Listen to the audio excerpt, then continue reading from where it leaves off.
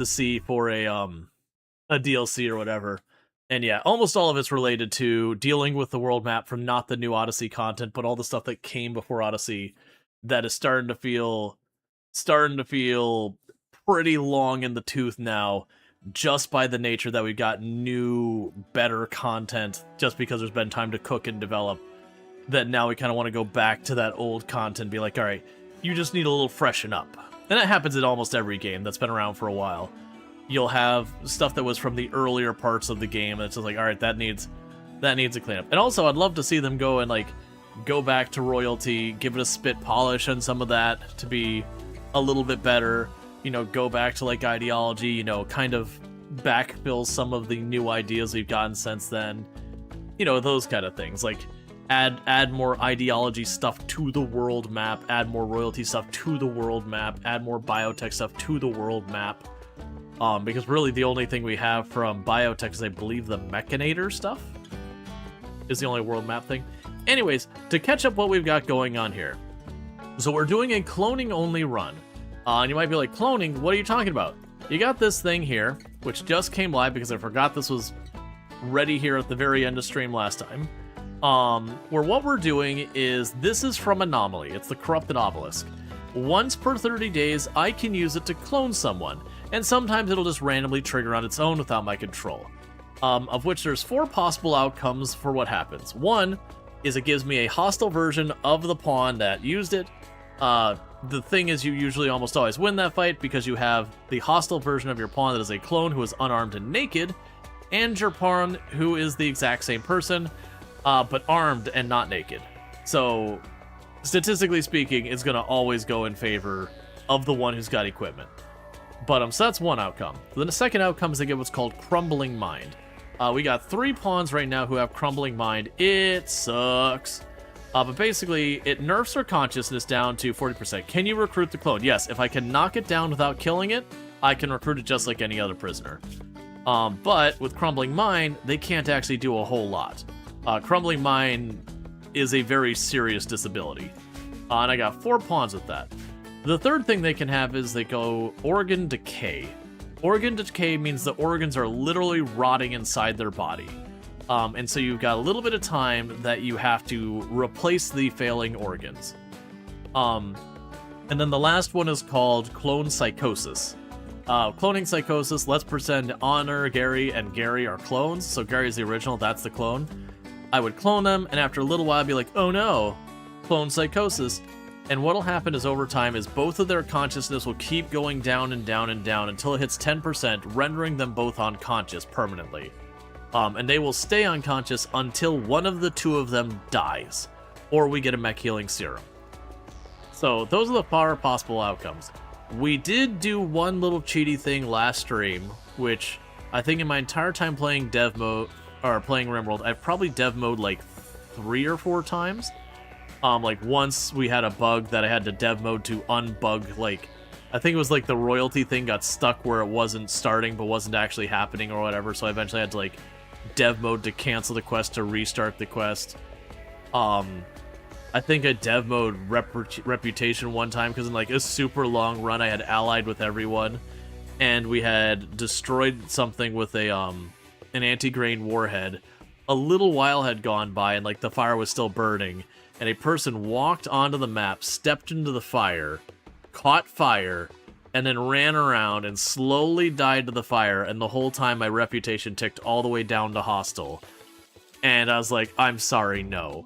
I am absolutely sorry, no. Like, not only did I not hit him with a weapon, like, that fire had been burning before he showed up. Like, and it's not my fault, he just straight up walked into the fire. Like, don't get me wrong, when you have someone that get killed by a warg or whatever, and it's like, it's not my fault, it's like, okay, I take a 15 rep hit, whatever, that's just RimWorld. But it was the fact that the cumulative rep loss was something like 180 reputation loss for one pawn, because every tick of damage was dropping me like 3 or 5 rep. It was like, I'm sorry, I'm willing to put up with some BS, but holy crap, man, that's not okay. But yeah, so what we ended up doing is we kept cloning and we kept getting Crumbling Mind, which is one I can't do anything about. Like, we just endure it, the pawn gets ruined. And it was the fact that we were on our 6th pawn that we did, and 6 out of 6 times I got the same result. And I don't actually know what the odds of that are off the top of my head. But it was a 25% chance, so 0.25 times 1. So 25% chance of the first, times 0.25. On the second time, it'd be 6.23 times. For the third time, it's 1.56 times, or percent chance. On the next time, or sorry, that'd be 1, 2, 3. Let me just restart it. So 1 times 0.25. So first time, it's a 25%. Second time, it's 6.25. Third time, it's about 0.156. So it's like 1%. Fourth time, it's 0.3% chance. Fourth time, it's 0.09% chance. Fifth time, it's 0.02% chance. And then sixth time, it's 0.006% chance. So the odds that I got all 6 of those people got the same crumbling mind at the end was 0.006.1% chance. So we're talking in the tens of thousands before you start getting that odds. So the odds were abysmally low, and I'm like, I'm sorry. I'm willing to believe some wild RNG, and it could still be wild RNG. But this whole run is on standstill till I get something else. So we just manually triggered a creepy joiner. On the first creepy joiner, it happened to be a natural healer. So the honorary Gary, who is not a Gary, we just keep them locked in the fridge. They're not allowed to contribute to the colony in any meaningful way because they're not Gary, other than treat the clones, you know, for their sicknesses.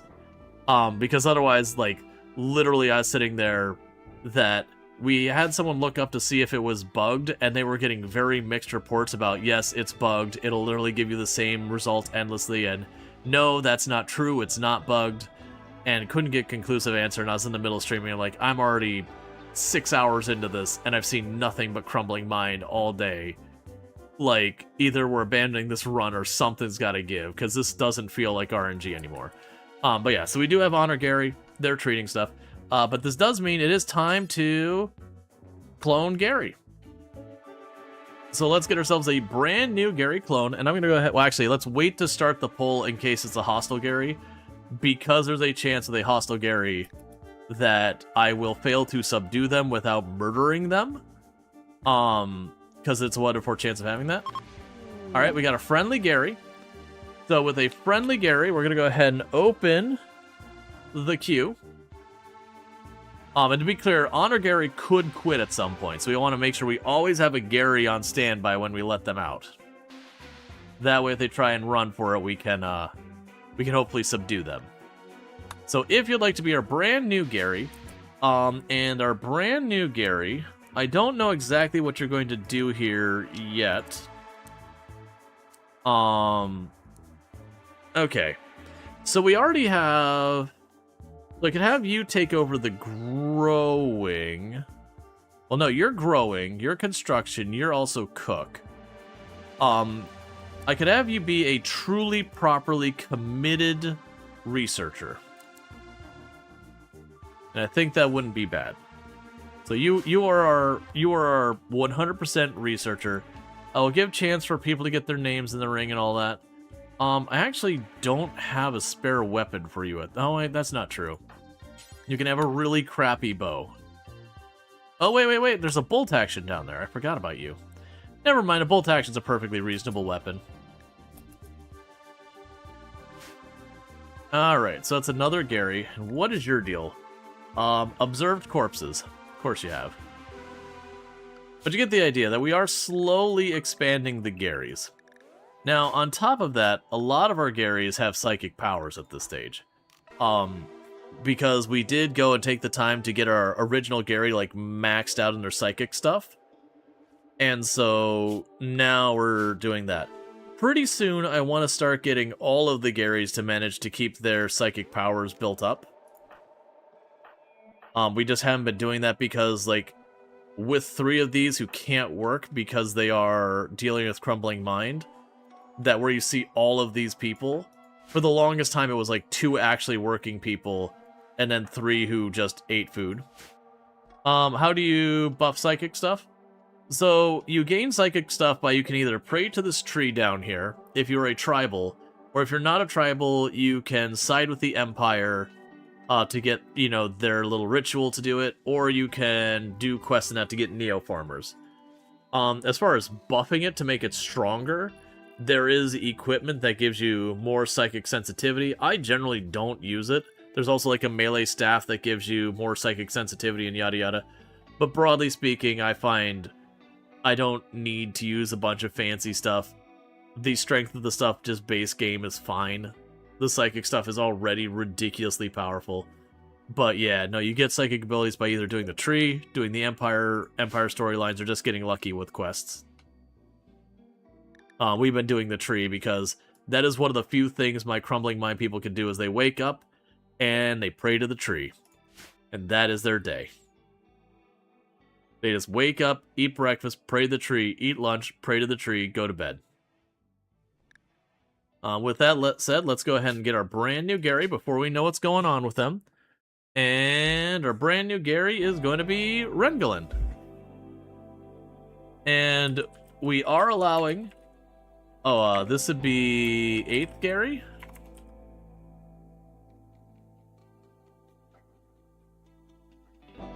Why is my brain being weird about this?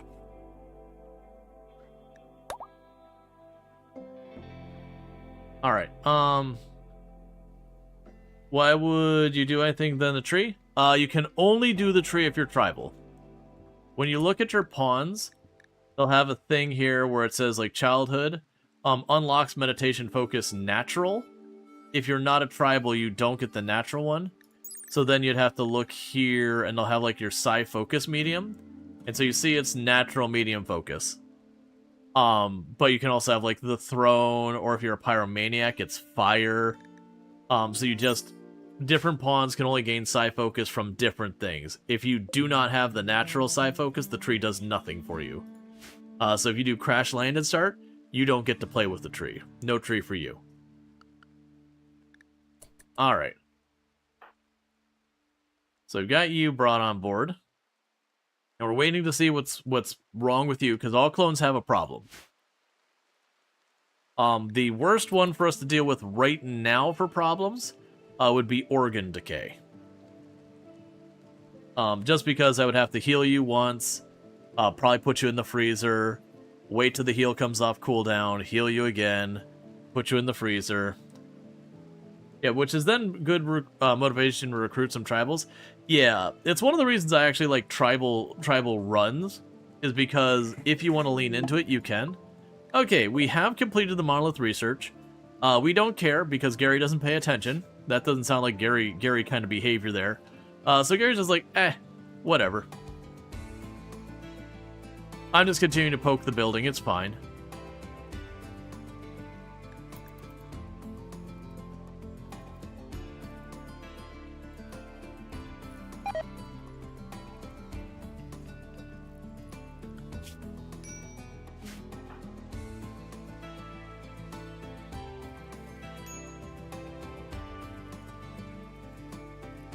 Yeah, so pretty soon, what I'm probably going to do is on all of the Garys, I'm going to give them the 50% focus.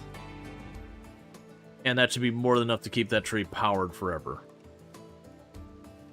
But that'll also give me access to the psychic abilities. The problem is the moment I do that, every one of my Garys are going to lose about, 2 to 3 hours, maybe even 4 hours every day during their working hours. To deal with psychic stuff.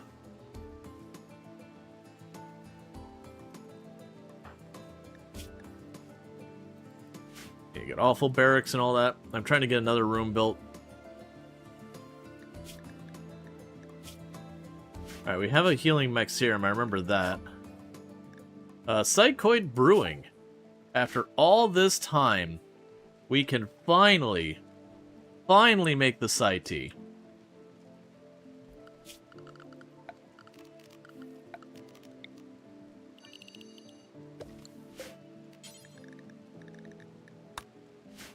Alright.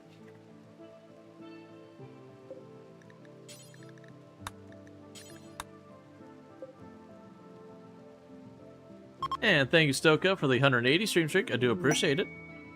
I do hope you're enjoying the stream. Alright, so next we got Devil Strand, which will be kind of fun.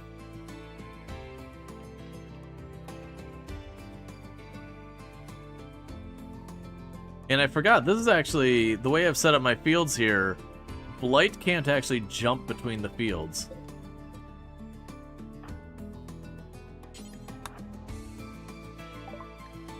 Okay, so drug production, book's still there. We have some melee weapons we're not going to use. I doubt we're going to use the Luciferium. Let's just turn that into cash. I'll grab the medicine. It's always good to have medicine. Take my poor quality bow here. Apparently I have a heavy SMG in there somewhere. I didn't see where it's at. So one thing that would be good is trying to get some money aside for a proper melee weapon. Like a Zeus hammer or a mono blade or something like that would be good. One of the other things we want to get going is there is we do have ideology things. We have relics. We are going to want to get those relics, but getting those relics is just going to take time. So I want to go and get an ideology building with the reliquaries, because then we can have all our various Gary-esque artifacts. You know, make sure we're properly celebrating our identity as Gary. The world needs to know the importance of Gary, according to Gary. Organ decay. Okay, so that's probably the worst case scenario we could have had for you. So organ decay, basically you've got both your kidneys and one of your lungs is starting to basically rot inside your body. That's bad. So what you're going to go ahead and do is you're going to run down here and you're going to go, doctor, doctor, give me the news. And the doctor's going to say death. But the doctor is going to cure you of one of your organ problems. And then go back in the fridge and say, call me in the morning. So we got 6 days that comes back up. So one of your failing organs has been handled. So we're going to go ahead and hop into the fridge as well. Both of you, you're going to take a nap. And so on the 12th of August, you get back up. But till then, you stay in the fridge.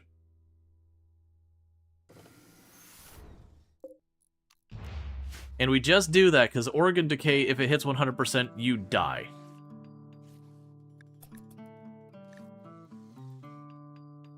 So you're present in spirit right now, but you're just staying in the freezer till it's safe.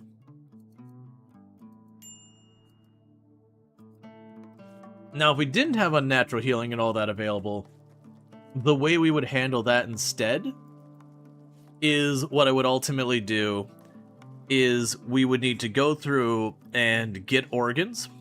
Now, you had 2 failing kidneys and a lung, so you can just yank the lung. It's fine, you'll live. We would replace one of the kidneys and then yank the other kidney. And then what we could do from there is, you know, find an additional kidney and lung and put in there. But the big point is we have to find at least one good kidney to put in you. Or have a mech healing serum or whatever.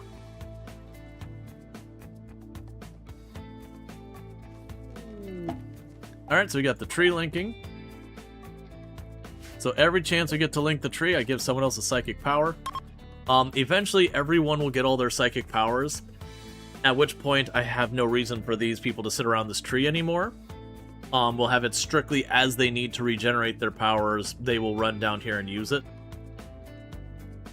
The big thing is I need to keep these 3 off of wardening, or they will use that and occasionally get cloned.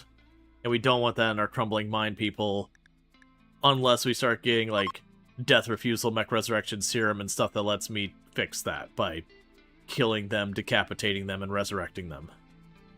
Because if we destroy the brain, then their messed up brain doesn't have to be a problem. So what did you get? You got Word Joy. Go talk to Gary. Gary has sadness. We need to get the sadness out of Gary's life.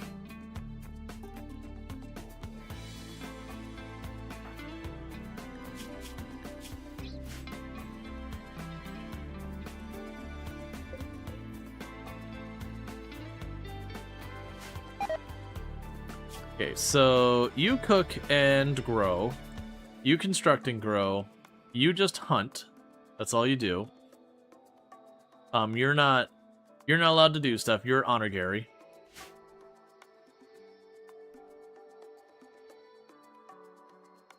But yeah, so as you saw, we did the clone, and I got 28 days till we can force it to clone us again. It will randomly clone us as well. The good news is that is one thing that is different. That was the first time we didn't get Crumbling Mind. If we had gotten that earlier in the run, like my second or third pawn, that would still probably be manageable. What we would ultimately do is one of our Crumbling Mind people would probably give up their kidney. Between the two pawns, we would have enough organs that are functional that we would get both pawns, and then we would need to source replacement organs from raiders or whatever to fix the damage. Which is kind of what I was actually expecting to do for the early to mid game, was wait for Crumbling Mind to come up, and then wait for Organ Decay to come up, and use Cloning Psychosis and the occasional Crumbling Mind as a means of, like, taking care of that problem. You know, you would use those ones for parts, so that you could save the others.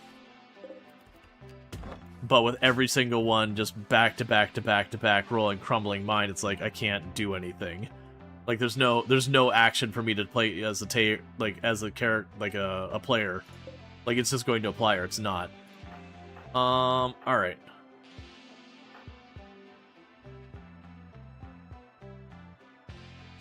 Have you apply the cataphract? You're upset about ugly environment.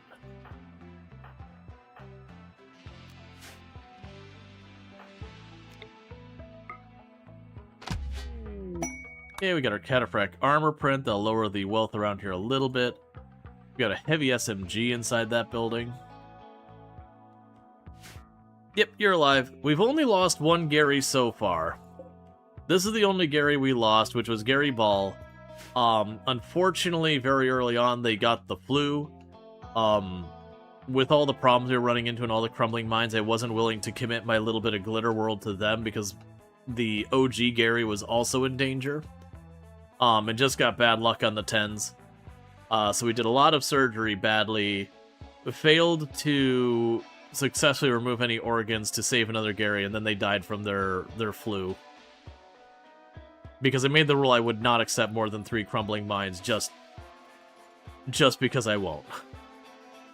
Like, that's having 3 pawns that are basically having the capabilities of toddlers in your colony permanently is pretty rough.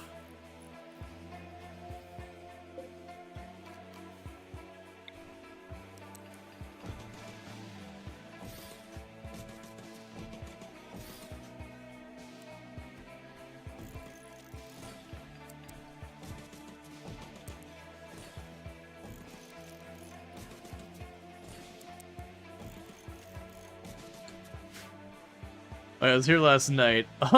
You put him to death by now.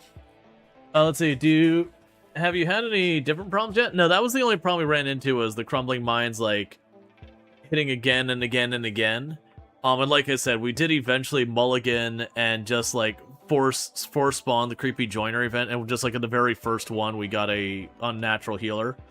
And I did say I was going to allow 1 unnatural healer to be in the colony, but they're not allowed to contribute beyond being an unnatural healer. So they just stay in the freezer and cure the occasional Gary of their of whatever cloning sickness they get.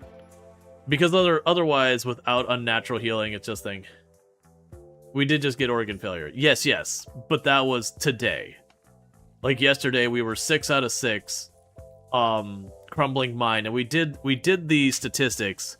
Assuming it is a 25% chance, because there's the 4 possibilities, the number of times we rolled it, it would have been like a 0.00, what was it, like 0.006% chance? No, I think it was like, yeah, 0.006 and some other decimal percent chance of happening. So it's not impossible, but like, it was really absurdly unlikely RNG. So it could be that just restarting it may have unfixed it. It could have been just we had wildly heavy one-way RNG. We don't know. But regardless, like it was at the point because it was like that long that's like I've been doing this for 6 hours and making zero progress just because RNG. Or there's a bug, because that was the big thing, is we have people going, yeah, we're finding, like, some people are claiming it's bugged, some people are claiming it's not, and it's, like, very all over the place. I'm like, well, I don't want to, like, I was like, I put in enough time now, I don't want to keep going if it's just going to keep giving me this result, because it's 6 in a row is 0.2, because that's, I thought I just did the math. So calculator. So 1 times 0.25, so that's the first clone, is 2.25. Second clone is 0.06, so 6%. Third is 1.5%. Fourth is 0.3%. Fifth is 0.09%. And then sixth is 0.024%. Yeah, no, you're right. No, actually, yeah, 0.02. Right, so not 2%, 0.02. Yep, you're right. Yeah, so it's 0.02% chance. So it's a pretty small percent chance. It's not, you would be statistically improbable, not statistically impossible. So it's like, it very well could be that it rolled that way. But at the same time, the likelihood of getting that back to back to back to back like that is pretty small. And then again, with some people being like, hey, there's people talking about it might be bugged, and all that kind of stuff, is like, all right, well, you know, here I'm in like 6 or 7, well, actually, because we had started the run like 2 hours at the end of the stream before. It's like, you know, we're almost 10 hours into this run, and I've literally gotten the same result every single time this came off cooldown. Like, this something needs to change, because this is not going to be a fun run to do. Not from the challenge aspect of it. It's going to be just holding the fast forward button, waiting to be allowed to progress, and not being able to take action, because you cannot resolve Crumbling Mind without getting all the way to Death Refusal, which, to give you context for that, to do Death Refusal, I gotta get way over here, which is under the Advanced Anomalies. So we go to this, and I gotta find the Unnatural Corpse, wherever the heck it is in this thing. But the problem is, unless you attune this, your odds of getting it are negligible. But then the other problem we run into is, because that means I wouldn't be able to grow the colony in a meaningful capacity, the Devourers would almost certainly wipe me out. A Metal Horror would almost certainly wipe me out. The Nociosphere and Blood Rain would be fine. Noctil would be messy, but probably fine. Revenant would wipe us out. All of these I could handle just fine. Like, none of those I care about. Golden Cube's fine. That's the Devourer. This is the Flesh Maw. The Flesh Pit I wouldn't be able to do. The Chimera I probably wouldn't be able to do. The Heart I probably wouldn't be able to do. You get the idea. These advanced ones, trying to rock those with 5 pawns, 3 who have, like, a permanently penalized consciousness, it's like, you're not doing it. Not without breaking out some wild levels of cheesing. And so it's like, okay, well, what the hell do I do with this? What's the Gary count at? 8.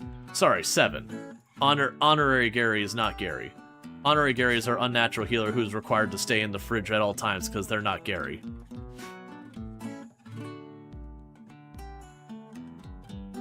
Yeah, the assumption that is 1 and 4. I don't think we know for a fact. Are we counting the dead Gary? Oh, yes, we should be counting the dead Gary. So we're on Gary 9. Yeah. Oh, yeah, sorry. Yes. 8 Garys. Because we have 7 alive Garys and 1 Gary that died of flu. That Gary was the weakest Gary. Didn't even successfully give us their organs.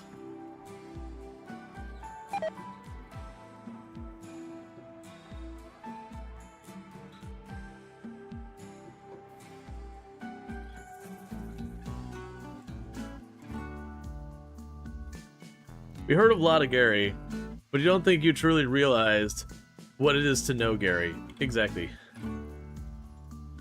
Died of flu and botched organ harvest. Technically, though, they did not die of botched organ harvesting. Botched organ harvesting had no impact on their survival. It was something horrible done to them, tantamount of torture, but not what killed them.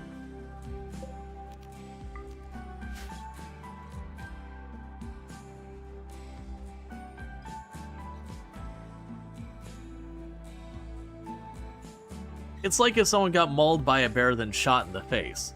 Well, the mauled on the bear certainly didn't help their cause, but ultimately, being shot in the face is what killed them. The mauled by the bear had no real significant impact on their health, so far as in considerations of what led to their death. It was certainly not good for them and probably would have killed them in lieu of being shot in the face, but ultimately not responsible. Please clean up the laboratory since people are getting food poisoning because of dirty room. We're eventually going to need a cleaning Gary.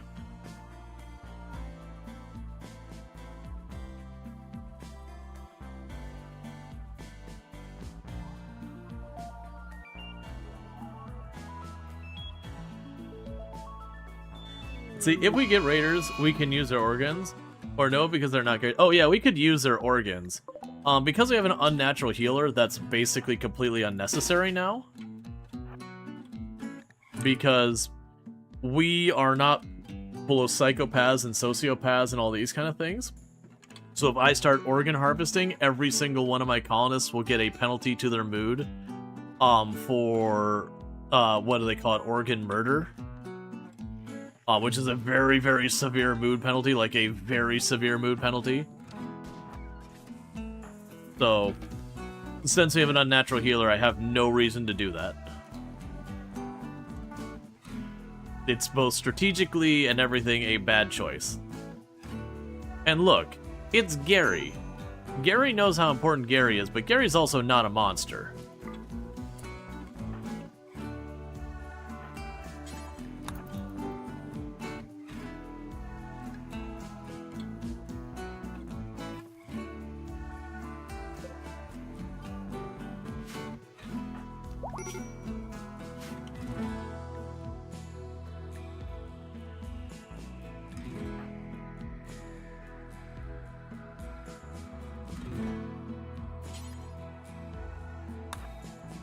Go grab your weapon. So I'm trying to hold out for them to have enough time to enclose this area. That's ready to harvest. Why are we not getting anything harvest? Construction. Yeah, you're gonna have to deprioritize that for right now.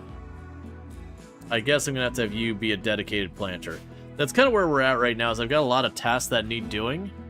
But as we're getting more Garys, because these three can't work on a lot of those things, it is kind of laying on the other Garys to fill in the gap. But it means I've got more just maintenance tasks that I got people to do them, and we're getting close to it not being that big a problem. Once we get Rengel in here all patched up, we should be in pretty good shape. Okay, so more psychic stuff.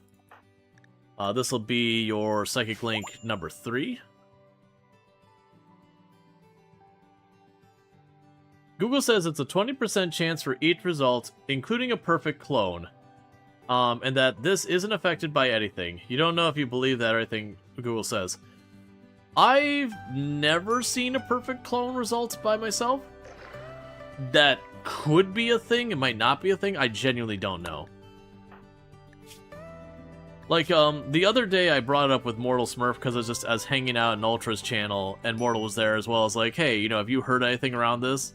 It's like, no, I've not heard anything one way or the other, but like, that is some bananas RNG. Vertigo Pulse. I'm actually very happy at least one of my pawns got Vertical Pulse. Vertical Pulse is actually a very, very powerful ability. When you use this, it hits like it's not a big area, it's maybe like this big. But it hits an area kind of medium-ish range. but it's perfect. Like, say, like, this is a defensive position where we've got, like, our defense line and a bunch of, like, Neanderthals or something. We're just in it for, like, see who can slug it out to get to the other side. You drop Vertigo Pulse right there, and a bunch of them will stop to throw up or run the other way because they're dizzy or whatever. And it just kind of blocks up the gut pipes so they don't have time to, you know, actually be getting hits on you. It's really convenient when you have someone like a minigun or a Doomsday who's got like a really, or a sniper with like a really big aim time. And like midway through aiming, they just stop to start throwing up. And, you know, not only do they not get that shot up, but then for like the next 10, 20 seconds, it really screws them. Does it work on mechs? I've actually not had the opportunity to try it on mechs, but it works on a lot of stuff. I've used it on tons of things. Yeah, Vertigo Pulse is one of those ones that you're like, that thing there's a danger. Or like, that thing there, it's gonna, you know, hit me hard. Let's just hit it with Vertigo Pulse. It's not gonna take them out of the fight, but it's gonna massively undermine their ability to perform. You are ravenously hungry and in intense pain because of food poisoning.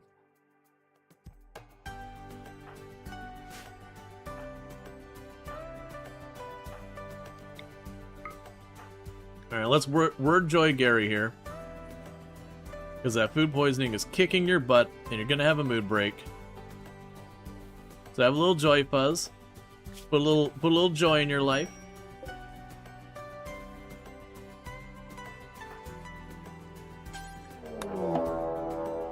Okay, we got raids coming from 3 different angles. All stabby. All stabby. All stabby. Okay. So, is it attacks immediately or prepare? Okay, they are preparing, so that's good news. So let's grab everyone who's up and ready. I do have a lot of people with serious health problems going on. But the plan here is straightforward. We move in as many people as we can. Oh man, Gary, you're the one with the main weapon here, and you are not doing great.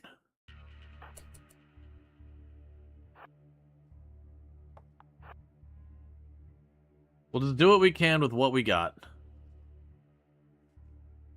Plan straightforward.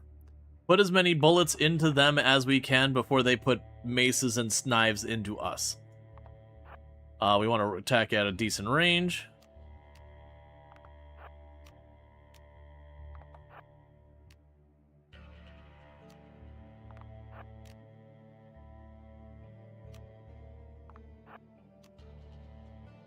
It should react soon. I'm getting pretty close to their rallying area.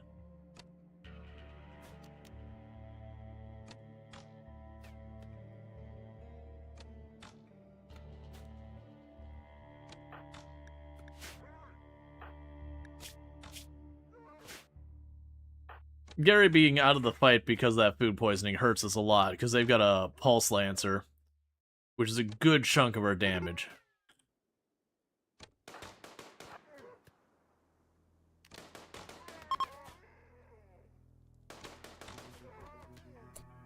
Alright, so that's the first group down. Got a group of 2 down there and a group of 3. So we're moving over. The good news is Gary's starting to get over their food poisoning.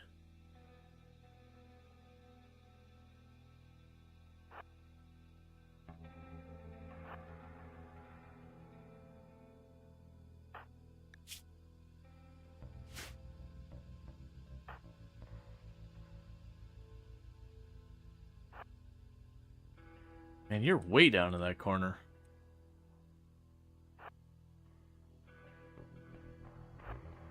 I'm just worried about getting the people too separated.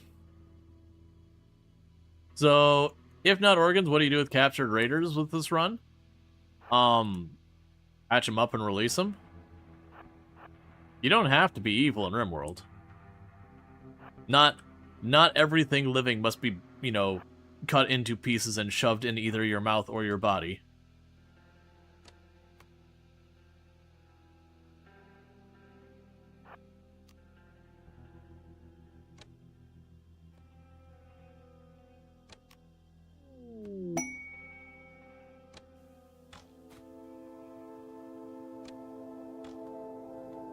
Do you get anything from saving them? Yep, you get a couple things actually. Regardless of whether a pawn is permanently hostile or anything like that, when you release a pawn, most ideologies you'll get a released pawn mood bonus. It's not a very big mood bonus. It's something like +2 for 6 days or something like that. I do believe it can stack up to 5 times. I could be wrong about that.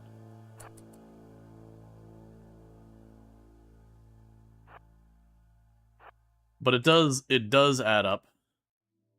Alright, so they can deal with the raiders for right now. Rongary can run up here. Alright, you have a good one, Sick. I do appreciate it. Also, make sure I closed the queue, because we already named people. But yeah, so it is also that. With a lot of raiders, if they're not a permanently hostile faction, you gain reputation with them. Which can lead them to becoming allies and all that, which means they'll end up helping you in later fights. So that could be a very significant benefit.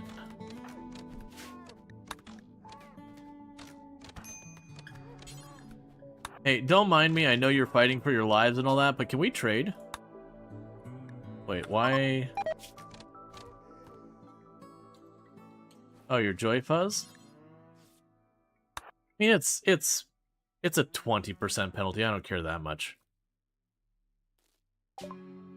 Okay, what do we got here? We don't need to give up any of that. Take that. Take all these worn clothing.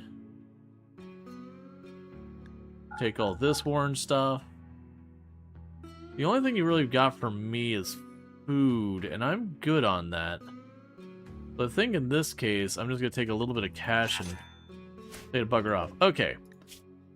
So yeah, so we can go over here and... How are you doing? You're getting too hungry. You... Don't smoke that.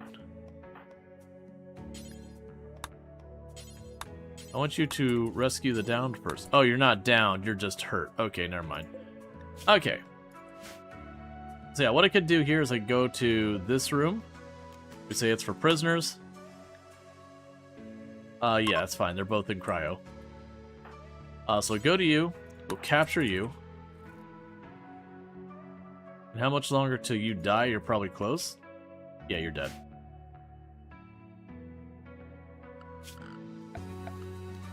But yeah, so we bring him back. We patch him up. It gets us a little bit of medical skill. We'll get a little bit of a mood bonus. Unfortunately, they are Yetkin, so there's no becoming friends with them. They're effectively mindless killing machines because that's what RimWorld has decided, is that they don't get to have, you know, complicated feelings or emotions. Their existence is murder, death, purge, kill. So, you know, that's pretty boring, actually. I do wish RimWorld's better about having, like, more not one-dimensional things.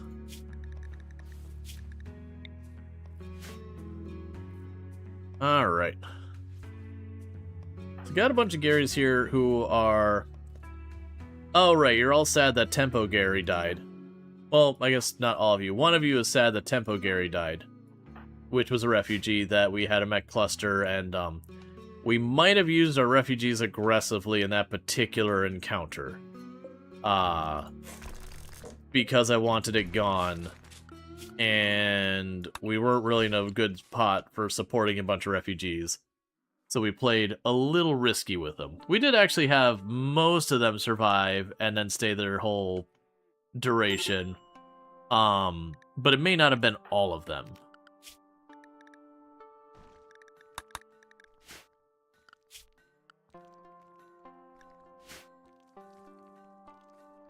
They didn't understand that Gary was temporary. Yeah, Tempo Gary was, didn't really understand that their whole point was to be here not a long while, but a little while.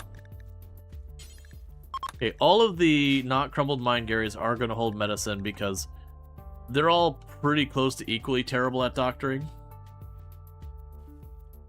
So you get the organ murder debuff if you don't kill them in the process, i.e. take one kidney, not both.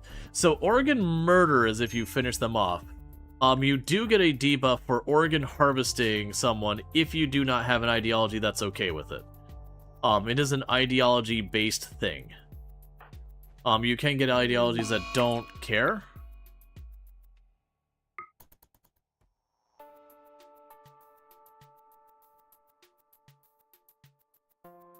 But there is a mental penalty for organ harvesting people. There is a far more severe one if the organ harvesting is lethal.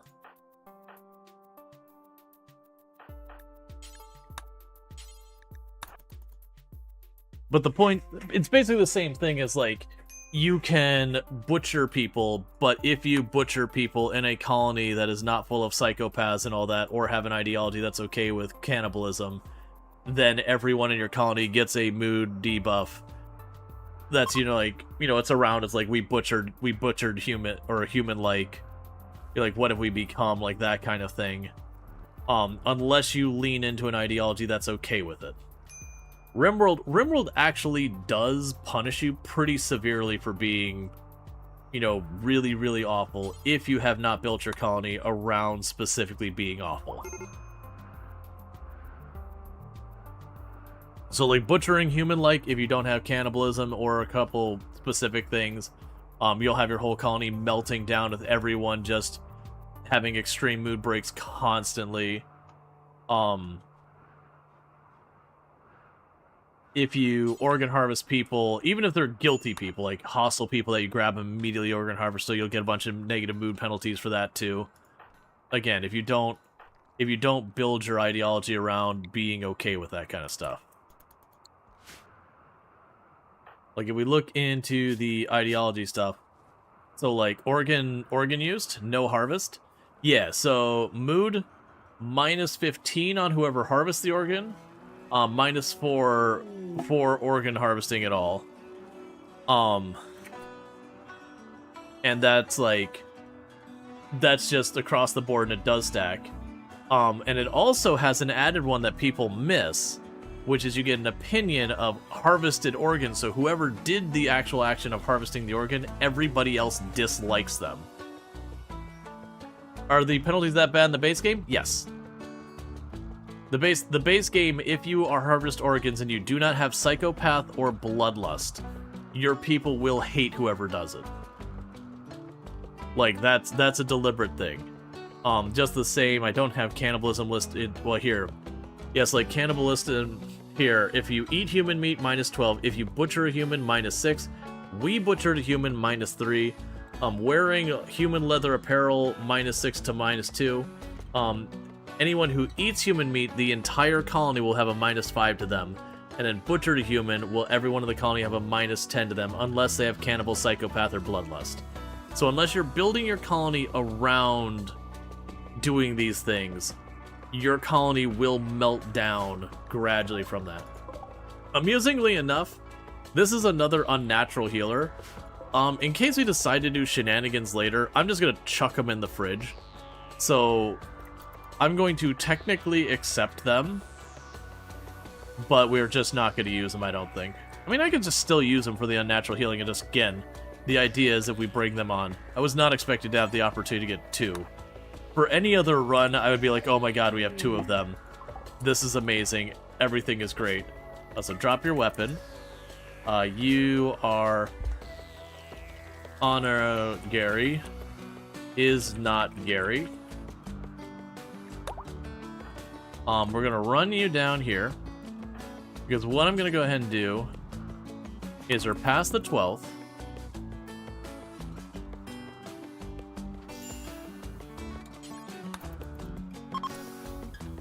Okay, so draft you here.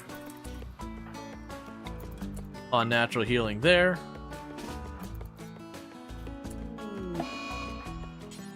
Climb into the fridge.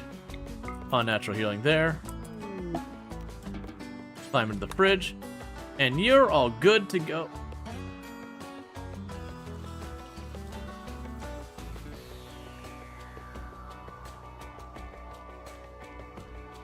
Well, that was dumb of me. Alright, get back in the fridge. Back in the fridge.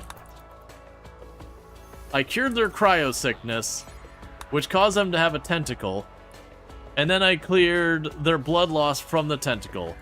Because, of course, if you're dealing with anything, unnatural healing should certainly prioritize minor blood loss over your organ is literally decaying out of your body and you're going to die. I really, really dislike the priority system of RimWorld's mech healing serum and unnatural healing.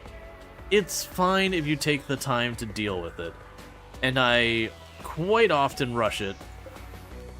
Now with the healing mech serum, I tend to be much better about not burning those nearly as much.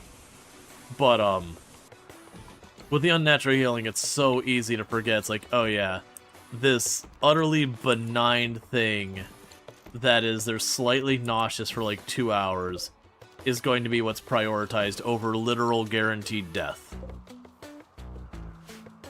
Make it make sense, RimWorld.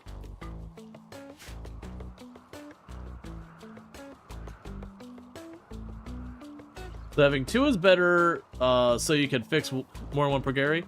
Well, it's stuff like this. For example, if we look at this Gary, Rongolan, they've got organ decay on 2 different spots. So this will heal 1 of those spots. And if that hits 100%, they die. So it just lets me fix them faster. And I guess arguably I can make them fix themselves when they have it off cooldown. So it'll next become available... Oh, okay. It'll next be available on the 6th of next month. You're probably gonna die, man. Because, like, I'm just being kind here and letting you stay long enough to patch you up and let you out. I don't have to let you live.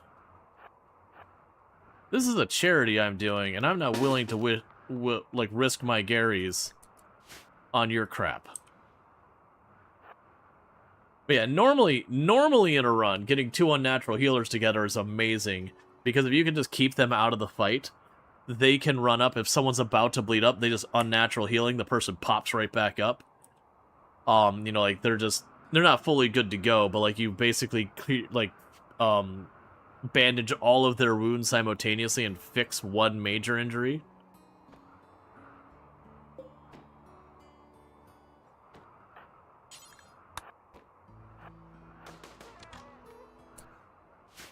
Okay, you did manage to live, lucky you.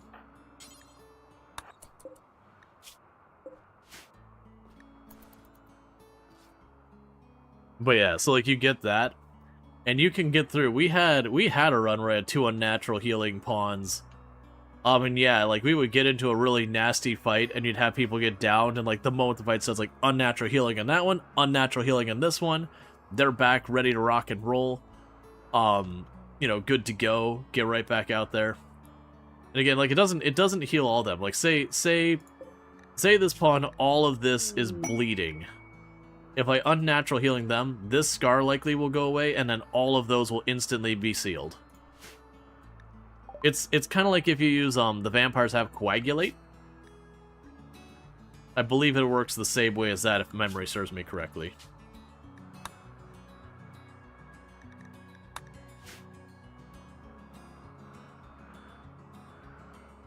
Is there a way to intentionally injure them for just medical experience? You can intentionally injure people for medical experience.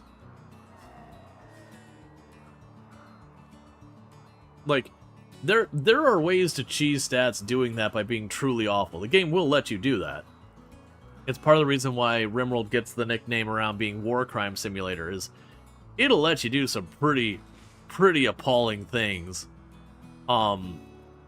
And some of those things do get detected, like, again, the cannibalism, all that kind of stuff, without risking killing them. I mean, there's always a risk of killing them with that kind of stuff. Maybe something like surgical inspection would work,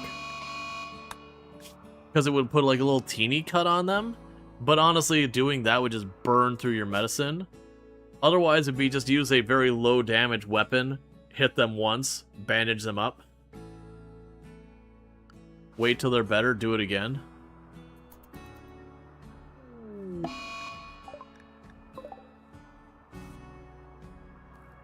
That's unfortunate for you.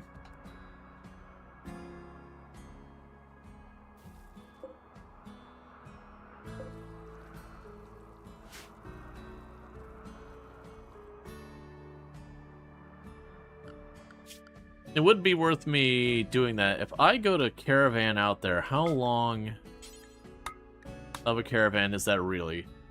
We wouldn't want to send any of the Mind Crumble Garys, who cannot carry supplies. So it would be like 1.6 days each way, which is not the end of the world.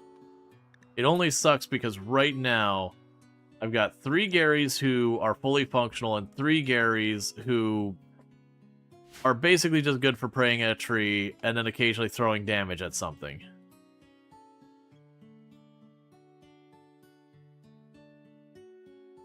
Let's see, if you want max medical XP, you can just Hemogen extract, then transfusion until you max it out. No harm on pawns. Yeah.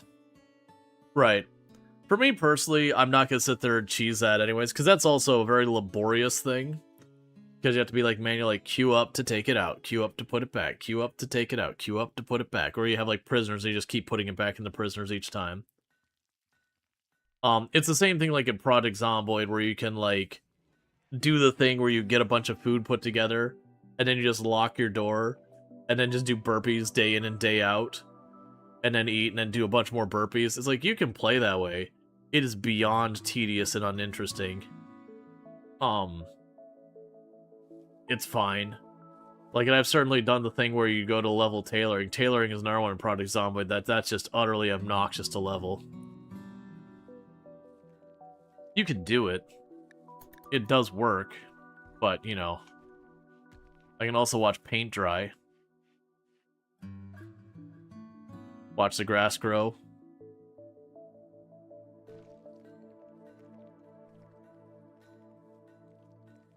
Hey, Bassett, how's it going?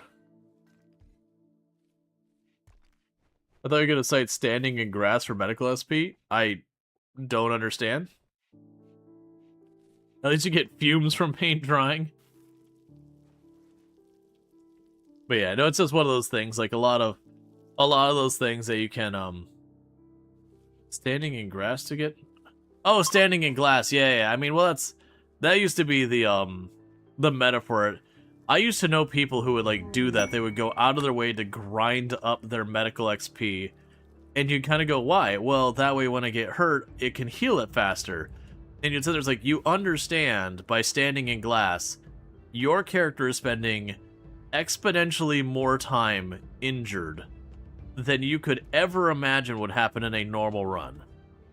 So you're reducing your amount of injured time in this run by staying injured nearly perpetually for an extended period of time while you level this crap. To maybe save yourself a little time later. It's one of those things that like makes sense from the number go up side of things, but also it's like, no, objectively doing this for the stated reason doesn't make sense.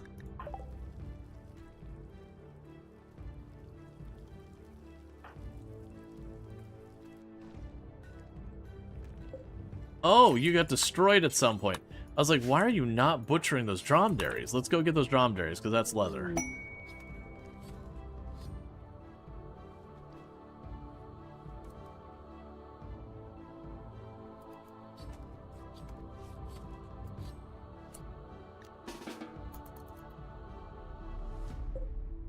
Okay.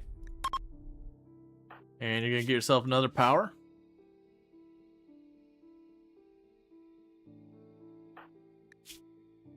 You know what I just realized? I wonder...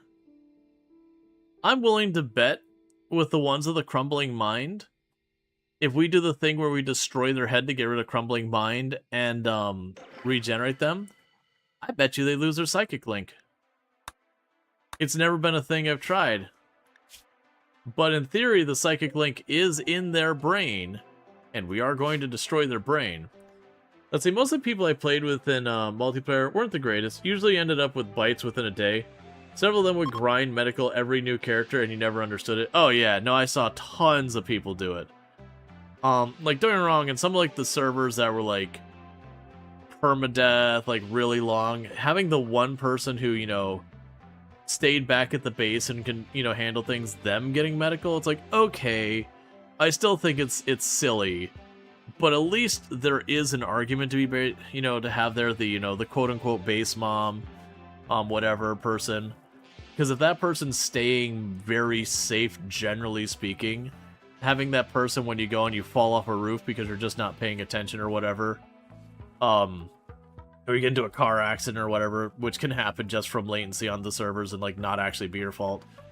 You know, they can put a splint on you that your character doesn't get the, like, extreme movement speed penalty. Because that was kind of always the thing that I used to sit there and be like, it's like, man, if you fracture your leg in Product Zomboid, that's a dead character as far as I'm concerned, with how incredibly long it takes that crap to get better. Just sitting there not being able to do anything is just kind of like, I don't want to deal with that. I've never had it, though, because you can... Product Zomboid is a game, if you ever have a fracture, outside of, like, your keyboard messing or whatever up, that's something you did to yourself. Like, that's solidly you did to yourself. Now, don't get me wrong, I'll give, like, an exception for... There's some of the roofs that look solid, but they are only pretend solid. Yeah, obviously, I'm not going to hold that against anyone being like, yeah, that crap happens. But the vast majority of times, if you're driving there and you get hurt, it's like, yep. That thing. Yeah, like, if there's a bug or a glitch, I can see that. But broadly speaking, Product Zomboid is a game that with, like, that kind of stuff, in my entire time playing, which is thousands of hours, I never had a bug or glitch of that nature. Usually the only times, like, cars in multiplayer, 100% understand people getting fractures and that kind of stuff, because with latency, sometimes cars teleport around and do funky things. But in, like, solo, if you bang your car into something and you fracture a bone, it's like, yeah, you did that to you. Like, that person in the mirror, that's who you need to be talking to, because they did that to, like, you did that entirely to yourself. That was 100% avoidable. Falling off roofs, again, not counting, like, where you go to the roof and it looks legit, but it's not, which, you know, I totally understand that being a problem. Like, outside that, like, people who just go up on the roof and they fall off. I see so many people who, like, literally run across the roof and just going, what are you doing? You get too close to the rail, you don't have to go there. Your character will vault that rail right off into the abyss, man. As most of the people I played multiplayer, yeah, we already read that one. You tend to run the XP journal.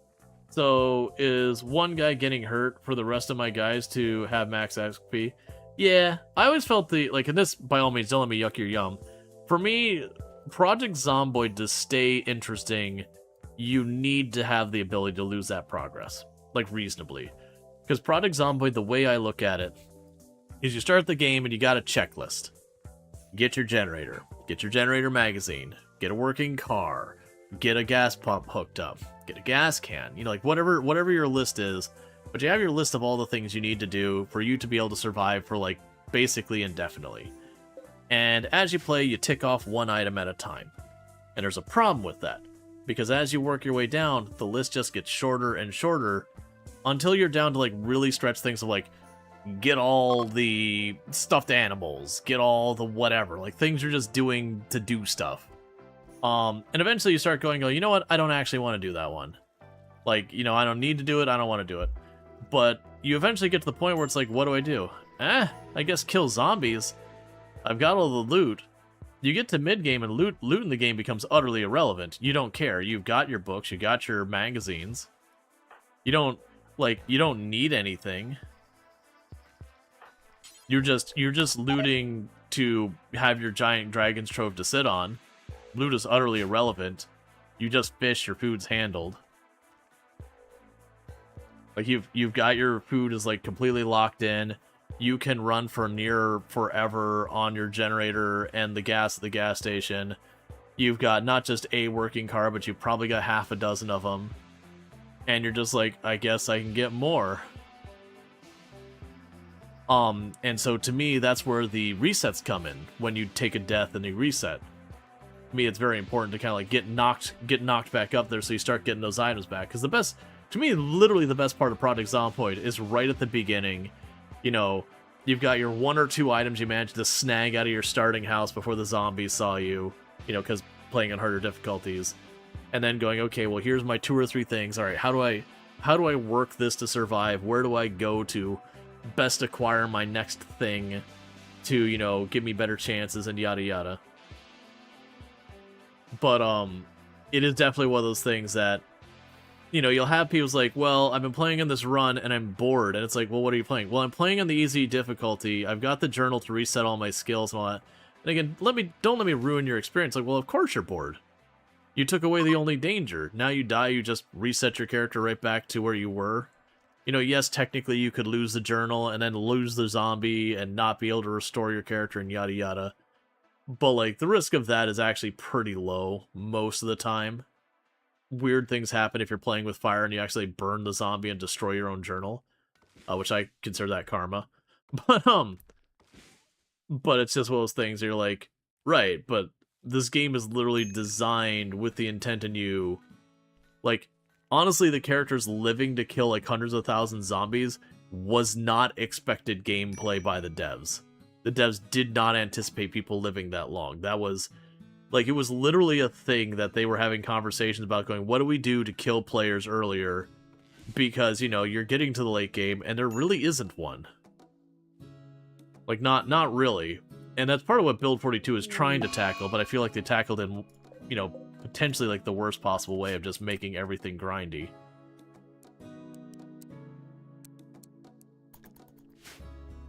But it is a thing. Again, don't let me yuck your yum, but generally I feel that's one of those things that you give yourself that edge to avoid something that's, you know, potentially frustrating and painful, but also will make your interest in the game not last very long because very quickly you get bored.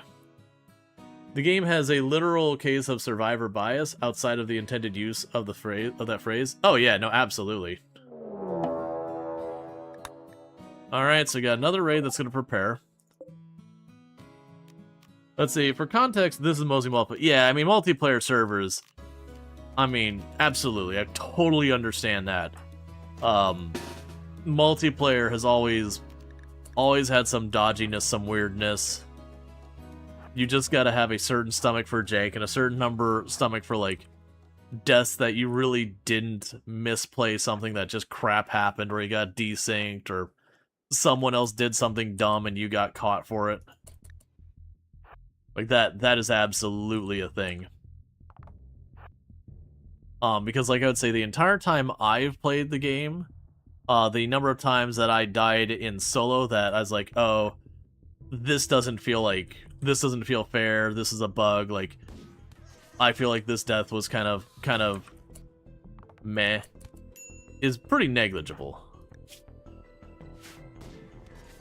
But, like, in multiplayer, I've certainly taken a bunch of deaths that were, like, weird zombie movement, desyncy shenanigans, or stuff just not behaving how you expect them to, like, that kind of stuff. I've definitely had that happen in multiplayer a number of times. The reasons I usually make the comment to people, it's like, don't get attached to your multiplayer characters. Stuff's not going to behave how you want it to.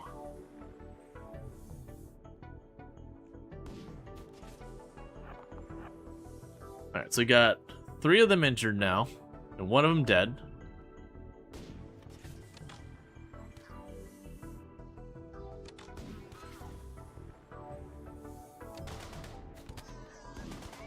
I was really hoping you'd just down him in like 1 or 2 hits.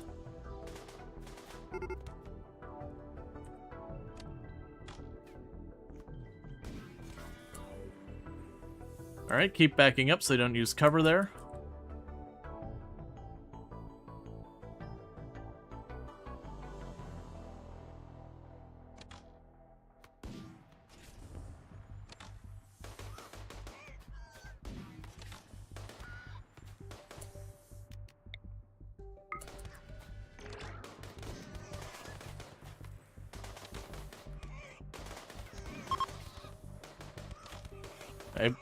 I did just stand there and let myself tank a bunch of hits I probably shouldn't have.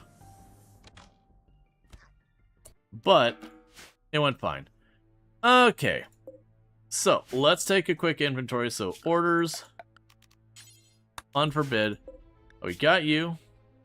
You're going to die in 3. You're going to die in 2. So I don't think you two are going to be doing anything. So we're going to strip you two, because I'm probably not going to have enough time to actually capture you. And everybody else died, for better or worse. We are going to strip you for the smoke pack. Actually, you know what? I don't actually want the smoke pack. Smoke pack's fine, but we got smoke grenades. I'm not realistically going to use it. But they weren't going to die that fast. I'd potentially consider it. Both those. And how about you? So you got 1 minor injury, you got 2 minor injuries. Yeah, so our injuries are minor, luckily. Because we did definitely take that where I was taking a bunch of hits I probably shouldn't have. So you probably can't. Yeah, it's fine. Yeah, because they're both gonna die. Maybe with the doctor over there I could patch it, but I want to start patching about in the field just to have them cause me grief in a minute.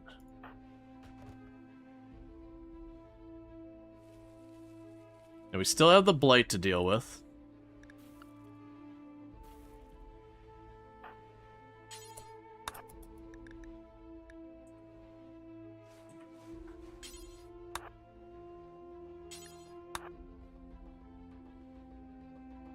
Which is slowly spreading throughout all my food. Yeah, no, the journal in multiplayer is completely understandable. But it was one of those things that, like, a lot of the people I know, they're like, oh yeah, I play Project Zomboid, but after a little while I just get bored. I'm like, are you running the journal? They're like, yes. I'm like, that's why. It's the same thing of when you're playing, like, RimWorld and you give your mods that just let you, like, resurrect pawns, or you give yourself dev mode or those kind of things. Once you remove that threat, it doesn't stay interesting.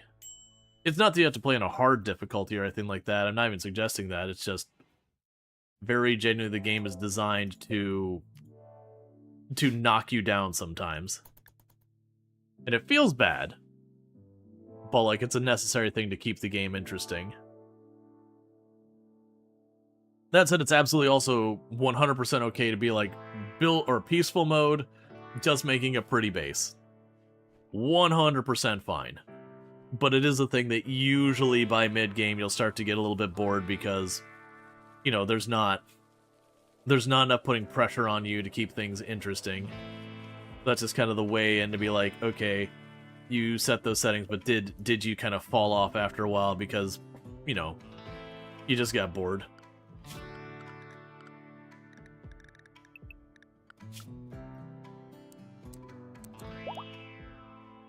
You self-enforce permadeath in Zomboid. If a character dies, you have to start a new world. You found eventually that there was enough loot in your base that even death wasn't all that threatening. Yeah, Shade Flare. Well, that's kind of like you can play Project Zomboid as hardcore or medium core without any mods. Hardcore is you die and your world is gone. That character in that world, they're a bundle deal. You just new run, new world, start over. And then medium core is that character dies, their skills are gone, but you can go back and get all your stuff. And generally speaking, I would recommend against playing it as medium core if you're playing solo, just because again, it's kind of the same thing. You look at your list of all the things to do before you got your runs set or whatever, and like you jump all the way like 10 items down because you already got your generator and all that because you jump back into an existing save. I also find there's a tendency when you jump back into an existing save where you have stuff, you end up just taking more deaths rapidly because you jump back in as if you're fighting on an experienced character when you have one that's got no skills. And so you just burn your character down and get killed by the next set of zombies.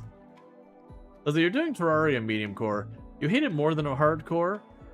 You've spent more hours trying to chase after your first set of gear that progress, but it definitely is not boredom.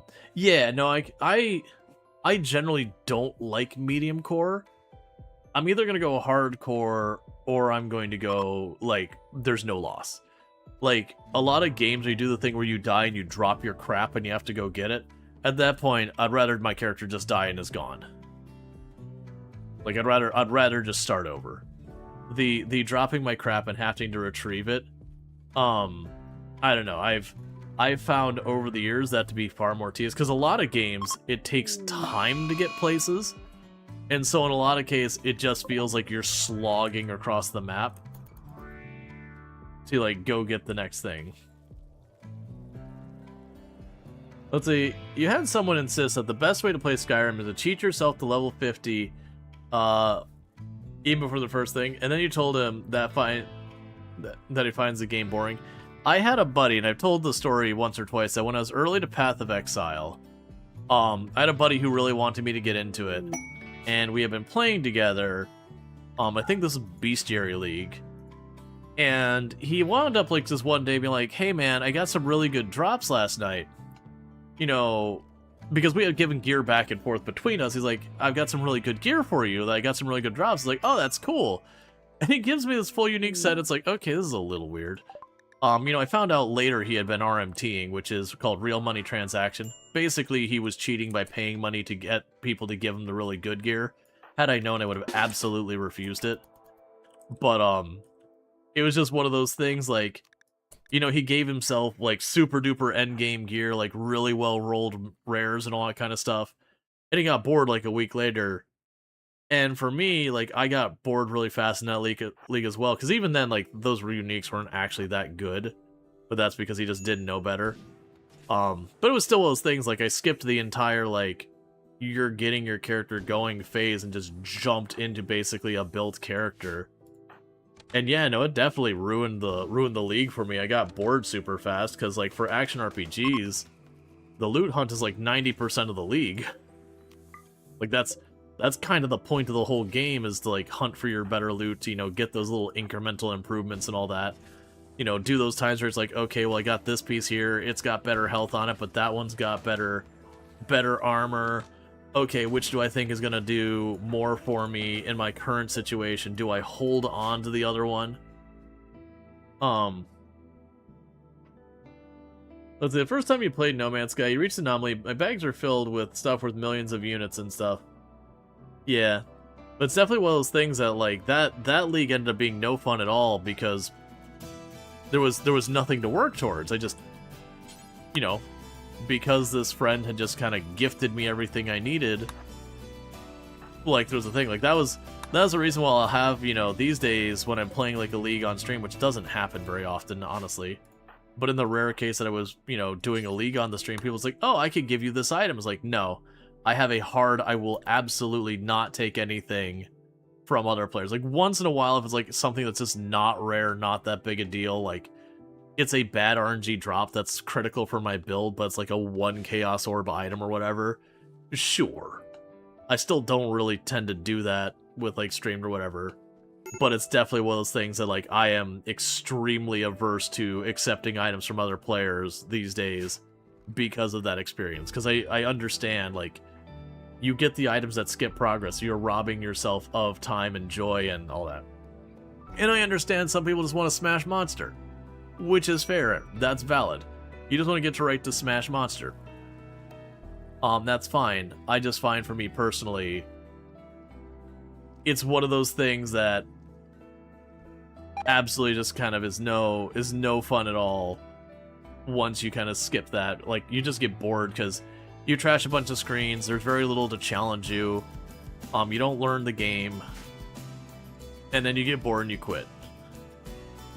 That was the league before that I had accidentally, because I didn't know the metas or whatever, I had accidentally chosen one of, like, the strong meta builds at the time. It was Arc Trap.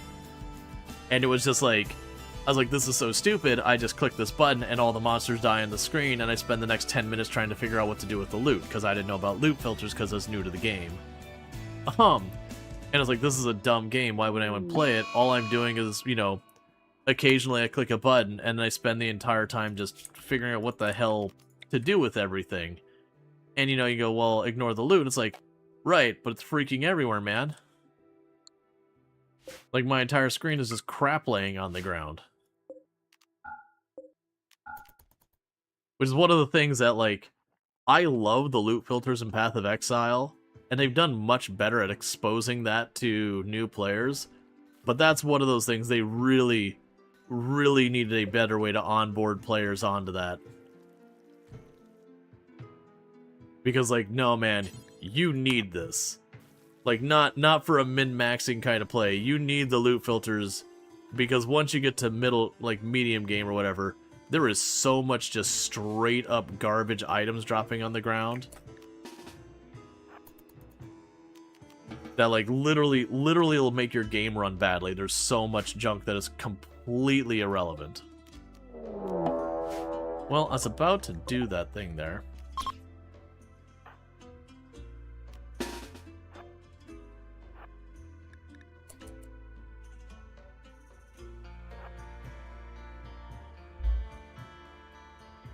But yeah, so that was kind of the one with that one, is just, you know, I ended up with a meta build, and, like, I got bored so fast.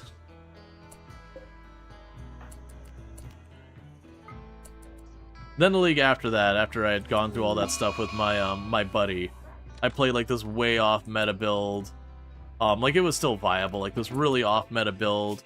I didn't, you know, I basically played it as solo self-bound, even though I wasn't technically in solo self-bound, but, like, I didn't accept items from anyone, and I had a great time, got completely hooked to the game. But it's just kind of one of those things. And unless they've changed, I'm pretty sure I have all the achievements for Path of Exile. They didn't add any on me, did they? Because they did that one to me once before. Yeah, I've got all the achievements for... Yeah, I got them all. Like, did the hardcore... I've had, like, 2 hardcore characters at, like, level 100. All that kind of stuff with that. And that's a grind. It's not as bad as it used to be. Back in the day when you had to do, like... How goes the Gary colonization? It's going good. We actually should be good to bring on this Gary. Okay. So first, Gary is in this freezer. We're going to let this Gary out of the freezer. We're going to learn our lesson from last time. And that lesson is we let the Gary out.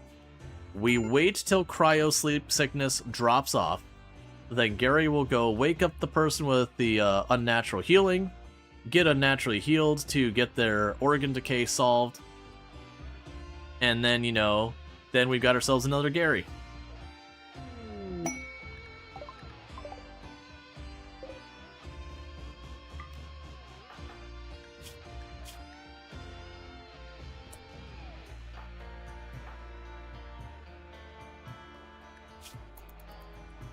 Alright, so pop over the first one.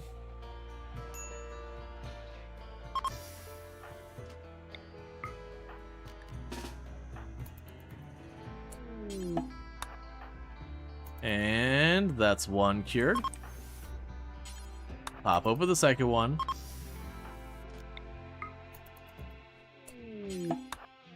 And Gary is in thing.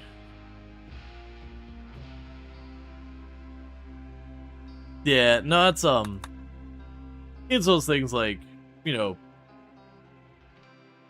unfortunately the second part of the name is used as a derogatory terms at times, whether or not it's intended. So yeah, Automod is not a fan. It's also a reason why you've probably noticed I, like, deliberately won't say it out loud. Because I know that's not the intended.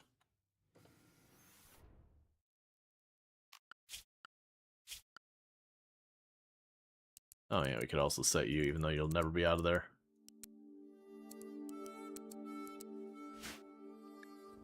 Alright.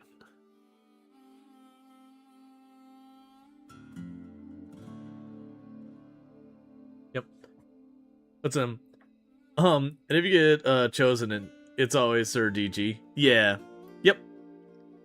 It is saying hi, but you can see why Automod did it. Yeah. I'm honestly surprised you haven't been dinged at some point with, like, the forced username change. Like, there's so many utterly benign names that get hit. That doesn't, like, it kind of shocks me that someone hasn't, like, because usually the way that works is, you know, someone reports it and then Twitch just pops in and is like, okay, you're required to change your name. I'm trying to remember, I think it, like, sets you to, like, user some random string until you go in and, like, update it when they say your username's inappropriate or whatever. I haven't had it happen to me, so I only know it from, like, hearsay. But I've had some people with some pretty benign names get dinged for it.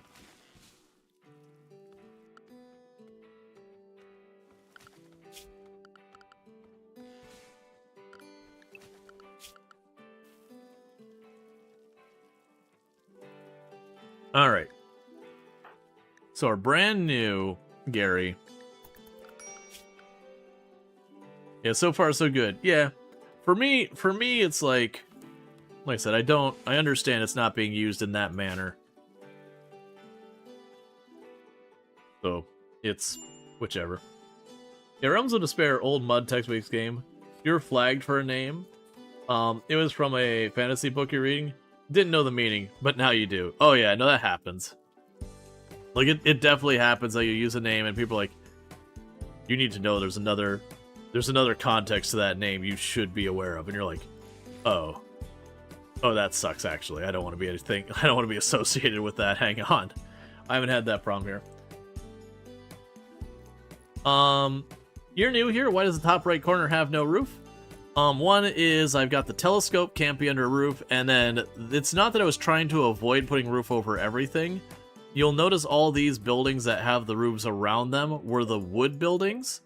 I've been able to get stone now, so I'm not bothering with the roof here. As I go back and I clean the roof off of those, I will then go back and, tear up those roofs. So it just so happens to be that we had the roofs around these ones because these were wood buildings earlier, and it's just we're in the transition from one to the other. Yeah, no, I gotcha. DG. Yeah, it's just the unfortunate reality that people do use it as a derogatory term at times, so that's why Automod jumps on it. What's the disadvantage of having a roof? So if you look at your pawns, let's see, we have one who's got it. I don't have anyone with it right now because no one's awake, but they'll have darkness. That's something like -5. And so if they're under the roof, they will be under darkness and they'll get the mood penalty. So it's like, okay, so you're under darkness now. Yeah, so you see they're out here under the roof and they got the darkness penalty -5 mood. And -5 is actually a decent mood ding when you really think about it. But it's just while they're under the roof. So once we get some of these shelves done, I am going to start going and doing all that stuff. Let's see, I have a friend who's got a given name, unfortunately includes a slur. He's from another country and nobody had ever heard of the term. Nowadays he tries to include his first name in anything digital. It's flagged more often than not. Well, yeah, and then you have, like, names that there is a technical term inside of it, like... I can't remember what the name... There was a name that had null inside of it, which is a, null is a specific value used in, like, software development and all that to represent a lack of a value. So not 0, but, like, a complete absence of value. Like, it'd be the way I usually explain it with databases, you can use null as unknown. So not 0, but, like, you don't know what the value is. That's where a null would be appropriate. Like baby drop tables? Ah, good old baby drop tables. Or yeah, it was Bobby drop tables, that's right. From XKCD. I shouldn't have pulled those walls down yet, it's fine. But yeah, it was just one of those things that, like, every once in a while they would go to put their name into something. It's like, you're not allowed to use null. Because it's a thing that, like, you can mess with some stuff by using things that have, like, special terms to it. A lot of languages are smart enough that you can use a word that is, like, a protected word or whatever, and it's fine because it's being brought in as a string, not as the data type or whatever. You got to be a signed buddy at a TED Talk, such a cool dude. Oh, the guy who runs XKCD. I didn't get that one. I got to, way back. I got to do a number of things at conferences with the guy who was the lead software developer for, what's the one? Stack Overflow. There's the word. Stack Overflow. Got to work with them a bunch of times so far as, like, we weren't on the same talks, but, like, we were going to the same conferences giving talks or going to the same events giving talks. which is pretty cool. That was way back. You had someone try to bash your name the other day. Sorry, you had someone try to bash your name on another game I played once. Turns out the initials of your name stand for a gang somewhere. Oh, interesting.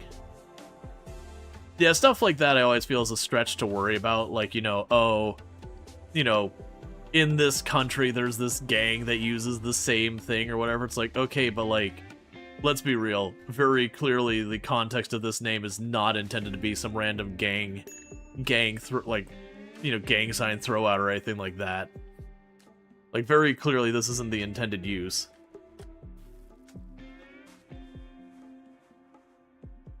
Are you a dev? I have over 15 years in software development experience. Not game dev, though.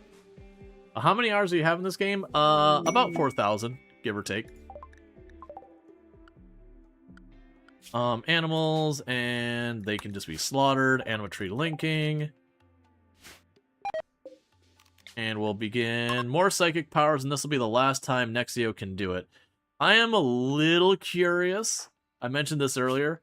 I'm betting when we yoink their brain to get rid of Crumbling Mind, pretty sure that Silent goes with it. Ooh, Flash Storm. That's not very useful for a lot of stuff, but... Okay, so we got another one with Berserk Pulse. That's fine. Do you stream full-time now? Yes. Basically, I've been doing software dev for a very long time. I eventually moved into a job where we were teaching software dev. We're leading our industry. That got acquired by another education company. That went pretty well for a good while. And then we got acquired by a financial firm. And I watched that whole thing burn to the ground. Thoughts on AI, Claw Fable? Hot garbage. Hot garbage that should be heavily regulated.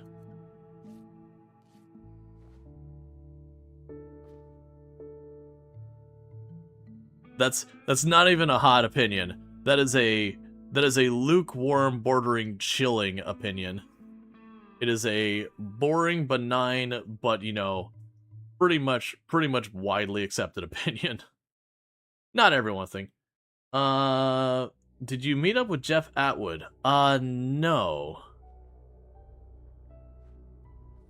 That's why you Wikipedia your username first, because you couldn't care to handle that iffiness. Oh, for me, like, my username became a thing before, you know, Wikipedia was a thing. My username came up because of this game Ultima Online I wanted to play real bad. And I was like, that sounds like a human name. And that's where the name came from. It's not a reference or a nod or an anything at anything. It was just like, my teenager brain was like, you know what? That sounds like a people name.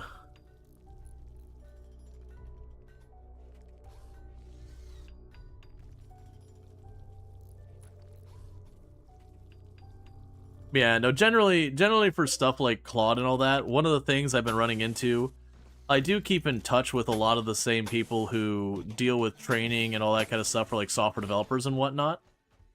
And we're seeing a very, very massive decline in the quality of work coming out of a lot of shops, and a lot of it's due to generative AI, stuff like Claude and all that, because people are publishing code that they don't actually know how works.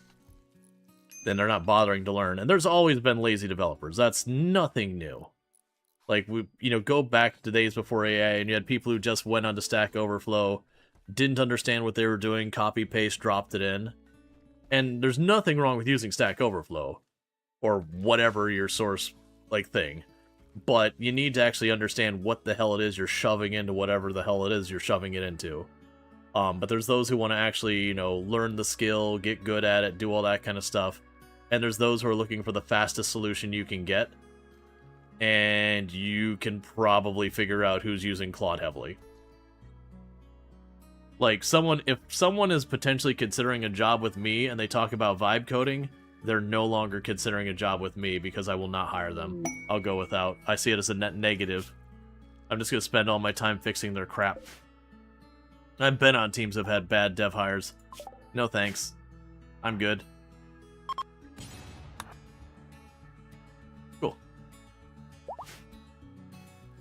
You're trying to push. If you can't explain your code, it doesn't get past PR. It's been tough. Yeah, no, it's really rough.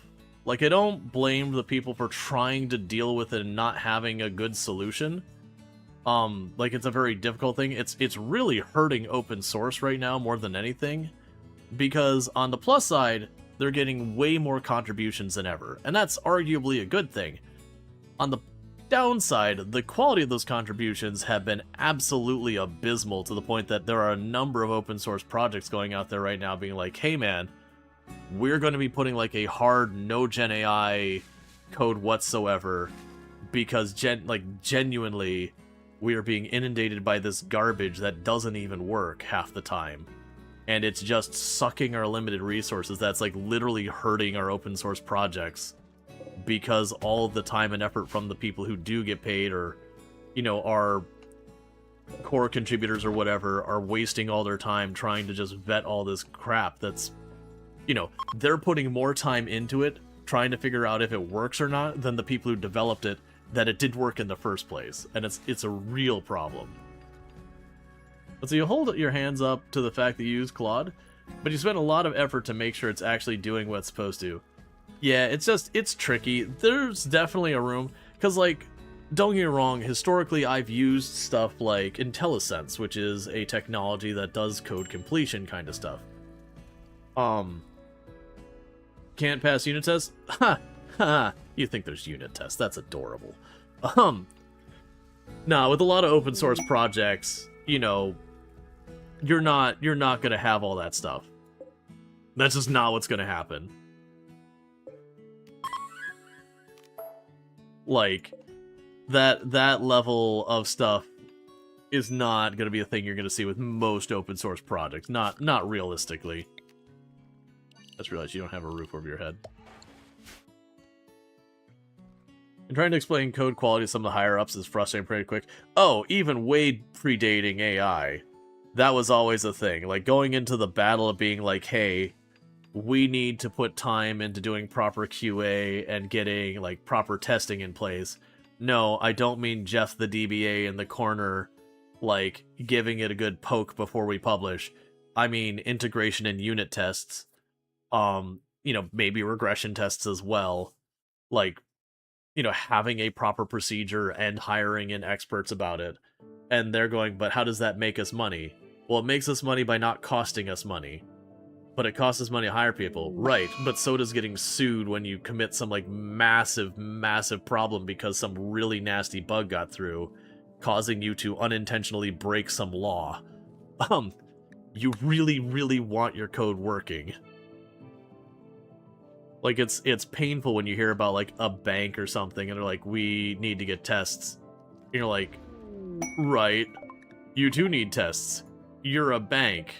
Having someone's entire bank account show, like, zeroed out because of a bug, you're going to get in serious legal trouble.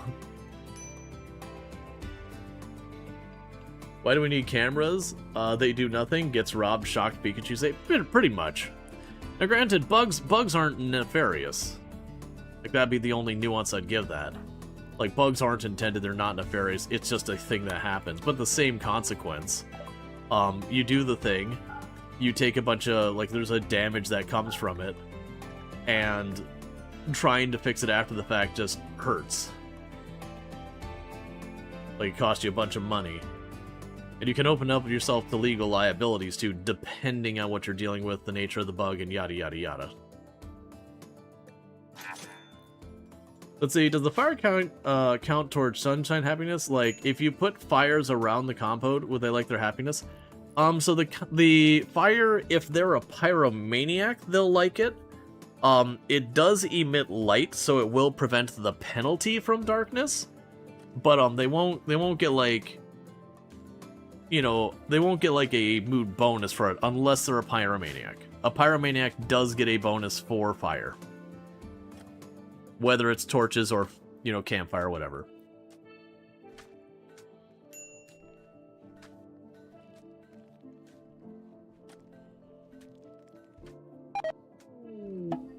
Yeah, and that's been the interesting thing, that we've been seeing more and more groups doing studies around companies that have done early adoption of AI for software development purposes.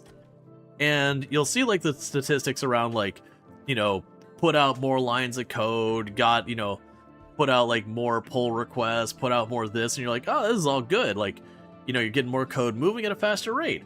What isn't there to like? And then you look like the number of bugs that gone into production have gone up, like, depending on what, you know, whose data you're using, it's between 300% and 600%. And you're like, okay, so all these benefits instantly wiped out. Because they have all these things like the overall like performance of code and the number of bugs and all these are like way worse, and you're like, yeah, these benefits aren't that good. Number of pull requests, not actually a meaningful statistic for anything. Lines of code, even again before AI, lines of code is seen as actually a bad metric that you should not use it. Because I can write a barely functional class that takes 1 million lines of code. I might also be able to write that exact same class and use like 10 lines of code, and it's better. But if we're using lines of code as a metric, that second one looks a hell of a lot better.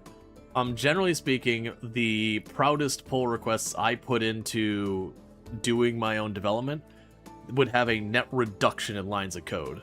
That I'd be like, okay, well, I added these like 20, 30 lines of code, but I've also removed like several thousand. Like I've reduced the size of our code base.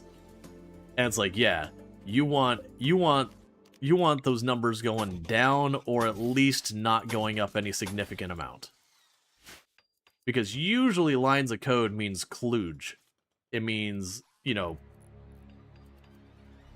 it means you're gonna be paying, what's the word I'm thinking? Technical debt. You're gonna be dealing with like technical debt, inefficiencies, all that kind of stuff. It'd be the same as like measuring how good a car is by the number of parts you put in it. Well, that sounds terrible. You're just making your car more complicated. Do the parts do anything? But Spotify outputs 4,500 deploys a day. Sure as heck haven't seen 4,500. I feel like with that one, I'm curious what they qualify as a deploy in that context. Because if you're talking like they do a push and it goes out to, you know, hundreds and hundreds of separate instances of the code base everywhere, and each one's its own deploy, it's like, okay, that means you can make a trivial code and suddenly you've done 800 deploys. I still think that'd be weird. But yeah. Yeah, your best works have sometimes been negative lines of codes. Oh, I'm proud of negative lines of codes. Negative line of code means you either took dead code or code that could have been massively improved and cut it back. Otherwise, you wouldn't have a reason to that. One car with 1 million parts, please. So that's probably one of those cars that drives off the lot, drives, and then, you know, some fragile plastic parts buried deep within its recesses breaks. That was probably not something you needed, but like, you know, it was in there. But you have the same problem with economics. People say that this companies go through 1 million a year. Yeah, but it only makes 10 cents on the last line. The company is worthless. Oh yeah. Pull request, delete text. What is it? Rebase. When someone puts the secret file into your code base and you're just like, well, cool, man. Please don't override the stuff there. So you got... Oh, that's the Manhunter. Okay. Yeah, so we got one raid down there. Was that a text immediately? Yeah. Yeah, no, it's fine. Like, actually, that one didn't get nabbed by... Normally, when you do that, where you put, like, a name without a space between the period, Twitch is like, no! Message removed. It's just 3 asterisks. Like, instantly shut it down. What am I fighting? Are those impids? Yeah, they're impids. Right. So let's have you hold this door, because we're not going to want to melee this group of impids. Try and get you over here, and get people to position to pop off shots, duck in.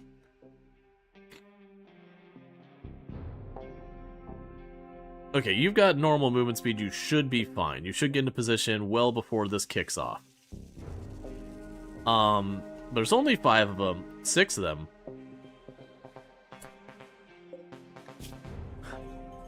I'm sorry, dude.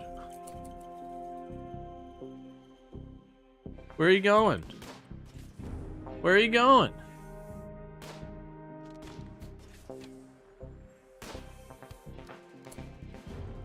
Well, this is inconvenient that they've taken this path. I do have water skip if he does breathe fire on me.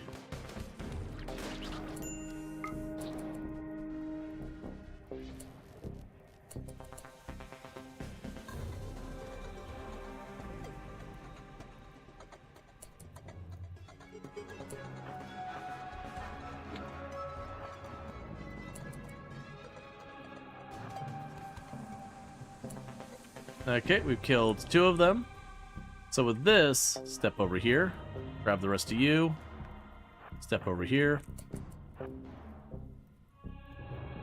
Where are you going? I mean, if you want to destroy that passive core, it's literally queued up to be deconstructed. I am a little annoyed that you're just continuing to run from me, though. Don't destroy my stuff in there again. I can't wait till we actually get our perimeter closed off. Go up, murder that dude. Get in there.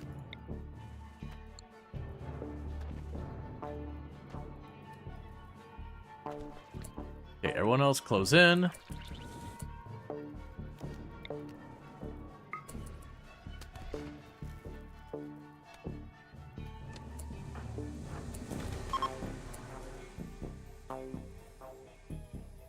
Okay, so they didn't actually destroy any furniture in here.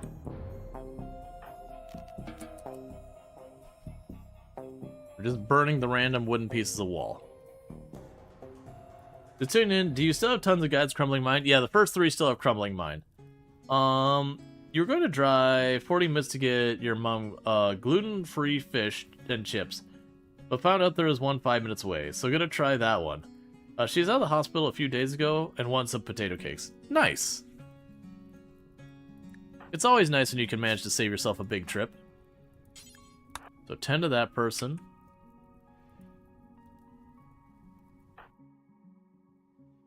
You could tend to this person.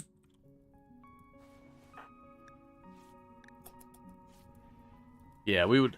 I'd really love to get the stuff to deal with the crumbling mine. It is just going to take a while, unfortunately.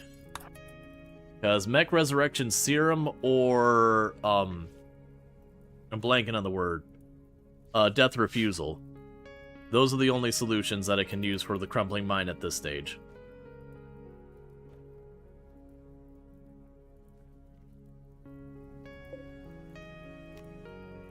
Unnatural healing? Nope. Once crumbling mine hits this phase, the second phase, you'll see it says condition is incurable. Healing Mech Serum and Unnatural Healing no longer work on it.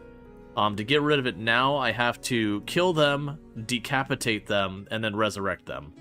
Basically, destroy their brain, and then when I resurrect them, you know, the brain comes back.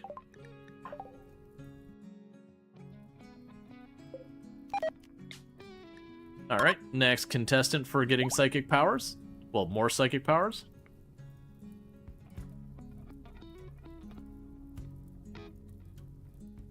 Oh, and also close that door. Will the fire burn your tree? This tree, I believe, is immune to fire. Yeah, this tree is not flammable. It'll burn the grass around the tree, which will just lose me progress of getting my next psychic power.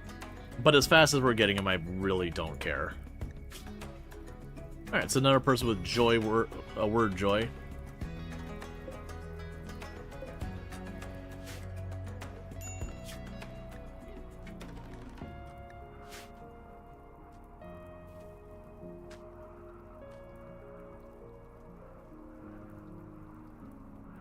Okay.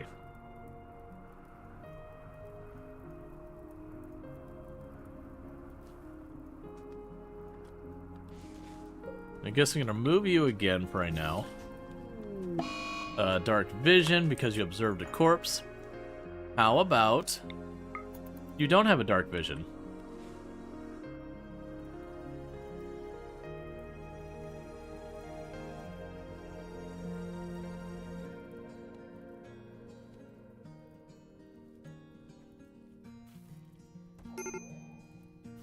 Have a nice nap.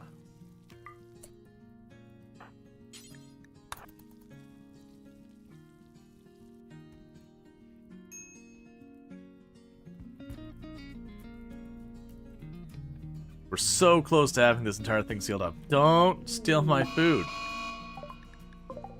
Mad prairie dog.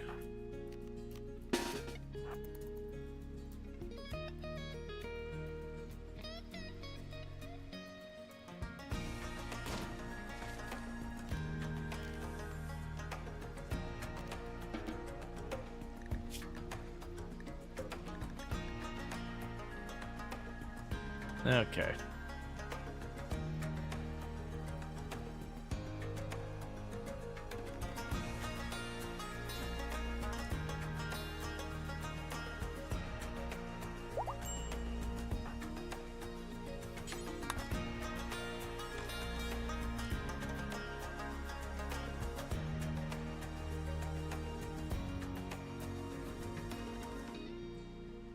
You've got the wood coming in, and I can put the floors down in here with the wood.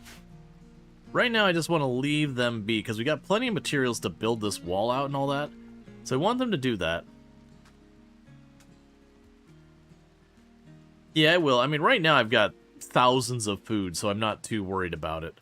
It's more annoying than anything. But I do think what we're going to want to do is make some type of defensive position. It's looking like we're going to be mostly on the fairly long-range end of things. So I'm thinking we'll put the defensive position up here somewhere. Focus it on probably long range with a short range backup. Then there's bunches and bunches and bunches of ways you can make your defensive position. You can do trap mazes, all sorts of stuff. I'm also leaning towards the idea of eventually making a path from here down there to include the monolith in here, as well as the tree. The tree, I need to not put anything in this range here. But I'm also leaning towards the idea of just ignoring the tree and then dumping a psychic beacon here, or a psychic node there, and just letting our people have the slower thing but right inside the base to recharge their psychic powers. So use this to get everyone's psychic powers maxed out, and then once that's done, the tree serves no farther purpose. We could just put a psychic thing there.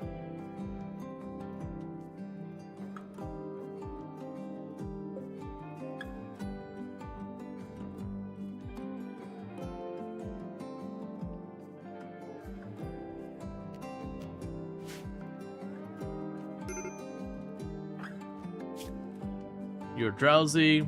You observed corpse. You don't have... Oh, right. We need to get these rooms nicer. So this is the funny thing. I'm actually getting clones at such a fast rate. Because we're dealing with so many people who can't fight, it is becoming a problem.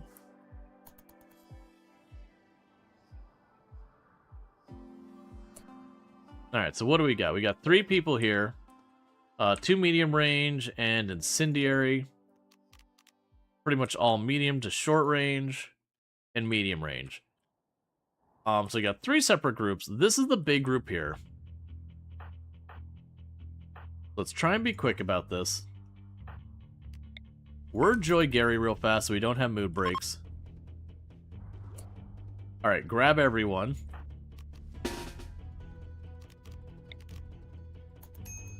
We're boosting our combat effectiveness on this one.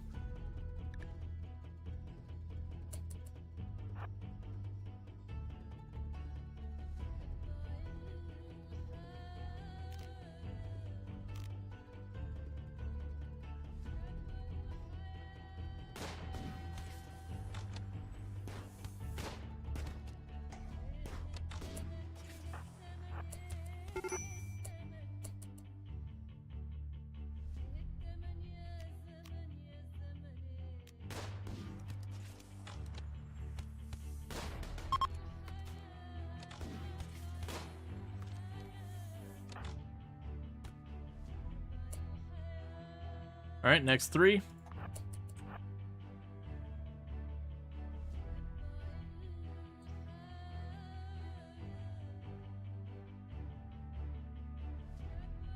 We got tons of psychic powers we can throw at them.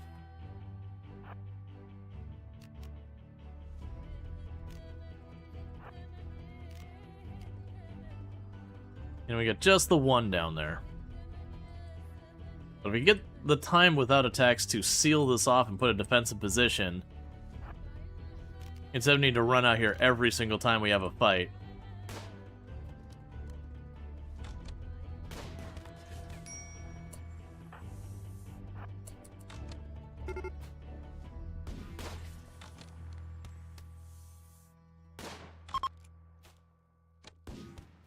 Okay, so you took a hit, how bad? Tiny hit to the liver. That's fine. You start working your way down there.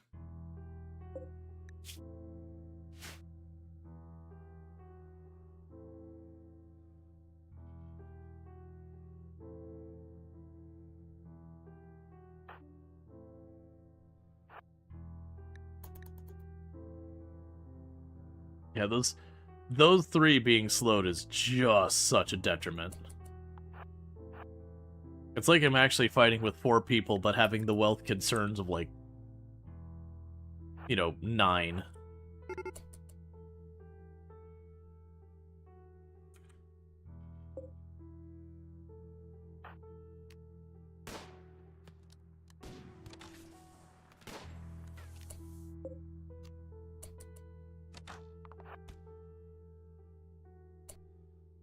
Okay. Alright, do we think we can capture you before you're, before you bleed out? Probably not. I'm down to find out.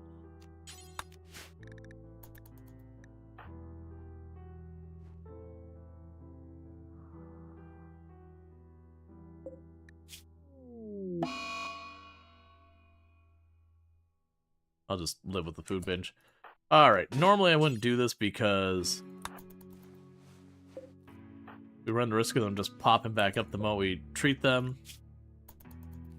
But I figure if I don't do this, they're just going to die immediately.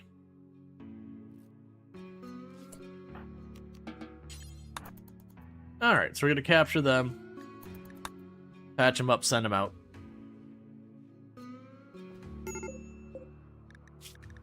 Because we release them, I get 12 reputation with the faction that attacked me. It would be nice to get more survivors, but we do have a tendency to murder the living hell out of everyone who shows up.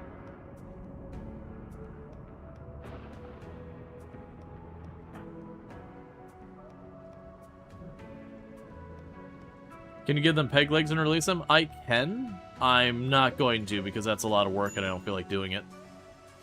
It will also cost me medicine, like legit medicine to do that. And I don't want to do it. Like, don't get me wrong, there was always the memes about doing that.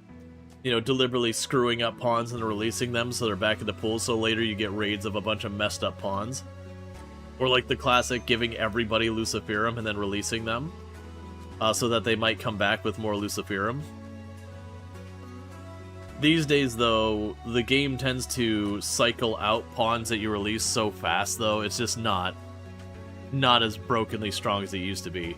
It used to be if you, Yeah, I thought you couldn't do surgery with peg legs, though. Oh, no, I stand corrected.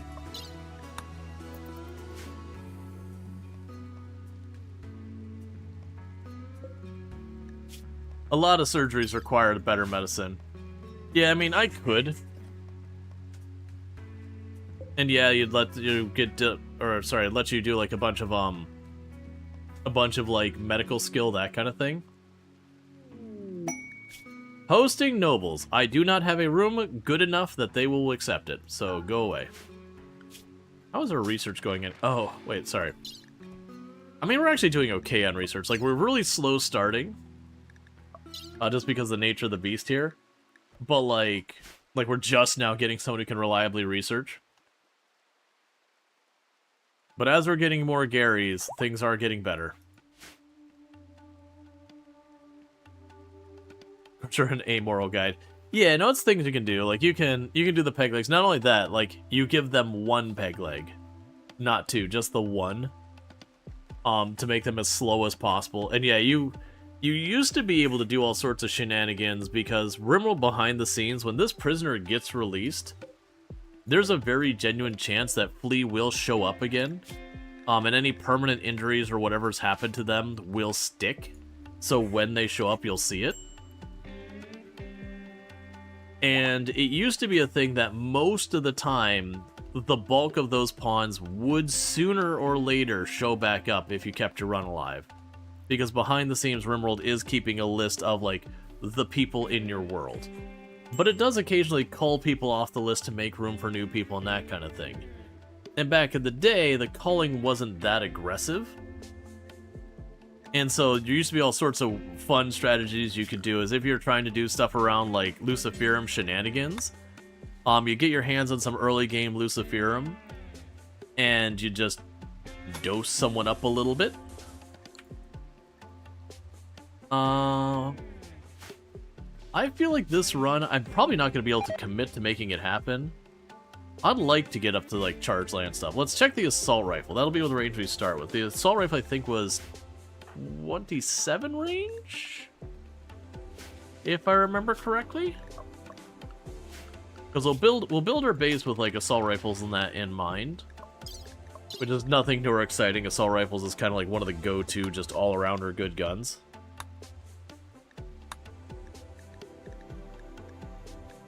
There you go. You are 31. Okay, so Charge Lancer's only slightly longer. Alright, so plan here. Let's see, you used to use the mod to mark released prisoners, so that they didn't have to keep track.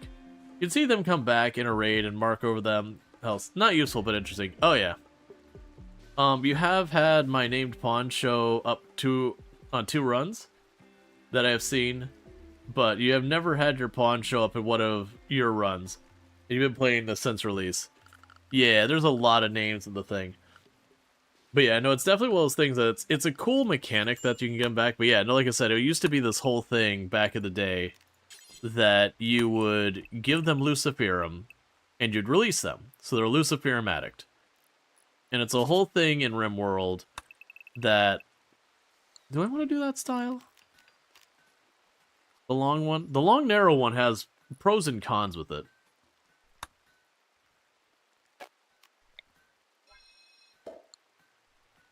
Do we just want to do, like, an old school...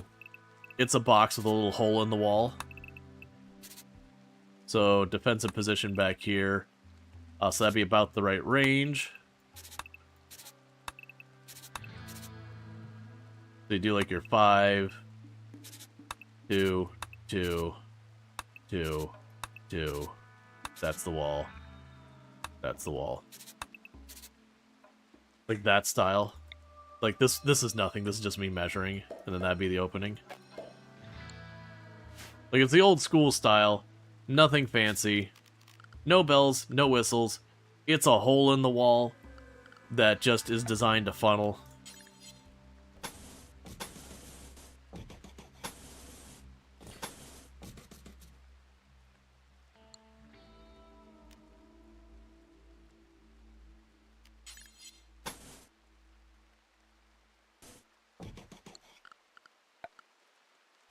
And then this side needs to be a door that remains open. Because if we don't do that, then it won't pass through there. This is like legitimately going into like the area of a kill box. And there are tricks you can use here that I'm not doing. You know what we're gonna want to do with this? So one problem I have here is where this wall is. It's fine, I think. We'll probably expand this area later. Again, as we build, we will tell them to put a roof over the top of this whole part of it.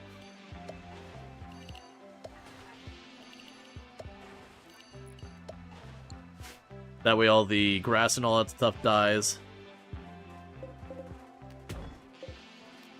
Want to haul this junk all out of here.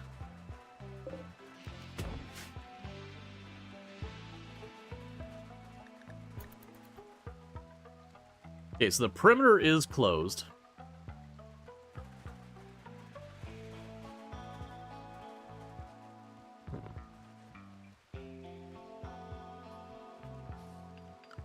And also another thing to probably do.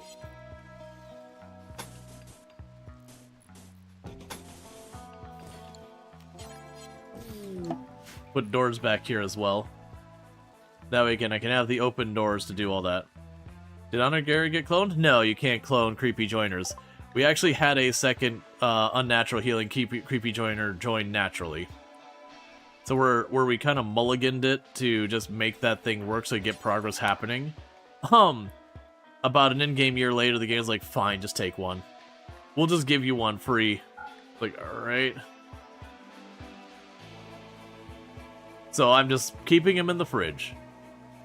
Gary's are the only one allowed to be out here doing stuff. Their job is to be healing mech serums so that when we're cloning Gary's, that the clones are viable.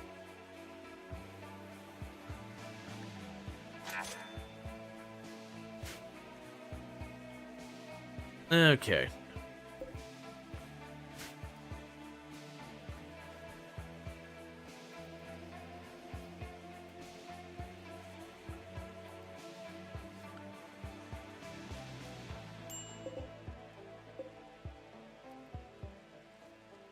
And you're over here tailoring and doing all your stuff. That's good news. A little by little, we're getting the rooms here. We need to get the floors in the rooms nicer. Or at least not terrible. So they start getting mood bonuses. Because, like, what we got... Or 7 Garys. Is one of these assigned to someone? No, that's good. I was making sure one of these wasn't assigned to one of the Onagarys. Yeah, because once we close off this area, I can rip down this wall. And that'll at least give us kind of a defensive position. That's fine.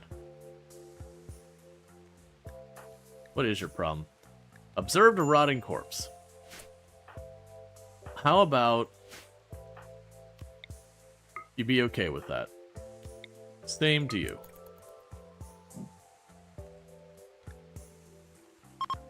But that's... Oh, you know what time it is? It's time for another Gary. Alright, we got another Gary that did not appear hostile. That's good news. And that means we get a brand new queue up for a brand new Gary. They're going to run around looking for clothes and all that.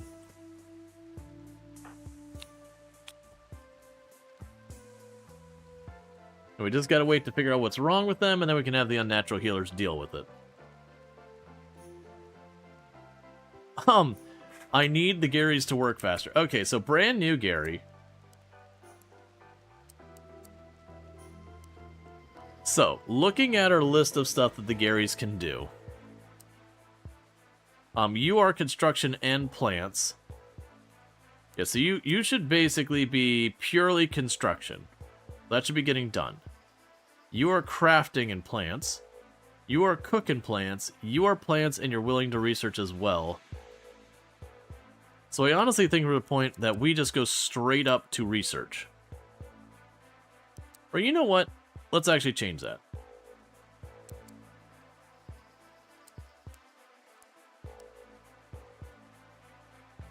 Let's take you off all that. You are our cleaning and hauling Gary. So we'll let that run for a minute.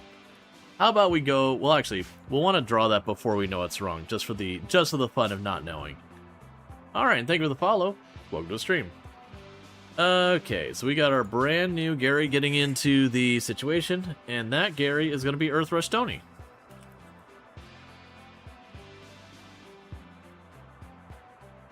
This would be our 9th Gary.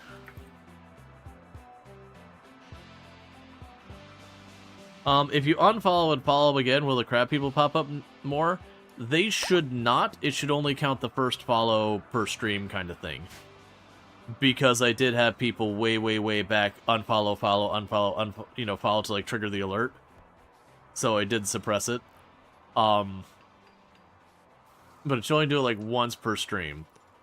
If someone does spam it, then you'll probably be gone from the channel. Because I get really, really obnoxious very quickly. about every couple seconds, hearing the sound again and again. Like, it's fine when it's new people following or whatever, but if one person's spamming it.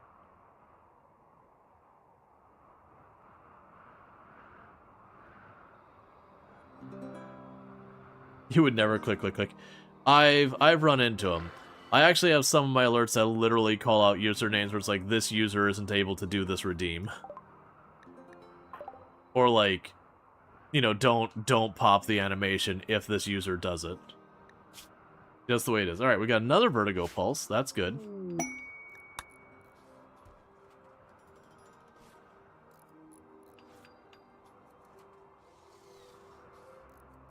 Yep, so good news here is we're getting all that done. The bad news is that person there. You followed during the hot potato, you didn't get your welcome crab? I'm wondering when I did put the animation there, because the animation has been here forever.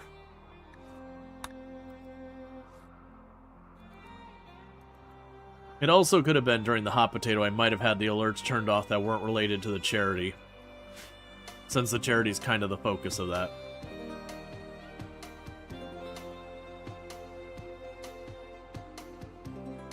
And everyone's having a nice party outside.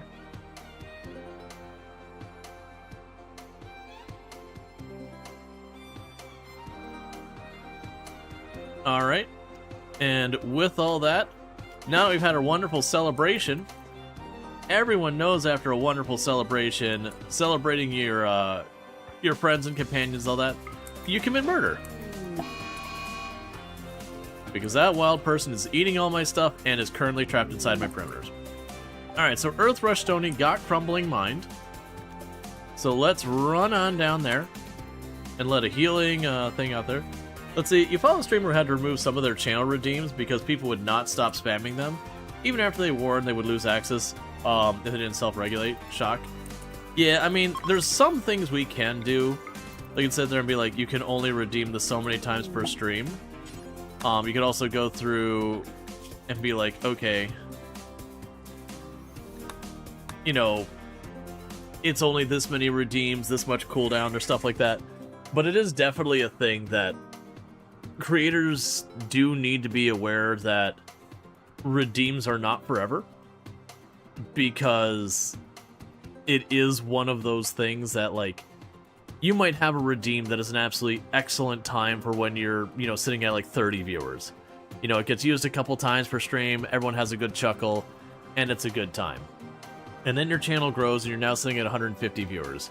And that redeem is utterly obnoxious because everyone only gets to use it once, but there's 150 of them and they can just keep blasting it every single time it comes off cooldown. And you eventually get to the point where you make the redeem limitations or the cooldowns so long, it starts to be a point where, like, people just can't do it, and it's like literally every, you know, say you got set to 10 minutes, every 10 minutes it happens. To a point it's no longer adding to the stream, it's no longer a benefit, it's an actively disruptive thing, and just a bad time for everyone involved.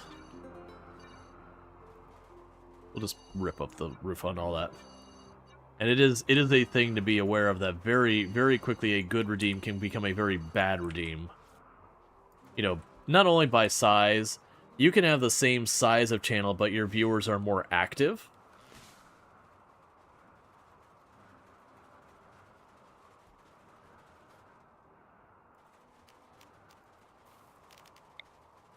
And it can go the other way too, that you could have a redeem that, like, you really ratcheted down because it was getting abused a lot.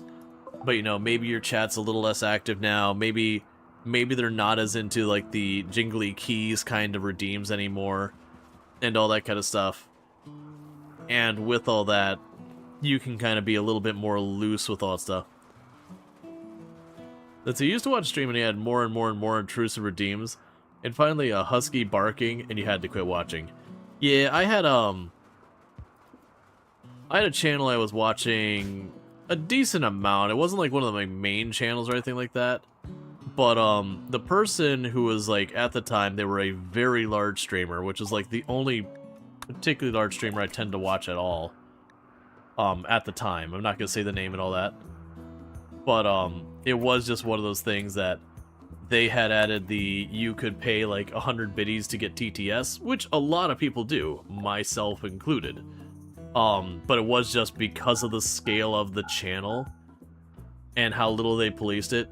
You would go on the channel, here's like, the helicopter goes, chit, chit, chit, chit, chit, chit, chit, chit, chit.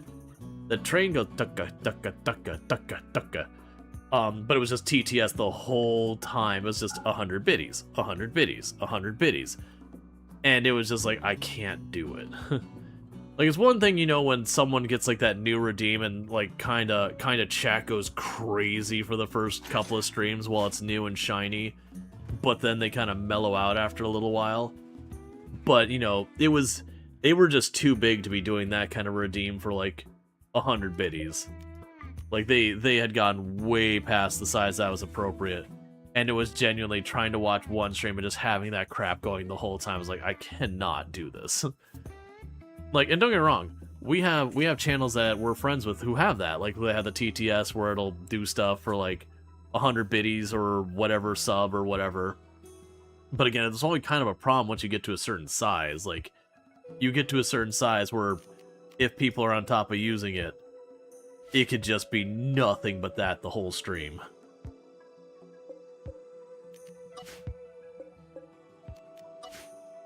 And it's good to have redeems that, like, people can engage and do stuff and all that kind of interesting thing. It was just definitely one of those things that, like, no, you've exceeded the point where this makes any sense at all. Like, this is way too much. I yoinked the roof off of this area just so we get, like, the light and all that. I'm starting to pull up the roofs. It'd be good to put, like, paths here later and all that. It'll blow up our wealth, but that is one of the reasons why I don't play 500% Naked Brutality, that kind of nonsense anymore. Just by the fact that if I was playing on the absolute highest difficulties, all this extra stuff I'm building and floors and all that, these are all bad ideas. So much of the highest difficulty is, you know, just wealth management. And I just don't wanna. But this I'm covering so all the grass dies. And then we don't have trees and bushes and that growing that give people cover.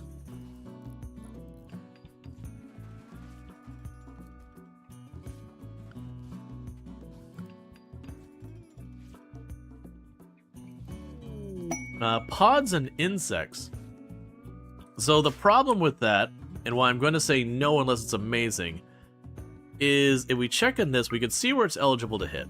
So there is underground mountain here, so the pods and insects can hit this room. I believe that is literally the only place in the map it can target. So what that does mean is if I do this quest for these items here, while Healing Factors is a pretty cool item, it is 100% going to hit in here with a very large hive. That's not a problem. We can handle a very large hive. The problem is, it's very likely to destroy these, which I cannot rebuild. And once those are destroyed, I cannot contain the unnatural healers anymore. So they would be ending up sticking around doing whatever. And just kind of by what we're doing, the intention is that the unnatural healers would not do stuff in the colony beyond, like, healing people up, that kind of thing. Okay, you should actually have a weapon as I'm sitting here having you unarmed. If you walled it off, you think you'd be safe? Right. But I don't want to, like, cheese circumstance it. Because, like, let's say I walled it off and I'm ineligible for the hive and I summon it. Well, the possibilities are, A, it has some other logic when there's no eligible spot that it just kind of does it someplace else. I don't know what it does in that circumstance, if there's not, like, a quote-unquote eligible spot. But at the same time, the other alternative is you just automatically win because it dies or whatever. And that would feel like cheesing, where you click the button and it gives you your reward even though you didn't face it. In this particular case, I'm down to just leave this the way it is. It is a target for infestation. Oh, you mean wall out the caskets? Yeah, I can. You have to have this spot open, because that's the walk-in spot. I could very genuinely, like, wall this off, like, break them up. I mean, it probably should with what we're doing. I'll put this as, like, a low priority. I wonder why limestone didn't get listed. So structure, limestone, so we can fill in those gaps.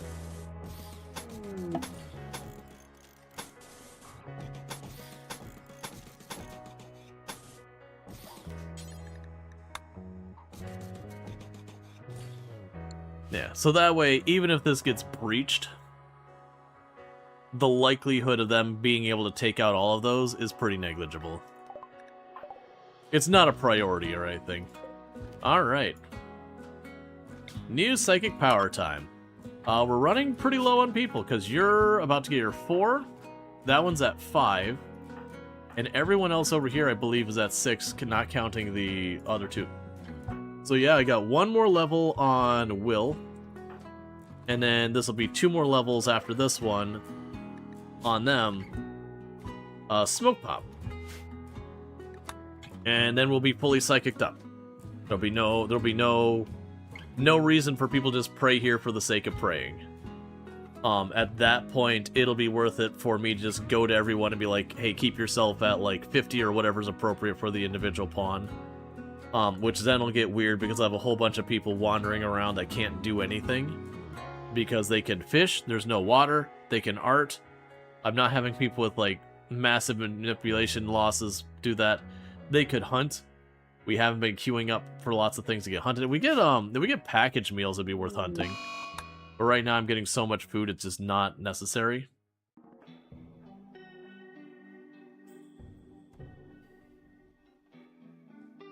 And once I get this defensive position built, I'm probably going to start spamming the anomaly stuff.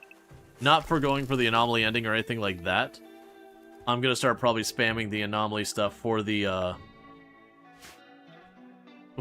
sake of trying to get the unnatural corpse.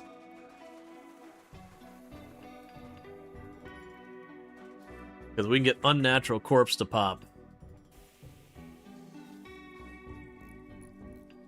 Then we can just kind of go ahead and start death refuseling those 3, fixing their crumbling mines one by one, till all Garys are fully functional. Oh, this is all no longer needing to be enclosed at all.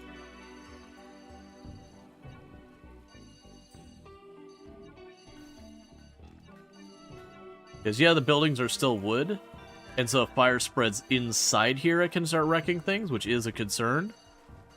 But, fire spread from the outside shouldn't be a threat at all. The whole base is walled off in stone.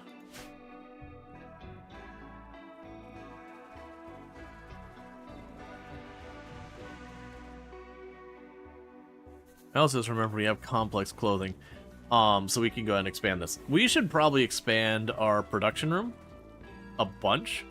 So I'd say once we get these walled in, I'm going to go ahead and take the production room, and I'm just going to bring it over here and up to the wall up there. I'm just going to make a giant production room. We can just start tossing these. We should also make a hospital. Basically, let's make a bunch of useful rooms like that. Your hospital, your lab, and all that on the north end here. Hey, Angry Sugars, how's it going? Someday we'll get to xenobiology as well.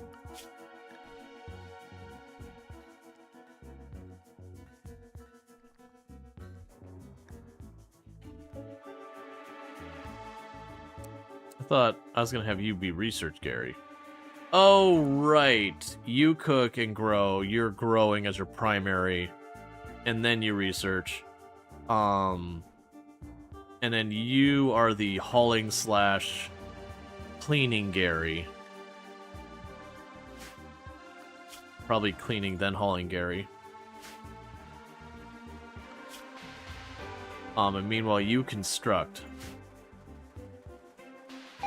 Use your clay mask. Skin care is important for the overall mood. Absolutely. I don't do any like facial masks, that kind of stuff myself, but you know, it's definitely one of those things that you can really kind of help with like just wellness, mental health, that kind of thing. Doing something for the self-care. The speed at which that goes up.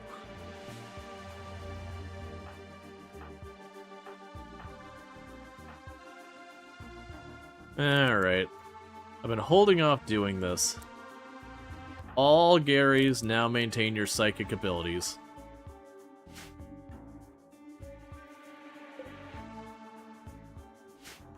I was going to play catch-up, so it's going to be a while. And we'll want to put a psychic focus in here.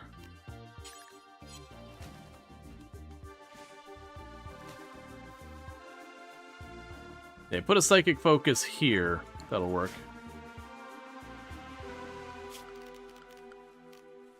I guess I'll make a large wood one. It's just out of range of those buildings. So we'll take a lot of penalties from all the construction around it.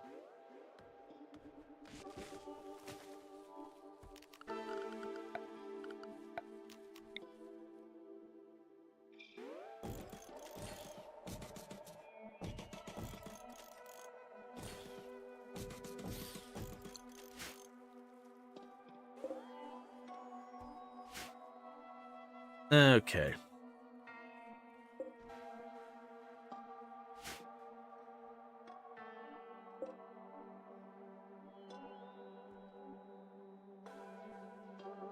Because of the number of hours they're psychic focusing, it's down to only 15% rate of the growth.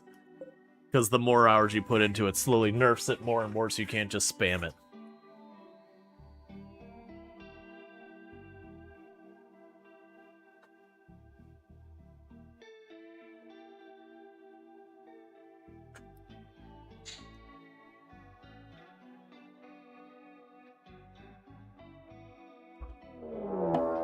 Infestation. Well, if you're just gonna do it anyways, why did you ask me to do it for a quest?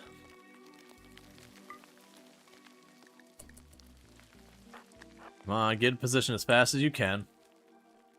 It's only looking like a 2 hive.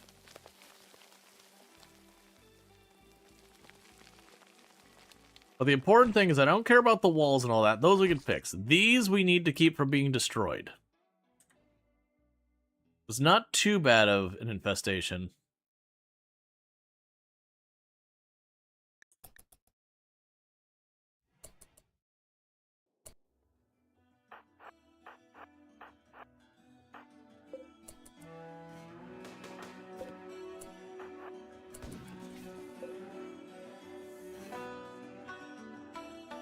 How did you not aggro?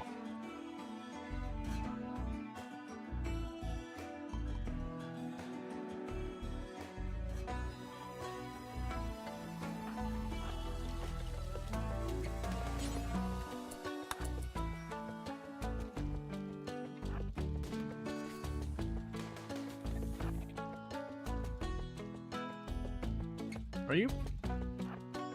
What is happening right now? There. You definitely hit him this time.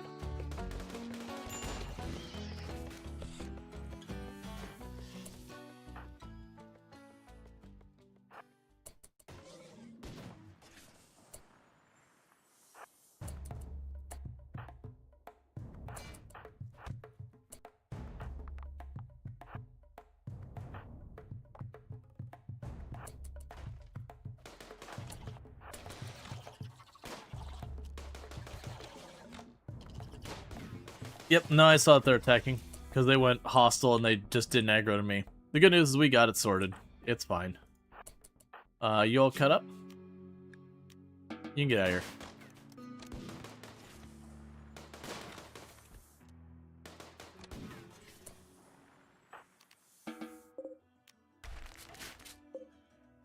No insect jelly.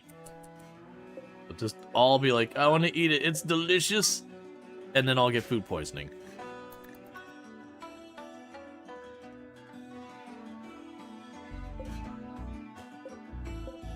Yeah, so you got a couple hits on them, but not many. They should repair that in not too terribly long.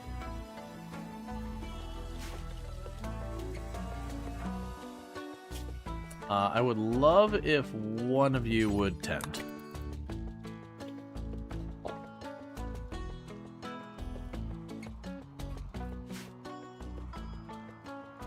Did you...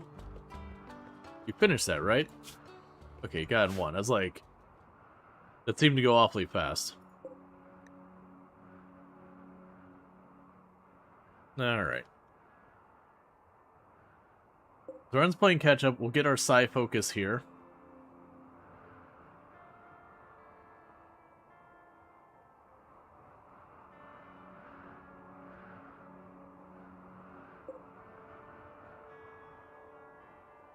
Are there 2 honor Garys?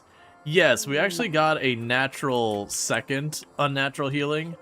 And rather than banish him, I just froze him. So we're just staying in there, just in case something ever happens to the first honor Gary.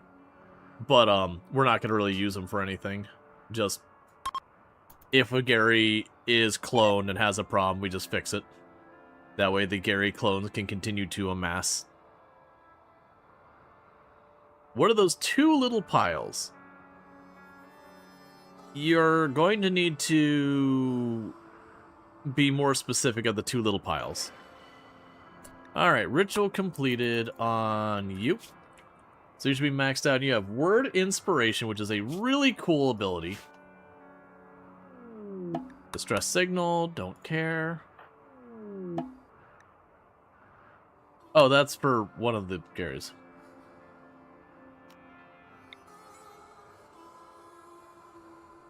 Alright. Gary, you look like you could use an inspiration.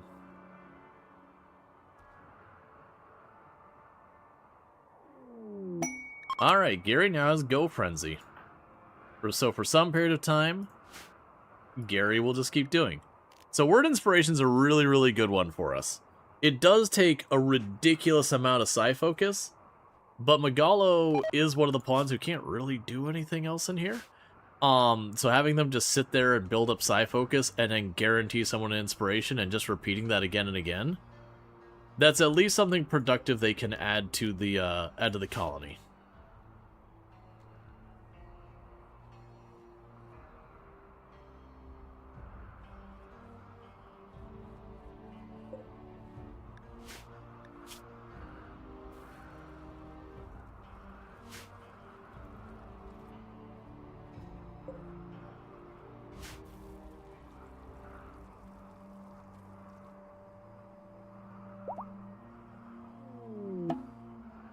Visitor, don't care.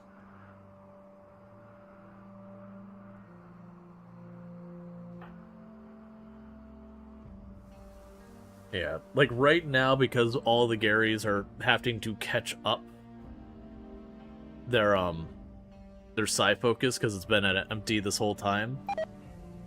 It is a thing where they're not getting anything done. Like all of the Garys are now down here using that. So once they get their Psi focus caught up a little bit, it should have them able to get out of here. No problem. So you should be about done.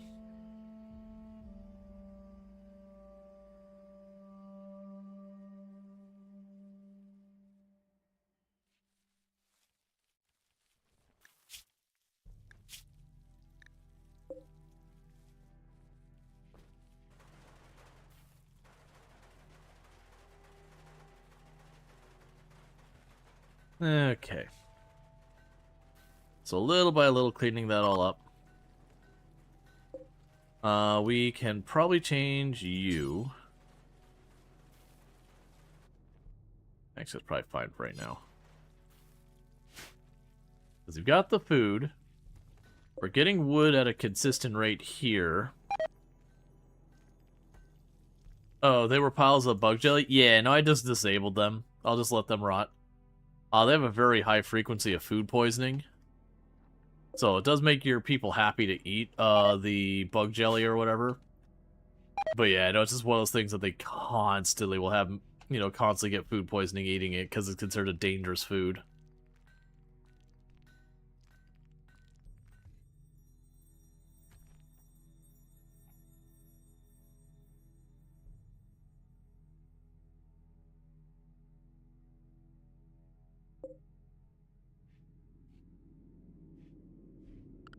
Alright, I think Gary needs to not have that. Is it what is the rate you decay? So it falls. It'll fall about 7.5% per day to 5.5% per day. It's not too terrible.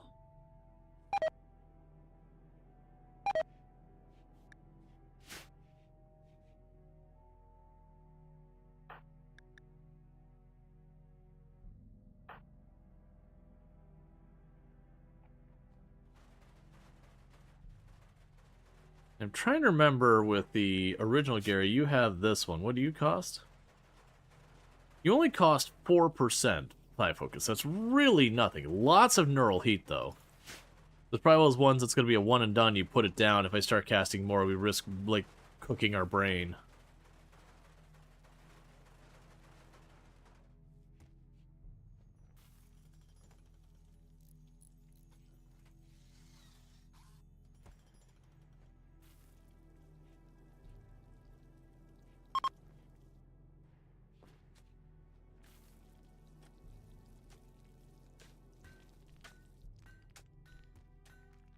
It's running around taking care of everything you can. I'm surprised I'm not getting breaks for having a non-functional, like, rec room or whatever. We did not do the peace talks, which I forgot about, which is fine, because they were walking a pretty good distance. And you're one more there, one more there. So we only have 2 more link times, and then there's no one to link to the tree there. Is there a way to reduce the decay of Psi Focus? I don't know about reduce the decay of Psi Focus. You can accelerate the gain of Psi Focus. So like where I'm building this inside here, I believe if we put this down here in this area, we could add more of like the Psi Focus locations around that to like stack it. There's also, you've got like, there's hats and all that, and sticks and all that that give you Psi benefits. I don't know, like, I know they help with the casting and all that. I don't remember how they exactly play into your Psi Focus consumption and recovery and all that. But if you were to go, like, super into the Psi caster, they're not terrible. Generally speaking, I'd rather have a good helmet. But you can get the, oh, I forget, was it the Prestige helmet or whatever? The one that's got the gold trim also enhances Psi stuff as well.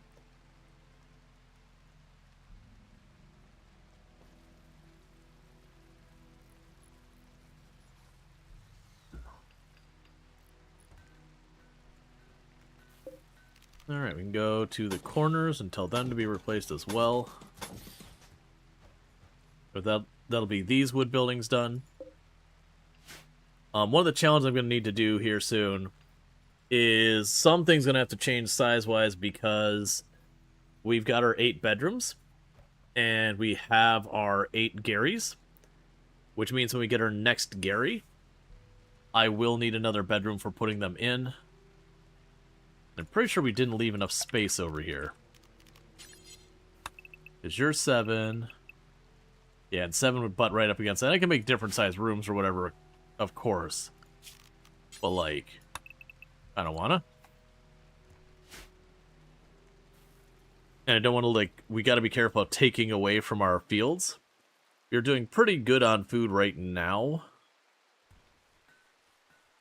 But that is going to be a thing that'll be a problem as the Gary population continues to rise. Yeah, Persona weapons could also be very strong Psi boosts as well.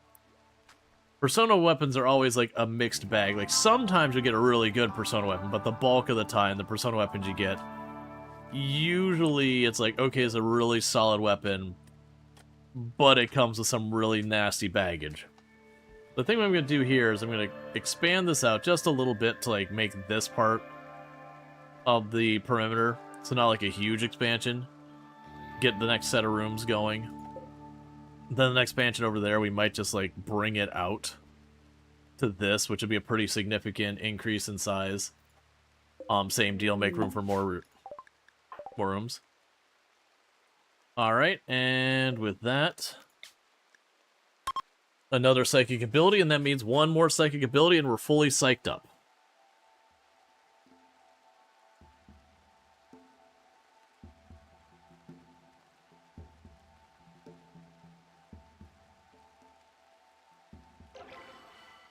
Okay, so what did you get for your last ability? Berserker Pulse as well. Nice, 8 Psycasters, yep. We've only got one now who is not fully juiced. And to be clear, the only reason we've been getting that done so effectively is because we have the 3 with Crumbling Mind, and they can't really do anything else. I just made their entire schedule just to meditate, because they can't haul, they can't intellect, they can't craft, they can't plants, they can't cook. They can just animals, and they can animals, they can meditate, and they can hunt. And I don't really have a need for most of those things right now. It wouldn't be the worst thing in the world to do an expansion here and find an animal that we could farm a little bit. Alpaca would be good, Muffalo would be fine. Because we get something that gets us good wool for, you know, better equipment. I don't think I need anything that does, like, the animal protein or whatever.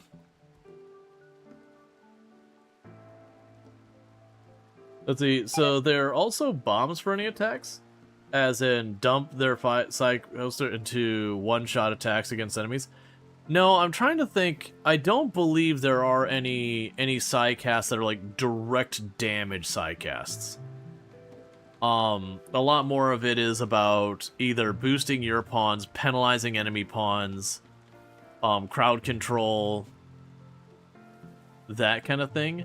There's lots of utility stuff, like you've seen me use, like, the Joy Word and the Aspiration and all that kind of stuff.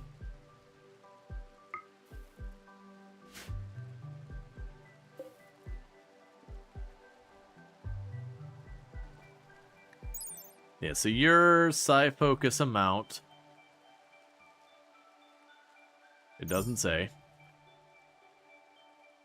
You tell me the Psi Focus amount here? It's whatever. We'll figure it out when we get there. If you have something inside this ring that it's considered unnatural, I believe it makes it completely not work.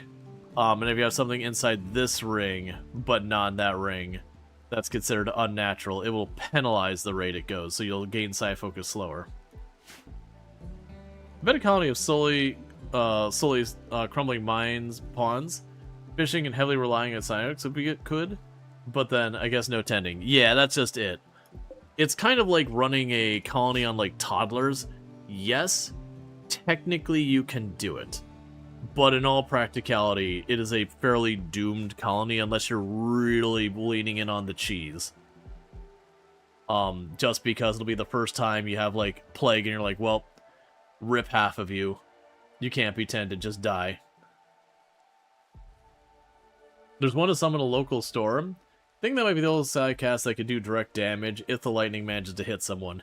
Yeah, and that's the whole thing. And there's, like, lots and lots and lots of mods that like Psycast, like Fireball and Lightning Strike and, you know, all that kind of stuff, which certainly has its place. But yeah, generally speaking, the Psycast is more about manipulating things than about directly harming or whatever.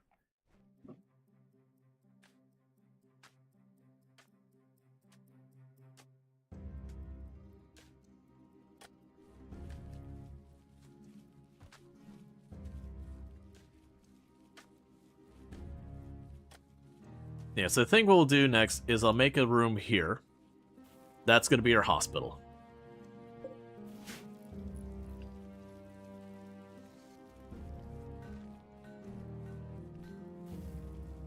Like, I'm literally going to have that empty into the... Well, do I want to just empty into the hospital? Like, really what I ought to do is have this go down here and then put another defensive position here for short-range weapons. So it's kind of like a double defensive position. Once they tear down that wall, like, we have our ranged defense, we drop back here. If I end up with, like, some really solid, like, masterwork or legendary chain shotguns or anything, we'd leave them back here so you fall back there. Right now I'm kind of leaving this as, like, this is just where we stand. Not gonna complicate it. That's where we stand. That's where the fighting happens.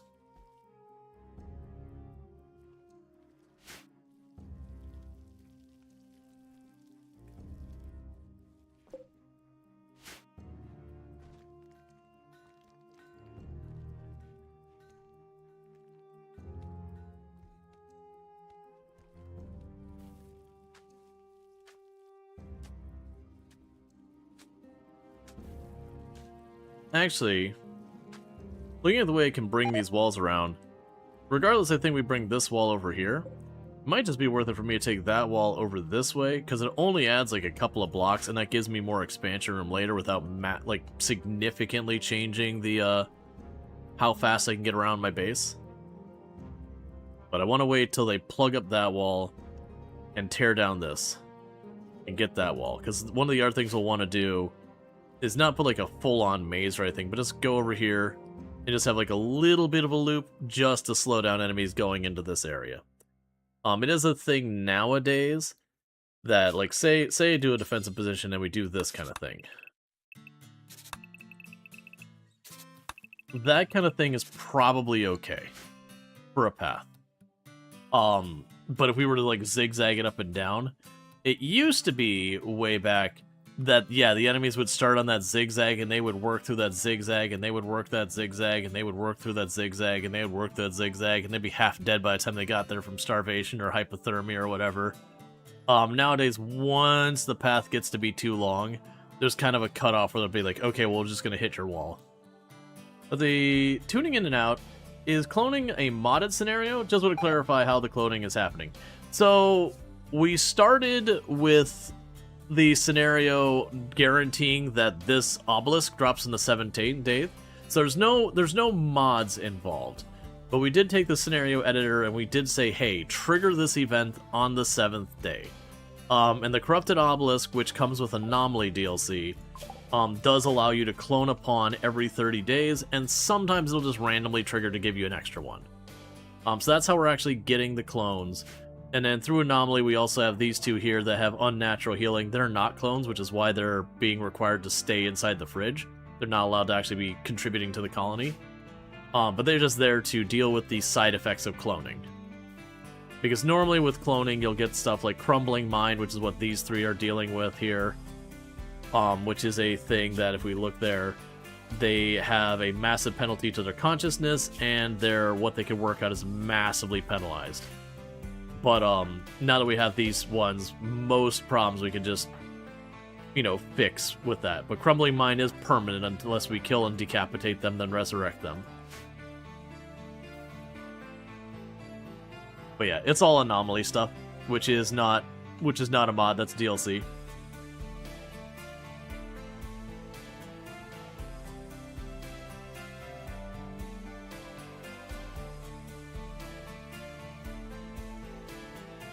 Okay, I'm trying to think of how I want to do our power here. I feel like, because we're going to need to be doing some Anomaly stuff with trying to get the unnatural corpse to get these ones out of Crumbling Mine, I do feel like we will eventually want to go into the Bioferrite power, just because it is a very reliable power. Another gimmick of a thing we could potentially do is just get the grav ship's, core. Maybe make a little grav ship, not with the intent of using grav ship shenanigans, but then use the grav ship to grab more cores, and then to just leave a platform of the grav ship on the ground with there. Because you can do a trick where you build a grav ship, and then you just move the core to another spot, build another grav ship, and just leave the other one's pieces behind.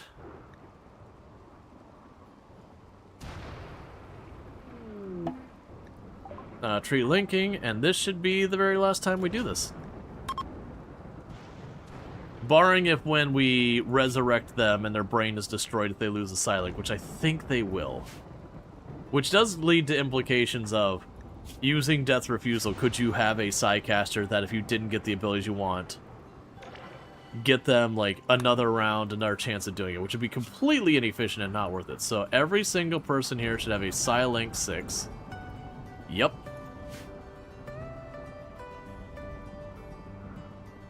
So with that, I guess you go down to schedule here.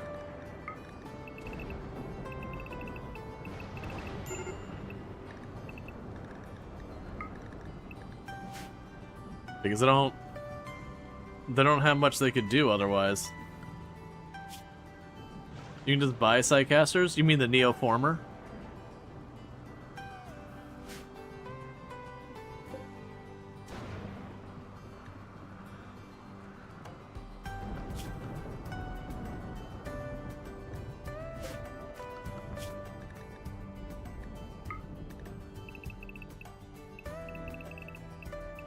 Psycaster spells? Yeah. Oh, Psycast. Yes.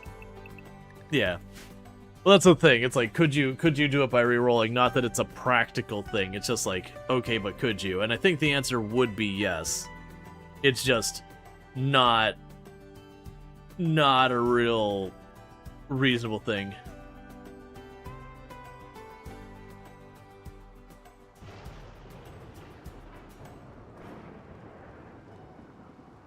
Okay. So we're pulling up the last of this.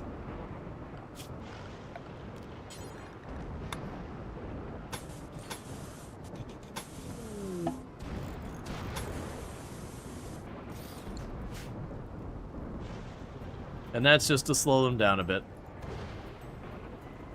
I don't remember what all the rules are now, because it used to be the trick you'd do with these is you'd do something like this. You'd go, gotta remember which ones even count anymore. You'd go here and you'd be like, column, column, column, and it just count as walking them on and off. But I do know they changed the logic such that you can only do so much of that now before, like I said, they'll ignore it as a path and it'll just hit the wall and go in.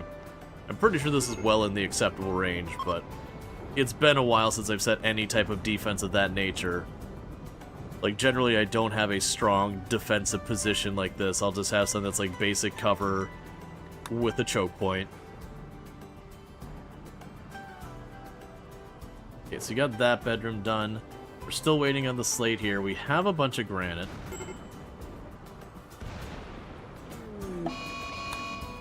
Could you calm down with your back-to-back lightning everything?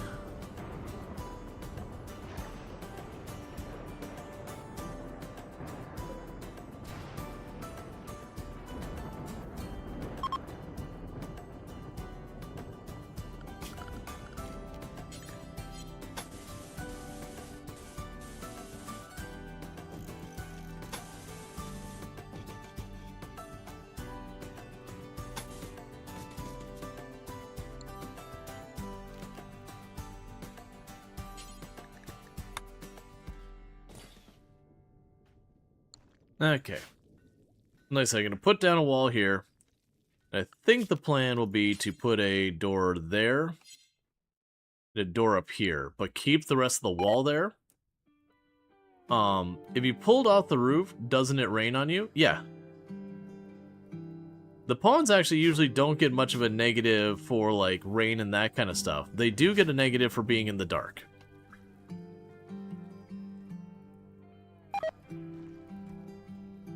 Oh, and zone, home zone.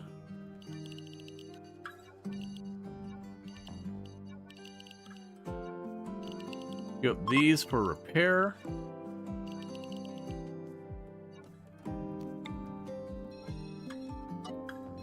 But don't home zone any of the crap inside the defensive position. I don't need them sweeping the dirt. Now, the one problem is, with how I've designed this, is we do have the issue where it's slightly too narrow. We're getting a little spot in the middle here. Once I got that all pulled off and we see that, I'll make like a little strip of like roses or something. 2 advanced components if I travel to it. Alright, well, I'm not doing the stress signal, steel mining, silver mining, farming. Those complexes we might do or whatever. But right now, I'm mostly just trying to get all our wood buildings replaced with stone, and then give me a little bit more space for some more bedrooms, and then get the bedrooms some decent floors. Because at the moment, the floors are crap. I'm trying to avoid just slapping a bunch of wood floors down.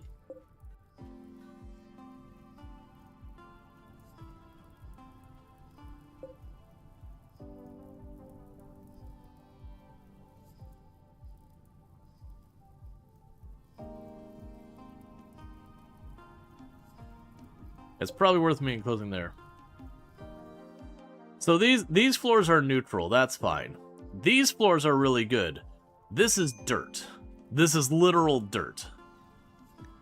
And of course you walked straight into a fire, and then you walk straight into a fire, and you're all walking straight into a fire. You're cut off. Get the hell away from that thing. Get out of the fire. I thought you lose actually shooting targets in the dark? Probably. But I also don't want that to grow in. And I don't want it to be a maintenance nightmare. We can also take a we could take a tribute with darkness where we get a bonus for fighting things in the dark as well, but probably won't take that.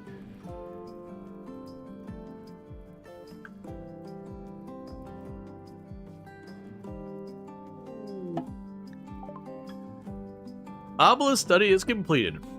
Ren and Golan has completed their investigation of the corrupted obelisk, and she has discovered a method of safely deactivating it. Absolutely not.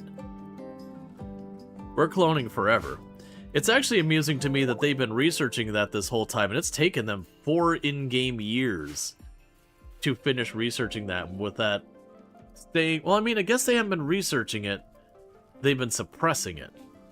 We haven't been able to have someone focused on researching much at all this whole run. That turkey gets to die.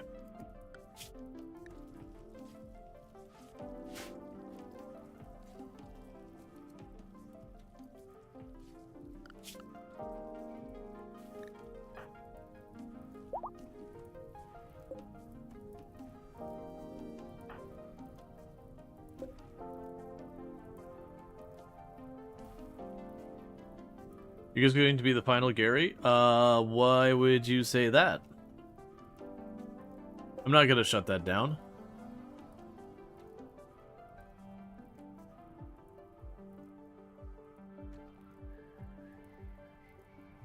You research how to shut it down? Oh, your character's trying to be the final Gary. Yeah, we're not gonna shut it down. Gary forever.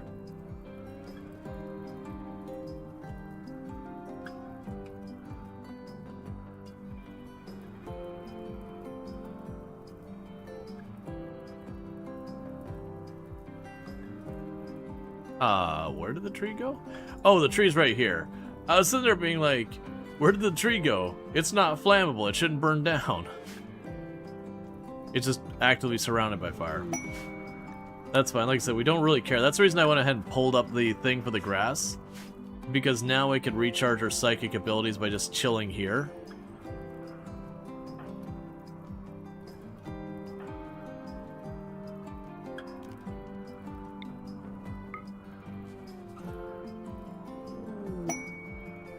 Inspired creativity.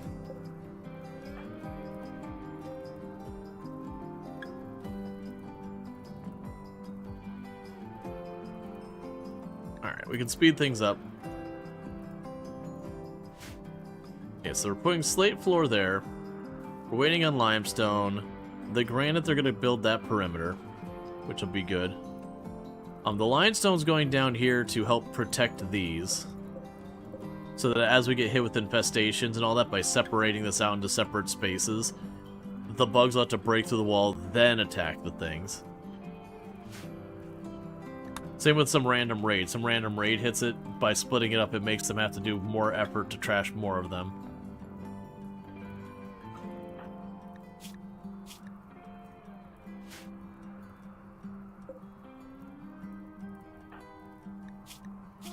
Okay.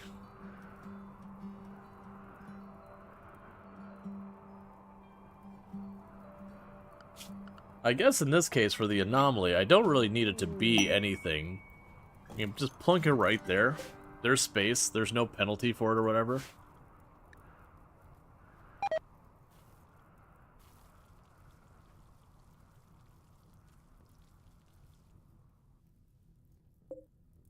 And I guess I don't technically need to research that at all either. So honestly, with this point, I don't need to leave my base perimeter. We can get our anomaly research from that. because I'm in no rush on any of this.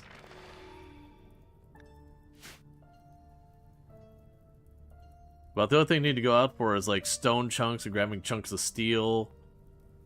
Doing this construction down here, which is fine.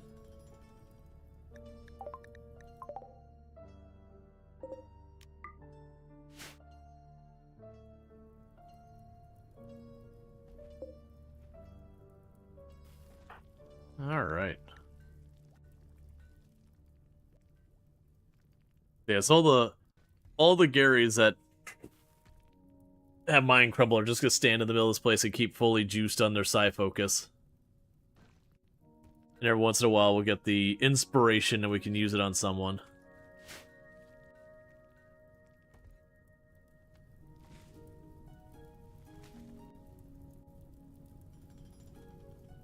Alright. And then with that, this is all done. So we got the cryopods in there, all protected and all that. Devil Strand, so the electricity's next, finally. We should grow Devil Strand somewhere.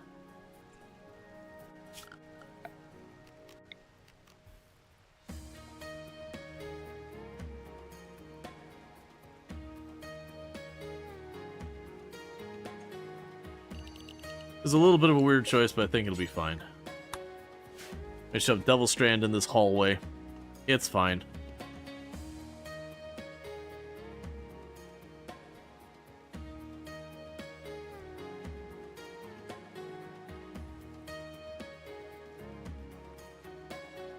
It was for construction, Gary? It was you. I appreciate uranium ore. Uranium ore means you can make a proper containment place for anomalies. And you put it right outside my base. I appreciate that even more. We don't actually have a mining Gary.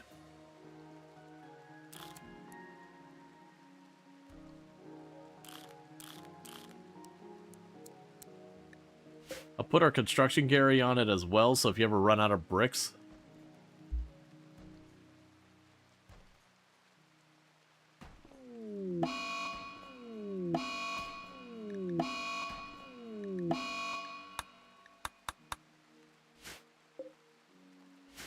Alright, so here's where that area, we don't want them to grow stuff that can give cover in there. So go ahead and we're going to chuck dandelions on there, get a minor bit of beauty. Is this raid one a nod to Rick and Morty? Nope. Nope. It is a nod to Fallout 3. Fallout 3 had one of the vaults that everyone was a clone of a person Gary, and they all went absolutely bat crap crazy in the place. And tried to do mass murder to your face.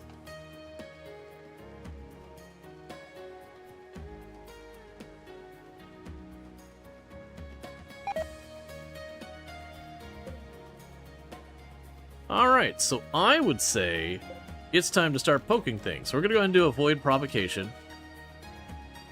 Does any... I was like, do any of my Garys have any more psychic power than the other? No.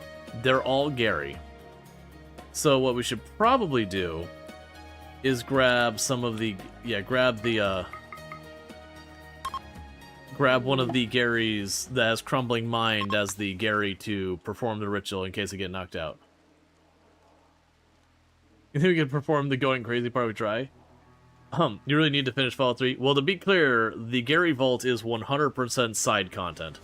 It's actually one of the things that, you know, people make a big stink about Bethesda games. And I would definitely say, like, Bethesda games, a lot of their main stories are just okay. Like, Skyrim's main story, it's fine. It's not bad. Fallout 3's main story, it's fine, it's not bad. Fallout 4's main story, it's fine, it's not bad. But those side stories in almost all the game is usually where all the really good stuff is. Ghoul attacking. Alright, so we have a singular ghoul. We can do all sorts of fancy stuff. Or it's a singular ghoul we can just roll outside and fill it with lots of bullets. Are you gonna go the whole way around? I mean, that's fair, I guess.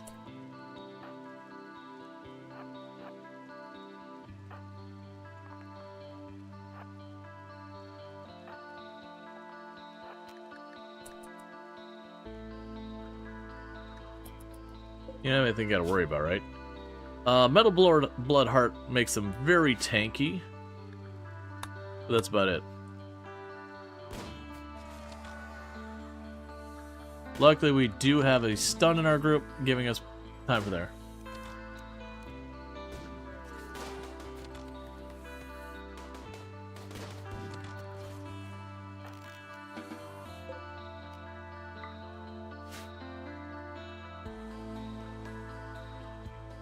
You can turn some Organ Decay Pawns into Garys.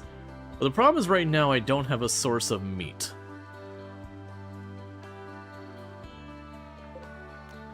We will attune the monolith,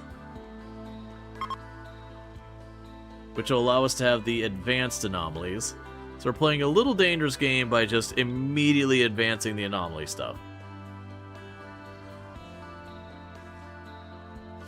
But to fix the first 3 Garys, I need to get the Unnatural Corpse. With the Unnatural Corpse, we can fix them. Can you have multiple world joys or multiple world loves being ready to marry the person instantly? I believe the word love just means they kick off the romance and they go into a relationship instantly. I don't think it causes them like to instantly become eloped and engaged and all that stuff. But it does mean they will become a couple instantly. Word joy, I would guess you can't stack it. I've never tried, admittedly. But it does seem kind of like the thing where you can't have like multiple instances of go juice like buff going at the same time. You can extend it, but like you can't multiply it, because I think that would do some like weird stuff.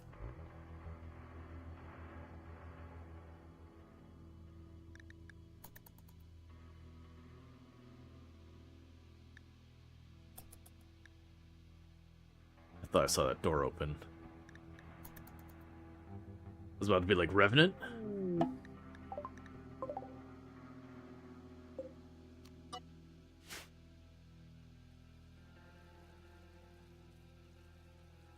I was betting a bit, but word love will just give them a 40% chance increase of their romance. Gotcha.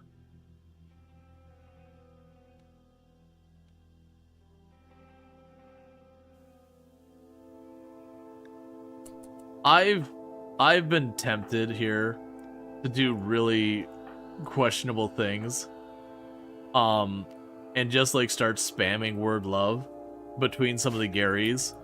And even though they're not each other's like type or anything, just see what happens. My expectation is you could probably get them to get into a relationship, but like once word love dropped off, there'd be way too many negatives that they'd just drop back out of it.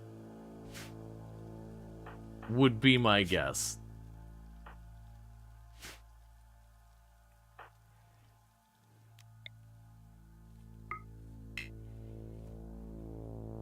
Okay, so you can't force it. I was curious about that. Makes sense.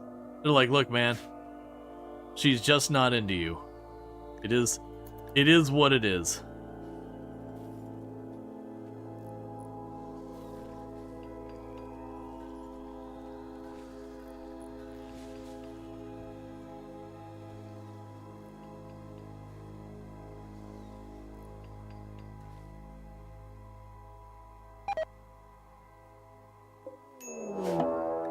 Hit gate opening right outside the perimeter.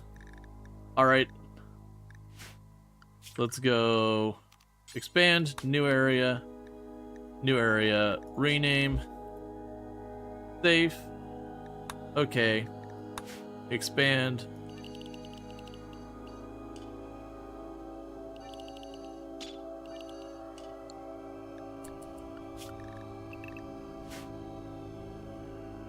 Let's see, what is the usefulness of the unnatural corpse? As you recall, it's not useful.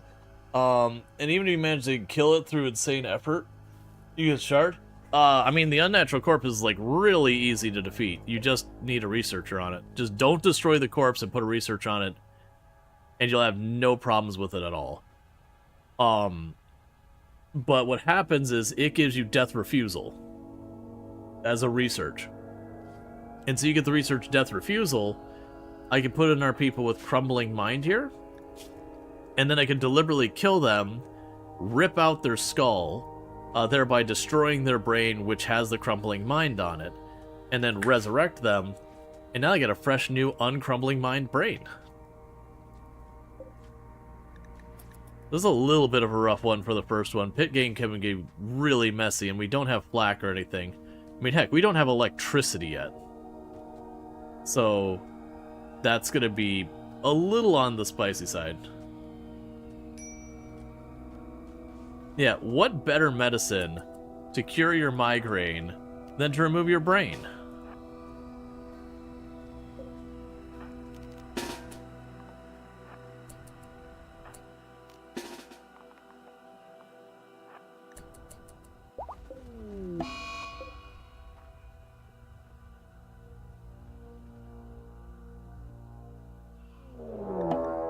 Alright, Flesh Beast Emergence. Please stop. Please stop. Please stop. Please stop emitting flesh beasts.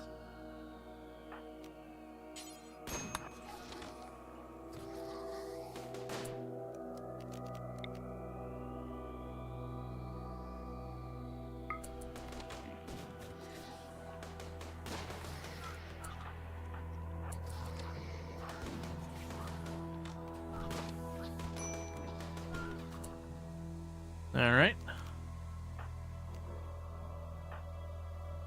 Where is a Vertigo Pulse?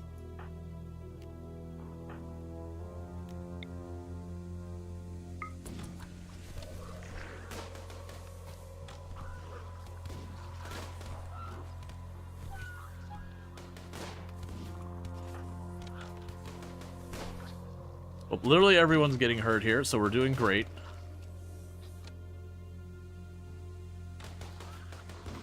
I also love that that one just like, you know what, man? F that torch. All the fighting and the shooting? Nah, man. That torch over there? F that torch. That torch in particular offends me.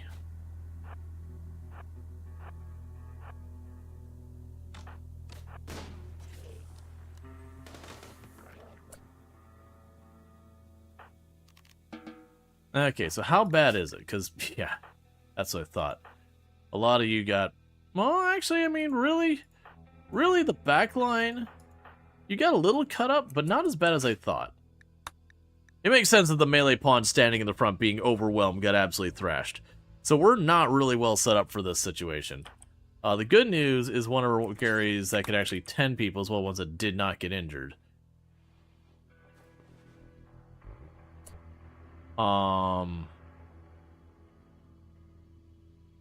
I actually need you to be on that Gary. That Gary needs the help the most. Well, that's not useful, you know that?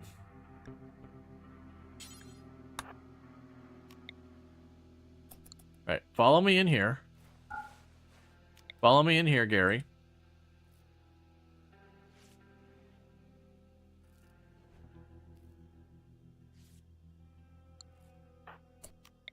Go sleep.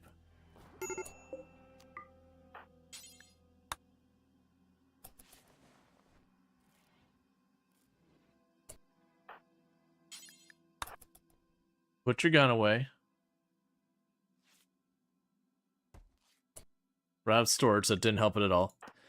Okay, so who else is in trouble? So you're patched up. You're kind of fine. You're fine. So you're the next one who needs help.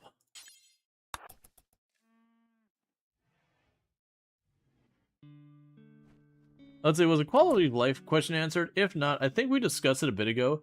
The verdict was the first try and play unmodded. Oh, I missed if there was a yeah, if you may ask, do you have any quality of life mods you would always include? You're doing the base game quality of life only game. generally speaking, my strong recommendation, as Infinity Simplex is saying, is when you are new to the game, I would extremely strongly recommend running with no mods, and I would run with none of the extra DLC. Just the base game.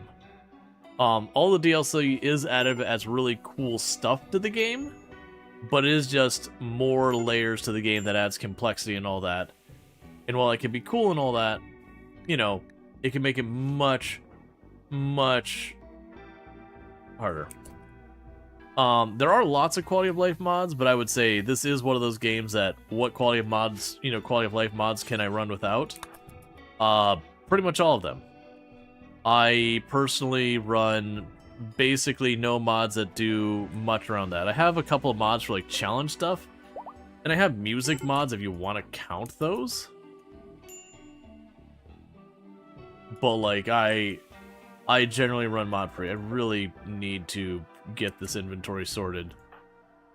I cannot have this just rotting out here. You're thinking things like UI improvements, overall improvements? Yeah, for right now, I would actually discourage you from grabbing any. Like, very generally, RimWorld does not need a single mod to be enjoyable these days. You go back a ways, and there'd be certain ones that'd be like, oh yeah, you know, ones for cutting blight, and, you know, the allow tool back in the day is kind of a big one. But over the years, they've baked in most of the quality of life. There's still good quality of life mods out there, but like, genuinely on this run, the only quality of life mods I'm running are basically around music. I don't have any HUD. Well, actually, that's not true. I have one HUD mod. We haven't used it yet, but like with the Xenogerm stuff, I've got one there. But that's biotech when you start getting into doing really advanced stuff. And if you're new to the game, you're not going to be worrying about that for probably hundreds of hours. But that's like the only UI mod I'm currently running. All the rest... Well, okay, and I also have one that shows both Fahrenheit and Celsius, but that's not one I would necessarily recommend. You can just change the setting to whatever you do. That's basically a streaming thing. But, yeah, basically I'm running pretty close to nothing.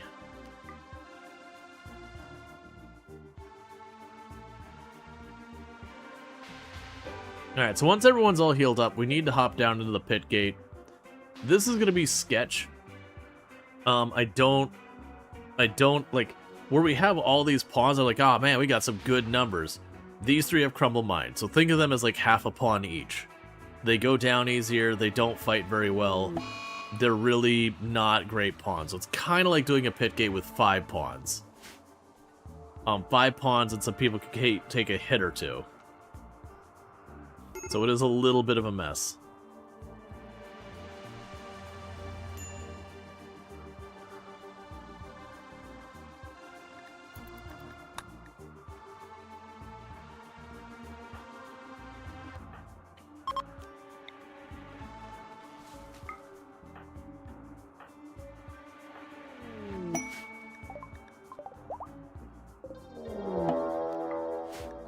I'm already dealing with the pit gate? Could you, like, bugger off?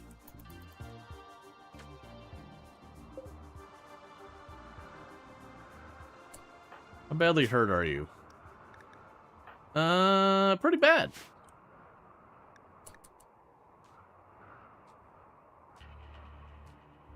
Let's see. No access to cryosleep caskets on the map? I got them. Reusing them. If you had mind to pause dying of Gary's with... Oh. Crumbling Mine won't kill you.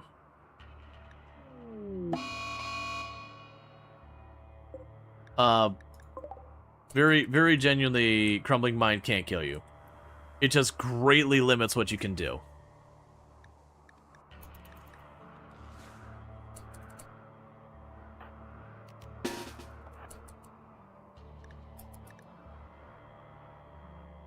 Organ Decay, that'll kill you.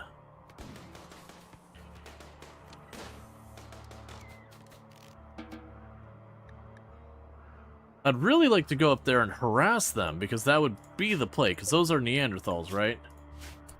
Yeah, that'd be the play, is open up with that. But I'm really worried about some of her pawns with the slowing effects on them. I think this is when we stay back. We're gonna pop our combat bonus. And then use Vertigo and all that to deal with them.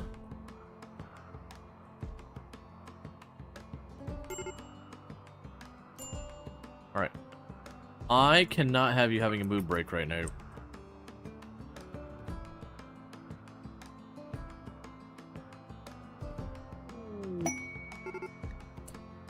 Aristocrats need help. I can't help you. They physically won't let me.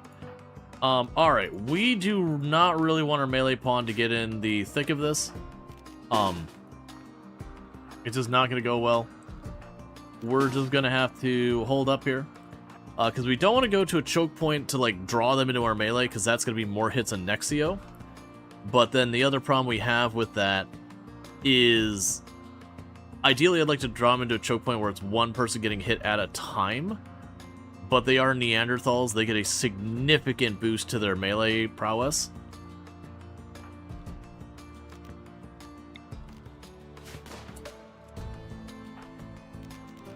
Vertigo Pulse.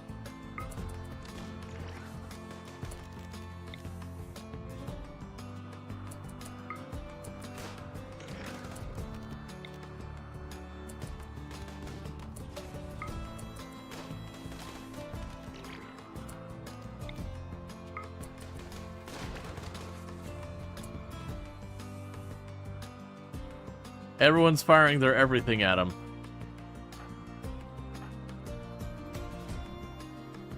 Why are you there? Get behind the cover, please, I beg you.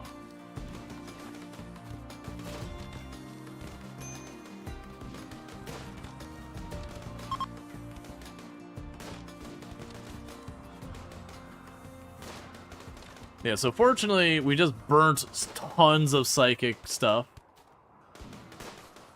Just to keep them running in circles as much as possible. But it was a massive expenditure of psychic energy. Which is fine. That's what it's there for. But the good news is Nexio is the only one, and you only took some bruises. A bruise, singular, to the leg. Why didn't you berserk one of them? Mostly because I forgot I had it. And Vertigo Pulse works really well too. But yeah, no, I could have berserked one of them, had them attack that person. Honestly, it may not have been a bad idea to berserk the leader who had armor, and then as they gathered around, Vertigo Pulse the whole group of them. Instead of spamming it on everyone, you know, and burning it all. It's fine. It worked out. We literally only took one hit. Sorry, 2 hits.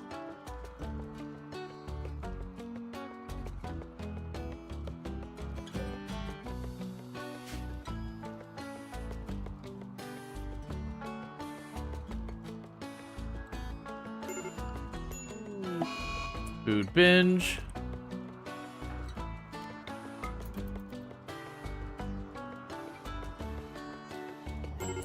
Go to sleep.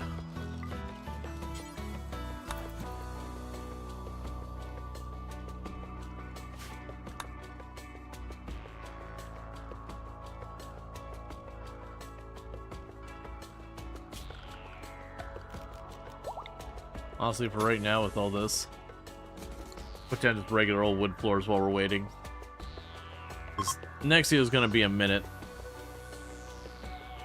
They got really badly roughed up between those fights. Actually, all things considered, you're not... I mean, your one leg is pretty roughed up.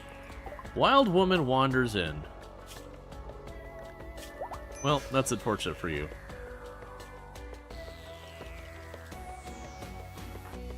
Okay, so everyone's getting their stuff all patched up.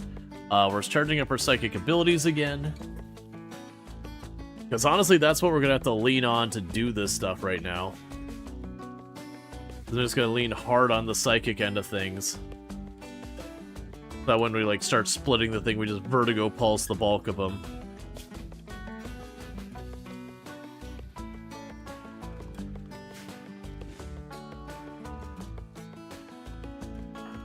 As soon as Nexio's ready, we do need to get down into...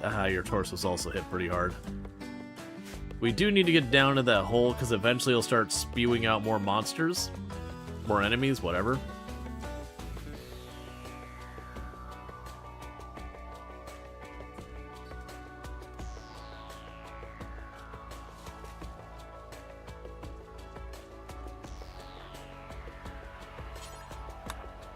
Make sure you grab your spear back. Shoot frenzy, that's fine.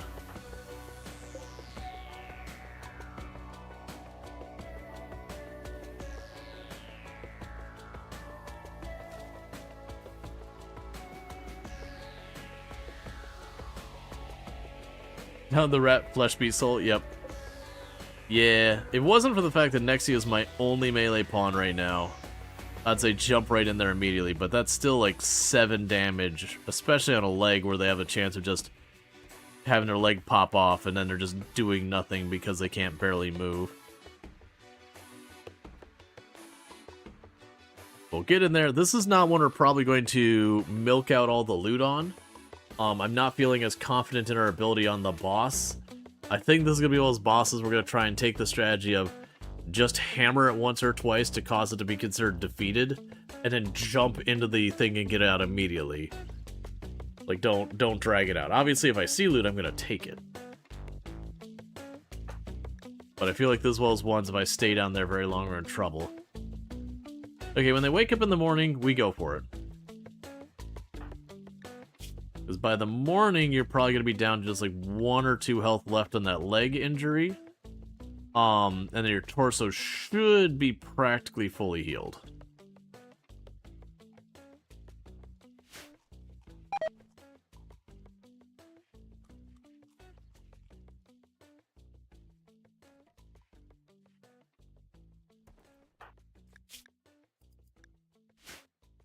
Alright, let's go.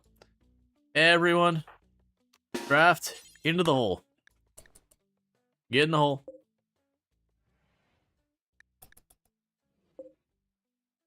And thank you for the follow. Welcome to the stream. We do have to be careful because while I'm doing this, the obelisk will be left unattended, and eventually, if it maxes out, we have problems.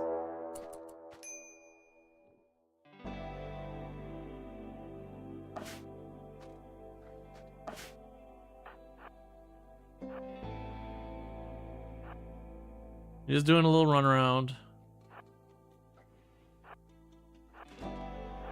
We're waiting for the others just to see. Okay.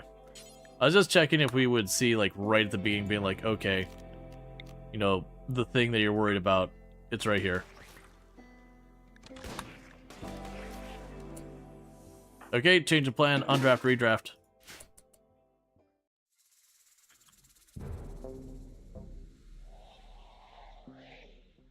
The heck am I hearing that? Not the little ones. I must be hearing like the boss in here or over here somewhere.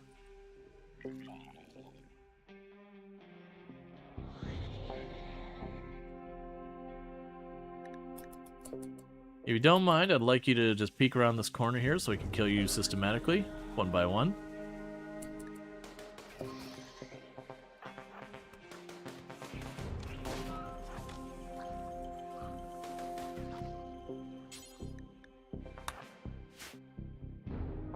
Okay, so move over here.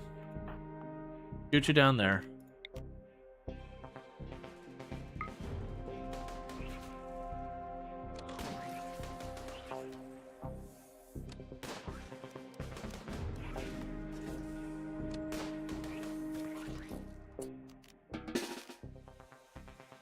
Okay, thing this way.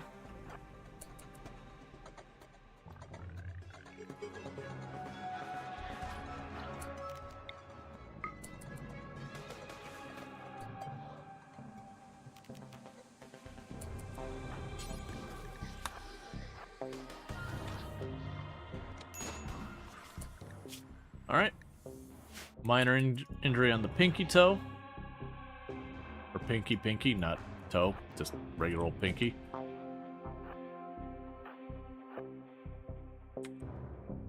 Yeah, so trying to clean up the stuff we've already got found. They are being mild punks here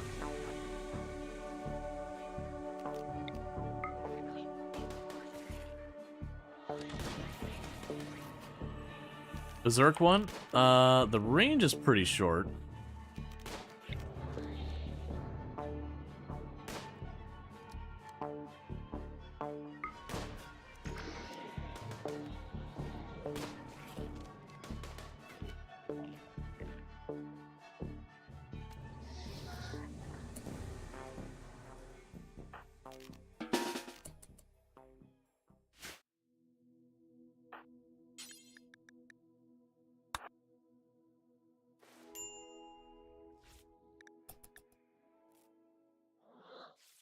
Okay.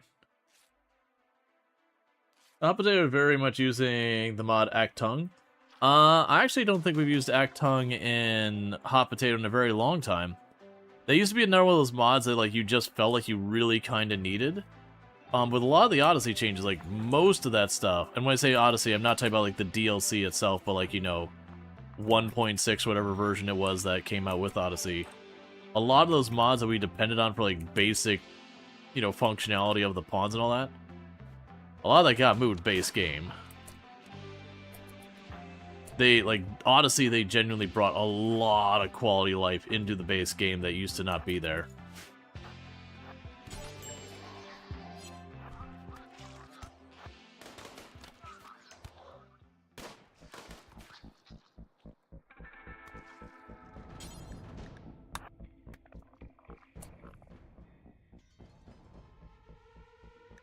Alright, so get another little stab on you. They've almost got all the stuff here.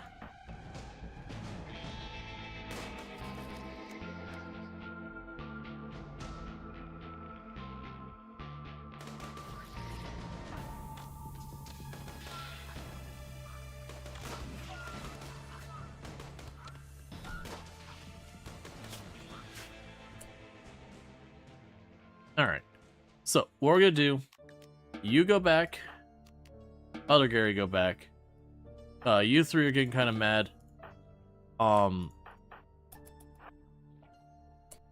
there was still one left? Shoot it? I see, done? I said go back, and then I didn't actually tell them to go back. Sure. Exit. Everyone but you, I guess. Items, we don't care about that. Get it out of there.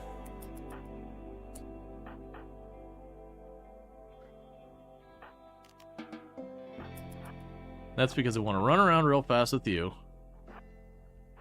Now looking for a fight. If we get close enough to one of the walls where the boss is, we'll get a prompt that's like, you know, you hear something wriggling behind the wall or whatever. So that's what we're doing, is we're just running by all these walls, seeing if we get a warning that there's a boss in the area.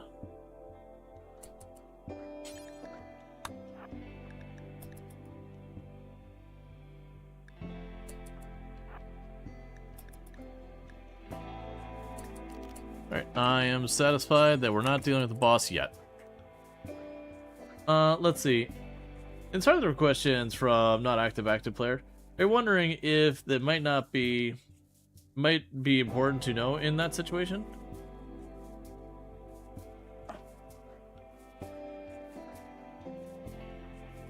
Let's see, is that helpful in any way to learn the game more carefully? Since it might be fewer sources of unsolvable problem. Like I was kind of saying, is Actung used to kind of be important. For those who don't know what it is, Actung was kind of one of those things where you'd be like, hey, just freaking do this. Like, I'm telling you to do this, just do this. And it used to be necessary, because there was a lot of tasks that, like, if I wanted to say, harvest this field, like, which I probably can't do right now. Yeah, so, like, prioritize sowing the area. It used to be, like, it would just do the one tile. But with stuff like Actung, you could force it to do, like, the area. And there's a bunch of other stuff it did. But it had to do with, like, work prioritization and task management and that kind of things. And, like I said, once upon a time, it was it wasn't, like, required or anything. Like, I don't want to overstate it. But it was definitely something that, like, it could be very painful if you didn't have it. Just from an annoyance standpoint. But these days, it mostly works fine without it.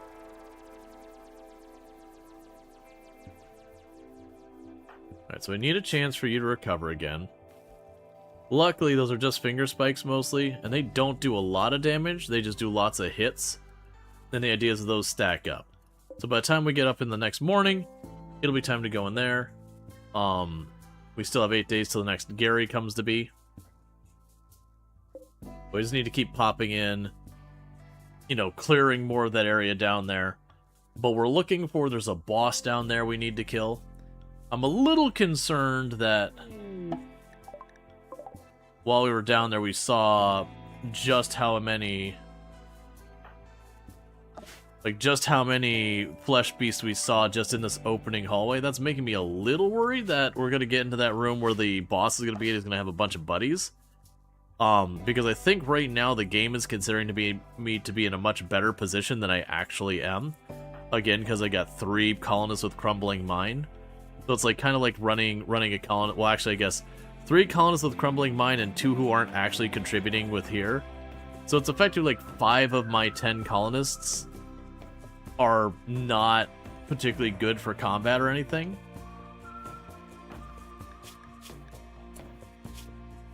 Yeah, so all those are about to recover.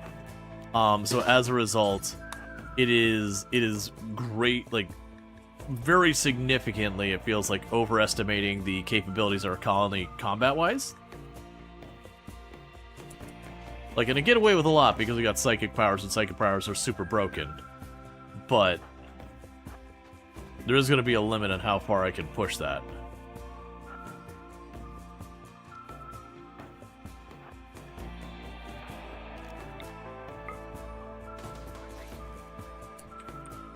Okay. Already have more enemies.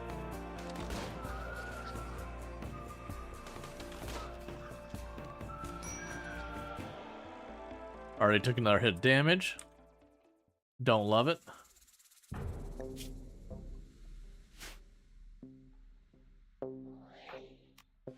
Yeah, so you cost 6, and Vertigo Pulse costs 2.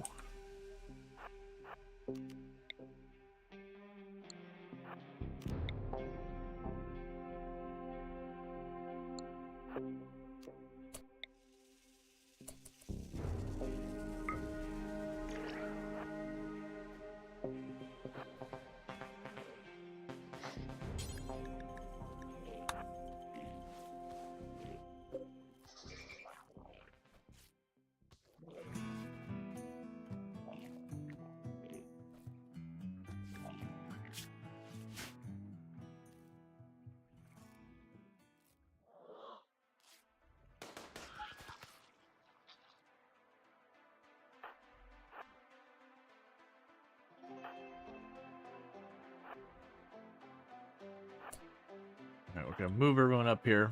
Deal with this real fast. It'll come around the corner in just a minute. I moved the wrong person in the lead. That's not what you want.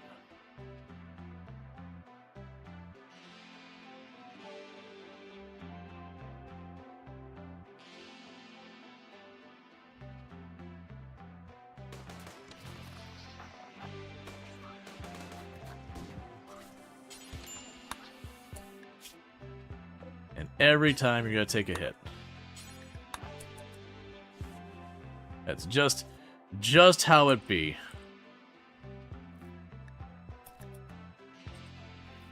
I didn't get the alert of the boss thing or right up against this wall, so we're probably fine here. Oh, you took 2 hits? Yes, you did.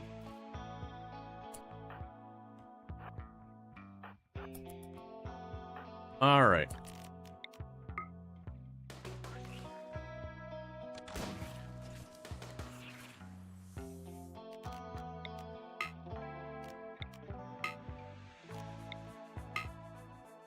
Huh.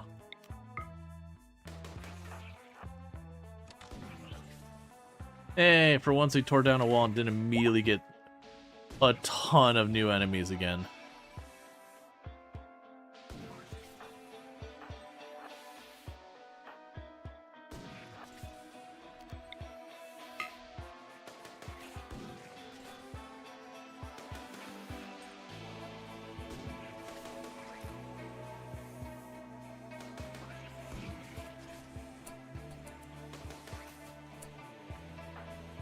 Okay, so move here. Have you checked these two spots really fast?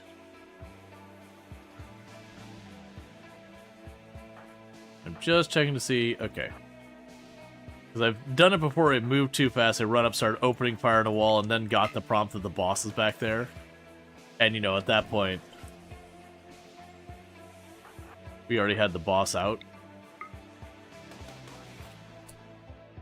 Man, what a massive hideous hive mind with beasts on it.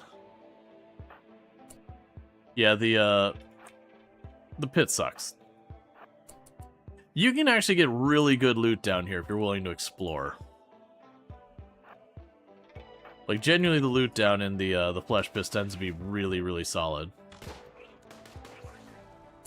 Okay, so nothing more to show over there.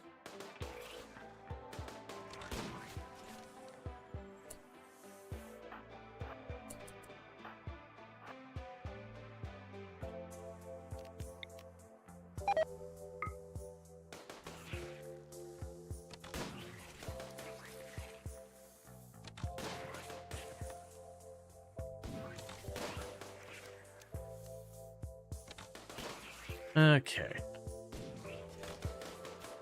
Yeah, so that's what's got the loot in it when you're down in these places. A turret pack.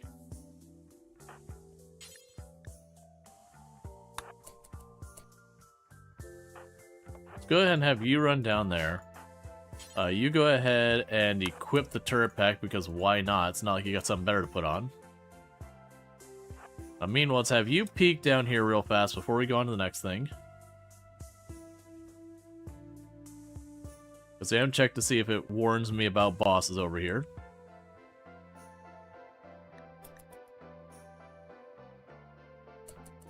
Okay, seems chill.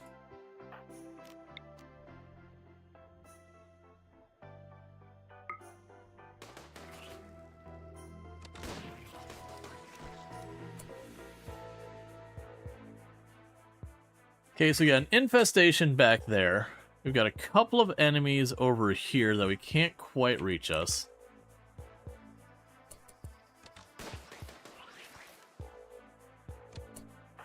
Actually, shift you up here so that when we do puncture that wall, you're in position to immediately open fire on this thing.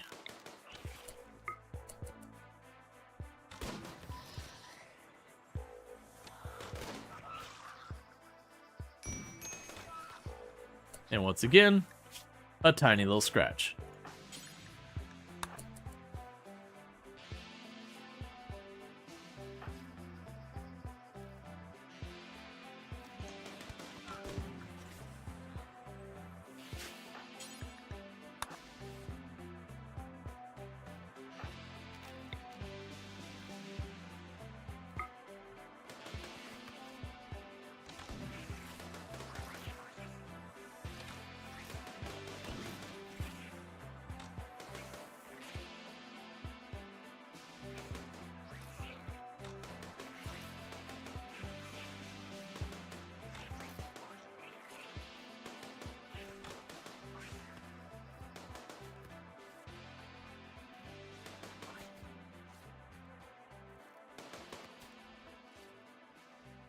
Just patching up her one melee pawn again.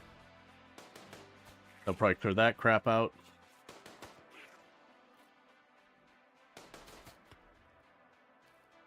How many little scratches did you get? Alright, that's fine. Move over here, reposition over there. Pretty soon we're gonna have to go because people start getting hungry and all that.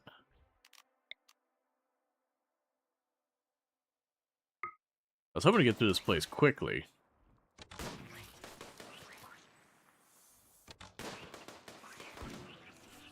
We have explored a good chunk of it, though.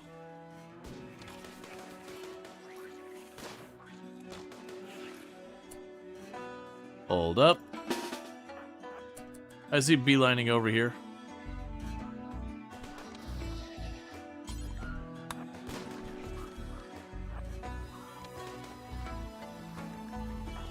Okay.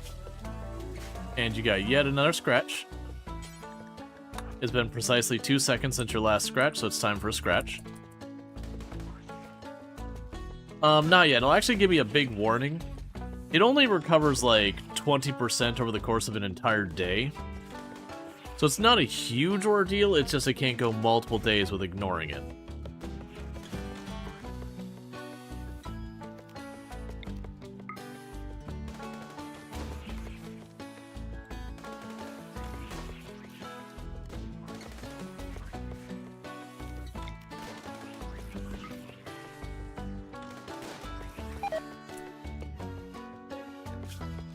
And we got a corpse with a couple of meals on it.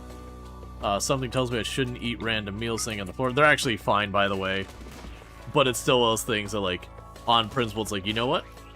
If I don't need to eat the food sitting on the corpse in the flesh hole, maybe we don't.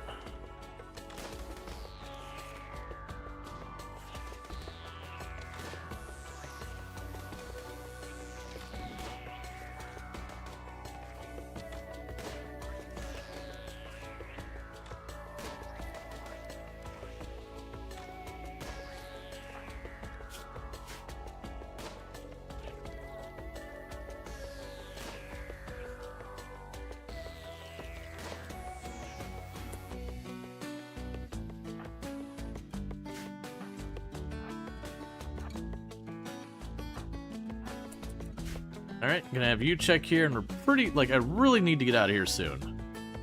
People are gonna start getting hungry and sleepy and all sorts of stuff. Why did you slow down the game?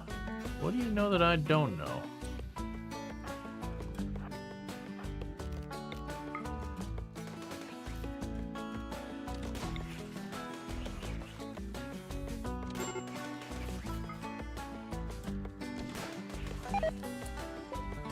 Okay, another corpse, but this corpse has an assault rifle. Alright, so you all that are starting to get a little crabby here.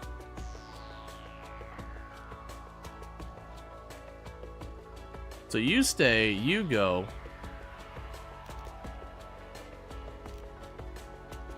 Yeah, you know what, it's fine. Run over here. Strip that body.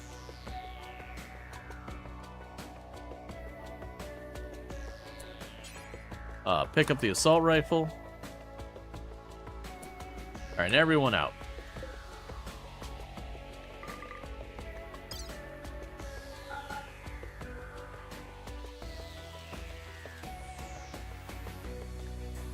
Where are those meals located? Alright. You're not baiting me into killing myself, right? So there you are. There's a pair of meals. Leave the rest of this crap out here. There's the regular meals. Where's the fancy? Oh, the fancy meals were on the corpse. That's fine. So we did grab the assault rifle. I'll get it to someone else once we get out of the hole.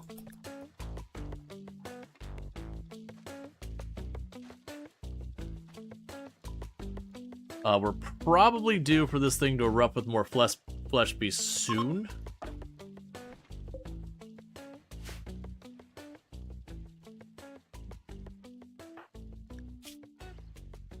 And again, these are mostly mild injuries. There's just a lot of them. Attend to you.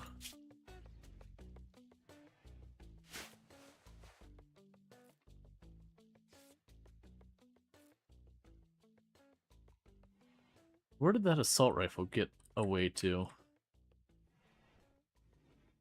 There it is. Okay, so I think in our case, so you have a normal SMG, a good SMG, and a good SMG. You have been upgraded to assault rifle.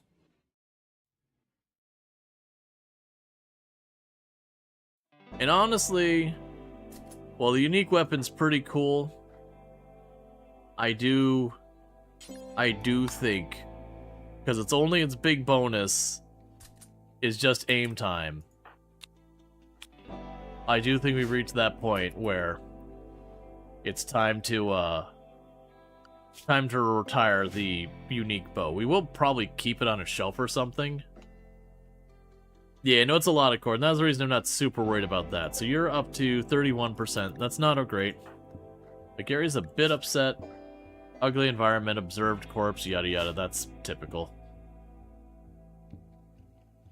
You'll need to give everyone a minute so that Nexio can recover.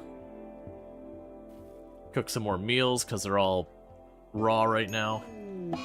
Nexio did get an infection because of course they did.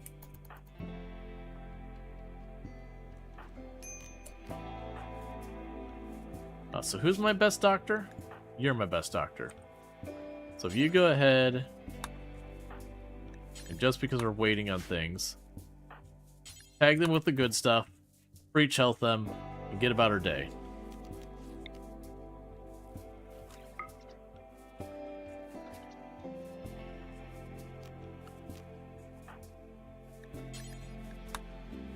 Alright, because what we're trying to do is lock that in as fast as possible. And I know I can break out one of the unnatural healers and just get it away. We are trying to minimize our use of them for, like, purposes of the challenge. Well, the challenge of the game type wear. Hey, Randall Thor, thank you so much for the raid. The 5 gifty subs. I really do appreciate it. I do hope you have been enjoying the stream, and thank you again for all that support. I do that a lot where it's like, I'll hear the notification for one thing, call out the other one, it's like, wait, hang on. That's not right. Especially when I'm like, you know, juggling things. Healthier negotiator, what is your problem? Are you joy fuzzed? You are joy fuzzed. That's fine, Gary, you talk to him. Take the wooden clubs and spears and revolvers. I do apparently have another heavy SMG somewhere. Take those, take that. Get this out of here. Get the insect jelly out of here. And I know they can't afford it, and that's fine. Get this all out of my life.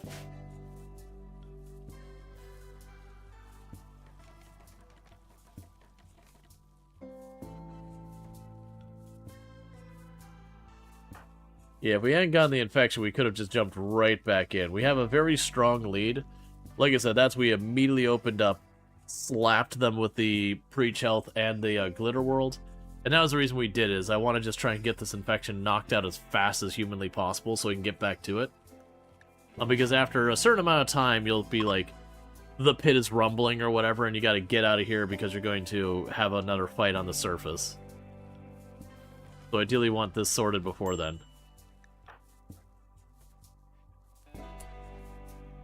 Let's keep you on this. I want good 10s.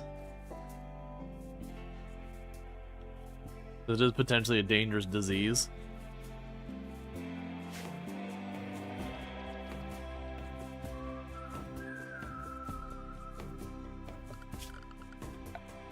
Honestly, for our purposes, I'm going to add this area to safe, so they can work on that. I shouldn't, but I'm gonna.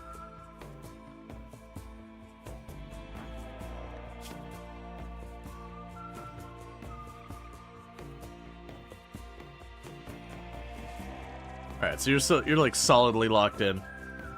So like I said, what we'll do here is in just a minute we'll have them all, like when they wake up, I'll probably just pop in there. Because you've got like a 60% lead on your flu. Sorry, infection.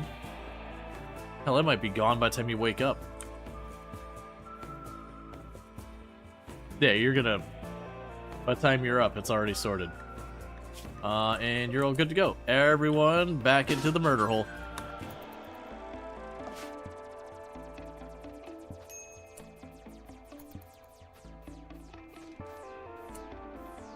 Okay, so get down here. Range people pile in behind.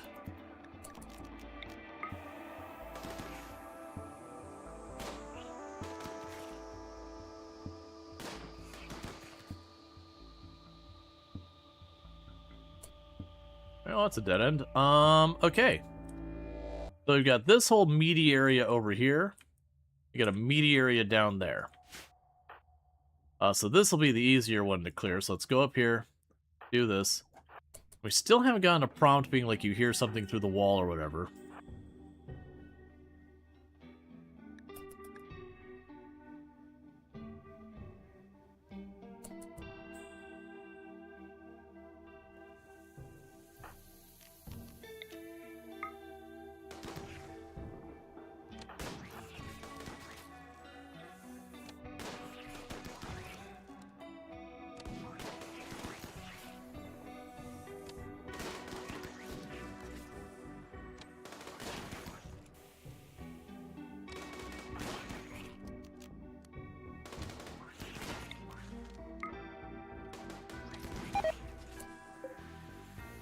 Steel flak helmet. Alright. I'll just put on the steel flak helmet immediately. Ah, I'm glad I canceled that. I was like, you know, we're getting pretty far in here. Okay. So, that means the boss is here somewhere. Yeah, because we heard it here. So likely the boss down here is in this vague area here somewhere. Probably through that wall. I'm going to go ahead and be a bit greedy. We're going to ignore the spot that we believe the boss is at and run down here and see if we can't get anything else. Because getting a flak helmet was definitely a good find. Let's see, the light is also indicates boss red area. Oh, I see. I wasn't aware of that one.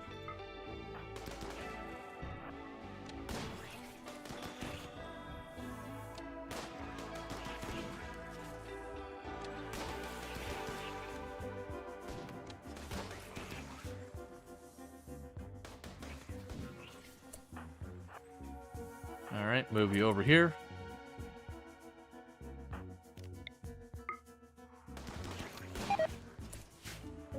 And a bionic heart.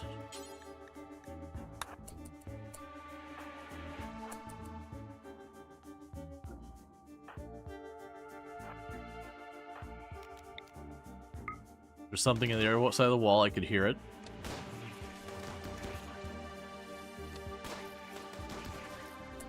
Whatever happened to those? I'm sitting here doing this, there's just this hive up here I'm just utterly ignoring. Somewhere down here I heard something breathing. Making spooky breathing noises.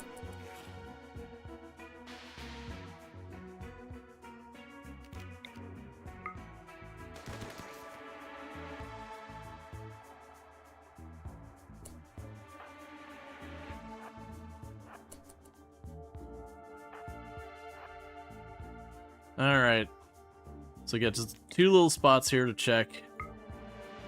They're probably down to the boss area. So this might be a full-on room down here.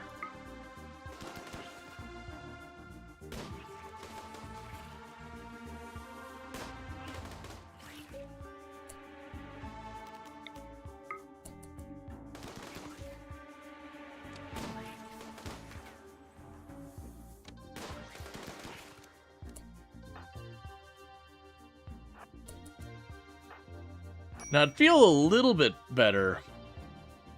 How many of these nodes can you find in the pit? I don't know. I've seen like 5 or 6 of them in a pit before. There could be quite a few of them. And that'll be the edge of the map. Alright, so what we're looking at is fighting this boss. So let's go ahead and let's move up here. I could probably clear this chunk out of here to give me a path to retreat. There's a bunch of different strategies for fighting it.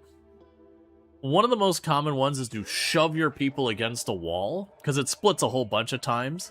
So you shove your back against the wall where enemies can't kind of bounce in behind you when it splits. That's a very common strategy, it's a very good one. I'm not feeling great about that with my current equipment level, because that's definitely your stand up and fight kind of approach. I'm definitely feeling like the let's be as cowardly about it as possible.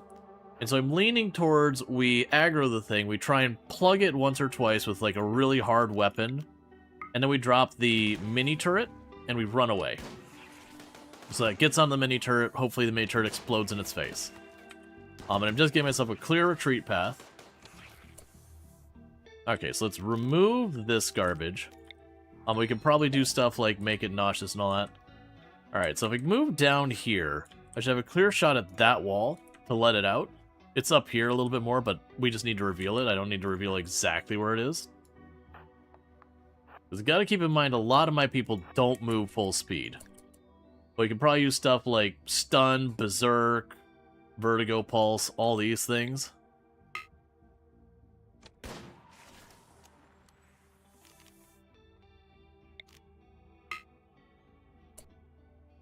It's not very helpful.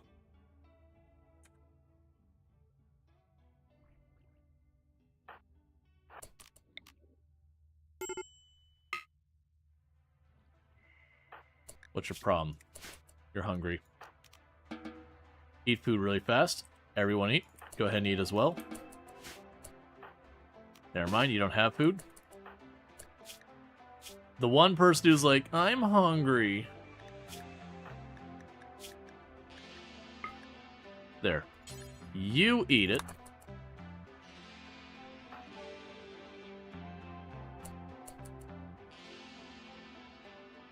Let's top off our food to keep those moods from exploding.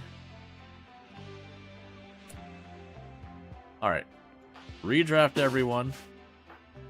Get back into position.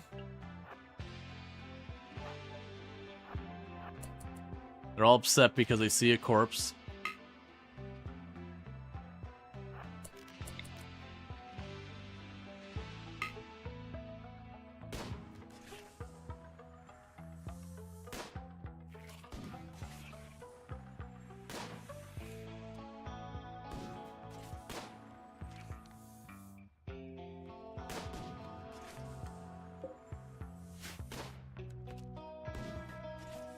Well, if you hit that enough times...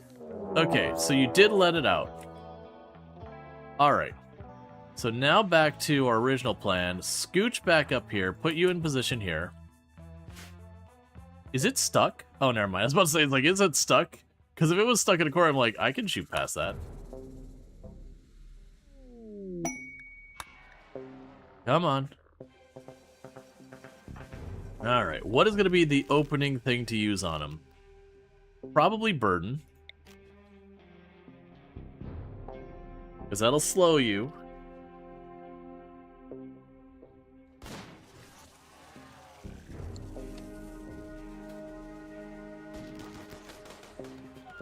And thank you for the follow. Welcome to stream.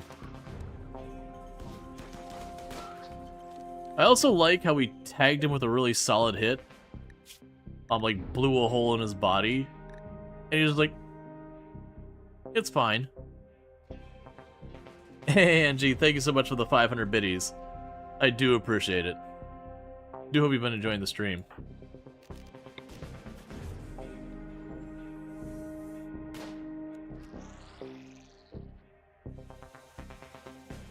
Are you just gonna let me do this? I mean, I'm down to do it this way.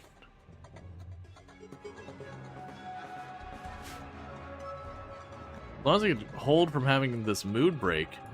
How bad are you? Hideous environment. Your mood's holding pretty terribly. Give me a good tag.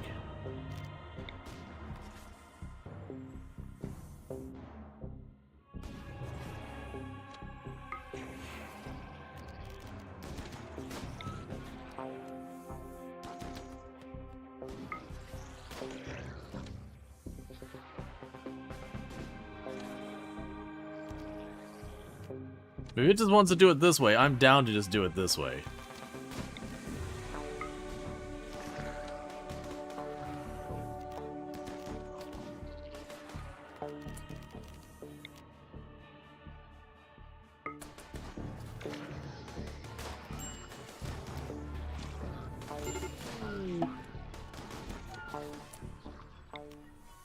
Let's play it safe. Throw the turd out there.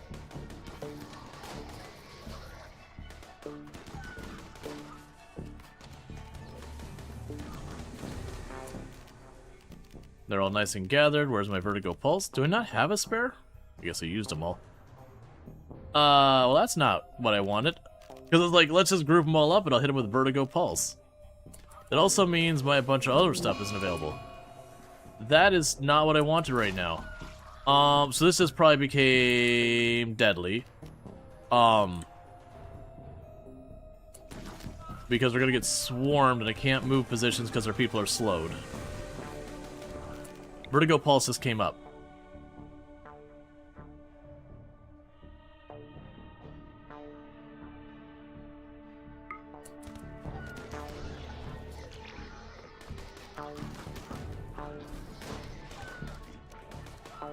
Probably gonna get out of here. There's gonna be a lot of injuries. Okay, cool. That works. People are in relatively rough shape, but they're not dead. So let's go here to all the stuff we've got going on. Undraft you. We got time to get out. Go here. Exit. Cancel exit. Grab everyone. Items. Shards. Bioferrite. Accept.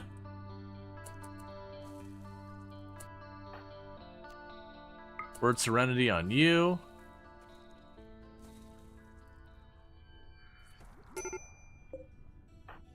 Alright. Let's quickly cancel exit all of you. Oh, first, allow all. That's what's going on. Alright. Exit. Everyone's leaving. Items. You're gonna pick up the fall. Yeah, so you're gonna pick up Rongor and get them out of here. Grab Rongor's gun. Grab the shards. Grab the... Don't actually care about the herbal medicine. The bioferrite. Get him out of here.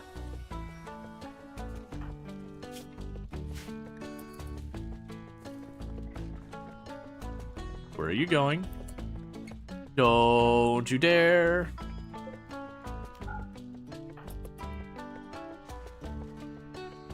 Get out of here before you bleed out.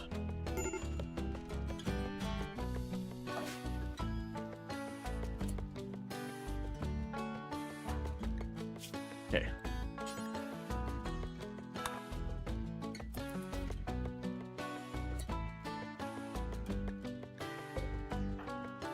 Actually, we don't care about him.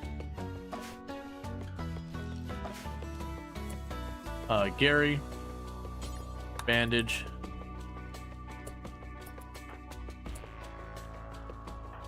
How are you doing? What? Bandage.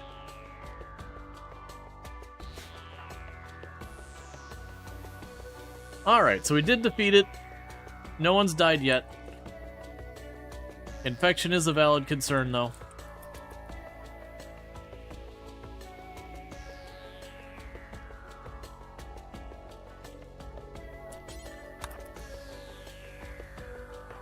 You'll need to be patched up in a big way. I'm just gonna let you get to your bed, meanwhile patching everyone else up.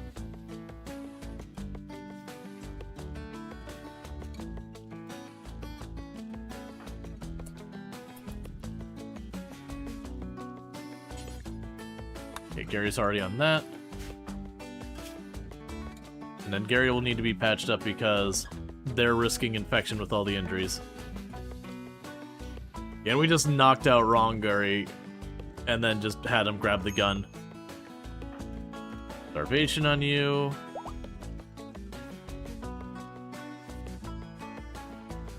You're back up, that's fine. Where did your gun get off to? There it is.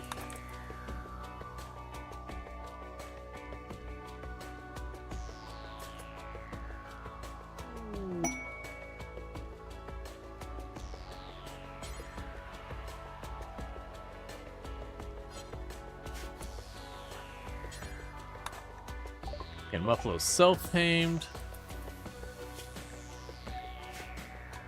Alright.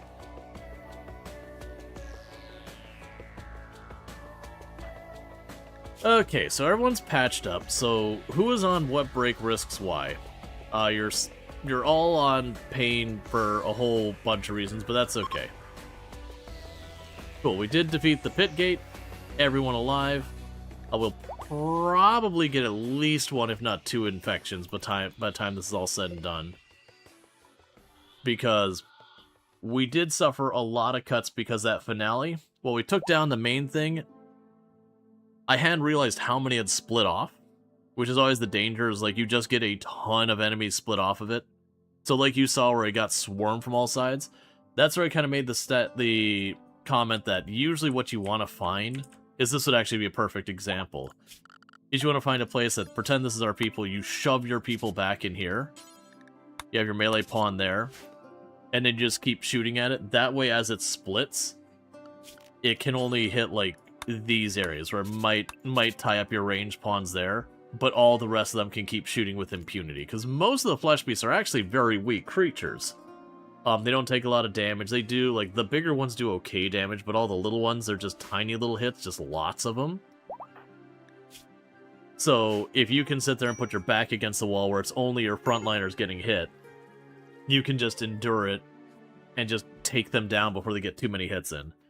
But with how I took it down, where it's split off everywhere, it was one that we were taking a lot more hits than we necessarily did. I'm actually surprised our injuries weren't worse than they were.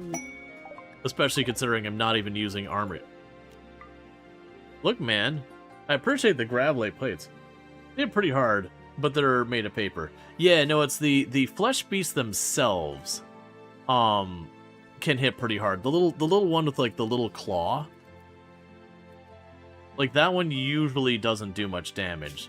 Like, when you look at it, like, there's a bajillion hits on here, but each one of those hits is like 1.2 to 1.6, half, like 0.9, 0.6. Like, there's just a ton of them, though.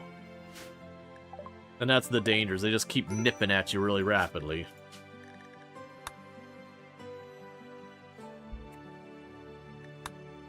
But the proper flesh beasts actually can, like, do a decent hit on you.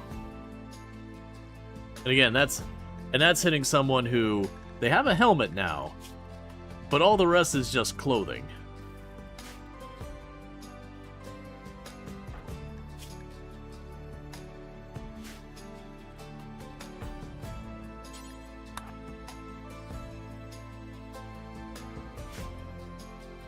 But yeah, Flesh Beast is a numbers game. It's like your old baseliner raid, or like when you had like your rabbits attacking you. It's that kind of thing. It's a lot of little hits that pile up. It just every once in a while you get a super rabbit that's the big one. They still are soft, but they can put a pretty good hit on you, like a good 5 or 6 damage per hit. In the wrong place, like the neck, that can get pretty dangerous. Oh, you are allowed to leave here finally. As all these corpses and all that were piling up.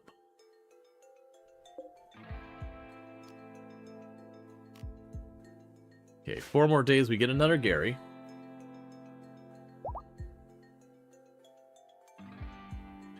But once everyone's recovered, we get some meals cooked, all that kind of stuff.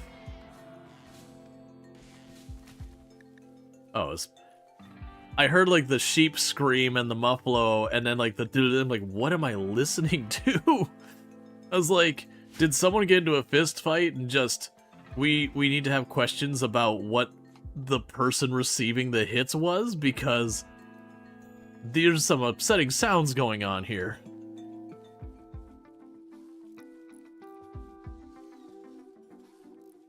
All right.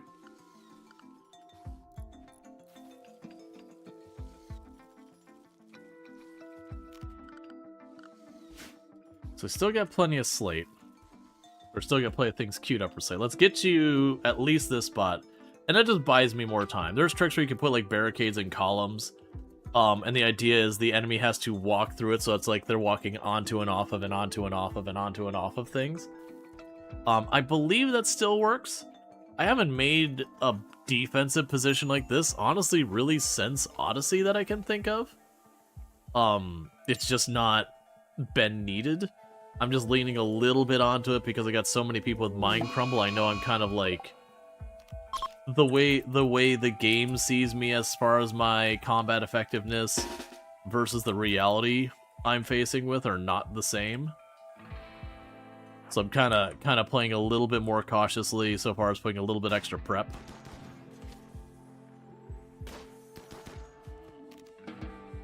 On the other hand, I've got psychic abilities for days, which goes a long way too.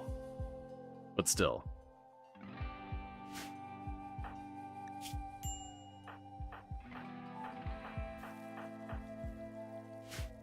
And I look forward to getting another Gary to toss into the pile, because at that point I'll be able to have one Gary assigned to each major responsibility. We'll have a crafter Gary, a research Gary, a grower Gary, a construction Gary, a cook Gary, We won't have a mining Gary, but that's not that big a deal on this map. Alright, so we got 3 Mastodons.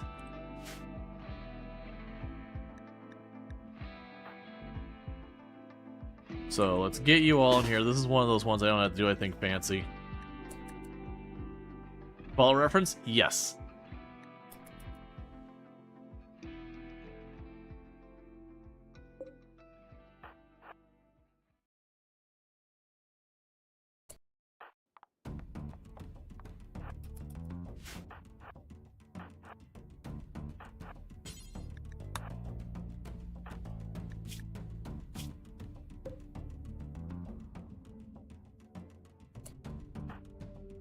I need to move up here so that you chase them up here.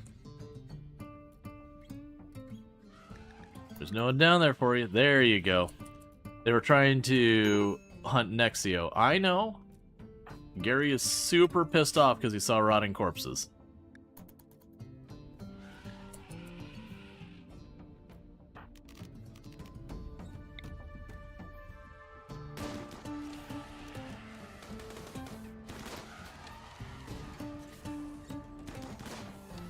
I feel pretty good about not needing the psychic powers. I'm just keeping it where they close the gap too much.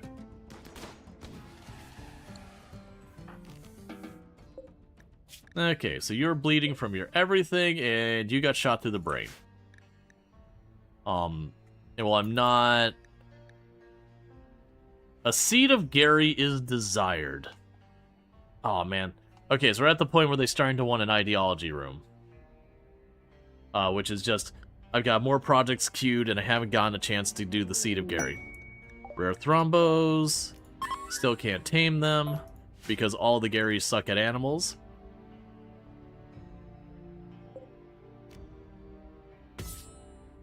I definitely need to get something like Alpaca back here, and just have, like, have some of the Garys who can't do other things because Crumbled Mind just do nothing but take care of animals. So that they slowly put together their animal skill.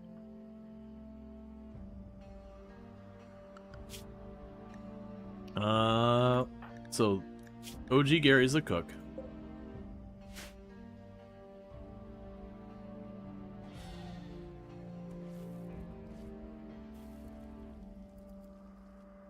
So we were a great gaggle of Garys? Yes.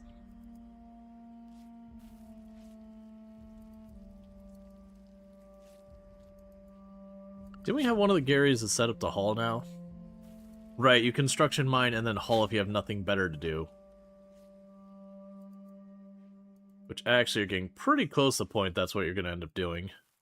So Earth Rush is cleaning. Yeah, Earth Rushes are... Oh, we actually do have a hauling cleaning Gary, that's right.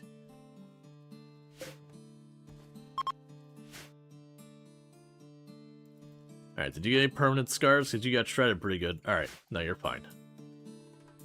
The only scars are the scars in your heart. You should probably genuinely see a doctor about that. It's a real bad place to have scars.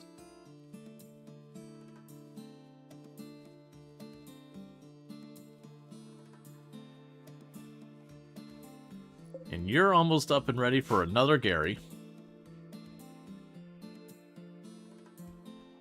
I don't really have a weapon for another Gary, but it'll probably be time to get ourselves a second melee Gary.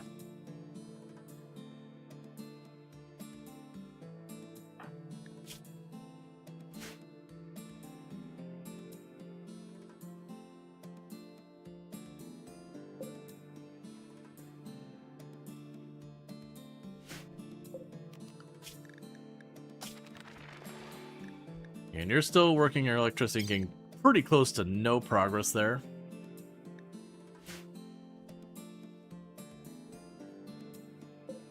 Wait, I didn't actually harvest the Devil's Strand, did I? I figured something destroyed it. That's fine. Drought's not a big deal for us.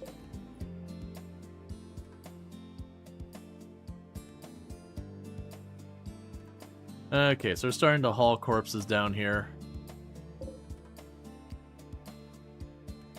So that the trees might feed.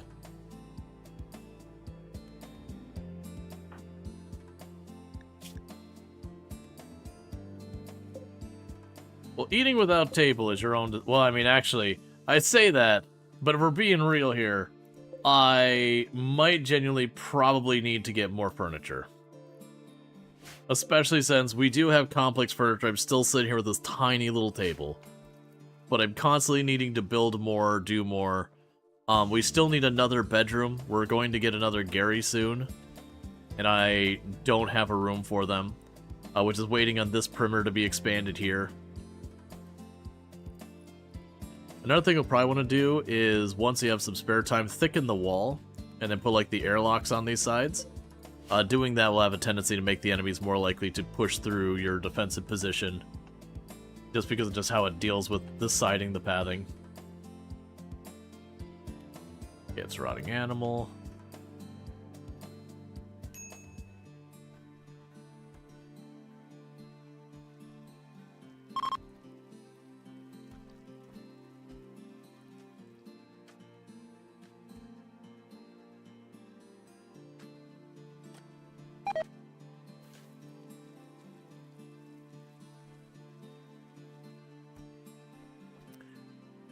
What do I need for the seat of Gary to be happy? So, 4 columns, no beds. Okay, so we can actually make the seat of Gary work in here.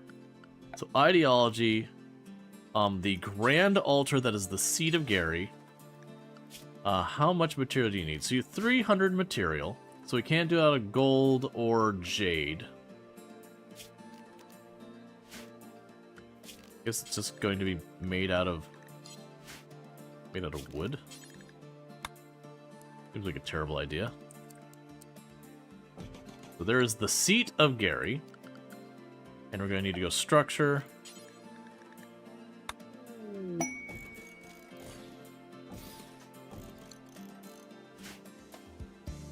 You need 4 columns, right?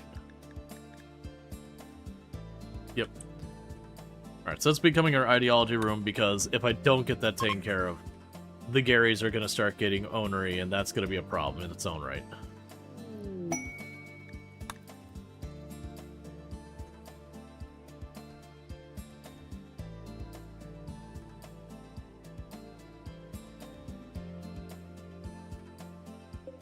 I wonder if we get a mech resurrection serum.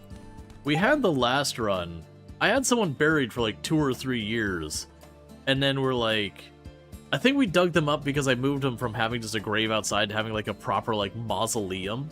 And so I went to move them to the mausoleum and I dug up the corpse and I was like, wait, this corpse is still fresh somehow 2 or 3 years later on a map that's not a cold map. And so we hit him with like mech resurrection serum and we got the pawn back. Because normally they decay.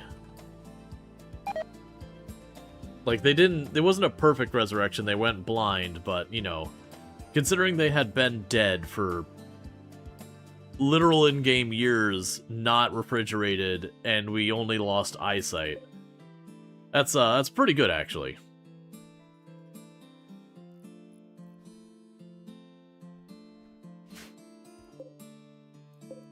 You are going to be for colonists. Cancel that.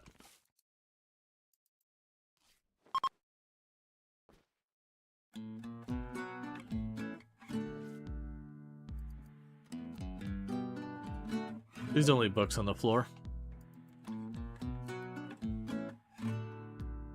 You know, we're just hauling all the corpses down, that's fine. We're gonna get to the point pretty soon that things will start being just able to run smoothly because we'll have enough Garys that are able to work. Like, it's getting a little smoother with each and every day.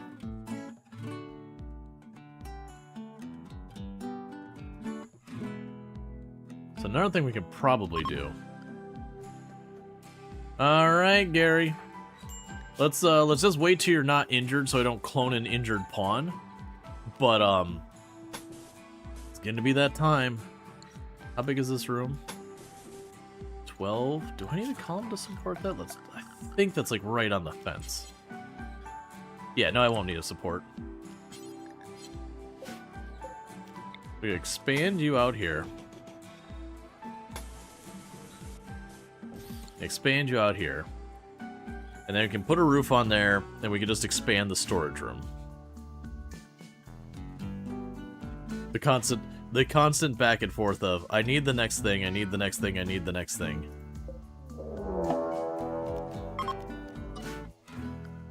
Meanwhile...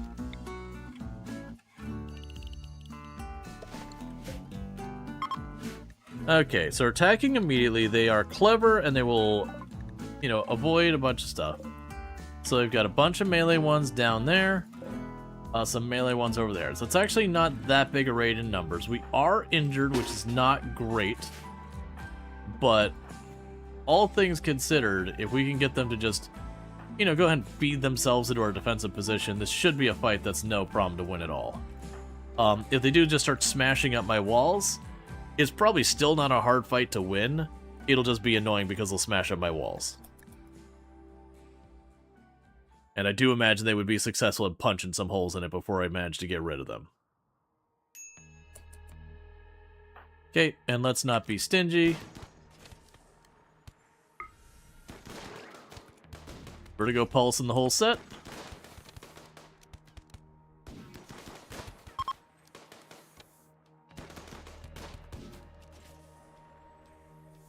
And wrecked.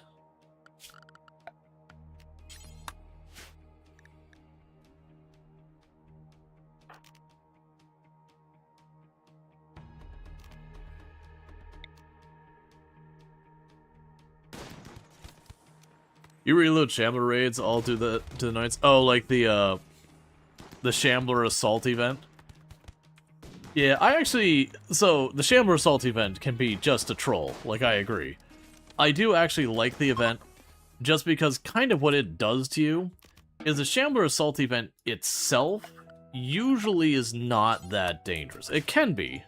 Like, it could definitely be if it comes at the wrong time. It could just wreck your day.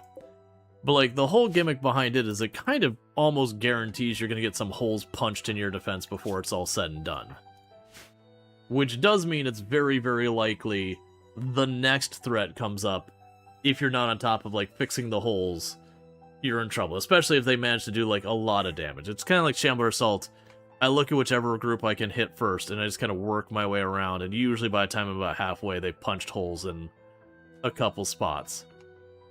Assuming I'm in a good position. Like, obviously, if my colony's half burning down at the time, that's what gets you.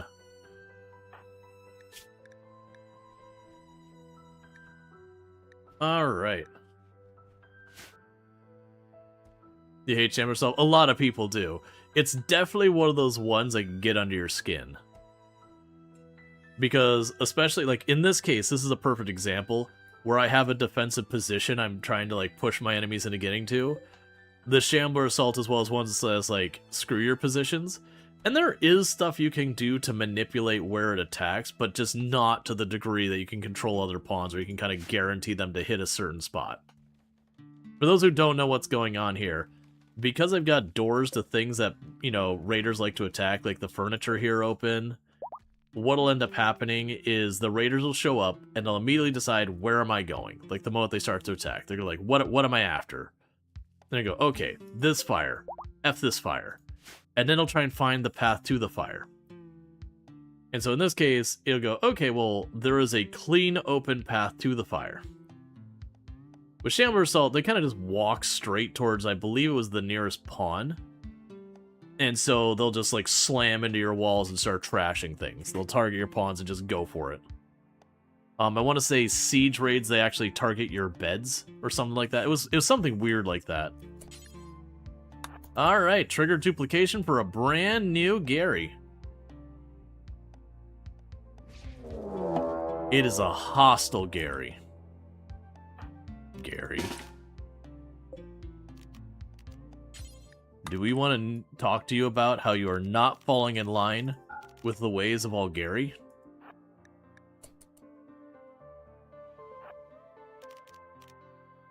Gary, we need to have a conversation about your attitude. How could you turn your back on a fellow Gary? Also, you might really want to consider that there are, what is it, 9 of us now? And there's one of you, and we have mostly the same stats. So, I'm going to let you run the numbers yourself real quick here. But I've got my money on my small army of Garys here. Excellent. Well done, Garys. Go capture that Gary. Wasn't there a Fallout where everyone is named Gary? Yes. This might be a reference. Gary 1, what a surprise. Honestly, they actually did get a good number of punches in, considering that they got swarmed by about 5 other Garys.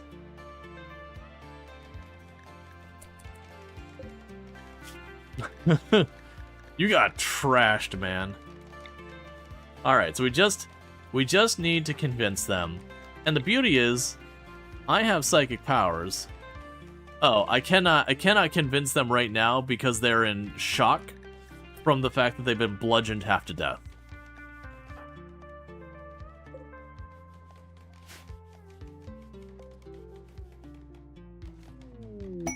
Yeah, that Gary is no true Gary. We can get the unhappy gene. This is just like, what do you want in life? We got a book. It's a pretty good book, and also a gene that makes you unhappy. Have you considered having a gene that just gives you depression?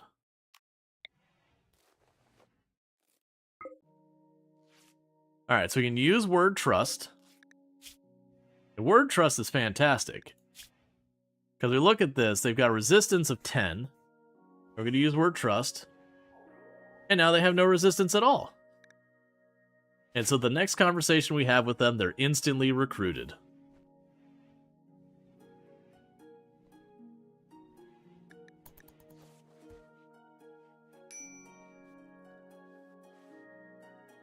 Alright, so I will open the queue. Who wants to be the Gary that flipped an attitude the moment we spawned them into our universe?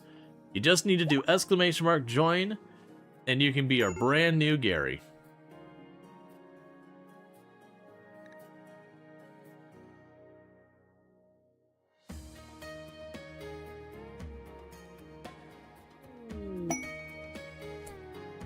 Alright, so new recruit Gary. Excellent. Welcome aboard, you know, latest Gary. Is that our 10th Gary? I've lost track. So here's our Garys. There's 9 and there was 1 dead. Okay, so that's our 10th Gary.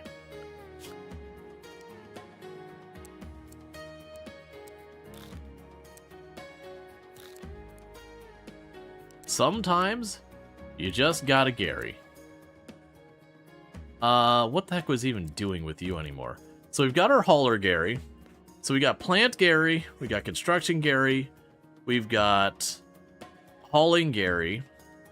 Sorry, Cook Gary. We got Hauling Gary, we've got Crafting Gary. This is gonna be just Research Gary. That's all you do. You research Gary.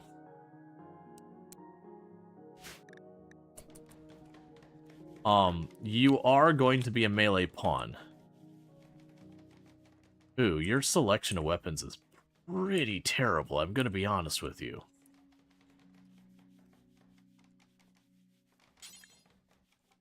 Have a poor quality Equa. We will get you something better.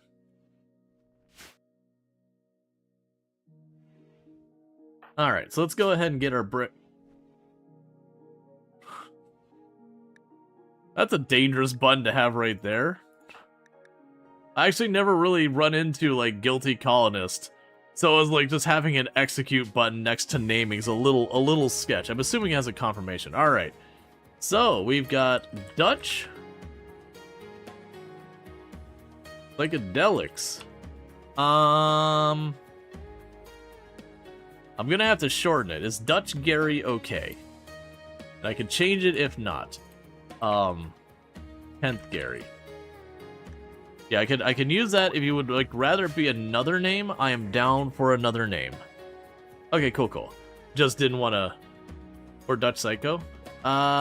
Sure. Where'd you go?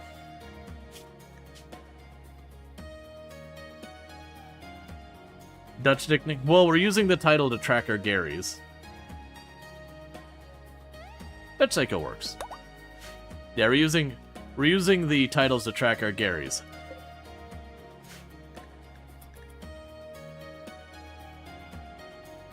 Because we're up to 10th Gary.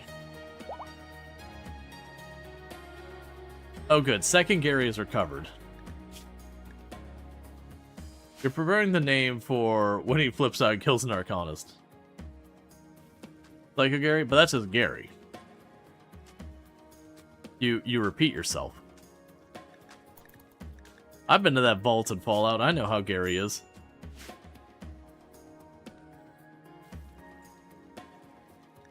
So, seat disrespected because we need to get columns built.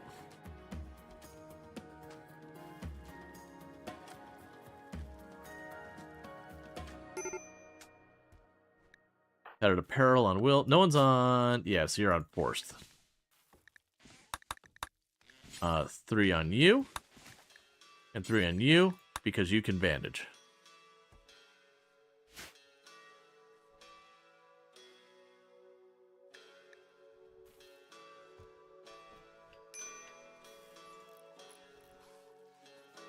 Oh, excellent. We're going to do the oxygen not included, where you build the wall behind you and then realize you're trapped. A true classic.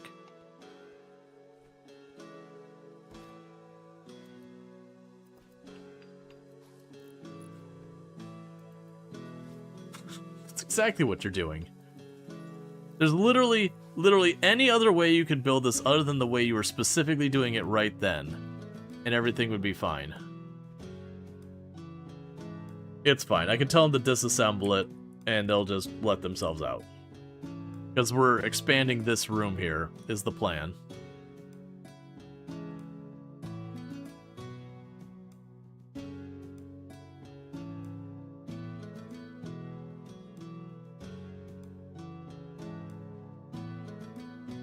They're also at the point where that's not enough meals.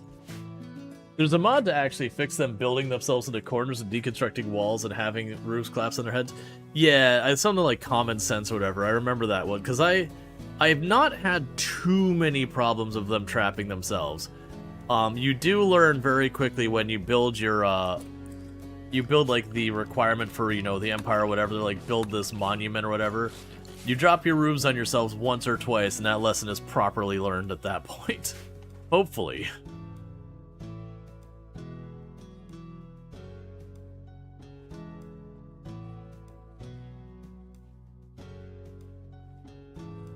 Yes, I just want to get that seat disrespected gone, so we're not sitting here with a penalty the whole time, and then we'll, void provocation again. I also just remembered you're in the crap room right now. Oh, that's a normal room. Because I do not have enough bedrooms, because we're just not building fast enough. A wild boar has chosen death. Thank you for your contributions to the colony.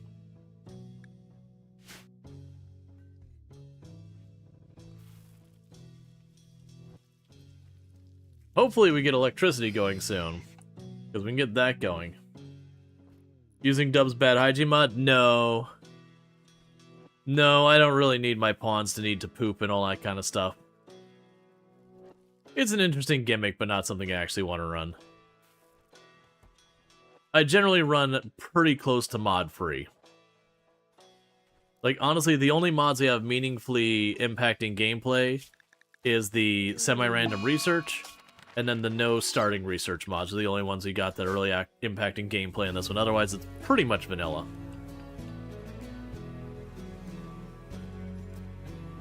You mostly run it for everything else as.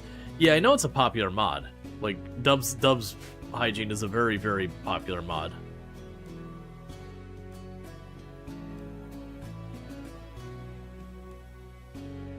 Yep, just keep feeding the corpses to the trees. Just the tiny little window with dandelions in the field of death.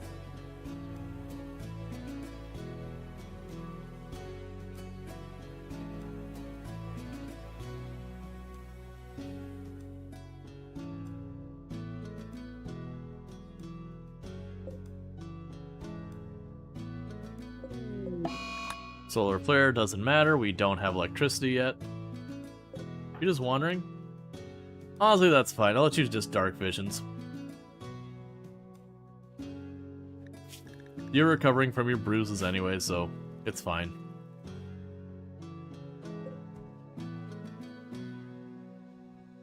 Right, so we should probably change this field into something else at this stage. I'm not needing that much wood. Our raw food is in really great shape. Our heal root's in really good shape. The Devil Strand wouldn't be a terrible idea. Part of me wants to go ahead and start. Let's add the dye. Because we're gonna want to start using the dye to like dye people's clothes and all that, so whatever. Let's see, Stacks could not Stacks could not imagine playing without it. Where would I store all my wealth before Randy ends your base? X1 Stacks could not imagine running without it. I'm not sure what you mean by X1 Stacks. I mean, these days, just build shelves, man. Shelves store so much stuff on them. And if the shelves aren't enough, then you must be playing in an easy difficulty because that wealth's going to be getting out of control. Like, honestly, we're at the point of just starting to increase the size of our storage. But yeah, no. If the shelves don't cut it, you're usually putting some wild amounts of wealth going on.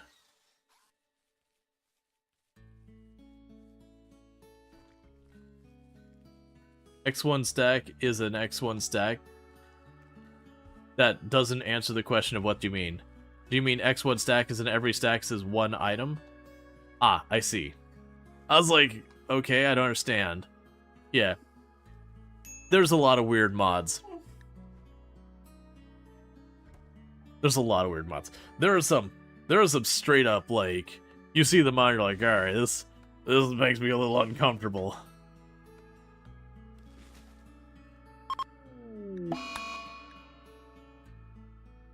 Okay.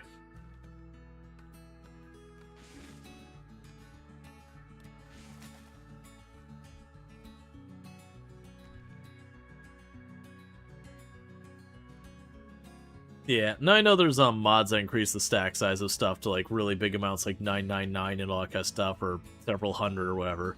I don't see this particularly necessary, because like you look at this, I've already got almost 5,000 corn in here, which I have no business having. Like, I'm just not gonna like unset the field and everything. And we're gonna go ahead and make this place bigger. But you know, we'll get there. Right now, what's hurting is we're waiting on stone. And that's because our crafter was, like, struggling to have time to actually do their crafting. Pod Swarm. So that'd be a 3 hive infestation. Artificial metabolism's pretty cool, but we're not going to bother. Because the swarm, this is the only eligible place for it to target. And I could fill it in to try and mitigate it and all that, but I'd rather not.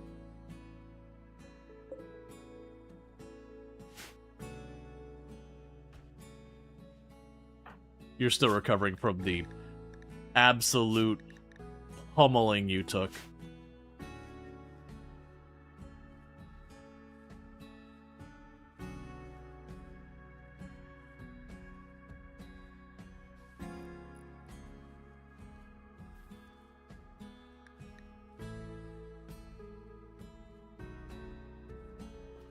Oh, right, okay. So we're probably good for Void Provocation. And we will grab one of the Garys that, yeah, probably you. Yeah, one of the Garys that has Mind Crumble as the one running it. That way if they get down, we got a Gary that's one of the ones that's kind of more limited in what they can contribute.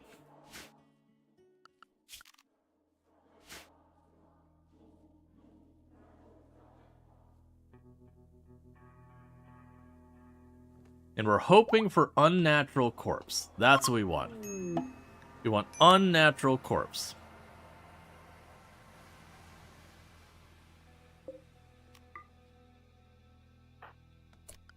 Okay, schedule. Safe.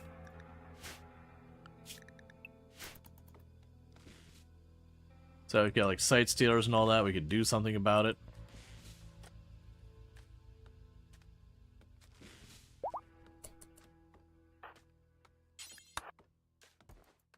I also really need to get a containment room for the anomaly stuff. That's long overdue. I just want to get an Unnatural Corpse. So Unnatural Corpse is one of the anomaly things. it'll show up either by drop pod or by teleporting in. And basically, the unnatural corpse is a corpse of one of your colonists. So, like, let's say it targets Megalo here. There will be a dead Megalo on the map while Megalo's running around. And it'll just keep teleporting to Megalo and harassing Megalo and making Megalo cry and slowly hurting Megalo's feelings and all that kind of stuff. It'll be just downright bad for Megalo. But yeah. But it gives us something we really want, so we want it to show up. It's definitely going to happen to Megalo now. I don't make the rules, it's just how it works. Alright, so Gore Hulk Assault. Gives us Bliss Lobotomy.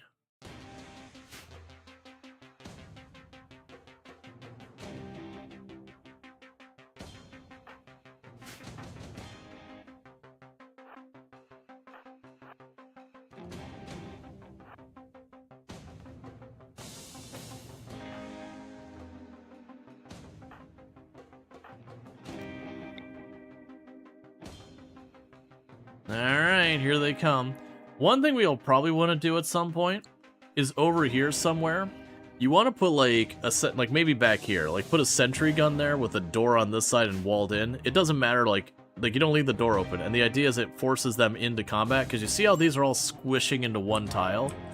That's a problem. We're going to run you over here, because that should put you close enough that it pushes them into combat. As you can see, they're all grouping up like that. Because otherwise they occupy multiple squares, or multiple can occupy one square, which can mean you just get overrun rapidly.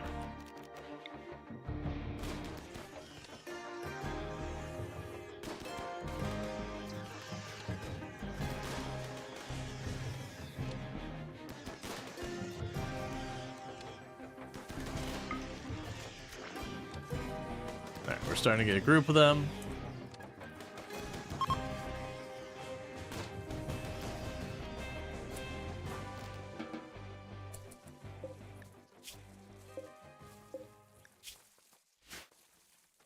And all murdered.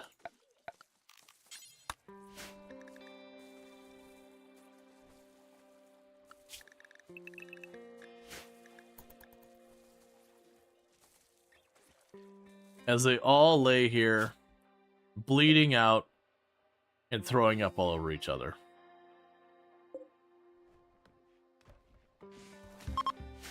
Killing people under Vertigo Pulse is pretty awful.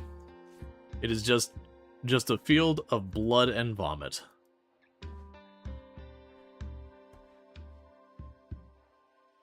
So, pretty much a fraternity.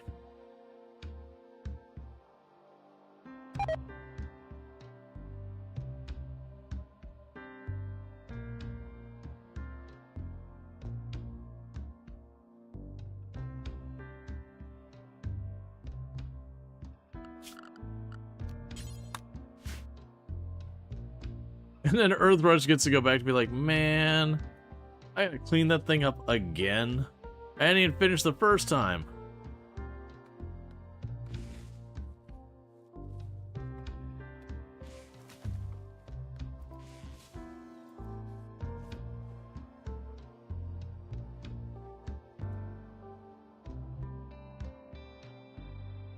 You're like that in real life?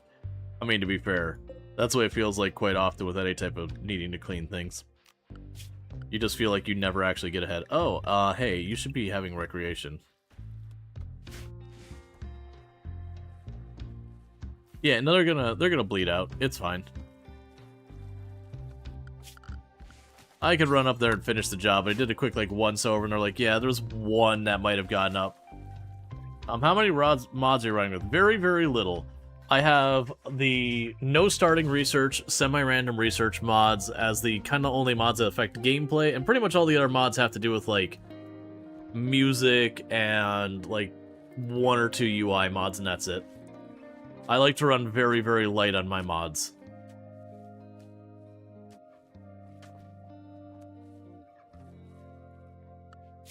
Oh, you aren't going to build a roof here because I told them not to a while ago.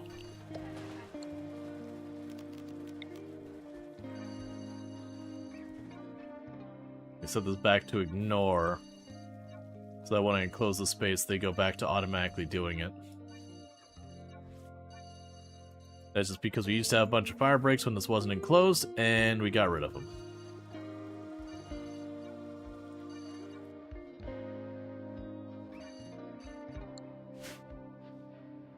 Alright, so once they rip this wall down, we can get a bunch more shelves over there. That's going to be slate, which we're currently using for flooring our rec room, so that rec room is slowly getting nicer.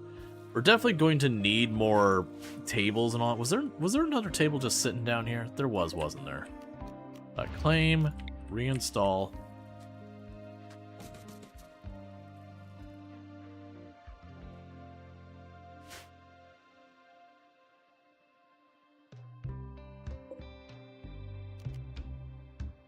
Let's see. There's me who can't seem to play any game that has mods fewer than like 75 gameplay mods. Oh, I mean, there's lots of people like that. We have a lot of people in the community who talk about it's like, oh yeah, currently running 365 mods. And it's almost always like a week or two later, like, well, I'm reinstalling the game because it stopped running, or, well, my save file got bricked, and, you know, it sucks for them. But it's also like, well, yeah, it's because you're running like hundreds and hundreds of mobs, and you have no idea which one ultimately ruined it. Because they're just doing way too many to have any bearing whatsoever on what's going on. Or they'll be playing like, yeah, something got added and I have no idea what's causing it. And I don't like it, but I also can't figure out which mod it is. Which that's one of the other reasons I actually don't mod very often, is the number of mods I mess with, like Kenshi and all that are completely undocumented stuff added to it. And a lot of times stuff I really didn't want has happened a lot of times. You'll just be like, hey, what's this mod do? It's like, well, I had this one weapon. It's super rare. Okay. Or no, it'll be like, oh yeah, I had this one extra faction. They just do this one thing. It's cool. Alright, cool. And then it'll be like this entire, like, reworked all the factions, equipment, and everything. You're like, but that's not what you said this mod does. You said you just did this one thing that, like, changes the cannibal faction to have a little bit more depth. And now, like, all of my factions don't even look the way they used to. Undocumented features to me are, like, one of the biggest negatives anytime I'm dealing with mods. If a mod has, like, undocumented features, that's like a straight up nope. Never again. We'll never touch that mod again. Have some books. Have some more books. Because like I said, unfortunately, a lot of the times the undocumented features are like super broken things. Well, that would be fun, but marching over there is going to be a whole problem. If we get shuttles and all that, that'll be a big thing.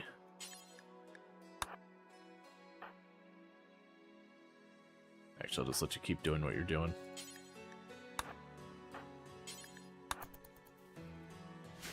You refuse to touch combat extended freaking ammo management. The combat expanded is one of those mods that, like, people bring it up a lot. It's like, oh, when are you gonna do that? It's like, no. The answer is just no. It's just not something that appeals to me, interests me, or anything. I've messed with it once or twice before, way before streaming. It's like, nah, man, this is just not my jam. Not even the ammo management, but it's like so many things are added to it that's like all over the place.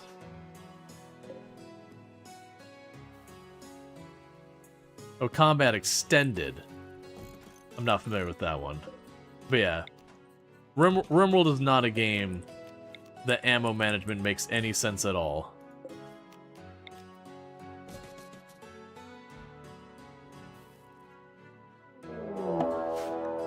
Alright, so you'll be attacked from a bunch of different sides. Okay, so you're packing actual heat here. We have 5 on the right with multiple ranges. You are mostly short range. You have no range at all. So the group on the right's the biggest threat. They got 2 bolt actions. So as far as them hitting our defensive line, they're the biggest threat for us.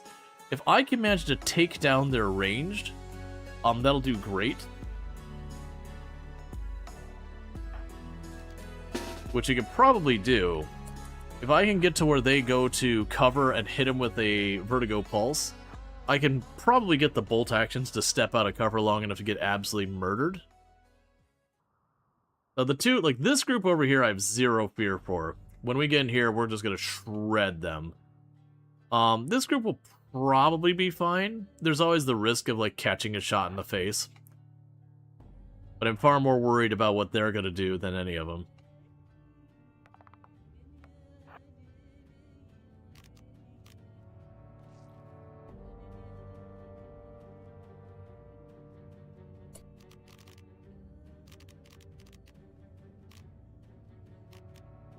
So one other thing we could also possibly do is I could possibly drop the shield on him, run up, berserk him, because he's already dropping into position.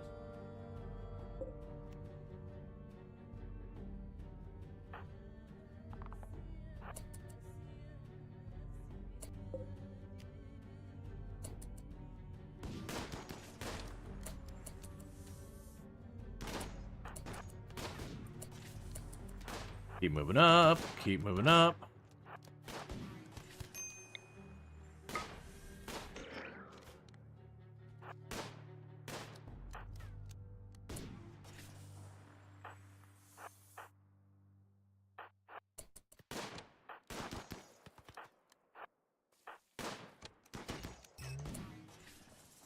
Well, I hate that.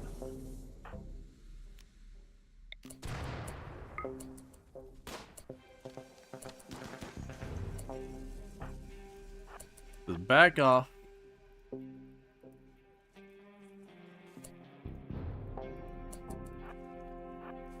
And you just got tagged a little? Yeah, you didn't get bloodied.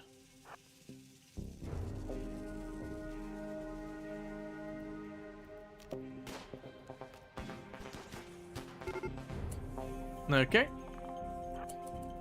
So the main danger group, no crouching in RimWorld, not without mods. What you do is you get behind cover like this over here, like I can walk up against the rocks.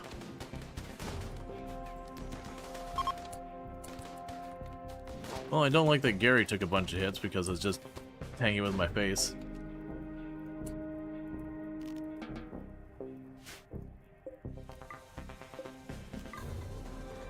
Alright, Gary, you took one minor hit, Rongor took a hit. You go ahead and try and grab that real fast, because I guess I don't actually care about that much. Schedule. Alright, so they'll probably attack that and I don't even have to sweat it. I feel I'm pretty good against that one, where they'll walk in here, they'll have to move into this area where there's no real cover, where I get cover. So he should be in good shape there.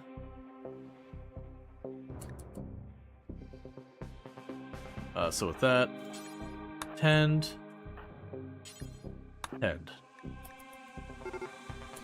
Never mind, don't bother tending, there's no time. Okay, so you two get in front. You two here, or three or whatever, get over there. Then grab our long range, bring it back here. Another thing you need to do is expand your area. And when I get more bricks, we'll do our shelves. Yep, so the good news is they're going to take care of that threat. Honestly, I wasn't too worried, because that guy's got a knife. With us packing assault rifles, heavy machine guns, and all that, with like 9 or 10 to 1, the dude with the knife is not going to make it. The other one had grenades. The grenades are fairly short range, so it's very unlikely they would make it either. Meanwhile, this one, the Molotovs, he's going to get murdered. Goodbye. The chain shotgun's gonna get murdered. Goodbye. Now this one could actually get a hit off or two and cause me grief if he stops to actually fire. Or he'll just die. And luckily... Oh, never mind, I do have a door over here.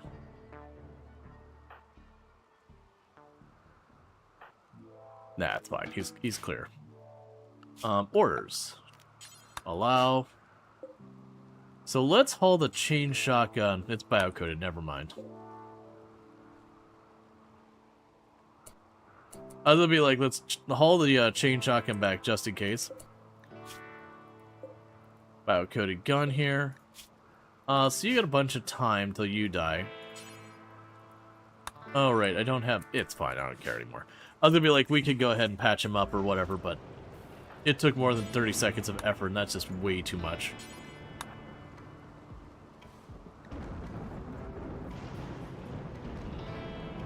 Why do we have two honor Garys? We had another creepy joiner join, so I just chucked him in the fridge. That way if something happens with our first creepy joiner, we got a backup creepy joiner. But they're just staying in the fridge.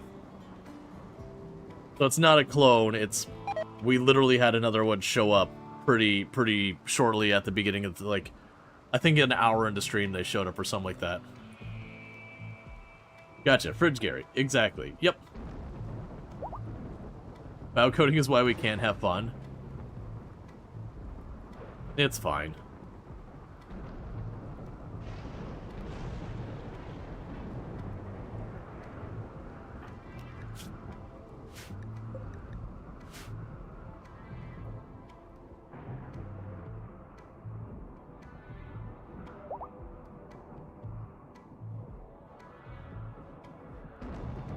Honestly, this place is disgusting.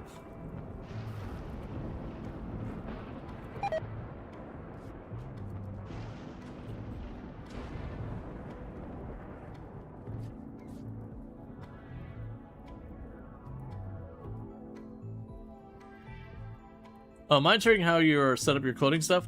So the cloning is being done by the Corrupted Obelisk. That is an event from Anomaly. So the way I actually set up the scenario is I took Naked Brutality, and then I went in and added a Create Incident Corrupted Obelisk on day 7. That was the main thing to get this off the ground. And then with that, I did have a creepy joiner show up on day like 15 or whatever. They ended up being useless, so we kicked them out. But, yeah. No, that's the thing. A lot of people, they see the horror aspect of Anomaly, and they're like, oh, nah, man. It's not for me. Which fair enough. Like, the SCP horror thing doesn't really interest me about Anomaly. Anomaly is my favorite favorite of the DLC, despite not really being into horror or any of that really at all. And it's just because like all the utility and all that stuff. Oh, you just don't have the DLC? Yeah. But yeah, no, the cloning is an Anomaly thing. You don't think the top line of shelves is included in the storage zone? I mean, the shelves aren't part of the zone itself. The zone's the floor. The shelves are their own thing.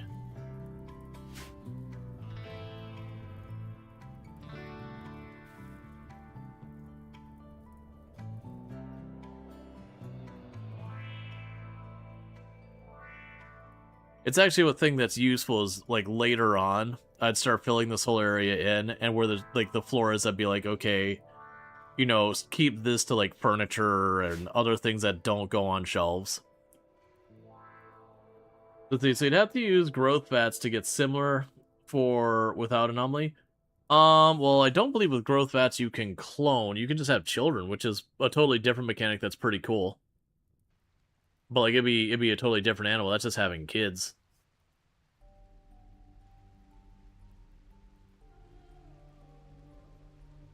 That's a lot of fire. Yeah, we're on a grasslands map.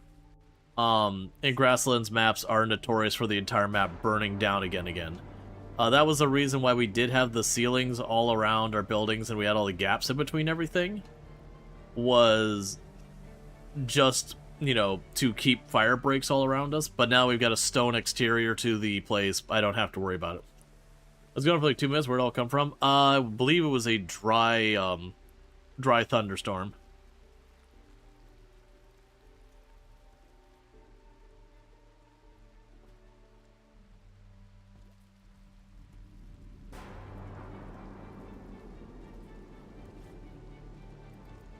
To see actual research happening after all this time. The Garys are coming a long way now. They're actually becoming a sufficient and self-sustaining society, something we never expected of the Garys.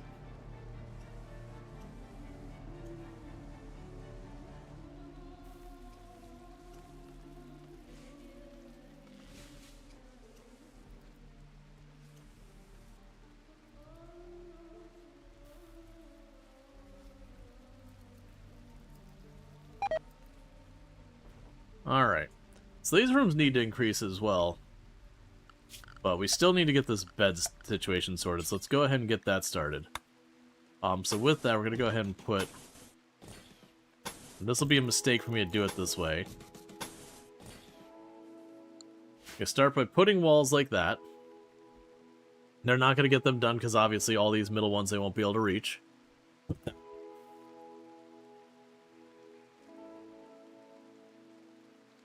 June dropped her phone. But yeah, so we'll go ahead and get like this all built out.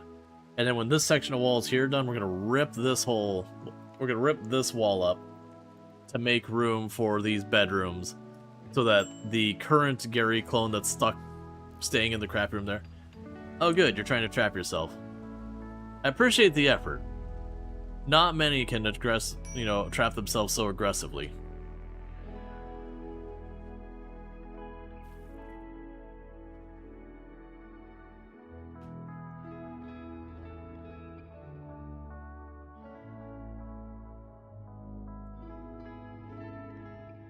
Okay, and our moods are starting to settle because now we're having an impressive dining room. Probably choose someone other than you. You know, recreation satisfied. The mediocre bedroom's a problem. That's gonna have to come with nicer floors or art. A mad deer. Oh, mad deer. Multiple plural.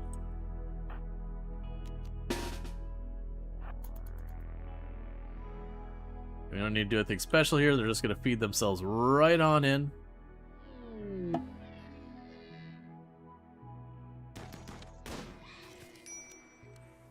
And just add it to the gory corpse pile in the middle there.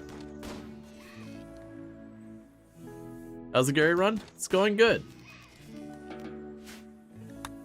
We are on Gary number 10 right now that we've already got in our colony.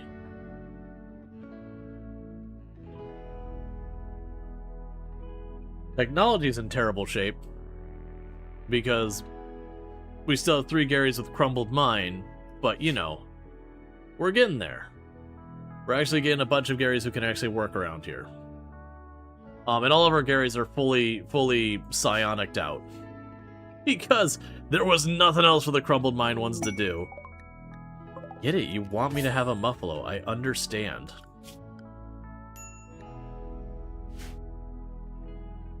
Only one, and it wasn't even necessary. We did get unnatural healing. We did ultimately dev mode force the creepy joiner to happen because we got crumbling mind 6 out of 6 times, which we did the math as something like a 0.006% chance of that happening.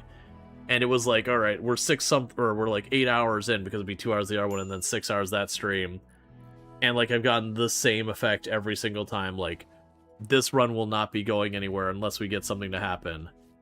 And so it's kind of being like, all right, we're going to commit to just making the creepy joiner forced to happen, because if it came down to just waiting, it's going to start a new run and do something else because of just the nature of the fact that it would be just stuck getting 0 progress and basically being beholden by RNG, not by like any type of player skill or anything.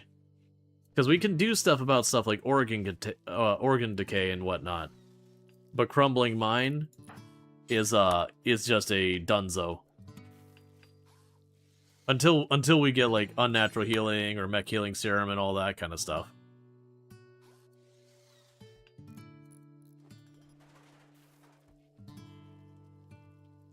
All right, so you're slowly getting all that sorted.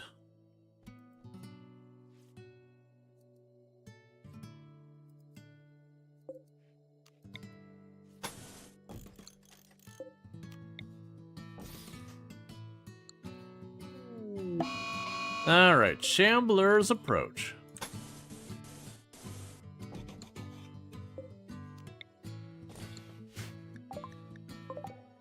Oh no! 2 shamblers!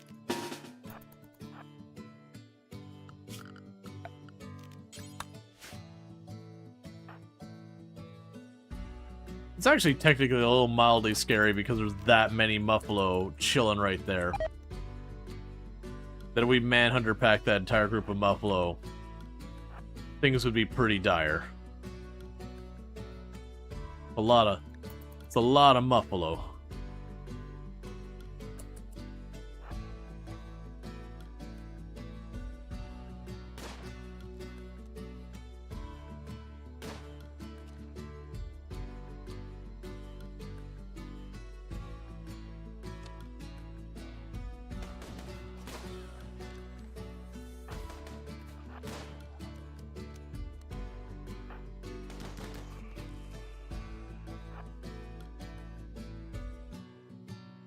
I like to think this Shambler's trying to hide. Well, that's a... Compared to a lot of the other events we got, that's a weirdly nothing burger of an event. How are we doing so far as being able to void propagate? Okay, so we can. How are we also doing on being able to, like, trigger the monolith? I don't think we're going for the monolith ending, but... Oh yeah, we got like 8 more to find, so we got a long way. Hey Gary, there's 10, well, 9 Garys saying hi back.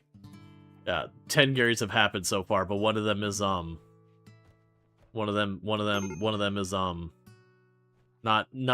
currently taking calls. Out of office.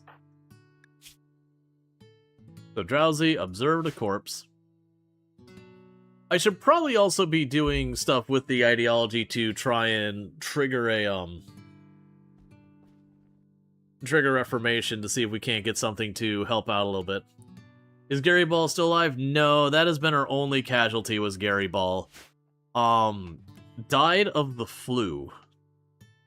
The flu got out of control on them. We tried to, like, when it was clear that they were going to die, we tried to organ harvest them very unsuccessfully. So, you know, unfortunately, Gary Ball did not live a great life.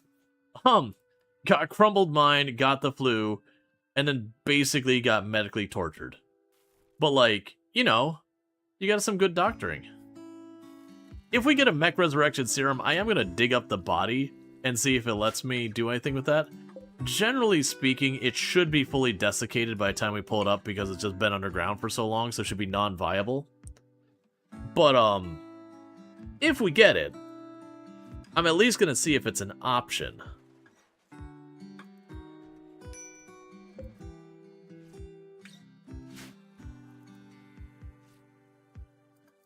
For the greater Gary? Yep. Absolutely. Many surgical failures. It was a great success.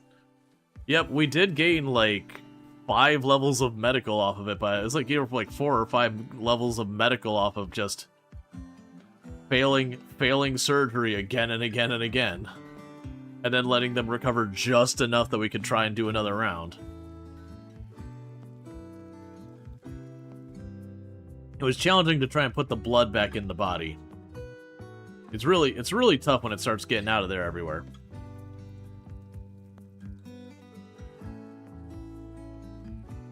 Alright, bear with me, chat, for just a minute. We're about to hit an ad break, and I really need to use the restroom. So, let's see. You think it always resurrect them? The elements you get out of it?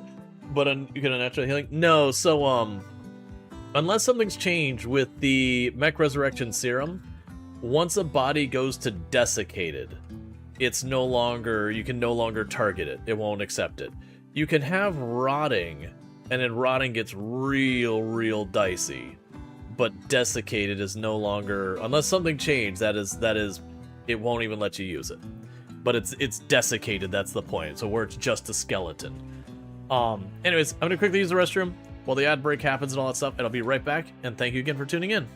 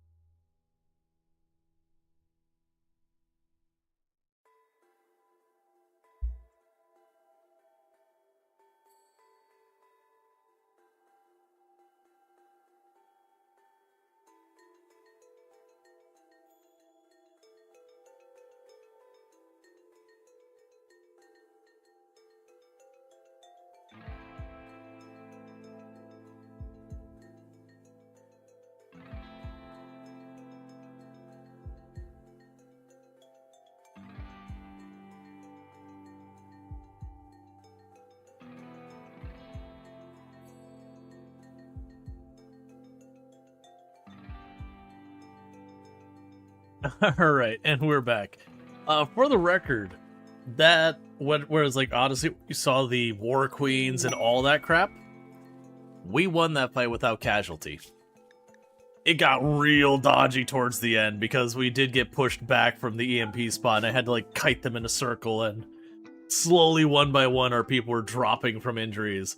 But we did have like our last pawn finish the last War Queen, and then proceeded to spend the next time panic bandaging everyone up to get them to our side. But we did manage to resurrect Kanahawk, who unfortunately did die very shortly after that, but you know, at least for that encounter we were good. That was so cool to see again. Yeah, that was like that was one of those ones like in the moments like the correct decision is you don't accept it. That same run, it was weird. I had that quest that gave me one mech resurrection serum, and there was like later in the run, I had one quest give me 2. And it was another one of those ones where it was like, okay, it is throwing like the brick house at my face. So, you know, the prize was there. Like, the prize was there. That they were definitely like going, hey man, I'm gonna make you work for this. But if you manage to pull it off, I'm gonna reward you real well.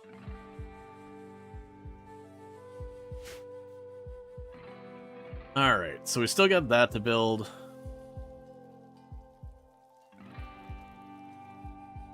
Did I set you to have a range? I usually don't. Yeah, so you have unlimited range. Once you get the bodies out of here, which will probably never be because you'll drag the bodies out of there and then there'll be new bodies to be dragged out of there again and again.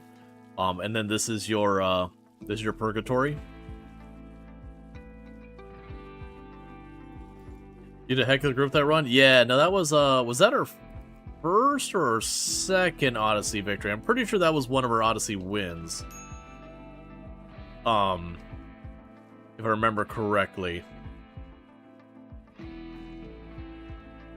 Because I'm pretty sure we've won Odyssey 4 times now? 3 or 4 times? And I've probably done Anomaly like 7 or 8 times. I've done on stream the ship launch, maybe like the straight up just normal ship launch. I've probably only done that 3 or 4 times. Ship to the Stars, I've done I think once. Royalty, I think I've done maybe twice. Arco Nexus, I've done like twice. And that's because Arco Nexus takes freaking forever. I love the Arco Nexus run, but it's pretty hard to commit to the Arco Nexus run because it is not. I mean, if you're using like speedrun cheesing strats, yeah, you can actually burn through it pretty quick. Like, you get your first one set up, and then you just get a couple of people with the field hands, and you just immediately, the moment you get like the research done, you just obliterate all the trees on the map. Let's see, you've done the first ending once. It was very underwhelming. I mean, it's about what you expect. You get off the planet. You love Royalty? One time you did twice the same run. Oh man, Royalty is actually my least favorite one. And to be fair, my beef with Royalty is entirely just like the whole going through and building up the honor and that kind of nonsense. And I know when Royalty first came out, it was just a thing that your people would get so completely insufferable. You would get them a rank or 2, and they'd be like, okay, I doth decree you will do this. It's like, well, I guess I'm doing this. Otherwise, they get like a -20 mood debuff for like, you know, a whole season and a half or whatever. And so you just get these like whiny Royalty people. This is all wrong. This is wrong. One moment. We almost made it uneven. A whole bunch of people in chat would have slowly gotten really upset with me as they slowly observed that this was not lined up right.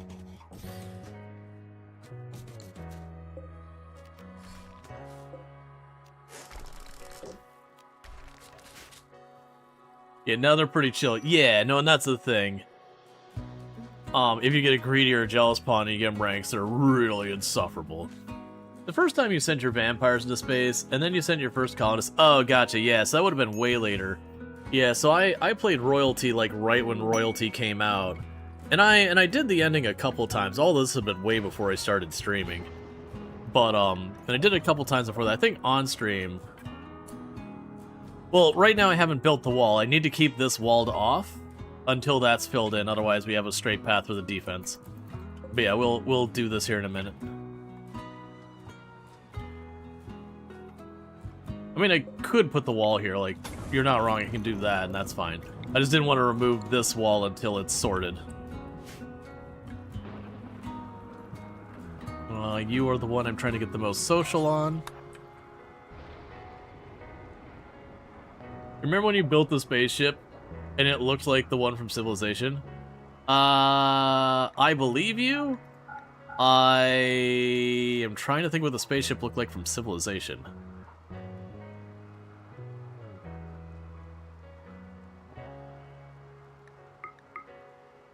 I'll take your books. Okay, so take a bunch of clothing that's all getting worn out. Take the poor quality clothing. We're better than that. Take the pants. Take all this other stuff. And just since I see we're sitting on copious amounts of it, have you considered developing a habit of taking hallucinogenic teas? It really does. I mean, look, it's not a good thing, but it does things. You experience stuff. 9 out of 10 doctors ask why you're asking them that question. It's like a frame with the pods and engines hanging off it. Oh, yeah. You know, it's like, I haven't done the Ship to the Stars the regular ship launch too many times since I started streaming. Like, usually it's when I have a challenge run that, like, finishing the run so far as rolling credits is the objective. And that, to be clear, most of my challenge runs, I don't actually have a set, like, this is the end goal of the of the run. We just kind of go with it until I'm like, you know what, I'm ready for the run to be over. And then we roll credits. Unless it's like when a new DLC comes out. Usually when the new DLC comes out, I obviously want to see that ending, and I'll usually do it once or twice. That's kind of the FTL style ship too. Oh, are you talking about the Odyssey ship? When you're saying the Starship, I was thinking you were talking, just because of context, I was thinking you're talking about the ship you actually leave the planet with, not the one you travel across the planet with. Yeah, I've done some fun ones. I almost always like to make them asymmetrical. I think it's more interesting. Like, it's cool you can make, like, your little fighter and all that looking style thing, and you're like, hey, look at my cool symmetrical ship. Like that, like, no yucking the yum. You know, you have to build. So I believe with the actual ship to go to space, I think you still need the structural components. I could be wrong, because I'm under the impression the spaceship is one thing, and that the grav ship is completely detached from each other. That they are completely independent, separate, and different things. Like, you can't do like a grav starship kind of thing where you like combine the two into one thing. I mean, you could probably start building the starship on the grav ship and then bring it with you, but ultimately you are just kind of shoving one ship inside of the other, not having a hybrid does both ship.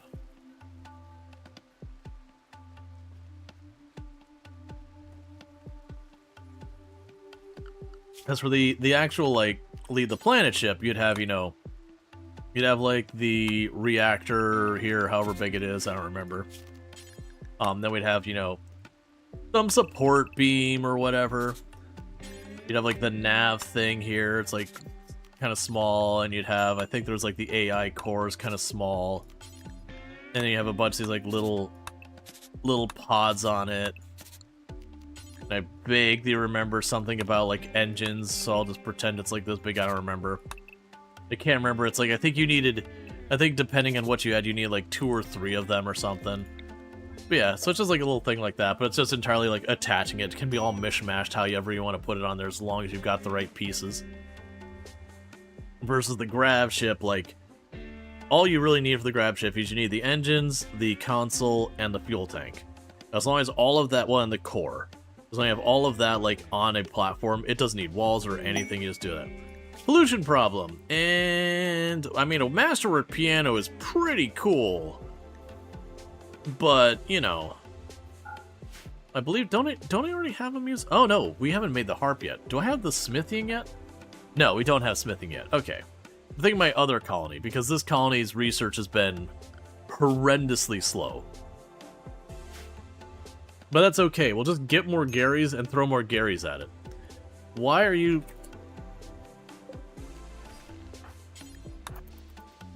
It's like oxygen not included all over again. Sealed themselves in the wall, and they went, I'm hungry and starving. I've entombed myself, but, you know, it could be worse.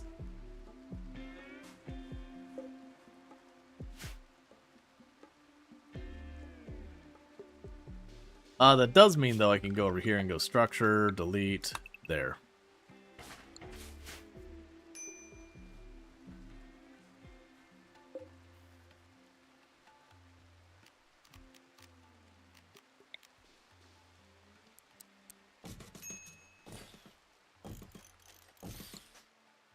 We'll start with that, which is the beds. Morning hits, they all scramble to do the psychic thing. Wait, what? Excuse me? In case anyone needs to check their notes, this is a kitchen. This area right here, this is a kitchen. I know what you're thinking. How could you tell it's not a kitchen? It's got a fire. But according to RimWorld, this whole, like, outside space here is a kitchen. Get a butcher spot up top.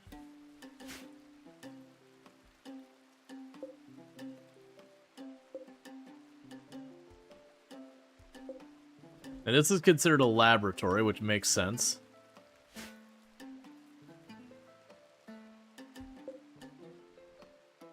Yeah, no, I get it's just like silly things that they consider that like a kitchen or whatever. On the plus side, it is considered a very impressive kitchen.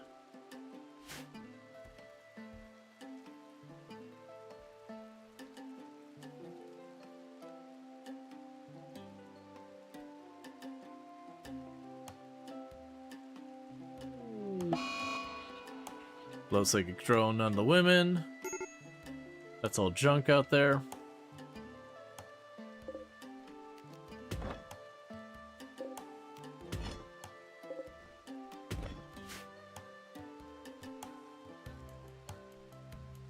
There's someone's sleeping spot out there that could be a very impressive bedroom.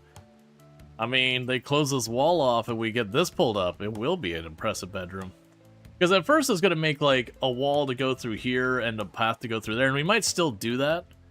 But, for right now, once that's closed off, I'm just going to yoink this granite wall up entirely. Because this is going to be, like, reworked to be, you know, not a bunch of separate rooms. One thing I can do now is delete this zone. There's a bunch of storage in there, so we can get that out of here. And that'll allow me to probably go over here. And I'll get ourselves a hospital. Now, once I get the hospital, I'm going to go over here and I'm going to make a production room. Once I get the production room, I'm going to go here and make an actual proper dedicated, like, laboratory or whatever. You get the idea. We're going to work our way down the line and start making all these different rooms and whatnot. And it should help a great deal. Oh, latch these open. That'll just save me effort.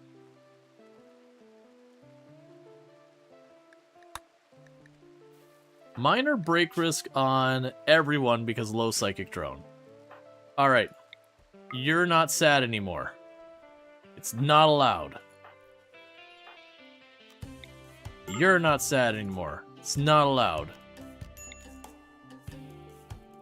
You're not sad anymore.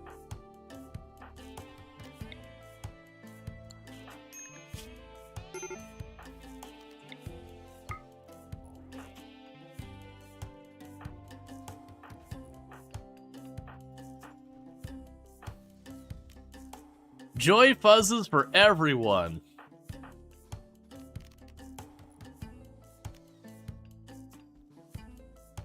Well, joy fuzzes for you as fast as I could recharge my psychic thing.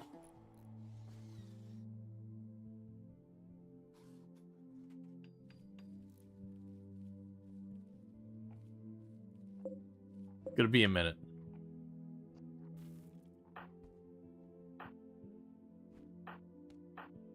Oh, wait. 0.3%.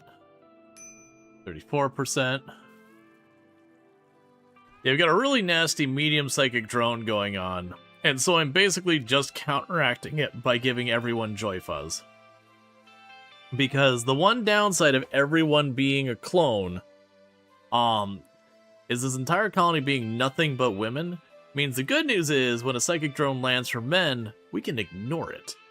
The bad news, when it, targets women, instead of like being, maybe roughly half your colony, it's just all of them. So simultaneously, everyone is miserable.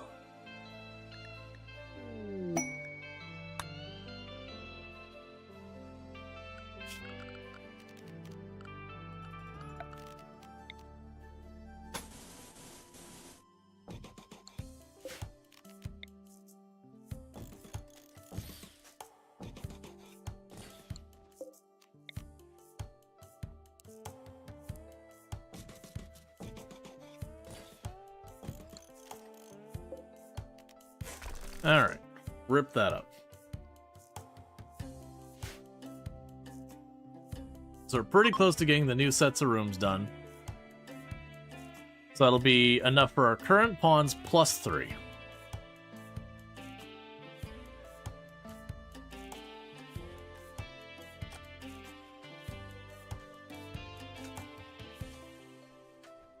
And then with that, we finally have the break room all nice. Some solid slate floors, all that good stuff.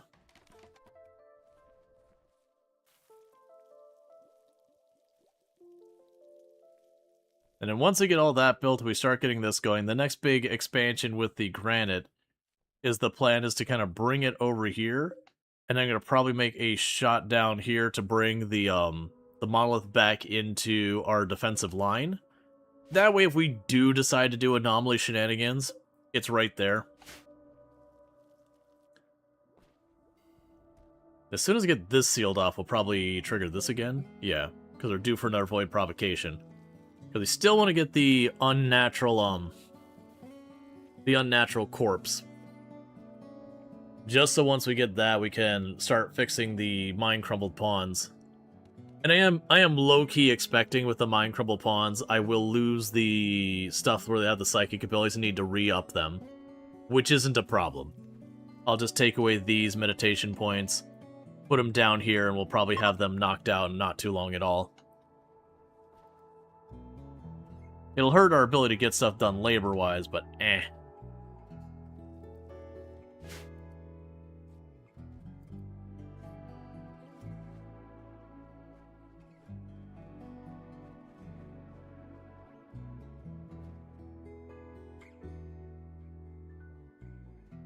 One big fear right now is that the Noctil event happens. The Noctil event will be real grim for this colony. We could toss down a bunch of torches, but those are a pain to maintain. We also don't have flares or anything like that. We definitely don't want to get stuck with the Noctil event. Which has me immediately being like, you know what I really need to do? Make a containment room.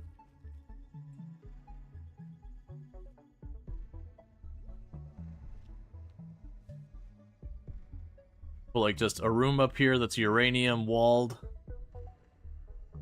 Which we got a whole thing. Well, that's, yeah, we got the whole thing uranium. I have a plasteel one down here as well to mine. That's probably going to be what our next Gary is going to do. We're going to start them off with the ability to mine as their primary, knowing they're not going to do that much of it, and give them a secondary role as well. Just to have, you know, a Gary that specializes in everything.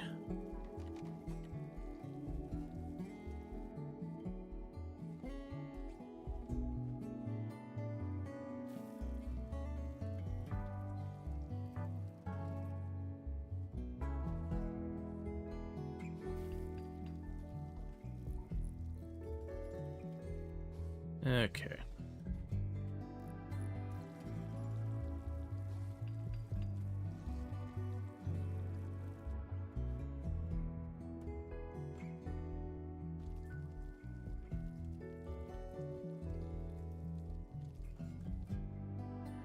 I'm also hoping we get to the biotech stuff, because that feels like a fun thing to do, is just start juicing up our Garys. Alright, we got a ghoul attacking.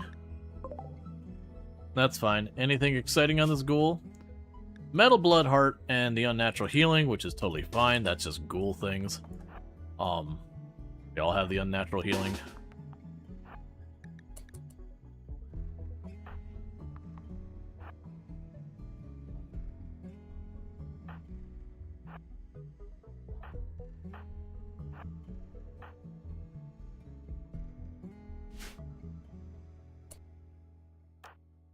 That's not what you want to see. Hey, have you tried considering not walking out to death?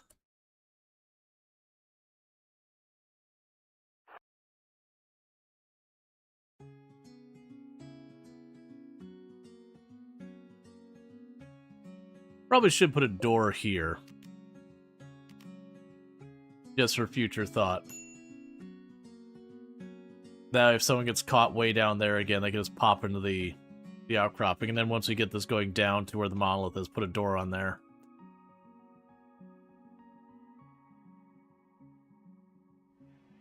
And then later on, we could go and put some lights in here, so that we light it up for wherever the enemies are.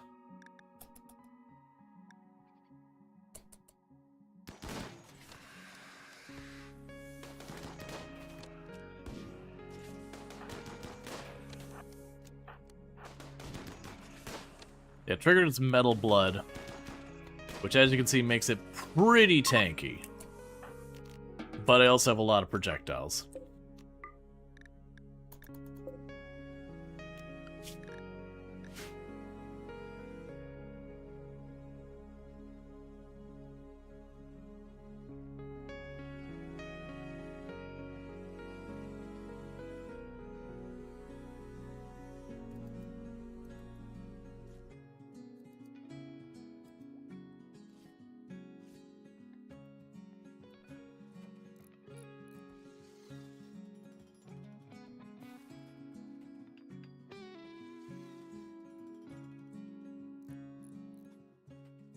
It's one of those things, we're just barely keeping the meals going on time.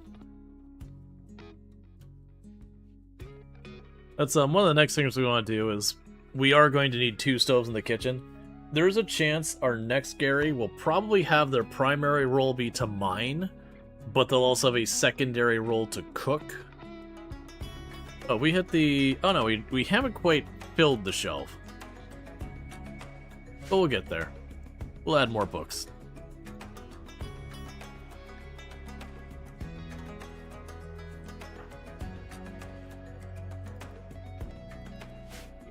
Alright.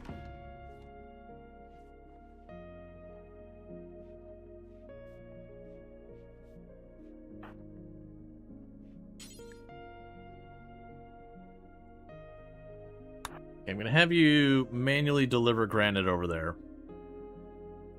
Because we do that, it should... Okay, that was all the granite we had. Yeah, so 1 more piece of granite, and then that'll all be enclosed.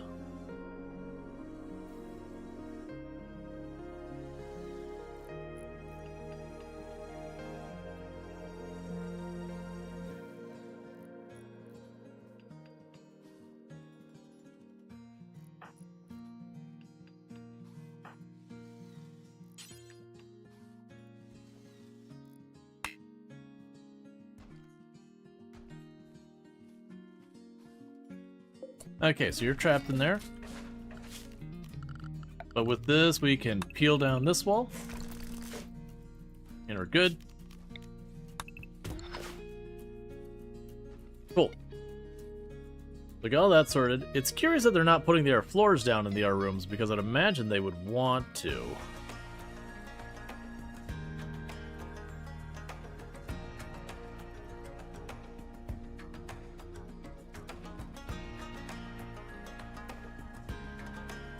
Just to save you time, pull that up.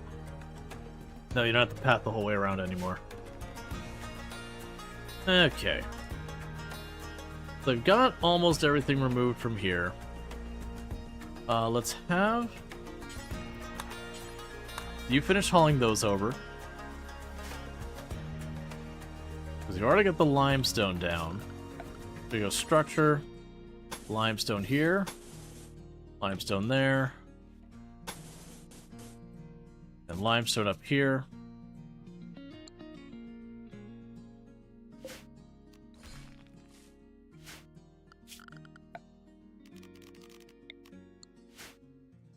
Now pull that up, and that's going to be our hospital. We're just going to pull down the wood walls, build a hospital in there.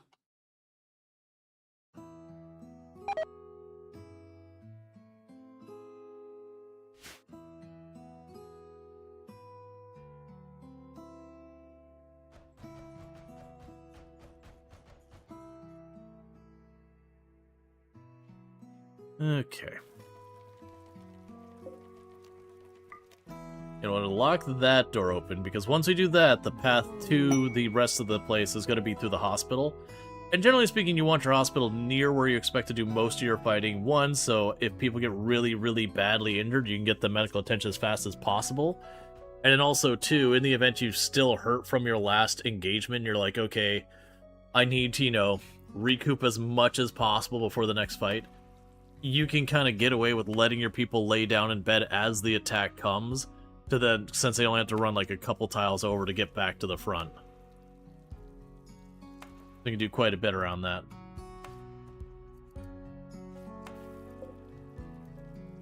Oh, good.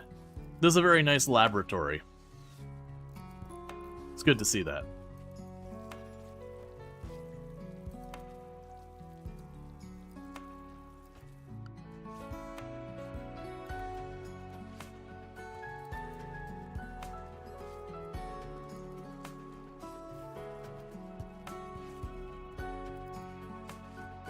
Have you unlocked any technologies? Yeah, we've unlocked technologies. We're getting towards electronics. The thing that we ran into is because our Garys were dealing with crumbling mine for the bulk of them, we had 2 Garys that could operate to actually feed and build and all that, and then 3 Garys were kind of just dependents. It was a thing that our ability to do other stuff froze. Okay, so we got, they're going to be scattered pods, haywire landing everywhere. And then they're going to attack immediately, so we're going to drop this in. I'm going to go ahead and drop you in.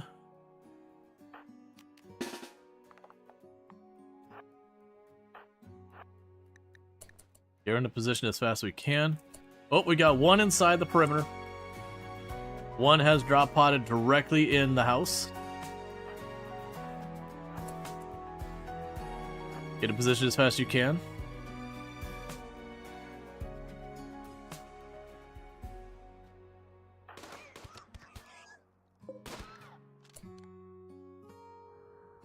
Okay, the others are all scattered and working their way to us.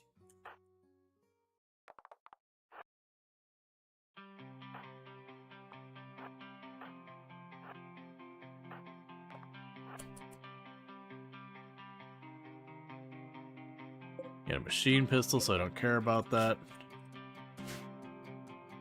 Okay, so you're bringing a revolver. You have an incendiary launcher, revolver, submachine gun, knife, grenades. So the only one there is probably going to get a shot off is likely to be the incendiary rounds. And a pistol.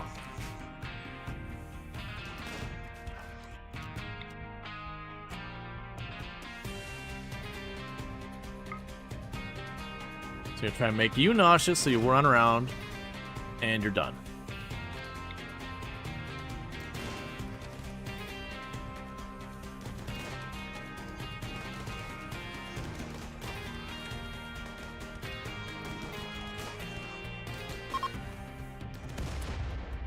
Hey! Why are you throwing random grenades in the hallway? That's uncalled for.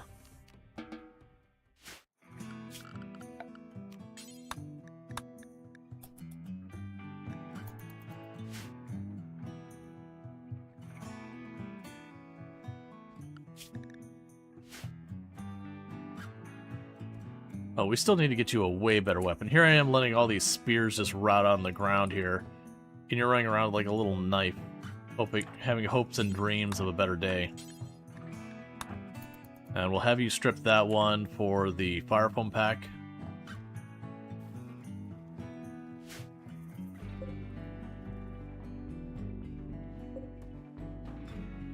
Make sure you do not allow tainted.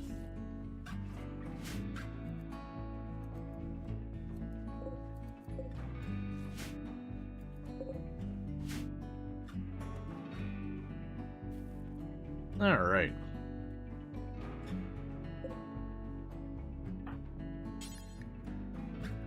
Get the medicine into storage before it becomes a problem.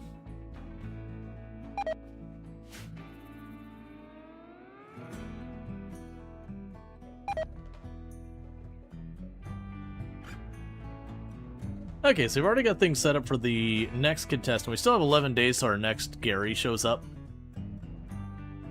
But that's coming along nicely. Our base is actually getting properly built now, which has been forever coming.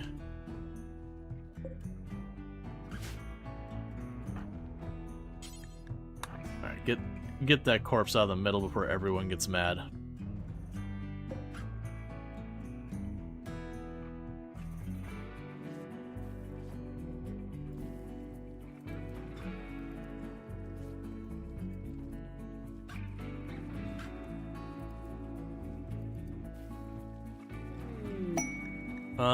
There we go, you're inspired, that's fine. I just forgot that one of you has word inspiration. So we can use that on Gary, and hopefully we get the go thing. Inspired surgery, not what I need. Because all they could do is psychically gain things, and I want to say you're mostly defensive. I mean, you got the berserk. You got vertigo pulse. Yeah, we'll probably want to keep you juiced up for using that because vertigo pulse is pretty strong. Bio-coated, another heavy SMG. I'm not too fussed. They can haul it as they can find time. We got Earthrush who's dedicated to it. Honestly, at the rate we're going, if we get a bulk trade good to come in and buy all this corn off of us, that'll make us a boatload of money. We could probably start buying our way to having bionics and archotech and all that. Or at least having better melee weapons. So instead of spears, get ourselves like a Zeus hammer.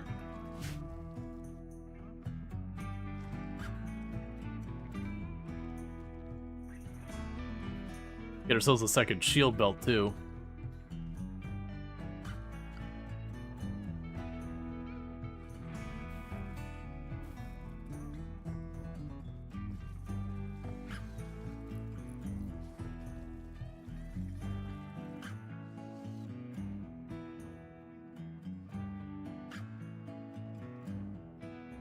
If we start to creep up into the 3000s of wood, I'm going to start going through the bedrooms and telling them to put down like the super duper fancy wood floors. Because that'll probably eat up 1,000 wood per room. We could use that as kind of our balancing for the wood supply. Because they have planted a lot of trees here. They also the sheer volume of stuff we have up here too. The other thing I need to do is ideology. Styling bench. Where am I going to shove you? Because you don't actually need to be inside. I'm just going to shove a styling bench right here for right now. And then let them start dealing with that.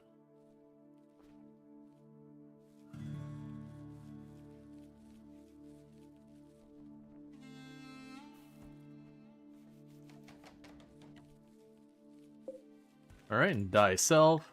Yep. Which is one of the mods we have. It just means they'll die there closer. Oh! You know what I just realized? All the people of Gary, because they're all Gary, they do all have the same favorite color. So where I like to let them dye their own clothes so you can kind of tell your different characters apart, they're all Gary. They all want their clothes to be aqua. And you know what? That's fine.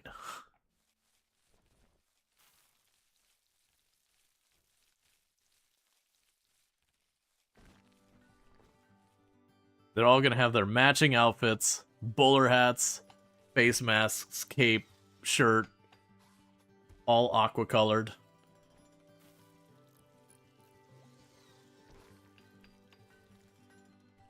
We allow all forms of Gary expression here. Absolutely. Even if it's only one, yes. You may express yourself in any way possible, for as many or as few as you'd like. I just feel like we've just really, within our community, just really have a great understanding of each other. There's just this very, very personal connection we all have.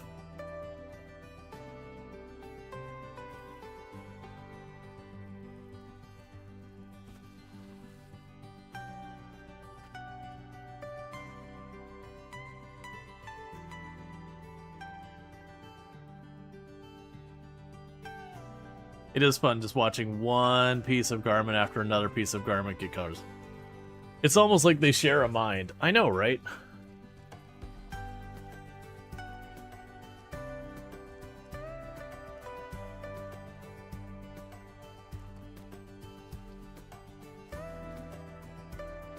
Yep, so these rooms are all done until we get to the limestone furniture. We're working on our hospital. All that's still waiting on the brick cutting. It's fine. And now I look at it, how are our texts are so we're doing okay on the cotton.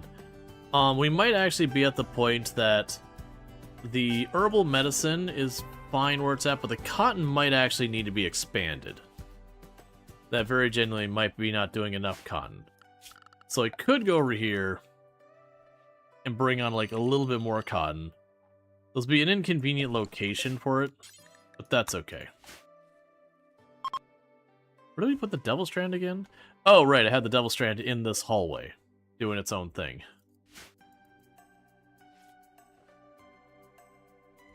We can start getting nicer clothing than even that.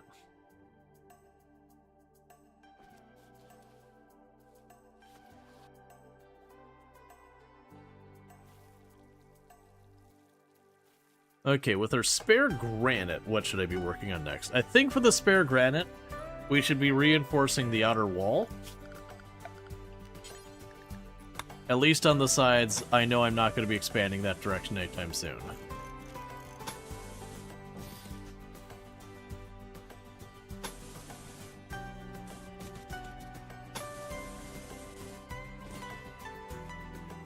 And I'd say at least up to there.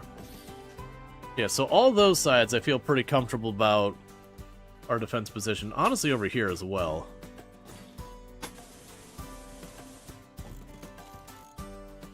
Yeah, that'll be my first inside corner. Okay. So I'm gonna reinforce that. And then my plan from there is, like I said, I'll probably expand to draw the draw this into our border. So that if we do push Anomaly, it's just already inside our base. It would even be not a bad idea to connect this over as well. Wanderer joins. Rejected.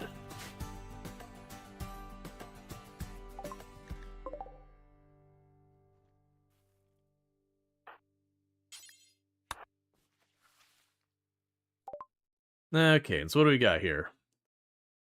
We got a whole bunch of books and all that. What do you have for me? Give me your little bit of medicine. If the Wanderer's name, Gary, would you have accepted? Yeah, so we did make it. It was a kind of thing we discussed early on in the run, that if we have a Gary attempt to join us, like, in that case, like, I'll decide in the moment, is it a Gary I want or not? But an actual Gary can be accepted. They may not be the Gary, but as a Gary, we will certainly give them a place.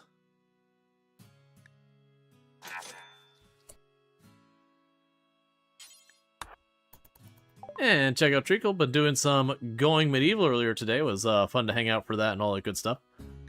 But I hope you had a good stream and all that stuff, and absolutely fantastic content creator. And we'll also grab a bunch of side tea to give them. Clean out our coffers a little bit. Yeah.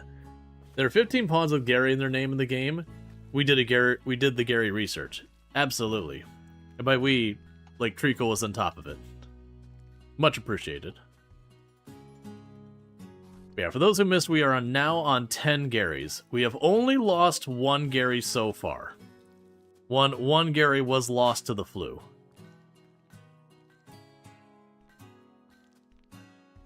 Yeah, no, I was, I got up really early today because me and Tomb were going, like, we were having, like, a date day type thing. So we were going to a place earlier today, so I was, you know, up chilling in the stream a little bit while getting ready for all that. It was a lot of fun.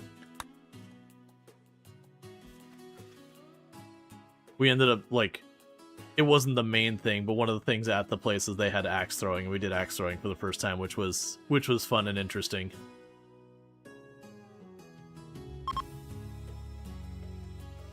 Can't give too many details because it's definitely one of those places that you say more than a little and congratulations, you've doxed yourself.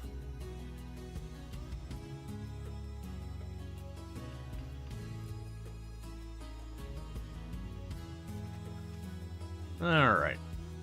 Yep, so we got our hospital. It's currently going to be underway. They're just basically telling them as you get more and more brick, just build. Because I'm double layering my walls, and usually what I'll do with this kind of thing is I'll go over here, and I'll make like the little airlock there. I haven't done this in a very, very long time. Since well before Odyssey. I think the last time I did this anomaly was fairly new.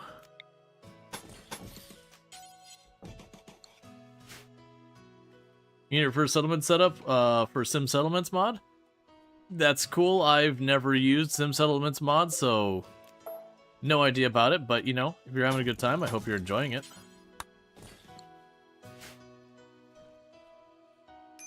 Alright. Yeah, so we're basically doing an airlock system. That can help you a lot with, like, different types of threats.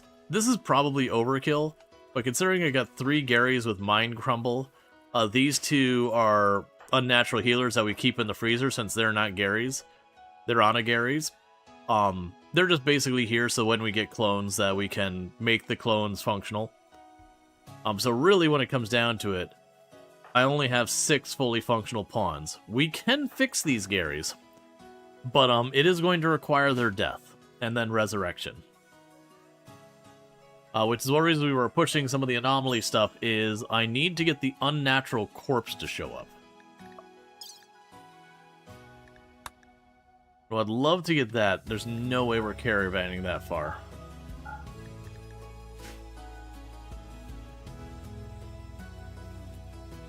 You missed so much of this run from working overtime, Sag. I mean, to be fair, a lot of this run is waiting for that to come active so that I can clone another Gary.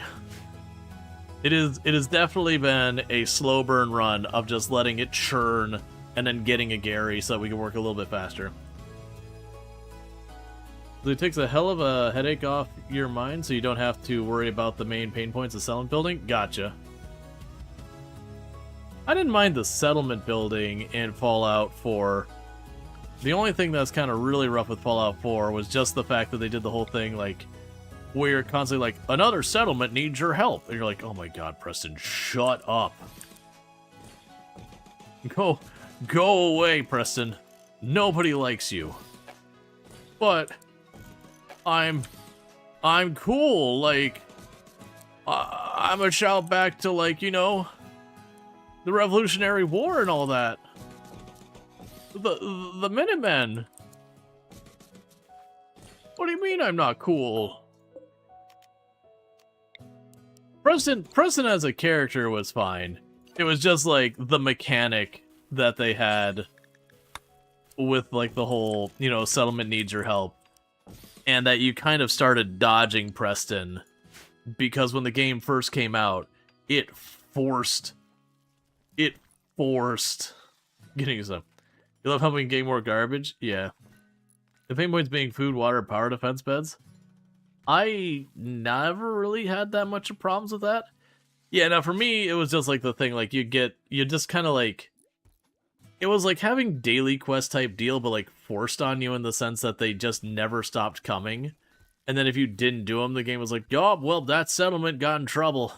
They're not here anymore, like, whatever. They wouldn't dialogue it, but you'd go by and the settlement would be in bad shape. Like, it was, you would want to be continuing the story, or you'd want to be working on this or that. And if you accidentally flipped to the wrong radio station, or you got too close to Preston, now you're doing something else. Or letting one of the settlements have a rough time. So it kind of robbed the player agency was the issue. Like, when I was in the mood to help the settlements, like, when I was going for the achievements to, you know, get them to be, like, really liking me and all that kind of stuff, yeah, that was fun when I was actually wanting to do it, but it was the fact that you had to actively avoid the man. And eventually you could replace everyone with robots, as it should be.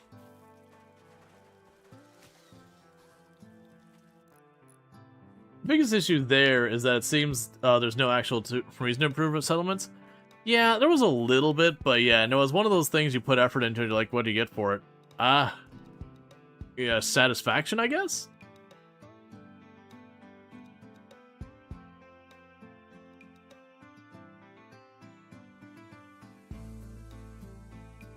Alright, so we've almost got the stuff for our hospital be built.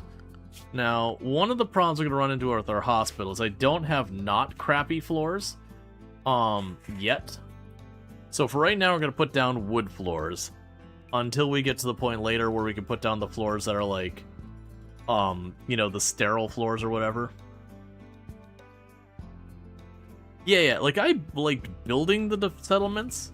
It was strictly the whole thing where you'd walk by, press, like sometimes you wouldn't even hear them.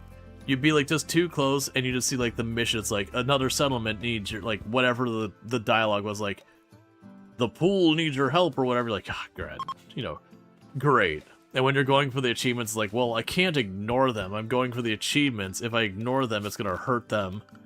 So I've got to go over there and mop this up real fast.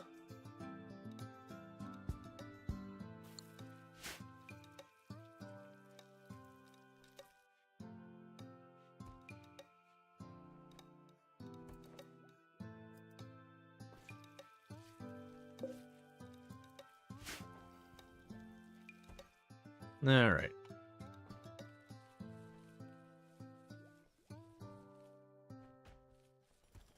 Just, everyone is slowly turning more and more, like, aqua-colored. We're making the market hub and the automation. Yeah, but, like, if the guys are living in a wooden shack, can't you delete their shack to give them a concrete house? Yeah, that's fine.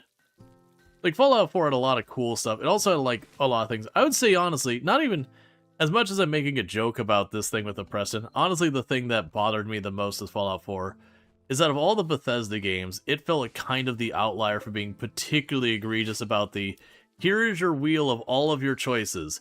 By the way, the answer to all of these is yes. The one that says no, that's also yes. But it's like, sarcastic yes, agreeable yes, dismissive yes, or no, but really yes. That was the one that drove me up the wall with that one. And I do like it. Fallout 4 is definitely a game I enjoy, but the illusion of choice there was real. And it was pretty annoying. Like, don't get me wrong, it is actually a thing that, with a lot of Bethesda RPGs, one criticism I would give them, and this is for most of them, maybe not so much like Morrowind and Oblivion kind of thing, like the older ones, but like all the more recent ones, is quite often 99% of your choices don't actually matter in any meaningful capacity. There'll usually be, like, in the story, one big choice you make. And it's usually like faction A, B, or C. But in the practice of how it plays later, it goes, okay, well, this faction you see them and they're friendly, and then this faction you see them and they're hostile, or they cease to exist. But otherwise, it's just like, now you walk around town, you get the exact same lines. Maybe they have one catch line that's different, that's like their slogan. But otherwise, it's basically the same thing with different clothes and accents. But no meaningful impact on the rest of the game. And that's one criticism I'd give a lot of their games, is that the choices just don't feel meaningful. There's exceptions to that, by the way. But it's funny, it almost is always like the DLC that they fix it. Yeah, no, Fallout 4, that was the case. Fallout 3 had one or two choices that were impactful on the world. I'll simply, to not spoil anyone, I'll simply say Megaton. Yeah. Like, that's the few ones. And I'd actually be like, yeah, whether or not that town, like, what happens to it, I would say that's a meaningful choice. Like, it's not going to change the state of your whole game, but it certainly has an impact on the world. But yeah, like Fallout 4, it's literally the different factions. And honestly, to that case, in New Vegas does a lot of that too. New Vegas has a lot of that where, like, you make your decisions, but ultimately it's just faction A, B, or C. And I like New Vegas as well.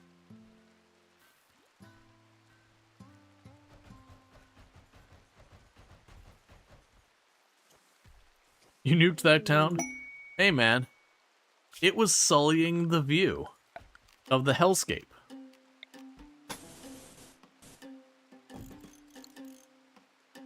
You did like the DLC in 3 where you could send the ghoul into the water chamber? The ghoul into the... Oh, not the, Was that the DLC? Or no, it wasn't the, Oh man, I'm blanking. Because I know the finale, which I won't spoil, that there's the whole thing where it's like, okay... Was it the... Oh yeah, because it was the Project Purity at the end. I didn't think that was the DLC. Or are you saying that you could get the ghoul companion because of the DLC, and then have them do that?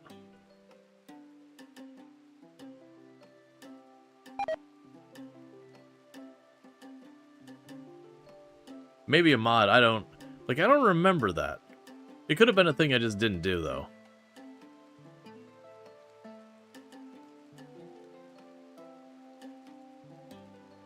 You need to reminder for a mod that adds a third option for the Fallout ending, finally?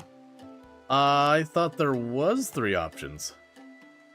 Was it not deciding between the Institution, the, Brotherhood of Steel, and the Minutemen? I thought you could choose any of the 3 major factions. Because that was always like, to be clear, even in Fallout 4, like, where the Minutemen in so many ways are presented to be the good guys, they actually have some pretty messed up stuff that they're a bit, like, xenophobic and all that, which is very typical Fallout. There is no good people. I mean, there's a good individual. Oh, Institute, I forgot about the railroad. Yeah, that was right. And the railroad is about the goodest of the people there. I want to say they were mostly good with the railroad. I'm trying to remember what the... Because one of those things, like, Fallout's like, you can't have, like, positive people. I mean, this is actually a thing that comes up on this channel from time to time, Firebird. Broadly speaking, people in situations of disasters tend to come together more than anything. Like, in media, it's depicted like, oh, zombie apocalypse, everyone tries to run their own fiefdom and everything, and becomes utterly toxic and trying to do whatever. That's not usually how that actually works in real-life practice.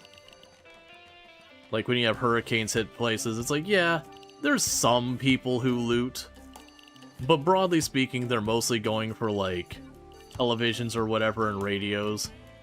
People just trying to survive get left alone. Yeah, I'm not saying there's not people who would try and take advantage and do bad things. Like, there's gonna be a non-zero number of that. But, like, so often, when you see, like, post-apocalyptic presented in media, it's like every other person becomes this murderous, rampaging person who, you know, wants to, like, take over their own, like, you know, thing. Like, it's one of the things that makes me just cannot enjoy The Walking Dead. Because it's like they just walk from one, like, awful group of people. It's like, come on. Not everyone in this universe is going to be horrifically awful. You're gonna have some. I don't disagree with that sentiment.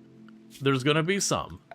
But broadly speaking, I am someone who genuinely feels the majority of people would just be trying to do what they can to either A, just survive. And I don't mean in the, like, survive at everyone else's expense or whatever. But I mean just survive, like, collectively.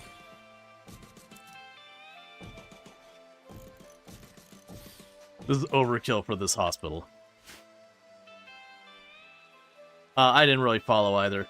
It's one of those things that, like, when books and all that everything is, like, everyone's just awful by default. Like, don't get me wrong, having one person who's, like, being a scumbag, sure. You gotta have a plot, you gotta have a story. But, like, the fact that it just goes from one to the next, you're like, come on, man. The world is not that awful.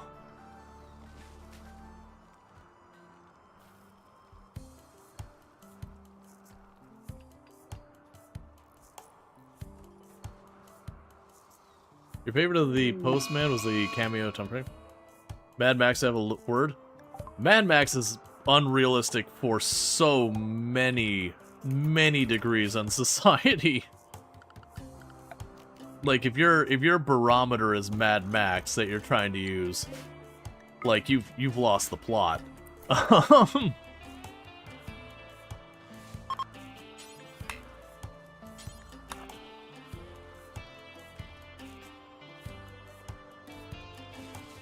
It develops farther into soap opera. The mod adds the option to occupy the institution if you are with the Minutemen or the Brotherhood still, and not Megaton it. Gotcha, that's sure, whatever. Dude, Frank, Mad Max is set in Australia. Oh, I thought that was just normal Australia.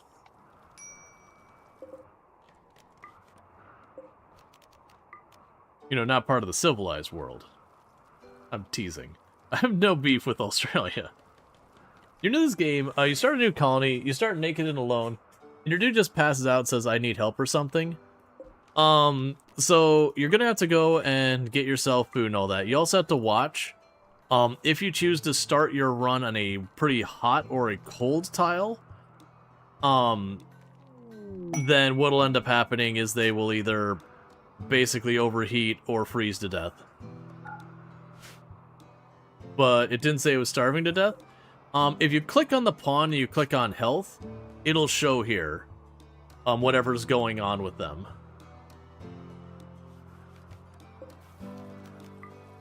So, like, you click the pawn, click health, and it'll say, like, you know, heat stroke, hypothermia, starving. Like, you'll usually get warnings down here for most of the things, but you can't tell. It could also be that they got, like, the flu or whatever. Just to be clear, the naked one-person start is actually considered a very difficult start. If you're new to the point that you're not really able to see, like, what's causing what, you might want to be careful with that start, because you're going to need to learn the basic mechanic. Well, food, it doesn't have to do at all with the capabilities of you as a player. You gotta learn the basic game mechanics. It's just like popping into any complicated game. You shouldn't expect to succeed at the beginning, not from a lack of player skill, but from a lack of player knowledge. And you can only get that knowledge by playing the game. Well, that's scary. Alright, so we got Devourer attack. Luckily, it doesn't look like that many. Just 3. So Devourer attack is a DPS race. And we don't actually have that great of DPS.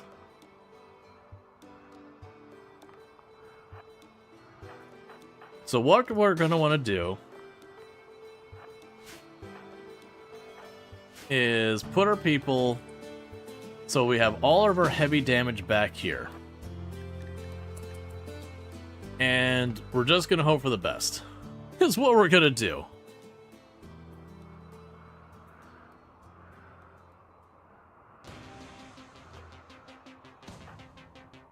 But yeah, that's getting back to, like, with a Mad Max comment, that's getting back to, like, in media, like, okay, you've got a situation where there's been an end of governance and all that stuff. Oh yeah, no, we're going to definitely Vertigo Pulse them. I don't have Psycast Stun. I do have sidecast Vertigo Pulse, which should help. So first we have Noxio getting close enough so that these should go into combat, so they line up one by one. Nicely done. Well played, sir. Some Garys may die today, and that's a sacrifice I'm willing to make. Yep. You think Vertigo can make them spit people out? Oh, interesting.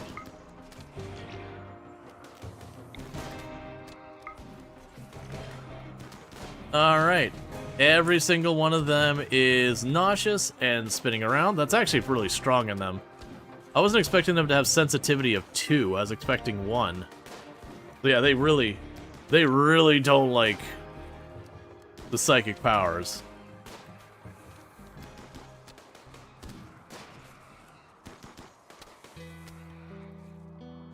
The game looks like Going Medieval. Yeah, so Going Medieval actually came out far more recently. They do have similarities in the sense that they're both colony builders and all that kind of stuff that have threats that are like triggered to come after you and yada yada. Like that part's the same. I would definitely say between the games, RimWorld has a significant amount more like depth and stuff, and that's not really anything wrong with Going Medieval. It's just RimWorld's been around for over a decade. Or has it? I think it's over a decade now. Over a decade, has like 3 DLC that's have come out. So it's definitely one of those ones that's just a matter of, you know, one's been around a lot longer, has been able to cook a lot longer. But with that, you know, this game you got like psychic powers, you got all sorts of stuff, and most of that comes from DLC. There's only 3 DLC for the... 4 DLC?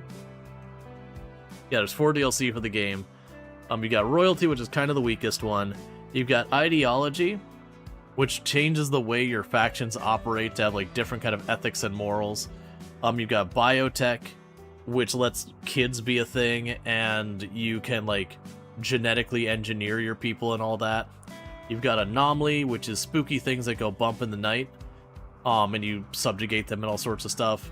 And then you've got Odyssey, which lets you kind of travel the world by, you know, it's not a spaceship, it's a grav ship, so it can't actually go to deep space, but it kind of go like low Earth or low planet orbit.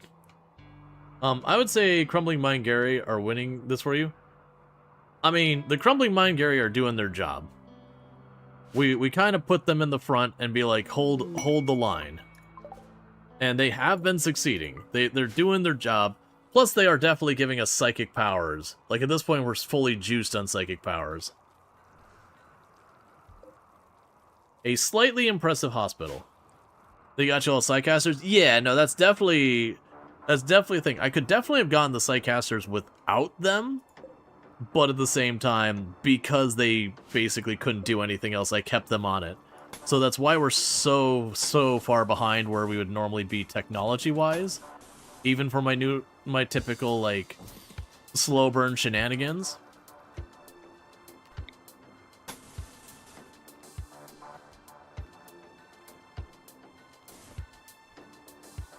Yeah, you don't need, like, the big area here.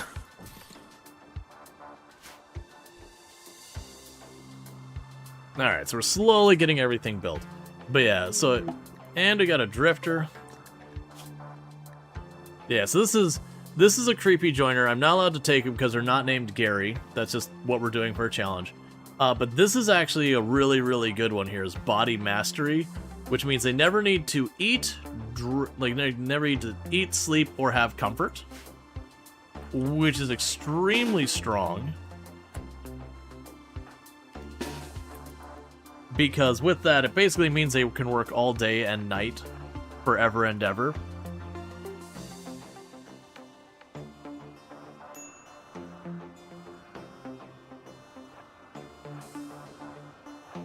Alright, let's have a conversation. I just want to talk. Go away. You're not welcome here. Your name's not Gary. Ghoul attacking. You're also not named Gary Ghoul.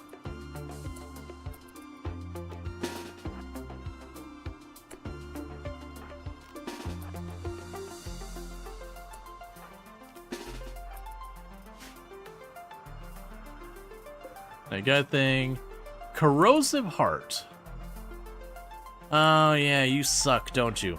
Alright, spread out.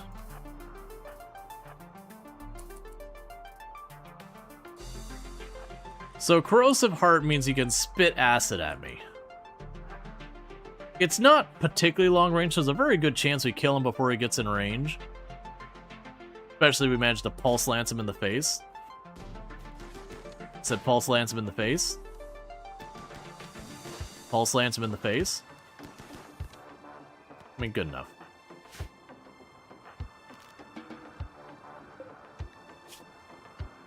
But yeah, the acid sucks. That's probably the one I like dealing with the least. Because if you have a defensive position that's primarily short range, you just kind of need to not utilize it. Because it just gets sprayed all over. It can hit a bunch of your people.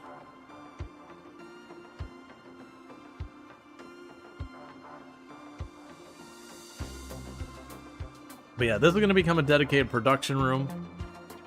This is going to become a lab. We'll probably add a kitchen here somewhere. I mean, actually what I ought to do... I can add a kitchen, like, right here. The kitchen really doesn't need to be big.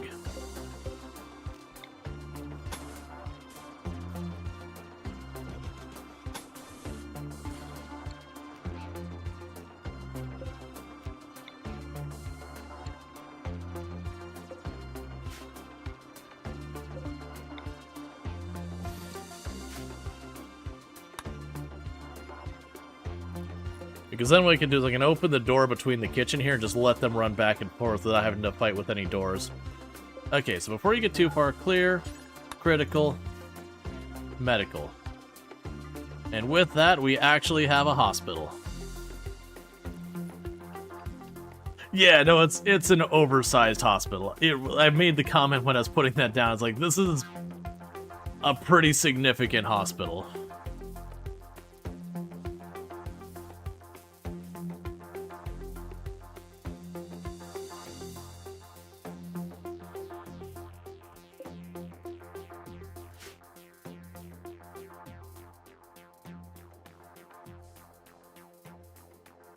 We didn't happen to get carpet, did we? Oh yeah, the rustic rugs and all, that's cool.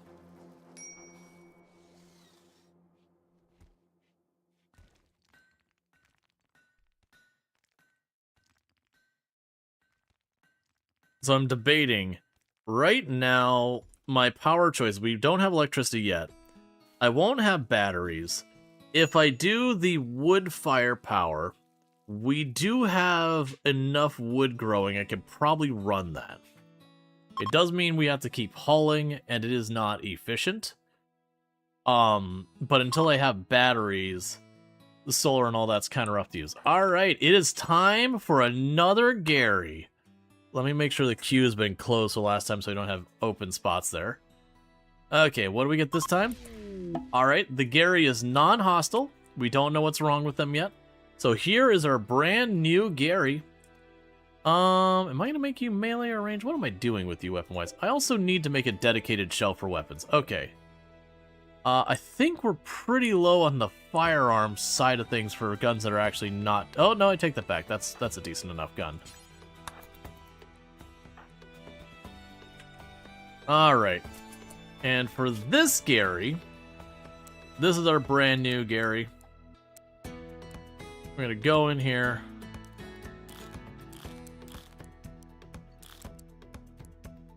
And you are going to be a Gary who focuses on mining. Because I don't have anyone doing that at all. And I guess if you don't have anything else going on, you can go ahead and help research. And haul or whatever, I don't care. Alright. Yeah, no, absolutely. Because we don't have a mining Gary. And our Garys are actually pretty awful at mining, so that's going to be a whole pain thing. But we'll get there. Alright, so we'll let that sit for a minute or so. And then we'll go and draw it before we know what's actually wrong with Gary. Because every time we clone, the vast majority of times, something is going to be wrong with them. The first thing that could have gone wrong is they could have been openly hostile the moment they appeared. We did not get that. They can get Crumbling Mind, Decaying Organs. They can get one where they have cloning, they have like clone psychosis with whoever they are a clone of. So I'll have to deal with that if that comes up. And apparently there is a just everything's fine. I don't think I've ever seen the everything's fine version. How many Crumbling Minds so far? Everyone but 2 of them have been Crumbling Mind. We had 1 hostile one, and we had 1 with organ decay. Alright, so let's go ahead and draw this. So our brand new Mining Gary.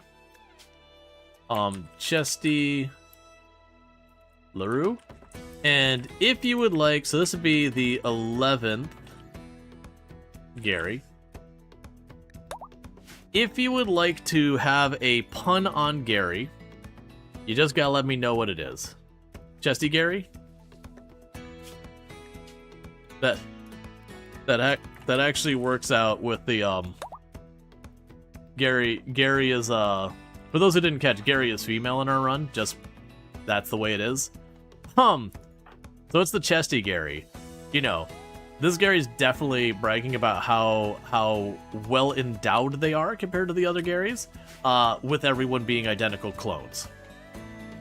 Look, some people have high views of themselves. It just is what it is. I would say no one's judging, but let's be real, someone is.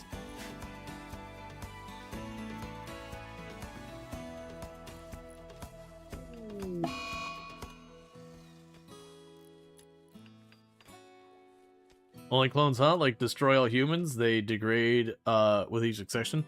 So far we're actually mostly, we've only got 1.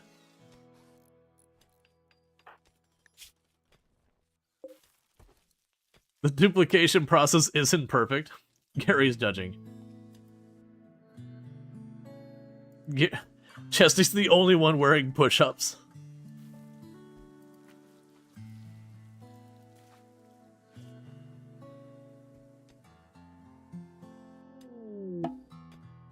The original Gary might not have been very good at mining. Crumbling Mind. This is ridiculous. Alright, Chesty. Let's go ahead. Gotta differentiate yourself somehow. Alright. Gotta go ahead. We got Crumbling Mind. We can go ahead and treat that. We got people with unnatural healing. So we're gonna let them out of the freezer.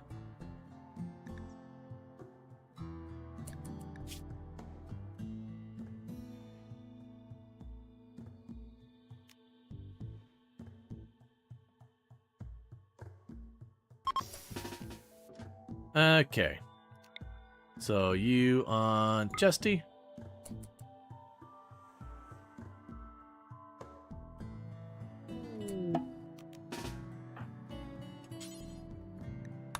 And we're gonna go ahead and let the other one out for a minute. Oh, I'll have to wait till Cryos. Never mind, that's fine. Go back in there. I was gonna let them out to heal up the other unnatural healer, but it's like, oh, I have to wait 4 in-game hours. No, our unnatural healer. So we got 1 unnatural healer that's 79, the other one's 64. We are at some point going to need to ritually de-age our people. I mean, what? Once we get that research done, I'm gonna allow that again. We're not getting our research done at all fast.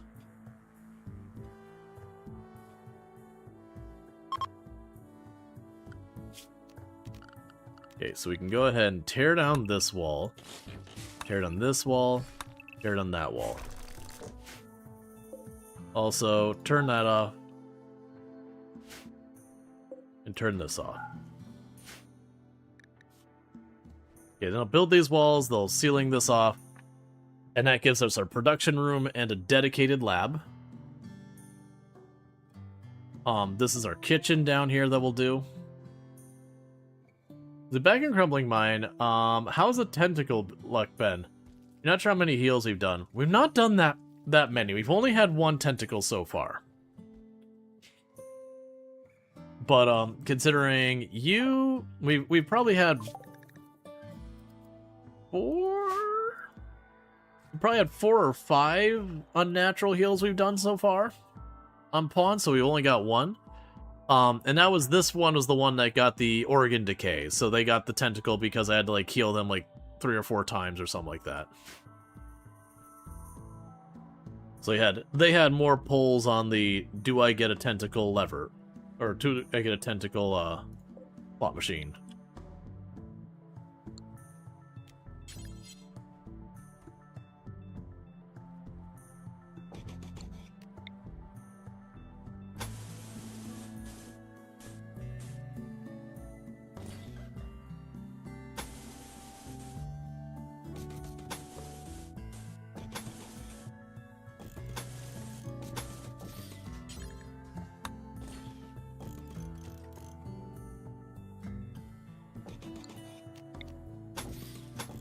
Not a priority, but we'll work on starting to make an extension where it can reach down here. Ultimately, I'll probably expand this out. As we need space, we'll start tearing up walls. But you get the idea. Just trying to draw in the buildings I'll want to interact with over time. Also giving myself more place I could duck into an area, walk around there, like, and then, you know, work our way around.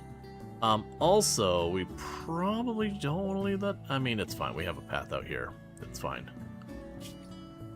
And we're about to get electricity, only at the end of year 4, by the way. Just a nice casual year 4 electricity.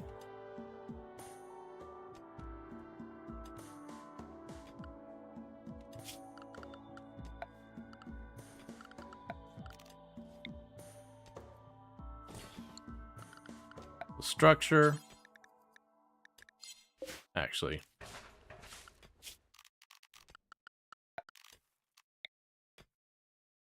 The 1, 2. We go structure, uranium.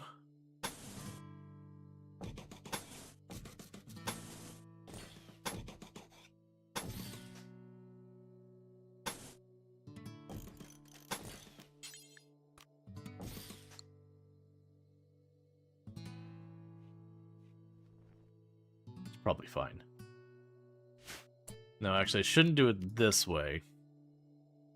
And the reason I shouldn't do it that way is you don't want them, like, standing in the doorway while, like, emptying things out, that kind of thing.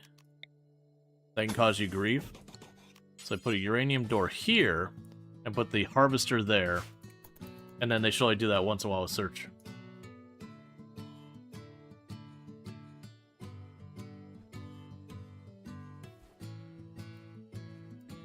Get a one-eyed Gary and name her Gary? Well, I mean, all of our Garys are clones. So the only way we get a one-eyed Gary is if a Gary loses an eye. Alright, and we got electricity followed by fire foam. So you're going to be up here. You're going to be over there.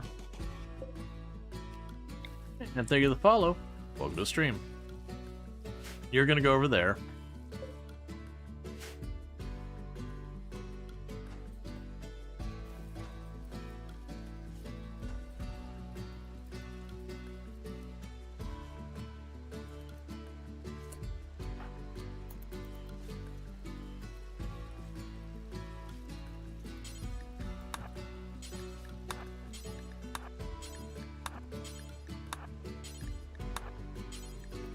Pull the books away before they get destroyed.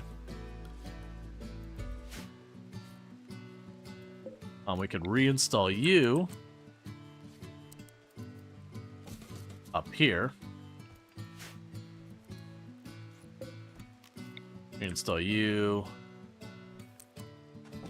over there. Reinstall you up here.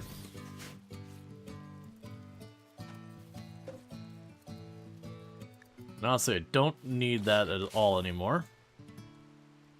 Alright, so slowly getting our production stuff online.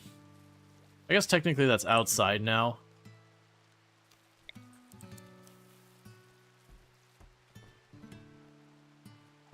Probably should have made that room a little... Actually, we haven't even finished building the room, so we could definitely make it different. We can go here, remove that wall. Bring that tile farther. That'll just make it easier to move stuff around in here. Cool. Then I can put a stove here and a stove there.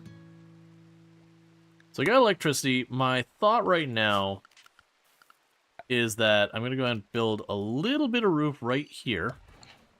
I'm going to go power, wood-fired, plunk it down there. Power.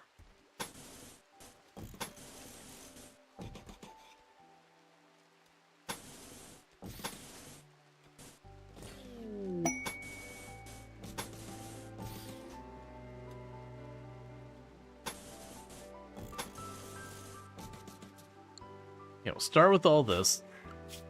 We're going to want... So you want what? Silver. Take it and get out of here. Okay.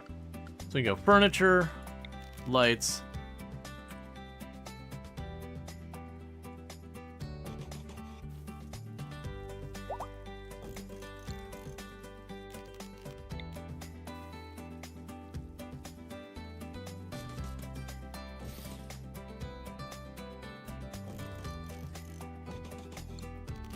Okay, and we're adding this.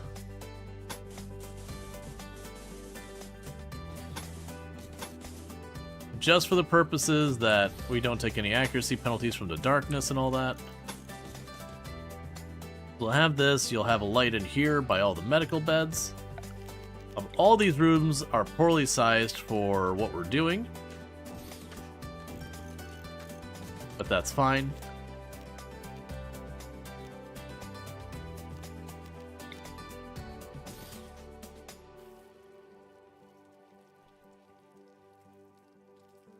Yeah, let's just do it this way.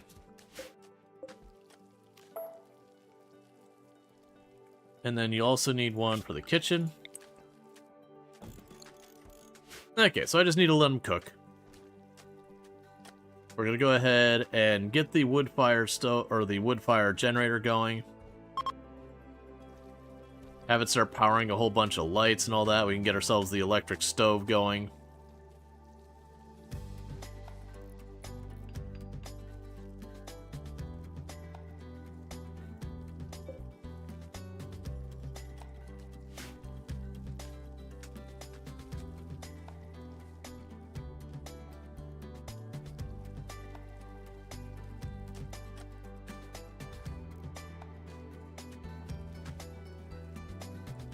And little by little, the lights are coming on. Which is good, because sooner or later we're going to get hit with the Noctil event. We don't have lights by that point. It's a bad time.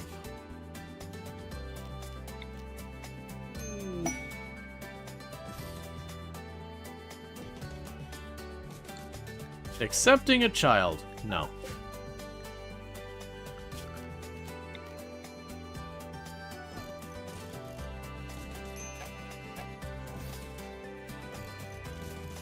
I'm not going to be able to do too much because of how much power I need for all this. I'll also want a light in this room for boosting containment.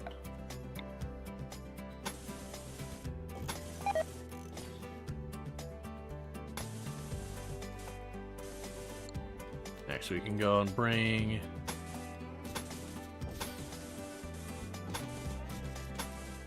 And I know I don't need to, like, bring the wire all the way into the rooms or anything like that. I'm just choosing to do it.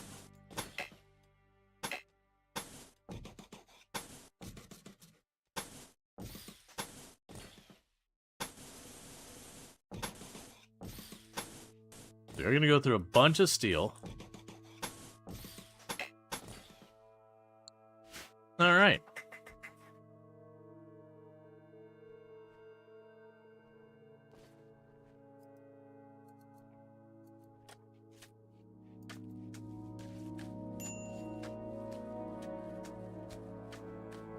I'm also going to be wiring up lights in here, and that's that way our whole, defensive position has lights. It'll also occasionally bait one of the enemies into attacking one of our light spots, which is good, because it'll take, like, no steel to recover that. And that just means it's wasting some enemy's time. Alright, so we've got our first containment room.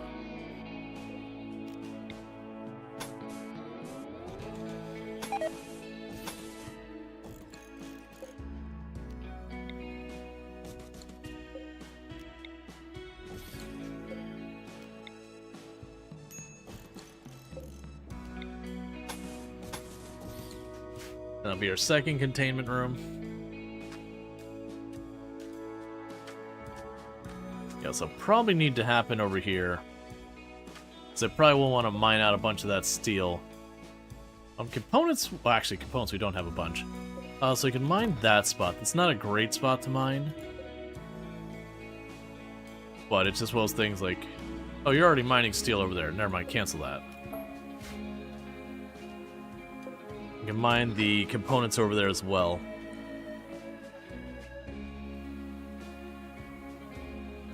You already took care of your stuff, right? Yeah, you're good.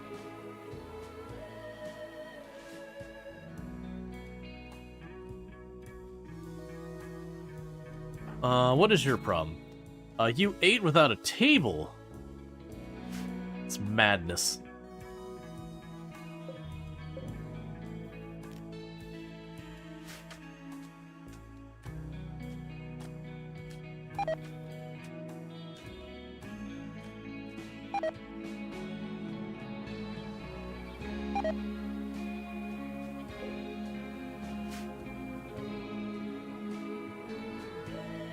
We get all that plasteel down there, we've been just saving as a meteorite. We had a plasteel meteorite right by the beginning. Like, alright, that plasteel meteorite just stays there until we're, like, ready for bionics and all that good stuff.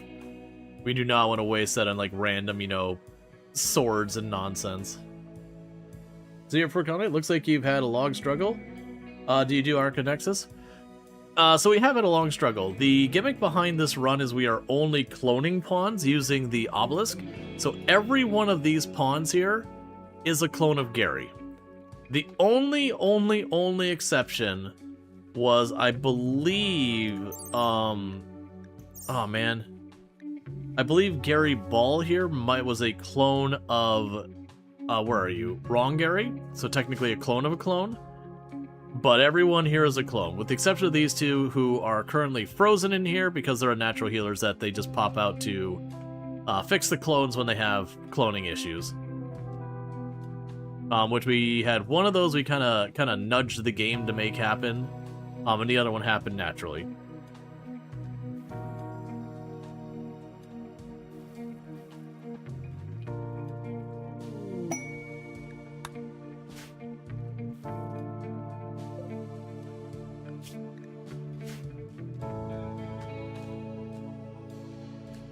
And how goes that mining skill? Solid 3 so far. Slowly but surely. The other thing that's making us not get as much work done is all of our Garys have psychic powers, and really, like, all the way up to tier 6, like, they're all maxed out. That was not from any cheating shenanigans. I've got 3 Garys with Crumbling Mind, and all they could do is pray to a tree. So, we just made them pray to a tree. And thank you, Dutch Apple Pete, for the... Apple Pie. For the Prime Gaming sub. I really do appreciate that. You only get one of those a month and use it here. And that means a heck of a lot. So thanks so much for that support. I really do appreciate it. And I do hope you've been enjoying the stream.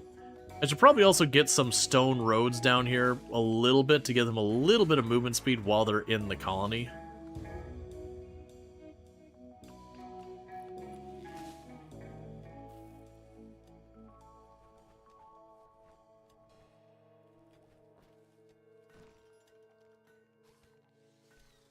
And thank you, Treacle, for the tier 1 sub. That's 12 months you've been subbed to the channel. A full year. So thank you so much for that. It means a heck of a lot that you can continue to, like, support the channel, hang out, you know, mod, do all these things. I really do appreciate it. And with that, let's go ahead and celebrate by we're going to do a lantern party. The biggest lantern party we've done the entire run.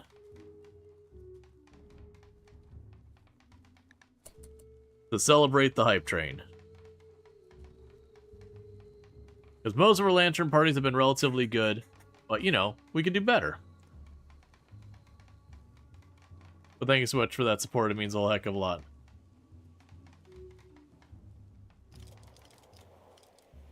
And thank you, Thing One Jesse, for the Prime Gaming sub. You also only get one of those a month, so I really do appreciate you using here. Means a heck of a lot. And as a reminder, and this isn't just, I mean, a big part of it is because obviously I benefit from it, but also don't forget, if you do have like Twitch Prime and all that, use those Prime subs. You are paying Bezos. The least you can do is get your money's worth. Don't watch any more ads than you have to. But thank you again so much for that support. It means a whole heck of a lot, and I appreciate it. Oh yeah, we just started the month, so the Plus program. Oh, that was a terrible celebration. Hey Angie, thank you for the 100 biddies. Getting in on that train, kicking it over to level 2, so I do appreciate that. I really do appreciate it. It means a whole heck of a lot. Thank you so much for everyone who's being so supportive. All of that does help a great deal for making it so I can keep doing what I'm doing. So you're blinking. Are you already maxed out on power? No. What's going on here? Ah, there's a gap in the power cable still. That's fine. Yeah, so we attempted to do the, Oh, we got fire. Wake up. Go put it out. And then thank you, Will Shipley, for the tier 1 sub. I really do appreciate it. Gifting it out to the community, which is going to the, going to Lewis K. So I hope you enjoy your, advertisement-free viewing as well as access to the emotes, whether you wanted them or not. And thank you again so much for that support. It means a whole heck of a lot. I do appreciate it. I see you're trying to burn down my crops, and if we're being honest, you're actually finding a reasonable amount of success because everyone else went to bed because they're like, I am tired. And then meanwhile, these three are like, look, man, all we could do is pray to a tree and put out fire. Let us have this. Which is part of why they're falling behind, because they do have crumbled mine. So they're not really working at full speed. They can only operate at 60% speed. That 60% consciousness really hurting them.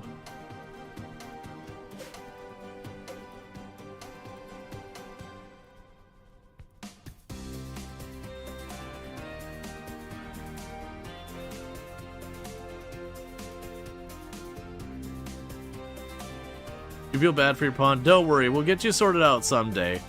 All we need to do is get death refusal, murder you and rip your skull out, and then you'll be good as new. Don't worry, it's a medically approved practice.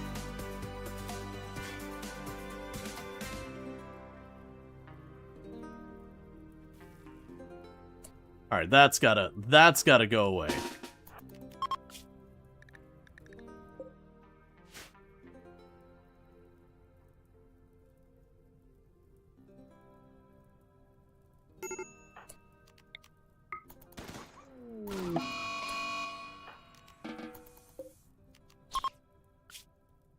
Alright, where's the grizzly bear? Okay. It's just the Timberwolf chilling right at the door. Everyone was running in and out. I'm like, okay, this is not gonna fly. Please stop maneuvering through the fire. You're stressing me out.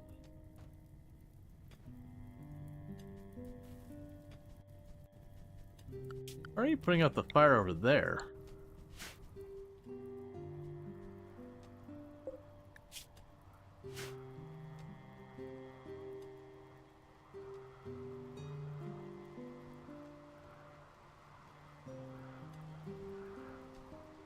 And once again, half the map burns.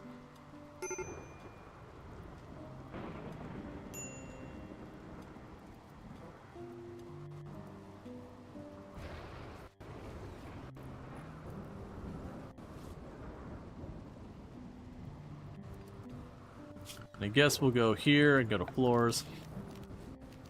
A regular old wood floors. There you go. Regular old wood floors. There you go.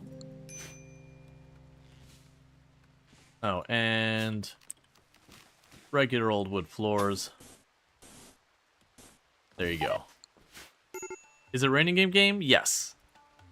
RimWorld does have a mechanic where as you get more and more of your map on fire / burned, it will increase the odds of rain. So even on tiles that almost never rain, you'll still eventually get rain.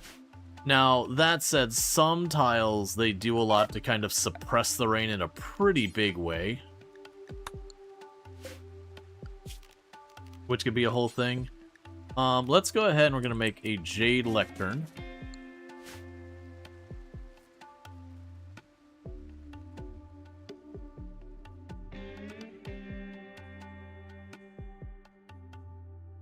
Is there anything else to add for the production room?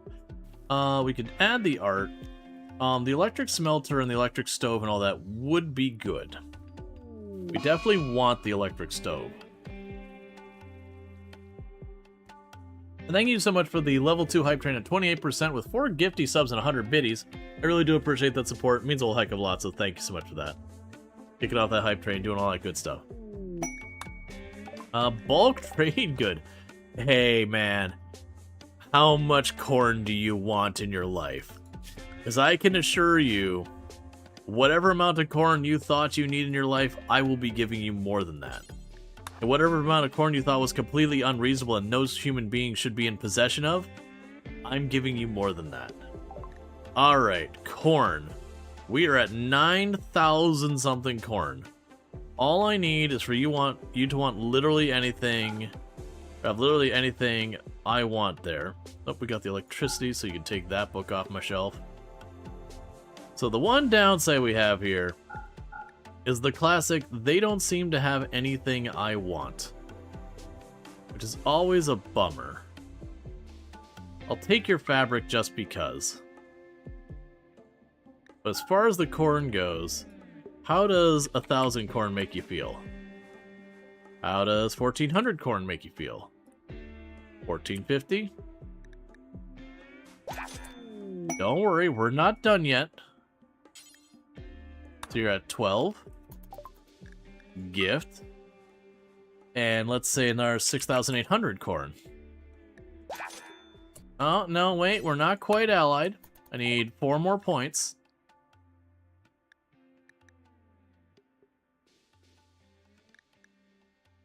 We can go ahead and, why not I throw in 100 Site. You just don't care? Oh, wait, sorry. I need to have a gift. That's my fault. And then we'll throw in 100 herbal medicine while we're at it. And now we're allies. Okay, so you said there is...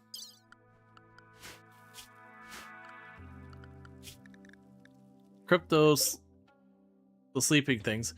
Yeah, we need to get the shuttle. Would we get the shuttle and all that stuff? Are you buttering them up with corn? Yes. I mean, the big thing was the corn was taking over everything.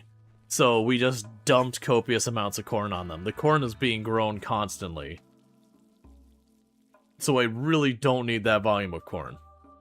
Alright, Luxray, you take it easy. Thank you for tuning in, hanging out, and all that good stuff. I appreciate it.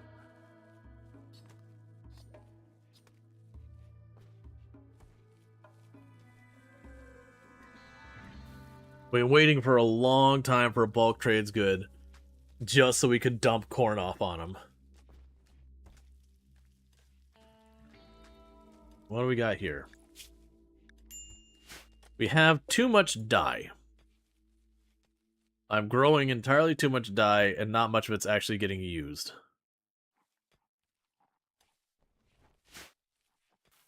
Like, it'll partly start to fix itself in time. But, you know, we're not there yet.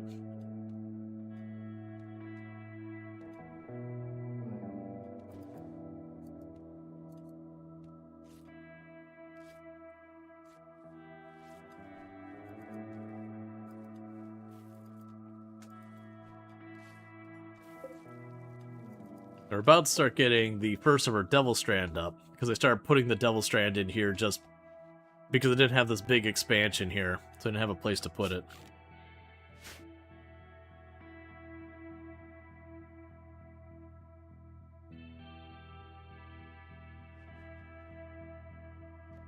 Okay, so you're just mining everything, that's fine. Okay. So we're probably due for an event to happen. Yeah, we're getting due for an event to happen. our wealth is starting to get a bit up there. We did dump almost 10,000 wealth worth of corn. I mean, it makes sense. We dropped just shy of 9,000 corn. And so if it's worth more than $1 each a stack, that's 10,000 bucks worth of corn. We had too much corn. That's the reason I wanted to get rid of it so aggressively then.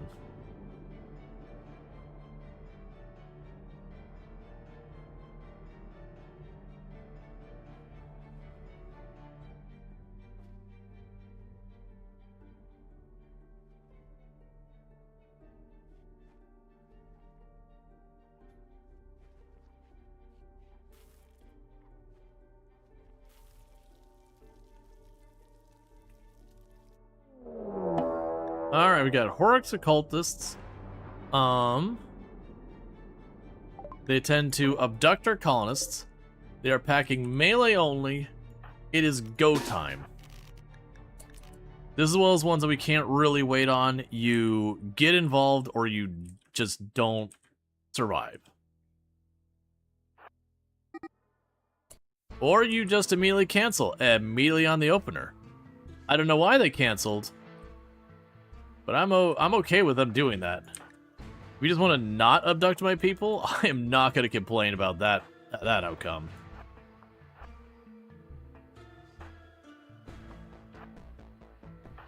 I wonder why they canceled out of it. Because normally they need to take damage or something.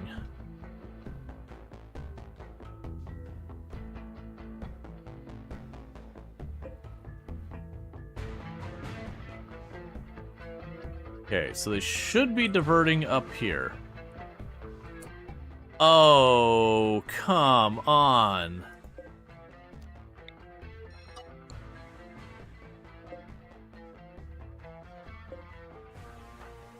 Can you get there fast enough?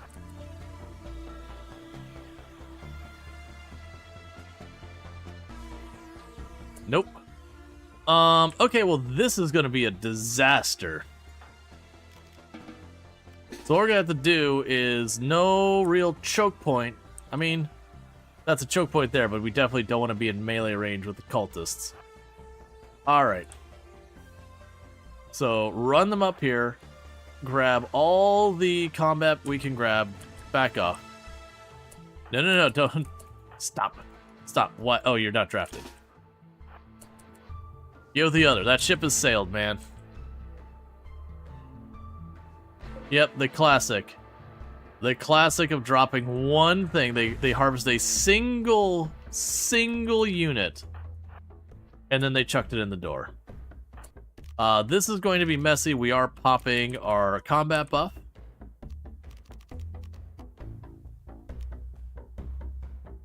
Okay, I'll skip them.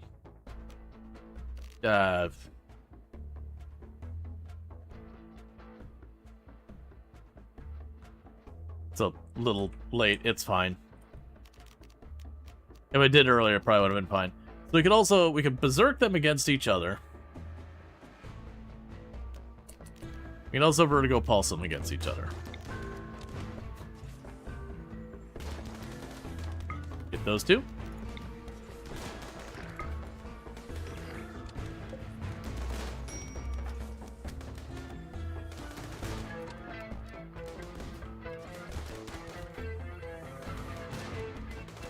Yeah, I mean, we do have a decent amount of firepower. And the original Gary didn't have many passions in life, but shooting people was one of them. So the good news is we are actually getting some pretty solid combat skills. Like, if we look at OG Gary, they're at 17 shooting now, which means most of the clones are sitting around 16 and 15. So as far as just having the ability to shoot things very successfully, Gary's team's doing good. Alright, meanwhile, before that happens again, haul that out of the door. And I did remove that they will not plant Devil Strand here in the future. Because that'll fix that issue. And we'll do the same over here. Do not plant here or there. What is Devil Strand? It is a fibrous mushroom you make fabric with. It's a very durable cloth. So for like a lot of your clothing, it's actually the strongest thing you can get outside of like Rumbo hide and all that kind of stuff. And thank you for the follow. Welcome to the stream. Did the door close? Not. It should be closing. We just need to wait for someone to pass through it. Because it had been locked open as well because of stuff I was trying to do at the moment. Either way, that was the thing. And that's a danger. That'll get you wiped down. It happens to every player. That you'll have like your really well-built base and all that. And you'll accidentally just leave the back door open.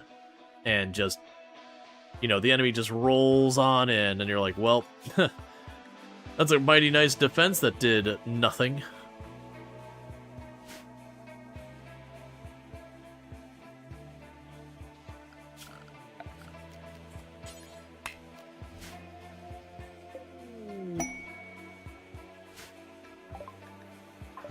Alright.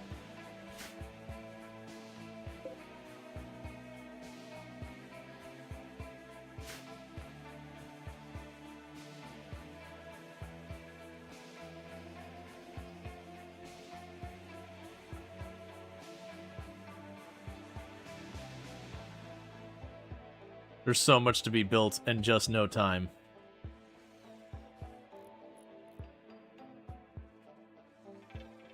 Yes, you're almost done mining the steel, and then you got uranium, then you've got silver, then you've got plasteel, which I haven't queued up the plasteel yet. We're letting the plasteel cook.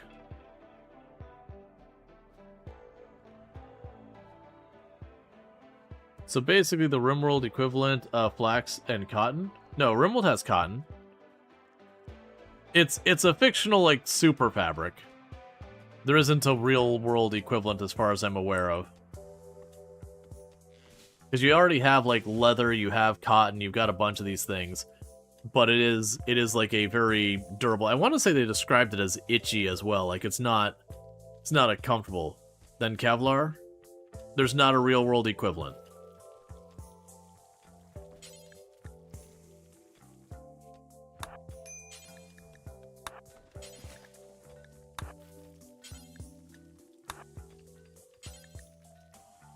Devil Strand is better than steel, you think? Well, you can't use them for the same thing, so it's kind of hard to compare. Use steel for, like, armor and all that. Use Devil Strand for clothing. So then that gets into the question of, like, okay, well, the Devil Strand, you know, duster, you know, is very durable, very strong. But versus, like, steel plate armor, well, they have their own, you know, pros and cons, like that kind of deal. We're trying to have Earthra start getting these bodies out of here.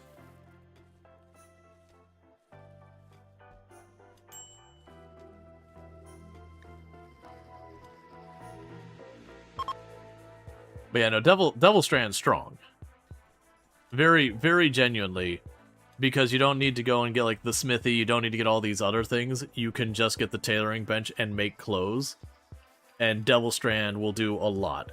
I do still believe later on when you get flak jackets and all that, I want to say the flak jackets are better, or the flak armor is better than what you can get with Devil Strand, if I remember correctly. Now, granted, you have people's like, no, but there's a penalty on flak. It's like, well, you're not wrong, but genuinely getting the defense, to me, is worth just taking, like, the movement penalties and all that. Like, unless you're doing, like, a full-on kiting setup, which, you know, fair enough, I guess. Most of the time, you're better off just going with the flak. The penalties aren't that severe. The plate armor, there's an argument to be made against, because the plate armor's movement penalty is pretty rough. And on top of that stuff, like, the marine armor's also got some pretty nasty stuff, as far as movements and all that to deal with. But it's also got very high defense that usually you can afford the loss of efficiency. The only one I think you really have to be careful about is, again, plate can be a thing because it's very, very slow. And then also your vac suits. For, like, space stuff, your vac suits do have a very significant impact on your pawns, so you really kind of only want to be using them while you're in space. You do want to use them so you don't die in space, but, like, there's not really a time, even like a legendary vac suit, you probably are better off not using on the surface. Yeah, flak is better protection, doesn't cover the legs. The jacket, that is. Yeah.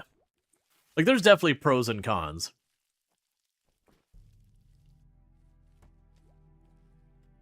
Yep. Well, that's the idea, is you get, like, I'm talking the full flak set, so flak pants, was it flak pants, flak vest, and flak jacket? Because I want to say the jacket is outer and the vest is middle? And then you can still put, like, a t-shirt on underneath it, which you could still make Devil Strand if you really want.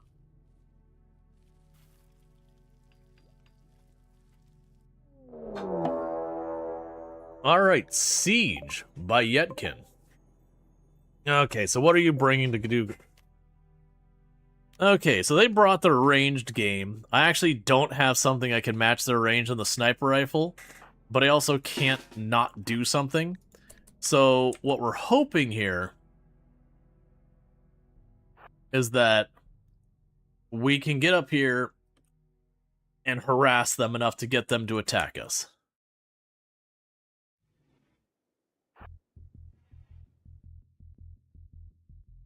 Now, the thing I do have to be careful about here... That's fine. The thing I do have to be careful about here is Yetkin are probably going to be faster than us. So there is the risk that I start shooting them and they run us down. Now, granted, I'm feeling pretty good about our firepower. Here's a question. If I put you on top of a mortar, what happens?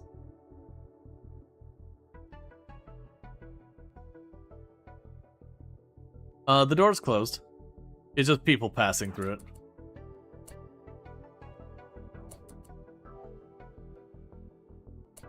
Yeah, we can get in there and get berserk on one of them. That'll probably help out as well.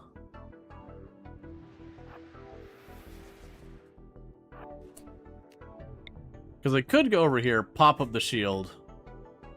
They're gonna call animals on you, probably. Well, if they call just the bison, I'm not too fussed about that.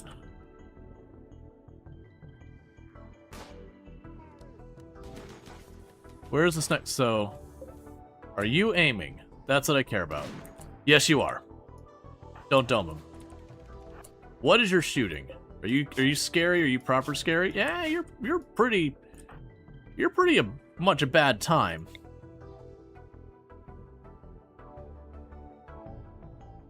So, what I could do is I could drop the shield up here so I can run up without having to worry about that sniper rifle. And then we could run over and berserk one of them. And like kind of do that. We drop the shield nice and close up to sniper rifle, that'll be good. What is your range again? So far, I always forget how ridiculous sniper rifle is. Because you only cost 4% psi focus. It's a lot of heat, but it's not much psi focus. So let's pop that.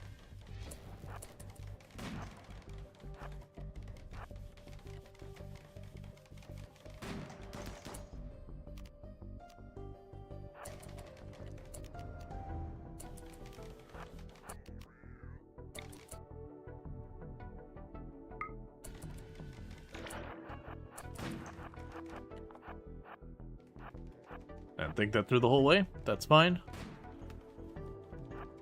Okay, getting in there. Oh, did it already drop off? That did not last long. Alright, so we're going to need to reposition on this.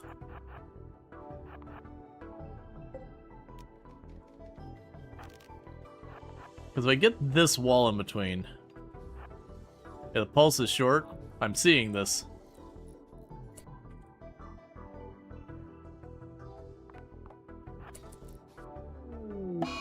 Shamblers approach.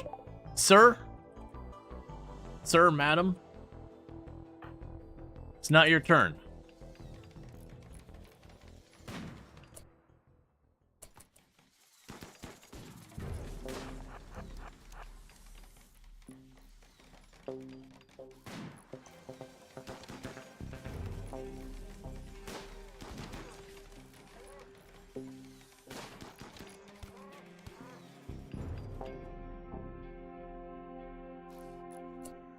Skip the mortar shells away.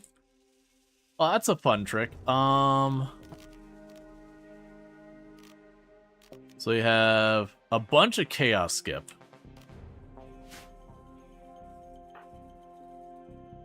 You don't have it, you do.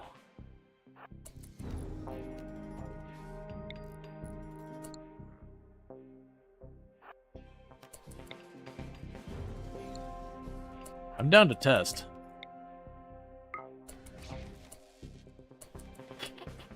It does. That's not too good.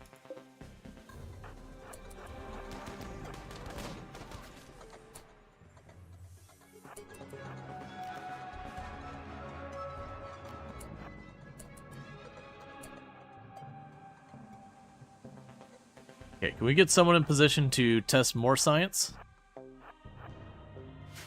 Alright, do you have the shield? You do not have the shield. Do you have the shield? Who's got the shield up and ready to rock and roll? Move, move, move, move, move. Ah, it's too slow.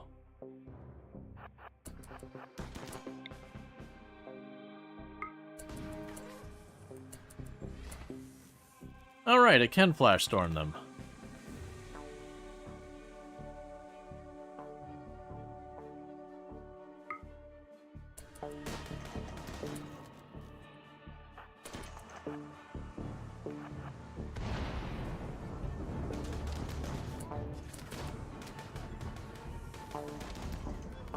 Well, I have learned the first thing that I was curious about.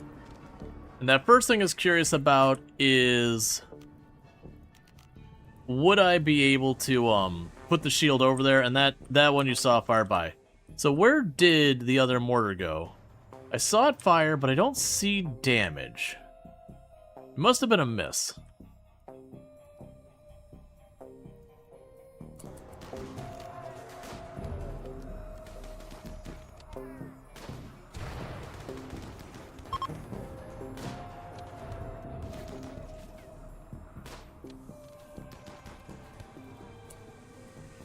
Alright, that'll have to do.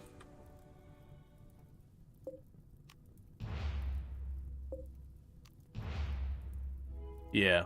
So the good news, I actually managed to get... Oh, you know what? They only had that one. How far away were the Shamblers?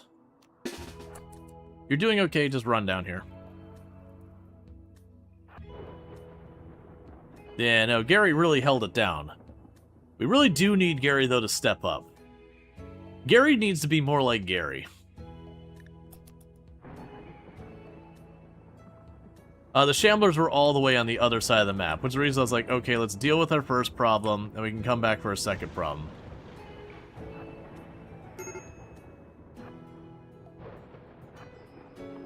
What is your issue? How badly is it? Getting hungry. We need to get this done. We have plenty of firepower, we could just knock these real fast.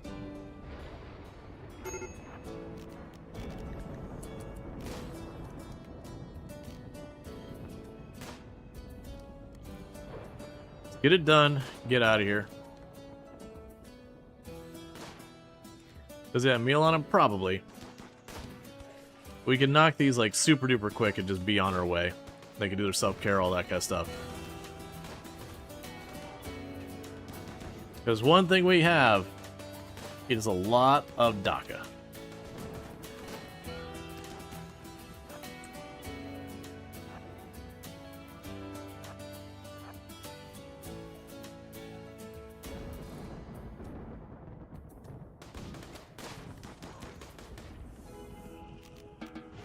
Alright, and everyone scatters to get their food.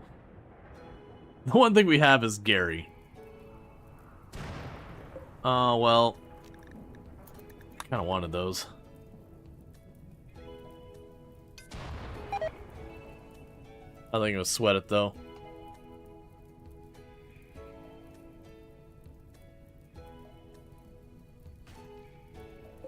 I'm surprised you're alive. Not gonna stay that way, but you know.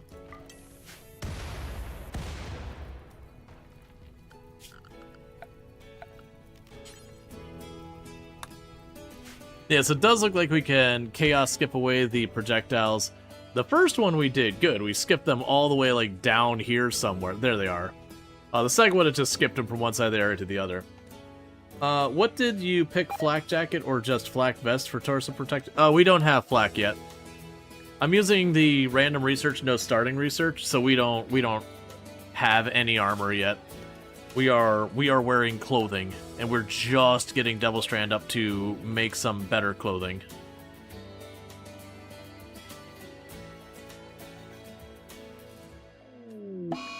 Psychite binge on Gary. Excuse me, sir. Mr. Gary, sir. Oh, hey, look.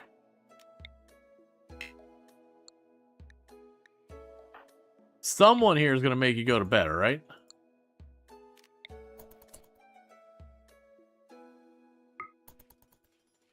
Mr. Gary, sir. Time for you to take your nap. All right.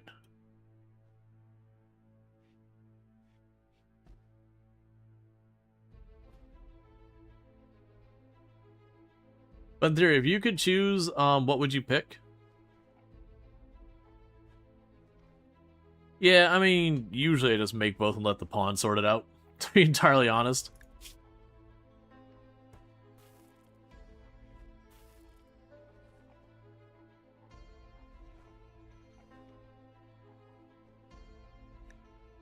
I usually just make flak helmet, flak vest, flak pants, flak jacket. Let the pawns do what they're gonna do. I only usually micro when we're starting to get like, you know, fancy stuff, legendary stuff, whatever.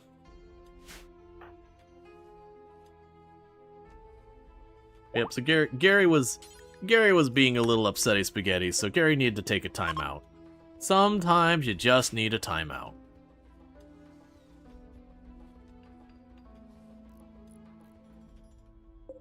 Let's get that thing out of here.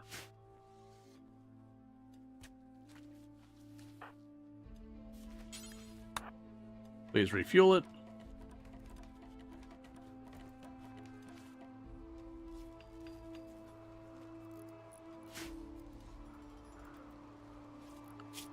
Okay, so getting fire foam, which will be fun because then I might as well put a fire foam. Usually I'll put a fire foam in my storage room and my production room just because of the sheer volume of like components and all that are tied up in like all the different things going on in your production room. It's worth doing a little bit for it. And then the storage room is full of your everything, so you know, fire foam it up.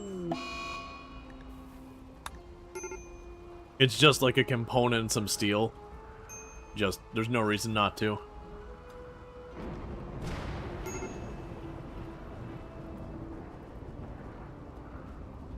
And alright, we're gonna go here and switch you to Devil Strand. Because you finished harvesting all the cotton. I still got my little bit of cotton over here, so we're not at none for when we get flak. But we will start leaning really heavily into the Devil Strand, so even if I don't get armor, that at least gives me some defense. Now, to be clear, if we're actually being more meta, more strategic, I should be switching over to dusters with the Devil Strand, not the capes. But, I mean, let's be honest. It's a cape. It's a cape. How can you not?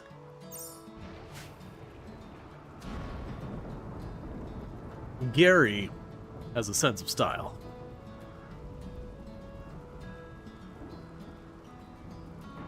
You'll hear none of your... Yeah, no, everyone looks... You know, you look at your stats, and you go here, and you see, like, on your duster, it's like, oh, I've got arms, and, you know, all this storage and all that. And then you read the cape, and it says, like, 10 aesthetic points, and there's just no contest. To be fair, the cape actually does cover most of the same stuff. I think... I was trying to remember what the difference is between, like, the cape and the duster and stats. It's actually not as big as you'd think. It is there. Unless they changed it. It's possible they changed it. Because that was one of the things they did do at one point, is they, there used to be, like, hats had a much, much different set of stats. And broadly speaking, they've kind of normalized the hats to be very similar-ish. They're not the same, but they're pretty close.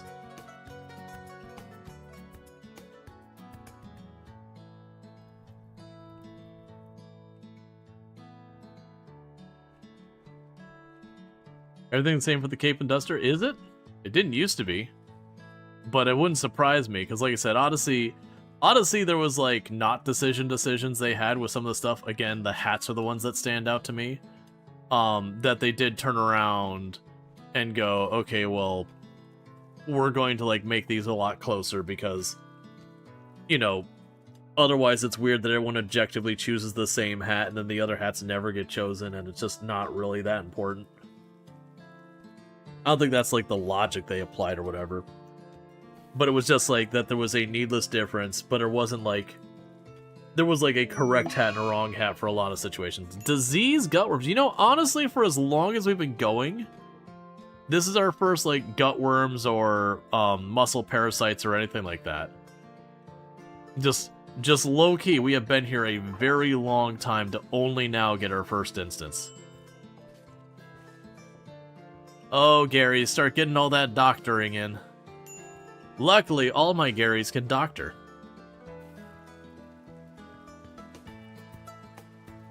Well, that's not true. I've got 3 Garys up here with Mind Crumble who can't doctor, but other than that, everyone else can doctor in this colony. At least, I mean, not good, let's be honest. Pretty terribly. Rongury's the only Gary who's kind of gotten ahead in the pack.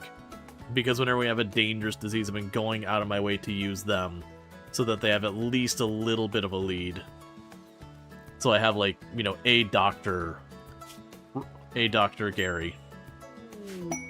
Rare Thrum... Dude, you are just throwing these at me again and again and again. I still have animals, too.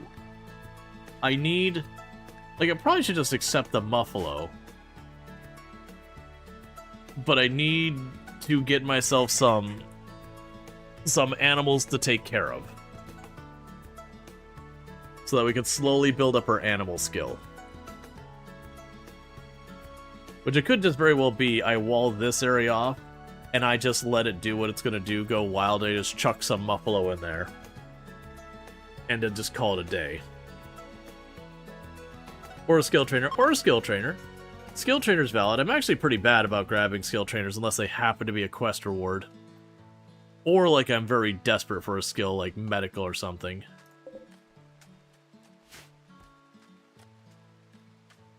You're saying there's a non-zero chance? Exactly. Basically, I already have it.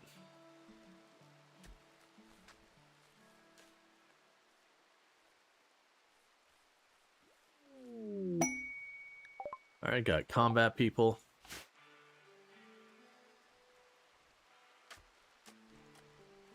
But yeah, so we could probably just go, like, right up here. Put another wall here for, like, where we're keeping the animals. And like I said, with the grass here, I feel like genuinely we could just leave the Muffalo there. And not even, like, plant anything. Just let the grass sort itself out. Traders versus Thrumbo? Unfortunately, I don't... Well, oh, okay. Actually, I take that back. They are going to go to that side. I don't particularly need the Thrumbo things. Like, I mean, the horn is... Well, okay, they've got a plasteel spear.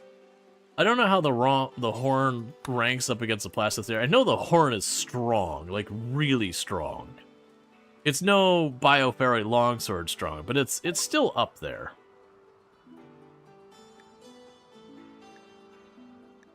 Alright, what do we got here?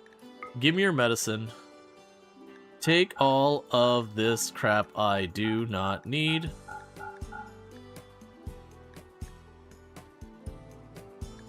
Take the revolver. We'll keep that bolt action. That's fine.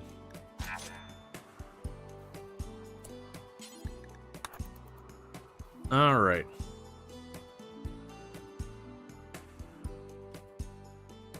How much longer till the next one? 17 days till our next Gary, which is fine. And what are you upset about? Serious? Oh, right, gutworms. That'll do it. Those gutworms are going to be with us for a little while, I think. We don't have any good doctors. We have just an okay doctor. And I'm willing to use the gutworms as my means of getting our pawns to, you know, do their thing. Dark visions, because you're sick. That's okay, I can live with that.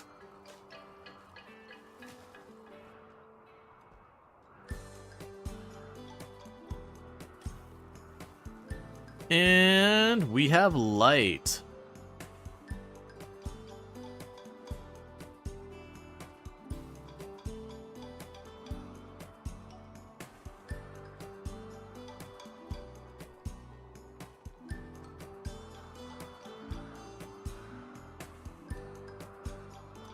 So yeah, most of the steel done. You're grabbing the uranium, which is good news.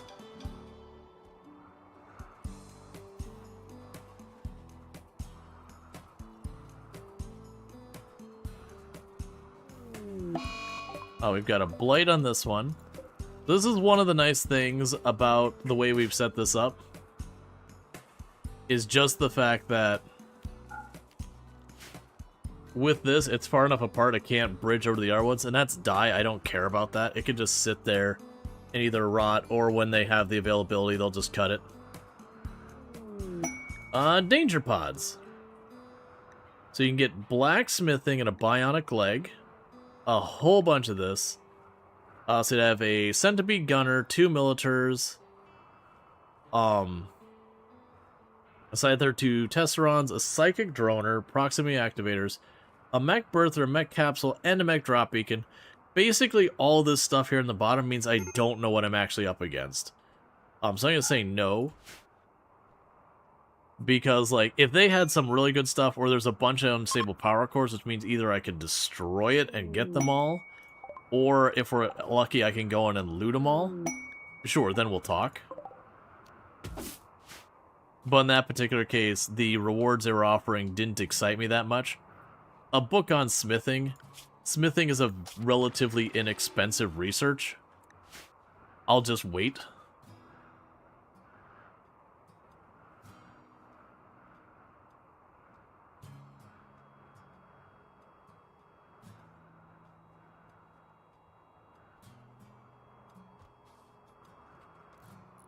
The good news, we're getting our storage room finally towards done.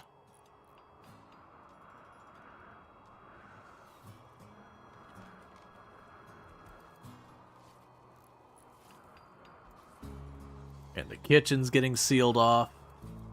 We have enough excess power here. It's not a ton,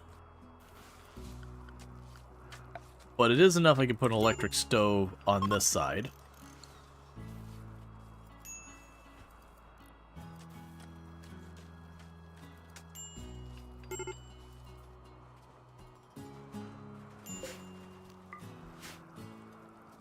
Okay. And I just go to this bench, copy, paste. Now I could have 2 people cook. And that's us figuring we could do here. So we've got the one that can mine. So Chesty Gary can, when they're not needed for mining, they could jump in and help with the cooking of stuff.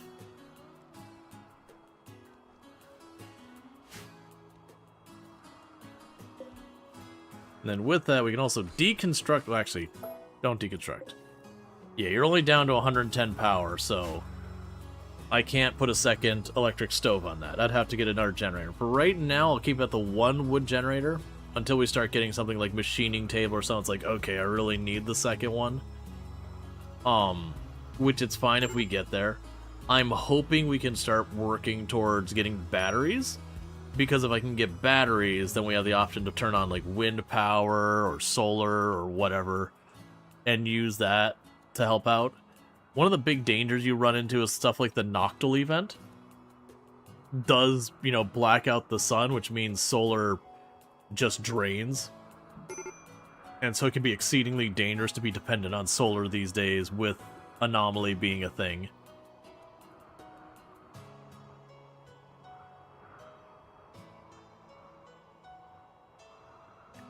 Yeah, major break risk on a whole lot of people because of... Why?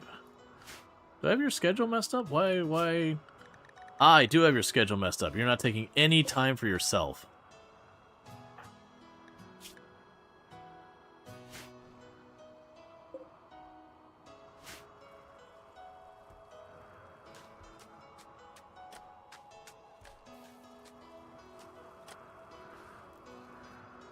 Okay. So, well, it's certainly not a great setup. We do have a setup that I could potentially take on the Noctil event. If it happens, it'd still be a mess, but at least I have lights inside my base. What I'd do is, if we triggered the Noctil event, I would want to put a couple of lights along the outer edges here to give myself some mobility. And it would be just a thing of running, dropping, you know, a torch and like daisy chaining over to the Noctil thing, and just doing the best we can. Oh, they've already hauled... Actually, no, it burned down, didn't it? It's fine. I was gonna say, they've already hauled most stuff back.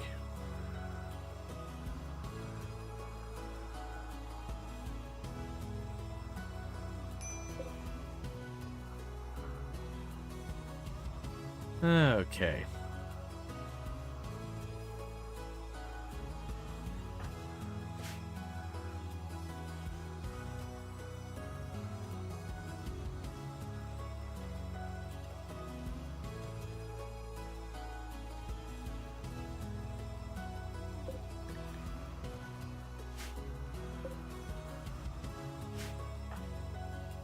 Could you, like, haul all that Devil Strand in? It's good stuff just rotting out there.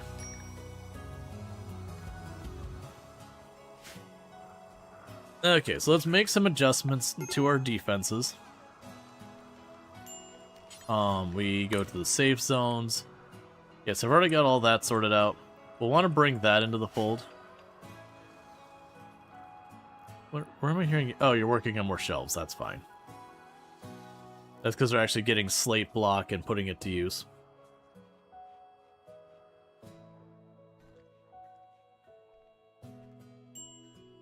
Okay. So I think what we do, like, when they wake up in the morning, we do avoid provocation. This is not actually safe. That's something we probably need to work on. Like, right now I've got the door sealed, but I do want to make sure it stays in our boundary. Hauling always drives you crazy enough to get a Mechanator with just lifters. Usually if you get a fast pawn, like a jogger with hauling, as like their only responsibility, they'll handle you just fine. Then you give them like a secondary thing of like cleaning or something. It's one of the reasons why when I get a pawn that has like no passions or anything, it's like, that's fine. I can work with this. It's definitely not my preference, but it's certainly a thing you can make work.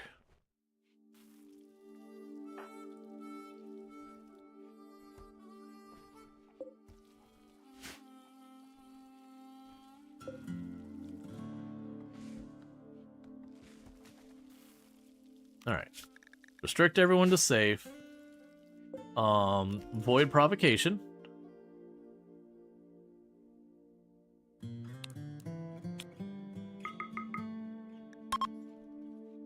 Okay. Let's go poke the things that go bump in the night again. I actually have a room to chuck them in this time.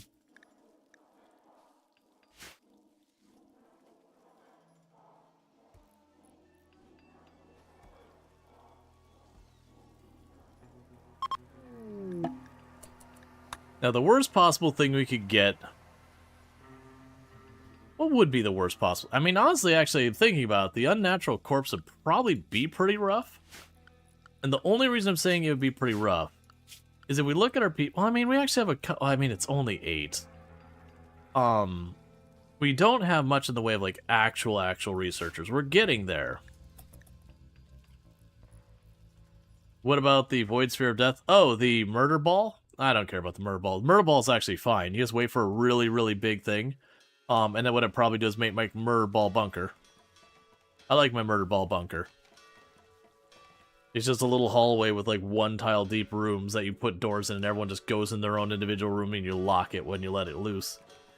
And it can't teleport into the room because there's not enough space for it. And you just ride it out. Basically, they push the big button, they lock themselves in the closet, they put their head between their knees, and they openly weep.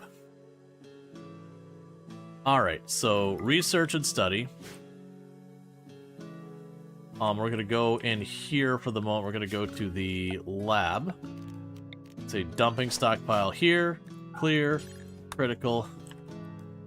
On natural corpse.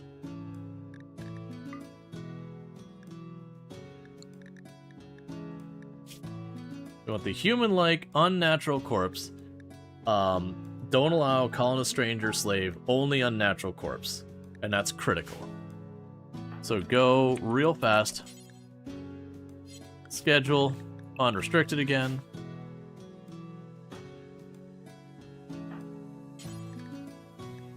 Call that back. Make sure I haven't accidentally set you to unnatural. Okay.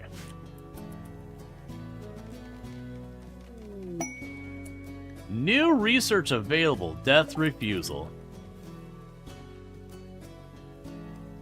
And it did target Gary, right?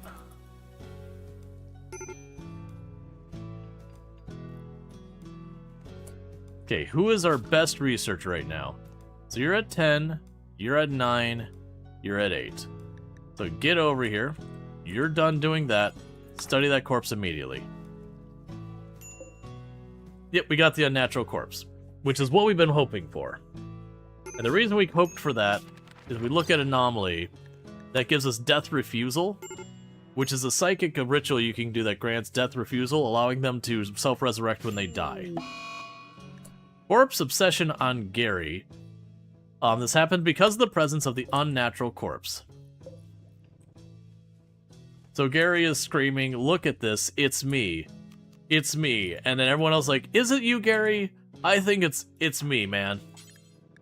I feel like you're trying to project."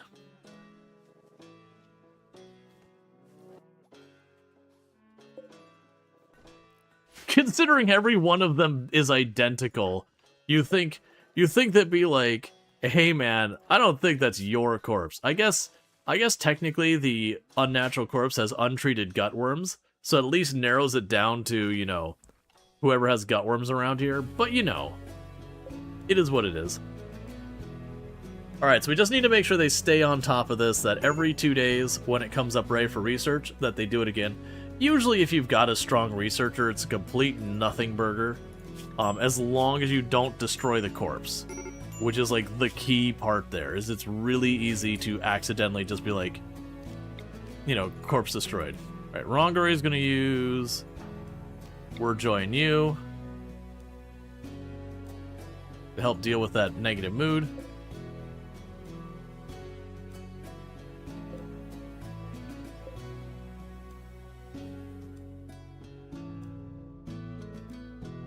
Destroying the corpse makes it go faster. Destroying the corpse is a good way to get someone to die. Because for those who aren't aware of this event, this is a research race. You've got this here, and you're basically running the clock on research. That you have to research it faster than it goes active. If it goes fully active, whoever it's linked to dies. So right now it's it's connected to Gary, which is interesting. It's giving Gary the Gatherer, which is not Gary's title.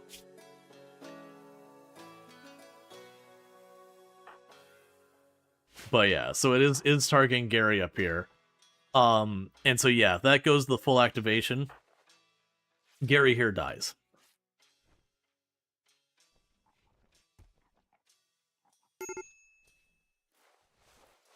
As far as you remember, destroying the corpse makes it respawn ready to study on average 24 hours. The normal cooldown is 2 days. So it's an exploit to destroy the corpse to die faster. No idea. I've never lost a colonist to the corpse. I have had one time that, like, it went, like, full, like, you know, I'm getting ready to pop up and murder someone. that we were running the clock, and that was like, you know, just a particularly awful colony when it came to being able to do research. Way worse than we got here. But even then, I still made it across the finish line. Usually I see people accidentally destroy the corpse because of like their cremation thing set wrong. And then they'll, you know, destroy the corpse 3 or 4 times, and then they just don't have enough time to catch up anymore. But yeah, as far as like that, I don't know. Yeah, you just study it regularly yourself. You heard that tidbit from Smurf. Yeah, no, it makes sense. That, you know, there would be some gimmicky exploit thing. There's like RimWorld, almost everything has that. I'm also amused that they still haven't gotten this. These will rot soon. Yeah, it's close to that. It's like 200% more effort to destroy the corpse, but if you're late on timing, you can catch up on it. Yeah.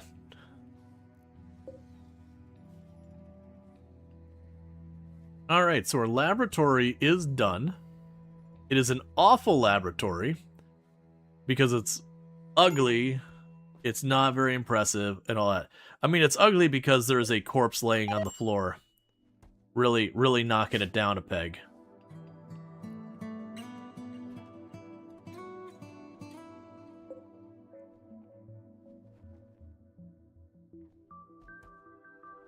Okay.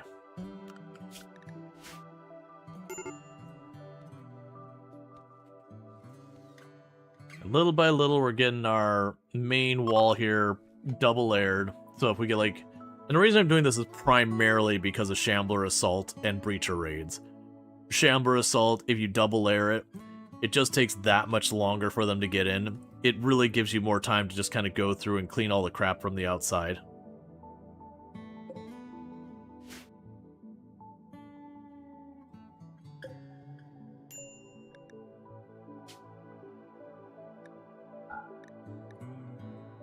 No more capes made out of cotton. We're a double strand situation.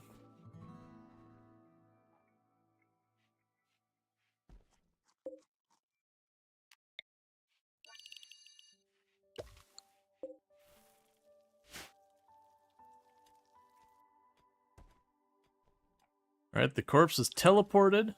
Probably in Gary's room. Yes, it is.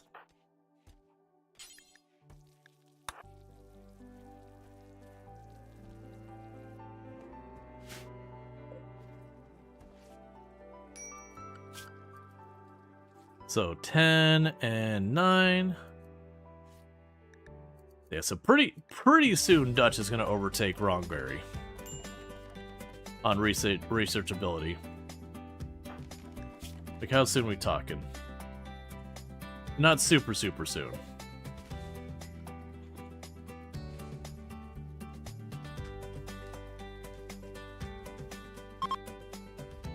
Sorry about that.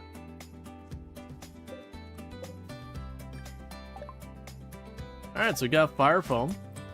Then we got Formal Apparel next. So we can go to Miscellaneous, Fire Foam Popper. Like I said, I usually put one in here. Honestly, I'll put one in the hospital. And I'll put one in the production room. Because those are the rooms likely to get attacked, and those are the rooms likely that someone will set a fire and cause tons and tons of damage that destroys everything. So just burning like a single component and a little bit of steel in each one of those. Okay, that crap ain't gonna fly. Gary, I need you to talk with Nexio. They're being unreasonable again. Good talk.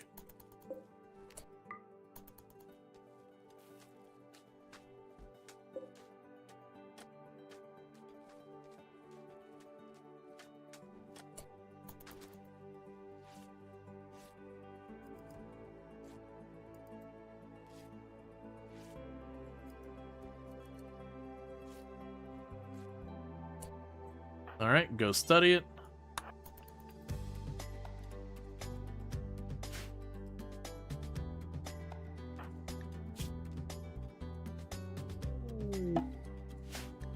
Unnatural corpse progress. Your investigation of the unnatural corpse has revealed more about the body. An architect's shard is at the core that physically links it with Gary.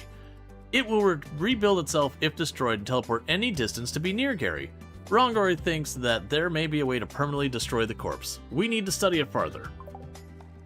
Yep. Like you cannot track blight to other areas. Well, also in real life... Wait, that just means it's another Gary. It is another Gary.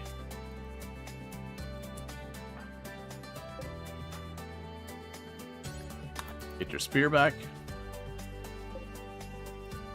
The catch, though, is it's a Gary that's going to murder a Gary, and we don't want Garys murdering other Garys. It's very like it's not very Gary-like behavior.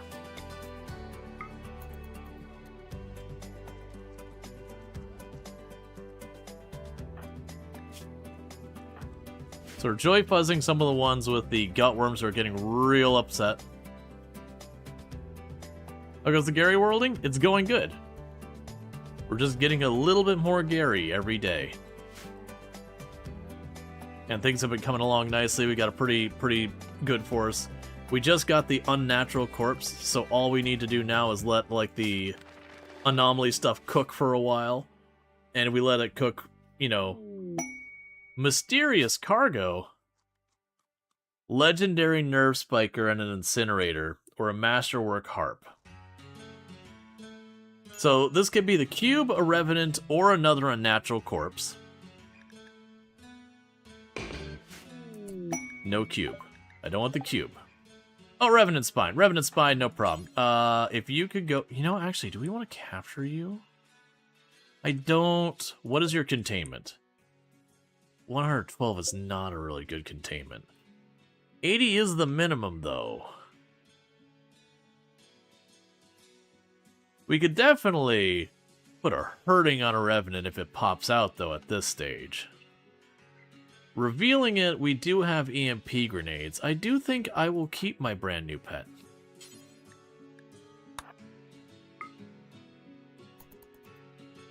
I probably shouldn't be. It was probably a mistake. But also, when has that stopped me before?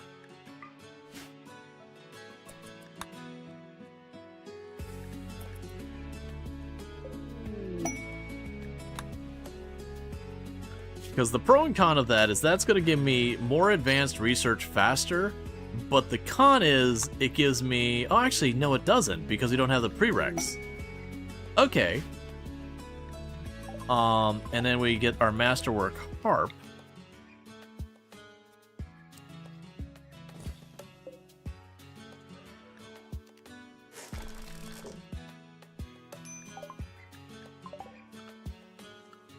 Yeah, so look here.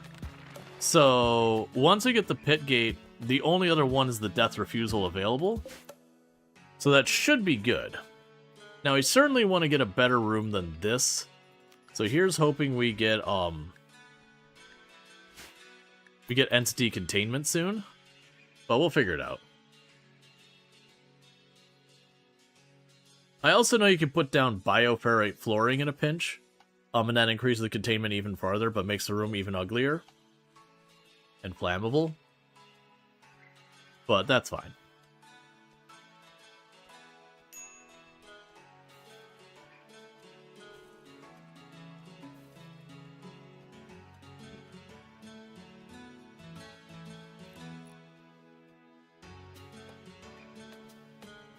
Alright, so we're using all of our components we have in the entire colony to get fire foam poppers in all our important rooms.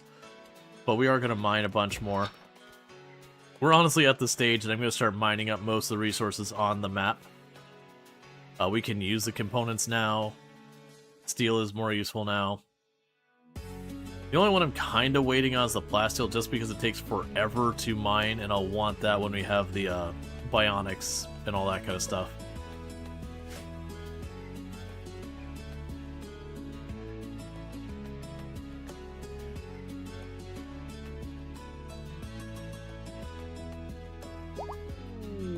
Chimera's approach. There's a lot of chimeras. I'm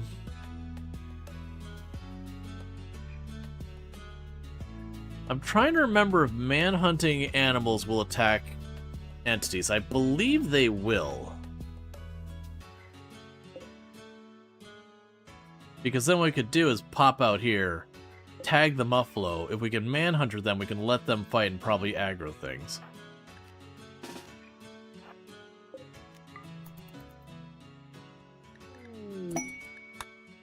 And the downside is... Oh, wait, never mind. Never mind, we're not going to get to that point. Okay, we're just going for it, apparently. So much for any kind of meaningful plan. This is just... put up or shut up, I guess.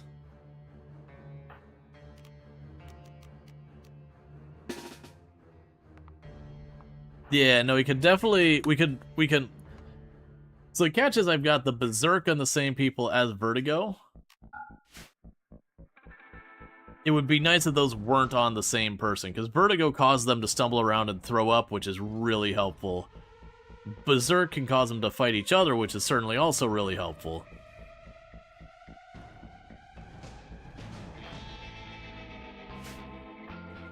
Yeah, so you've got Berserk and Vertigo. I'm going to put you in the lead here. And you don't have much to do. Berserk has shorter range. So Berserk, I can get about halfway. Vertigo, I can get all the way to the door. Vertigo also affects a much larger area.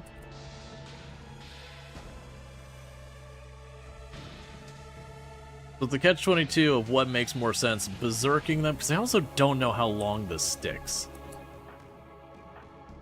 So I've also got you with Berserker Vertigo. You don't have the Psi Focus to do it. So I've got two people who can do it. There are two Berserk and Berserk Pulse. Gotcha.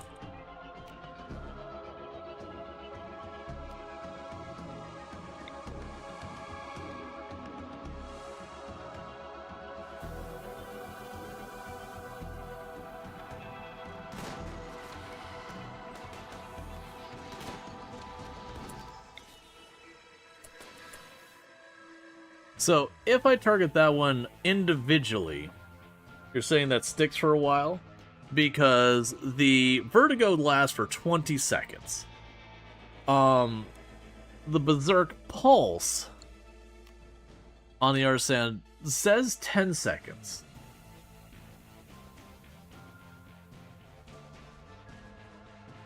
But I get one shot with a Berserk Pulse before we are overheated. Vertigo, I can get a good like 3 casts before we're done.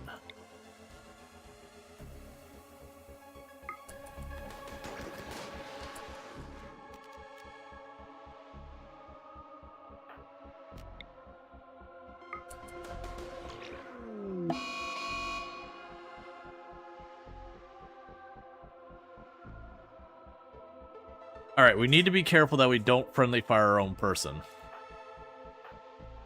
Because it's not really 1v1. Yeah, he's in melee anyway.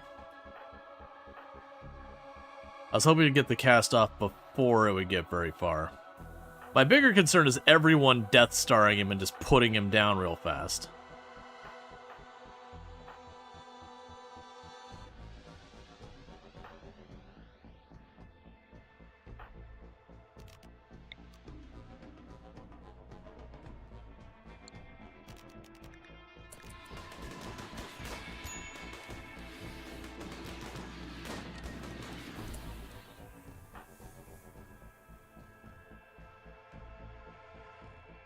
If the Chimera dies, skip him?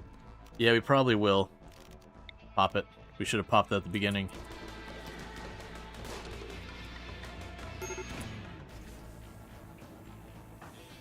I need you in here.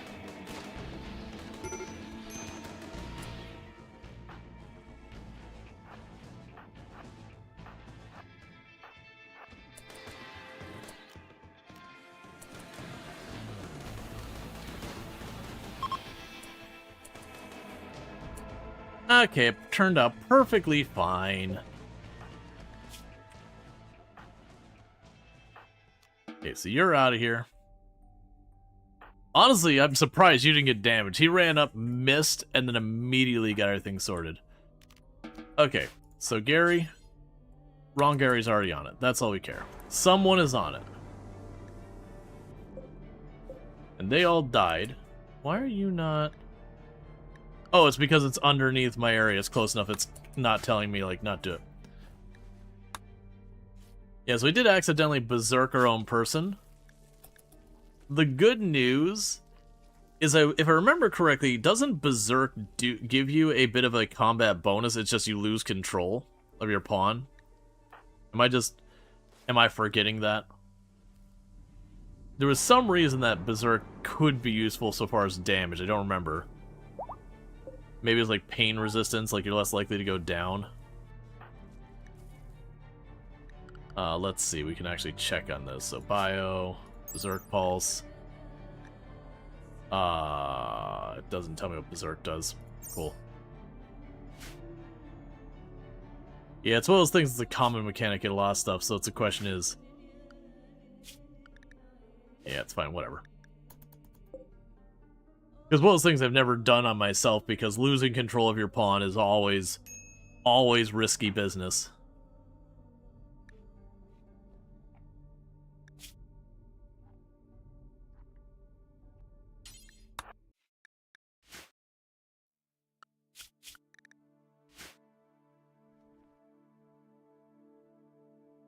Alright, this is an unnatural corpse. Where did you go again?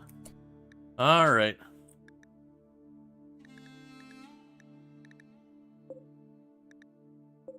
There you are. You just put that back.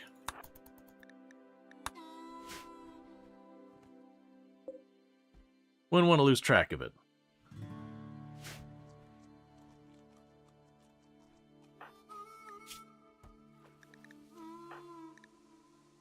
Yeah, honestly, I'm surprised. When they knocked down Nexio, I was surprised like that.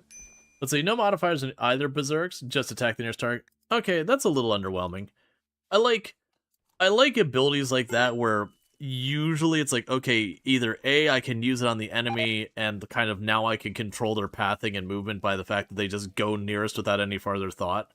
So, like, you make them more dangerous, but you have complete control over the situation.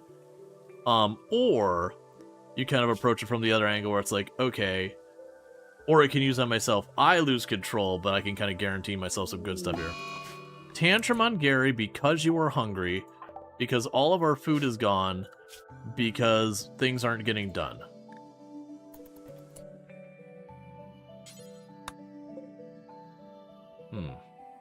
That's not great. Wildlife. Kill it all. Work. Schedule.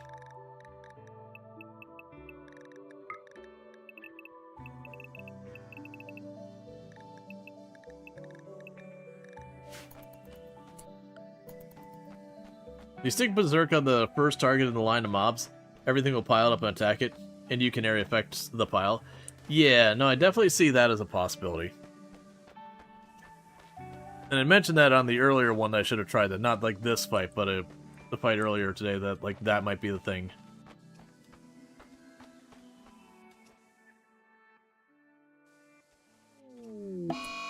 Corpse obsession, because you ate raw food. Hey! So you're unrefrigerated and you spoil soon.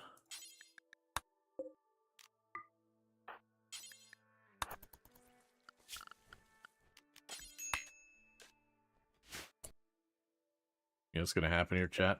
There'll be some upset people.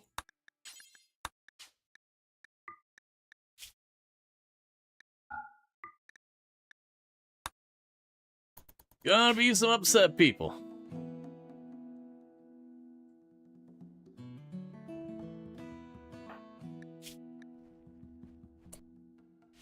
Grab our people who are not actively injured. We have got to claim some quick food.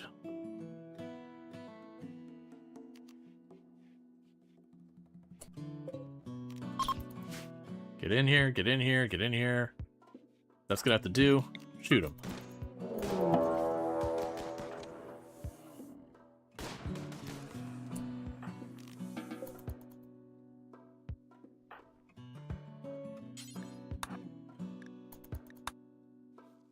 Okay.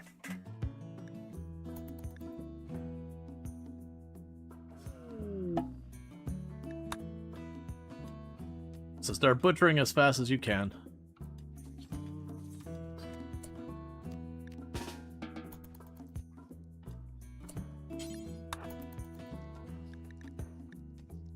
Starvation will do it.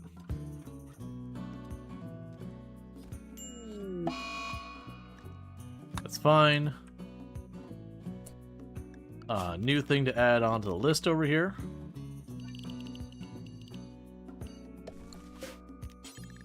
Even more corn. This corn's coming along pretty close, so is that. We just need to get enough food to kind of see it over the finish line, as it were.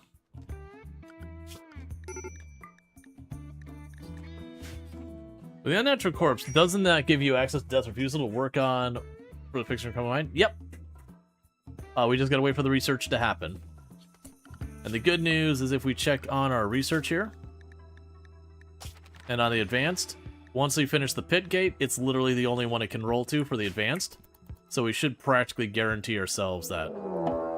Grizzly Bear is hunting our person.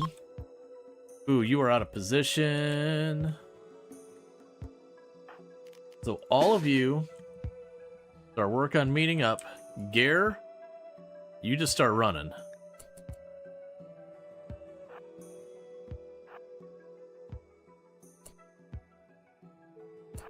You've got help up here. Do you keep running?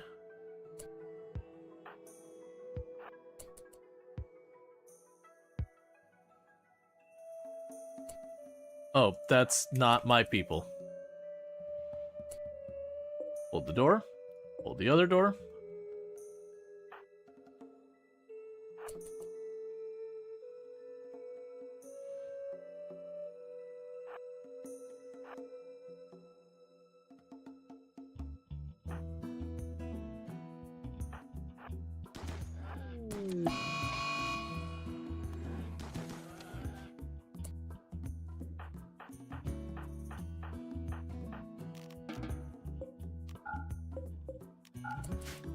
Okay.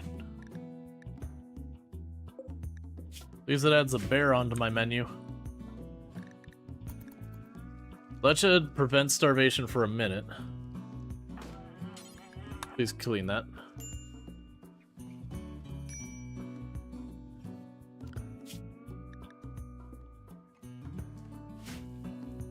Waiting for the visitor to rip a doomsday on the bear.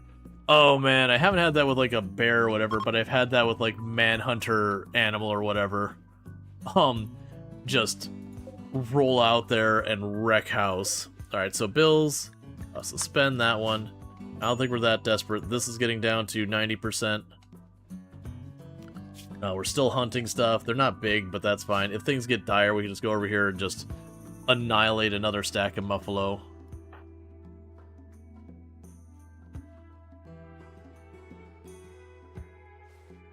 I probably just need to get a second planting person going, like properly going, and not just part-timing.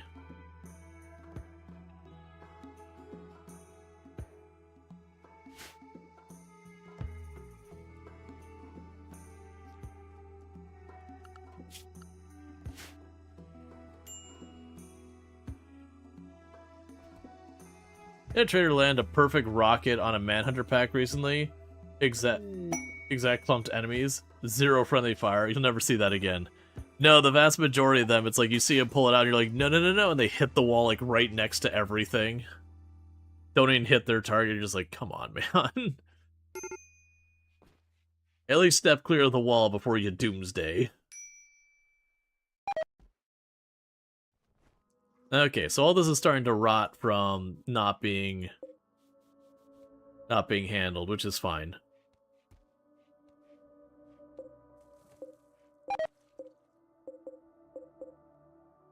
So you got one at 96%, you're at 83%. This is gonna hover a couple more days. Not even. Please do not kill my corn, like, at 98% grown. Get up. Put out the fire. Rongor. Fire. Gary. Fire. This is tomorrow's meal that's trying to burn down around here. Cassie said heard food and got upset. Cassie doesn't believe in eating food.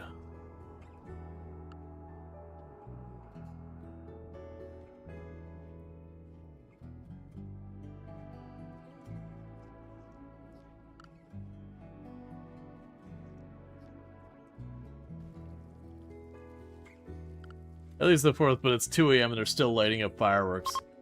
Have been all week. Yeah. Yeah.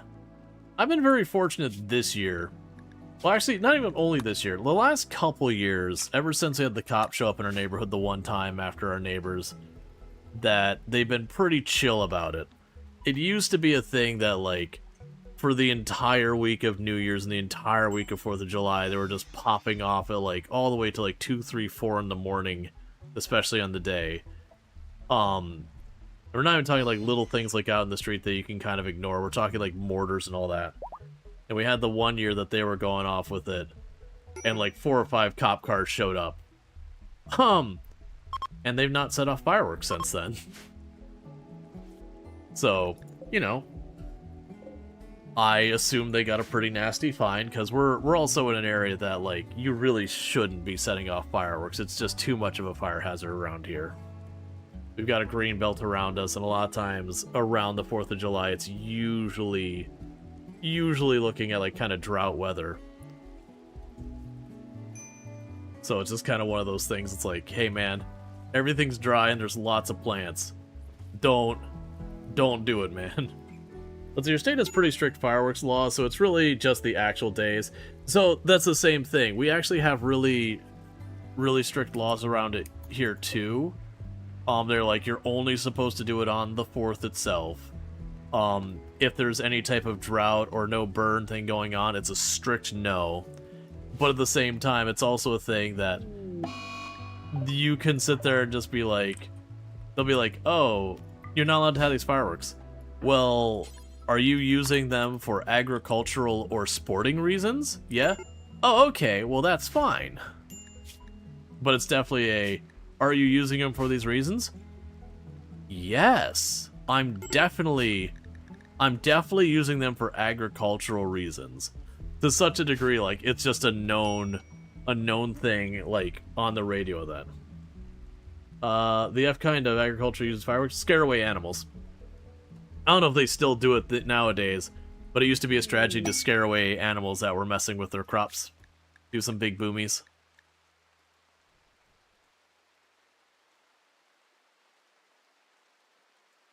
Oh, 70 herbal medicines. Like, trying to find in the text what they wanted. It's like, I know when I was a teenager, like, I absolutely was someone who's like, oh yeah, I'm definitely using these for agricultural purposes. But, like, the people selling you the fireworks didn't give a crap. Let's see, MA bans all fireworks, but you get ads in the mail for the store 10 feet over the North New Hampshire border. Yeah.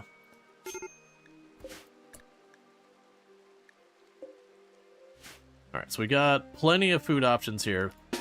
Let's get over here real fast. But it's kind of the classic thing with a lot of that. You have a lot of that kind of stuff where one place is like, hey, it's really not safe for us to have fireworks, no fireworks. And people can just, like, either cross the state line or the county line or whatever and get them just fine.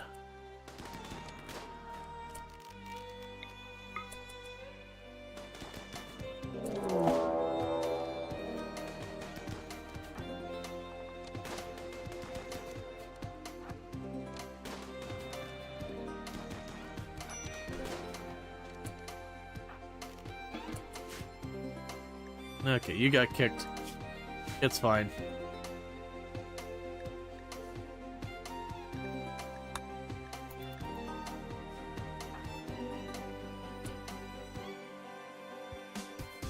Fireworks is kind of your blood, you can't help it.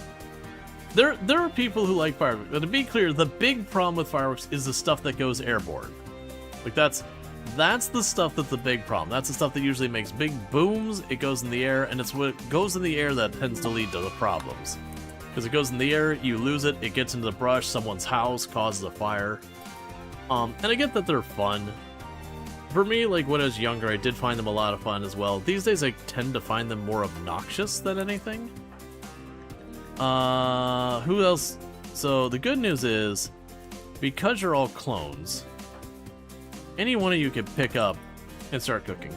If you drive 20 minutes to your neighboring state, there's 50 firework tents in the first mile around the fireworks holidays. Yep. Let's go across people's shop, but you found it really brazen that they advertise it like that. Not every day you get a flyer in the mail that's like, want to come do crimes. Yeah, well, I mean, it's like the argument they'll be is like, oh no, we're just selling fireworks. Like, we don't care where they're doing it. They can come to our state and do the fireworks here, they can go back. Let's see, an area with lots of close housing and landscape, it's not a good idea. We got some parks we do them at. Oh yeah, no, that's the thing. Like, if you got like parks with lots of wetlands and all that, when they do the fireworks here, that's usually what they'll do is they'll be like, here is an area you can do the fireworks. But they'll usually have a hard no on stuff like mortars, and usually there'll be a lot of restrictions around bottle rockets, those kind of things. And that's again because you can actually get some distance with those things. If you tip over a mortar tube and it fires on its way down, you can send that thing sailing a good quarter mile away.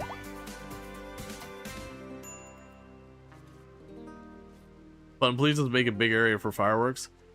Well, and then plus you have the person who like blasts their arm off with a mortar because, you know, they put in the tube and then they wait, and then they wait, and they wait, and they walk over to go look at the tube and they get blasted. Yeah, no, I mean, it's human error and all that. For me, it personally doesn't, it's whatever. The one that gets me the most is like just them setting off fireworks for like the whole week. That to me is not okay.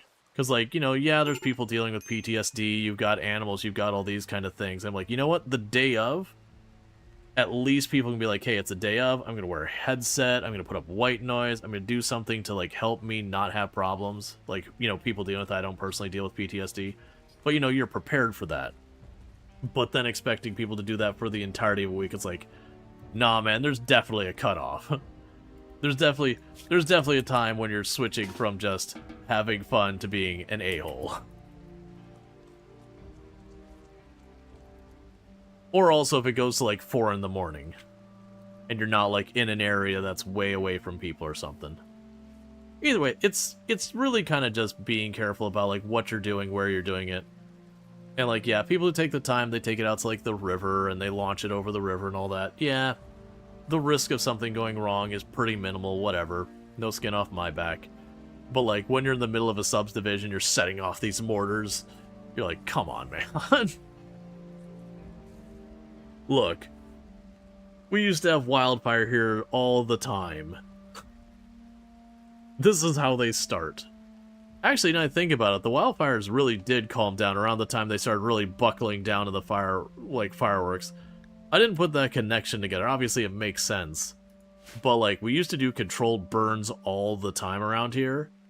And then, you know, the number of wildfires that were happening started going down, even regardless of the controlled burns, and they kind of backed off the controlled burns in a big way. They still do them, but it's nowhere near as often. And I'm willing to bet it's because of how much stricter they were on the fireworks. Even without wildfires, the mortar box things are annoying. People here launch those on the street between buildings. It's crazy loud. Oh yeah, and that's the same thing. They'll like take it between like just on like the cul-de-sac or whatever, and they'll launch them out in the neighborhood. Like I said, that's something. It's probably been 3 or 4 years since they had it. I was streaming when that happened. I think I was on stream when they were cracking off a bunch of fireworks. And I heard the cop sirens going, like, hang on a second, you know, when it stepped away from the stream for a minute, I was like, oh, it's like, it looks like the cops broke up the neighbor's party. As a kid, you got in trouble lighting fireworks by your father. You were maybe 8 years old, and you didn't light it at the end with the wick. Of course, your father made no effort to teach you before letting me do it. I was fortunate I didn't run into anything like that. The one I ran into is, you know, kids being dumb and like pointing Roman candles at each other and like firing bottle rockets at each other and that kind of stuff. Luckily no one got seriously hurt, but there's definitely a couple times people got pretty decent burns on their shirts and all that. And yeah, like, I don't know.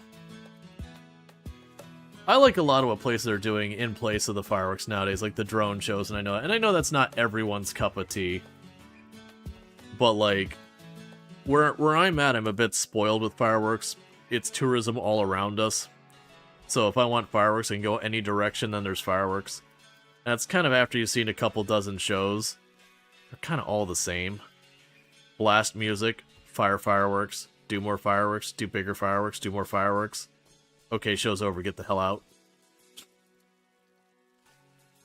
Oh yeah, we didn't do any vandalism stuff like blowing up people's mailboxes and all that, but yeah, no, I remember that happening. The one we got close to the most was people used to do the thing where they'd take a bat and they'd go down the road and they'd smash the mailboxes. Because our high school was just, they went along the road with all the mailboxes on the front, so people along that road got their mailboxes smashed at least a couple times every year. We had one person almost got in some serious trouble because he had like the double mailbox and he filled one of them up with cement facing the school.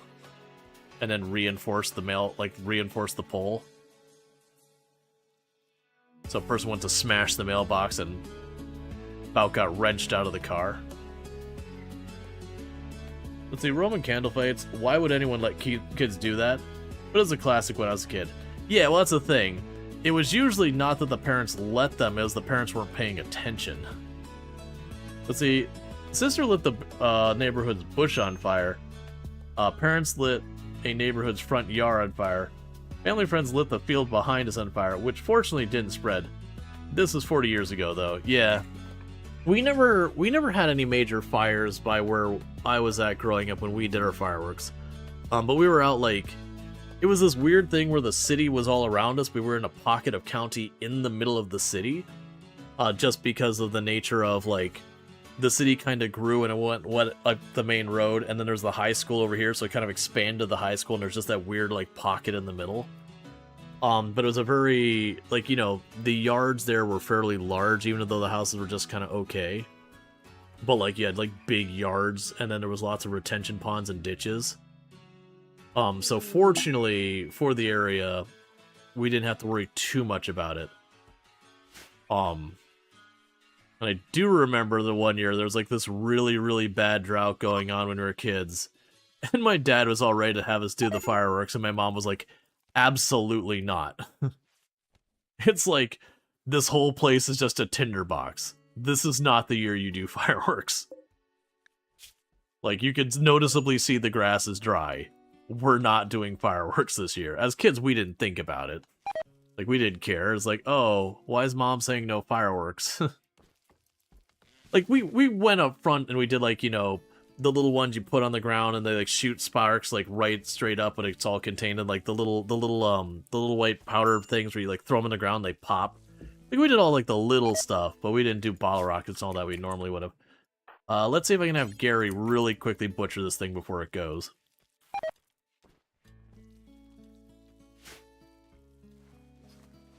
But yeah. That was a year that was weird, because we never got really bad droughts in that area. That was, like, right up on the coast, but that particular year was, like, you could noticeably see the grass is getting kind of brown, which is very unusual for Florida. Florida, it's almost always green. Let's see, the little spinners, if you drill a small hole in the side of them, it would spin straight up in the air. Oh man, what were those things? Were they Jupiter rockets? One year, me and my brothers were given the responsibility of going to get the fireworks if we wanted them. And of course, a bunch of teenagers going to buy fireworks is a great decision. But we got this box. It was like this big, maybe that tall, and it was like 2 deep, maybe like 64 of these things. So like 64 on top, 64 on bottom. But there's these little rockets, these little plastic stand on the bottom. And the plastic was always warped this way and that. They were not well made. But it was just this little rocket that would fire off. And those were just roulette the little firework. Because nobody knew what direction those stupid things were going to go. You lit it and it would go sideways straight over. Those fireworks should absolutely not have been sold. Like, we got through a bunch of them over a course of several years, and then we're like, do you want to light these up anymore? Not really. Because we had all had close calls with getting, like, pegged by one of those, and I, like, had them sail up onto roofs. Again, older me was like, we were menaces. This was not okay. This is 100% how one of those things sails off into the woods and starts a fire that you don't realize till tomorrow, when, you know, the fire trucks are rolling in. But man, those things were dangerous. They're only like this tall too. They're like these little tiny things, but they had like a little plastic base and little fins, and you put them on there, and all the fins were warped all sorts of weird directions. Not as an intentional thing. They were just badly made. But yeah. With that said, I've delayed the ad as long as I can. So what I'm going to go ahead and do is we're going to be wrapping up here in just a minute, because I got about 7 minutes before you're getting stuck with a 3-minute ad no matter what else I do. And I know I'm going to be wrapping up soon anyway, so rather than shoving you into an ad and then immediately ending the stream afterwards, we're going to be wrapping up here in just a minute. But if you have enjoyed tonight's content and you're not already following the channel, don't forget to drop that follow, that way you can find your way back here in the future. I will be streaming tomorrow at 7 p.m. EST, we'll probably do more RimWorld. I mentioned it earlier on the stream, we got a poll going on the Discord, and I am looking at potentially starting maybe a new run in Vintage Story, maybe revisiting Vintage Story, probably a new run because they changed the map gen. But doing some Vintage Story recently. That's a game I played before. People unfamiliar with Vintage Story, it's like, I don't want to say grown-up Minecraft, because that implies, you know, grown-ups can't play Minecraft, but it's like grown-up Minecraft in the sense that it has a much, much, much more depth when it comes to doing stuff. So it's not like Minecraft, you know, you take a stick, you put 3 rocks on it, congratulations, you got your stone pickaxe. In Vintage Story, getting your first pickaxe is usually like 4 hours into the game, because you've got to like nap flint to make a knife, to go get, you know, to make like shovels and all this sort of stuff, to get clay, to make a pit kiln, to like make your clay mold and all that, to then go find your ore, to then bring your ore back, you know, and then melt it down to put it in the mold, and you had to have like the crucible you had to like fire and all that. Like, there's a whole process. It's got a lot of depth, but it's fun. It's like, it's one of those things that like things are slower, but every step it feels like you're making meaningful progress. So I might do that tomorrow. Regardless of that, we will be doing more RimWorld. I will see this run through in some capacity. We'll come to some kind of conclusion with it, whether it's we die, we roll credits of some kind. I don't think I'm just going to do the anomaly ending again, because that's what we did the last time. There might be a point where we decide we have enough clones, and we jump on the Odyssey ship and leave. We might build a ship to the star, or build a ship and go to space. I haven't decided yet. Kind of just winging it. But with all that said, thank you so much for tuning in. If you're watching over on YouTube, don't forget to like and subscribe, but the stream will be ending abruptly for you over there, because I do not have a host ready, but thank you so much for tuning in. And then for those over here on Twitch, I'm going to go ahead and put up my ending stream screen and see where we are going to go ahead and find ourselves a person.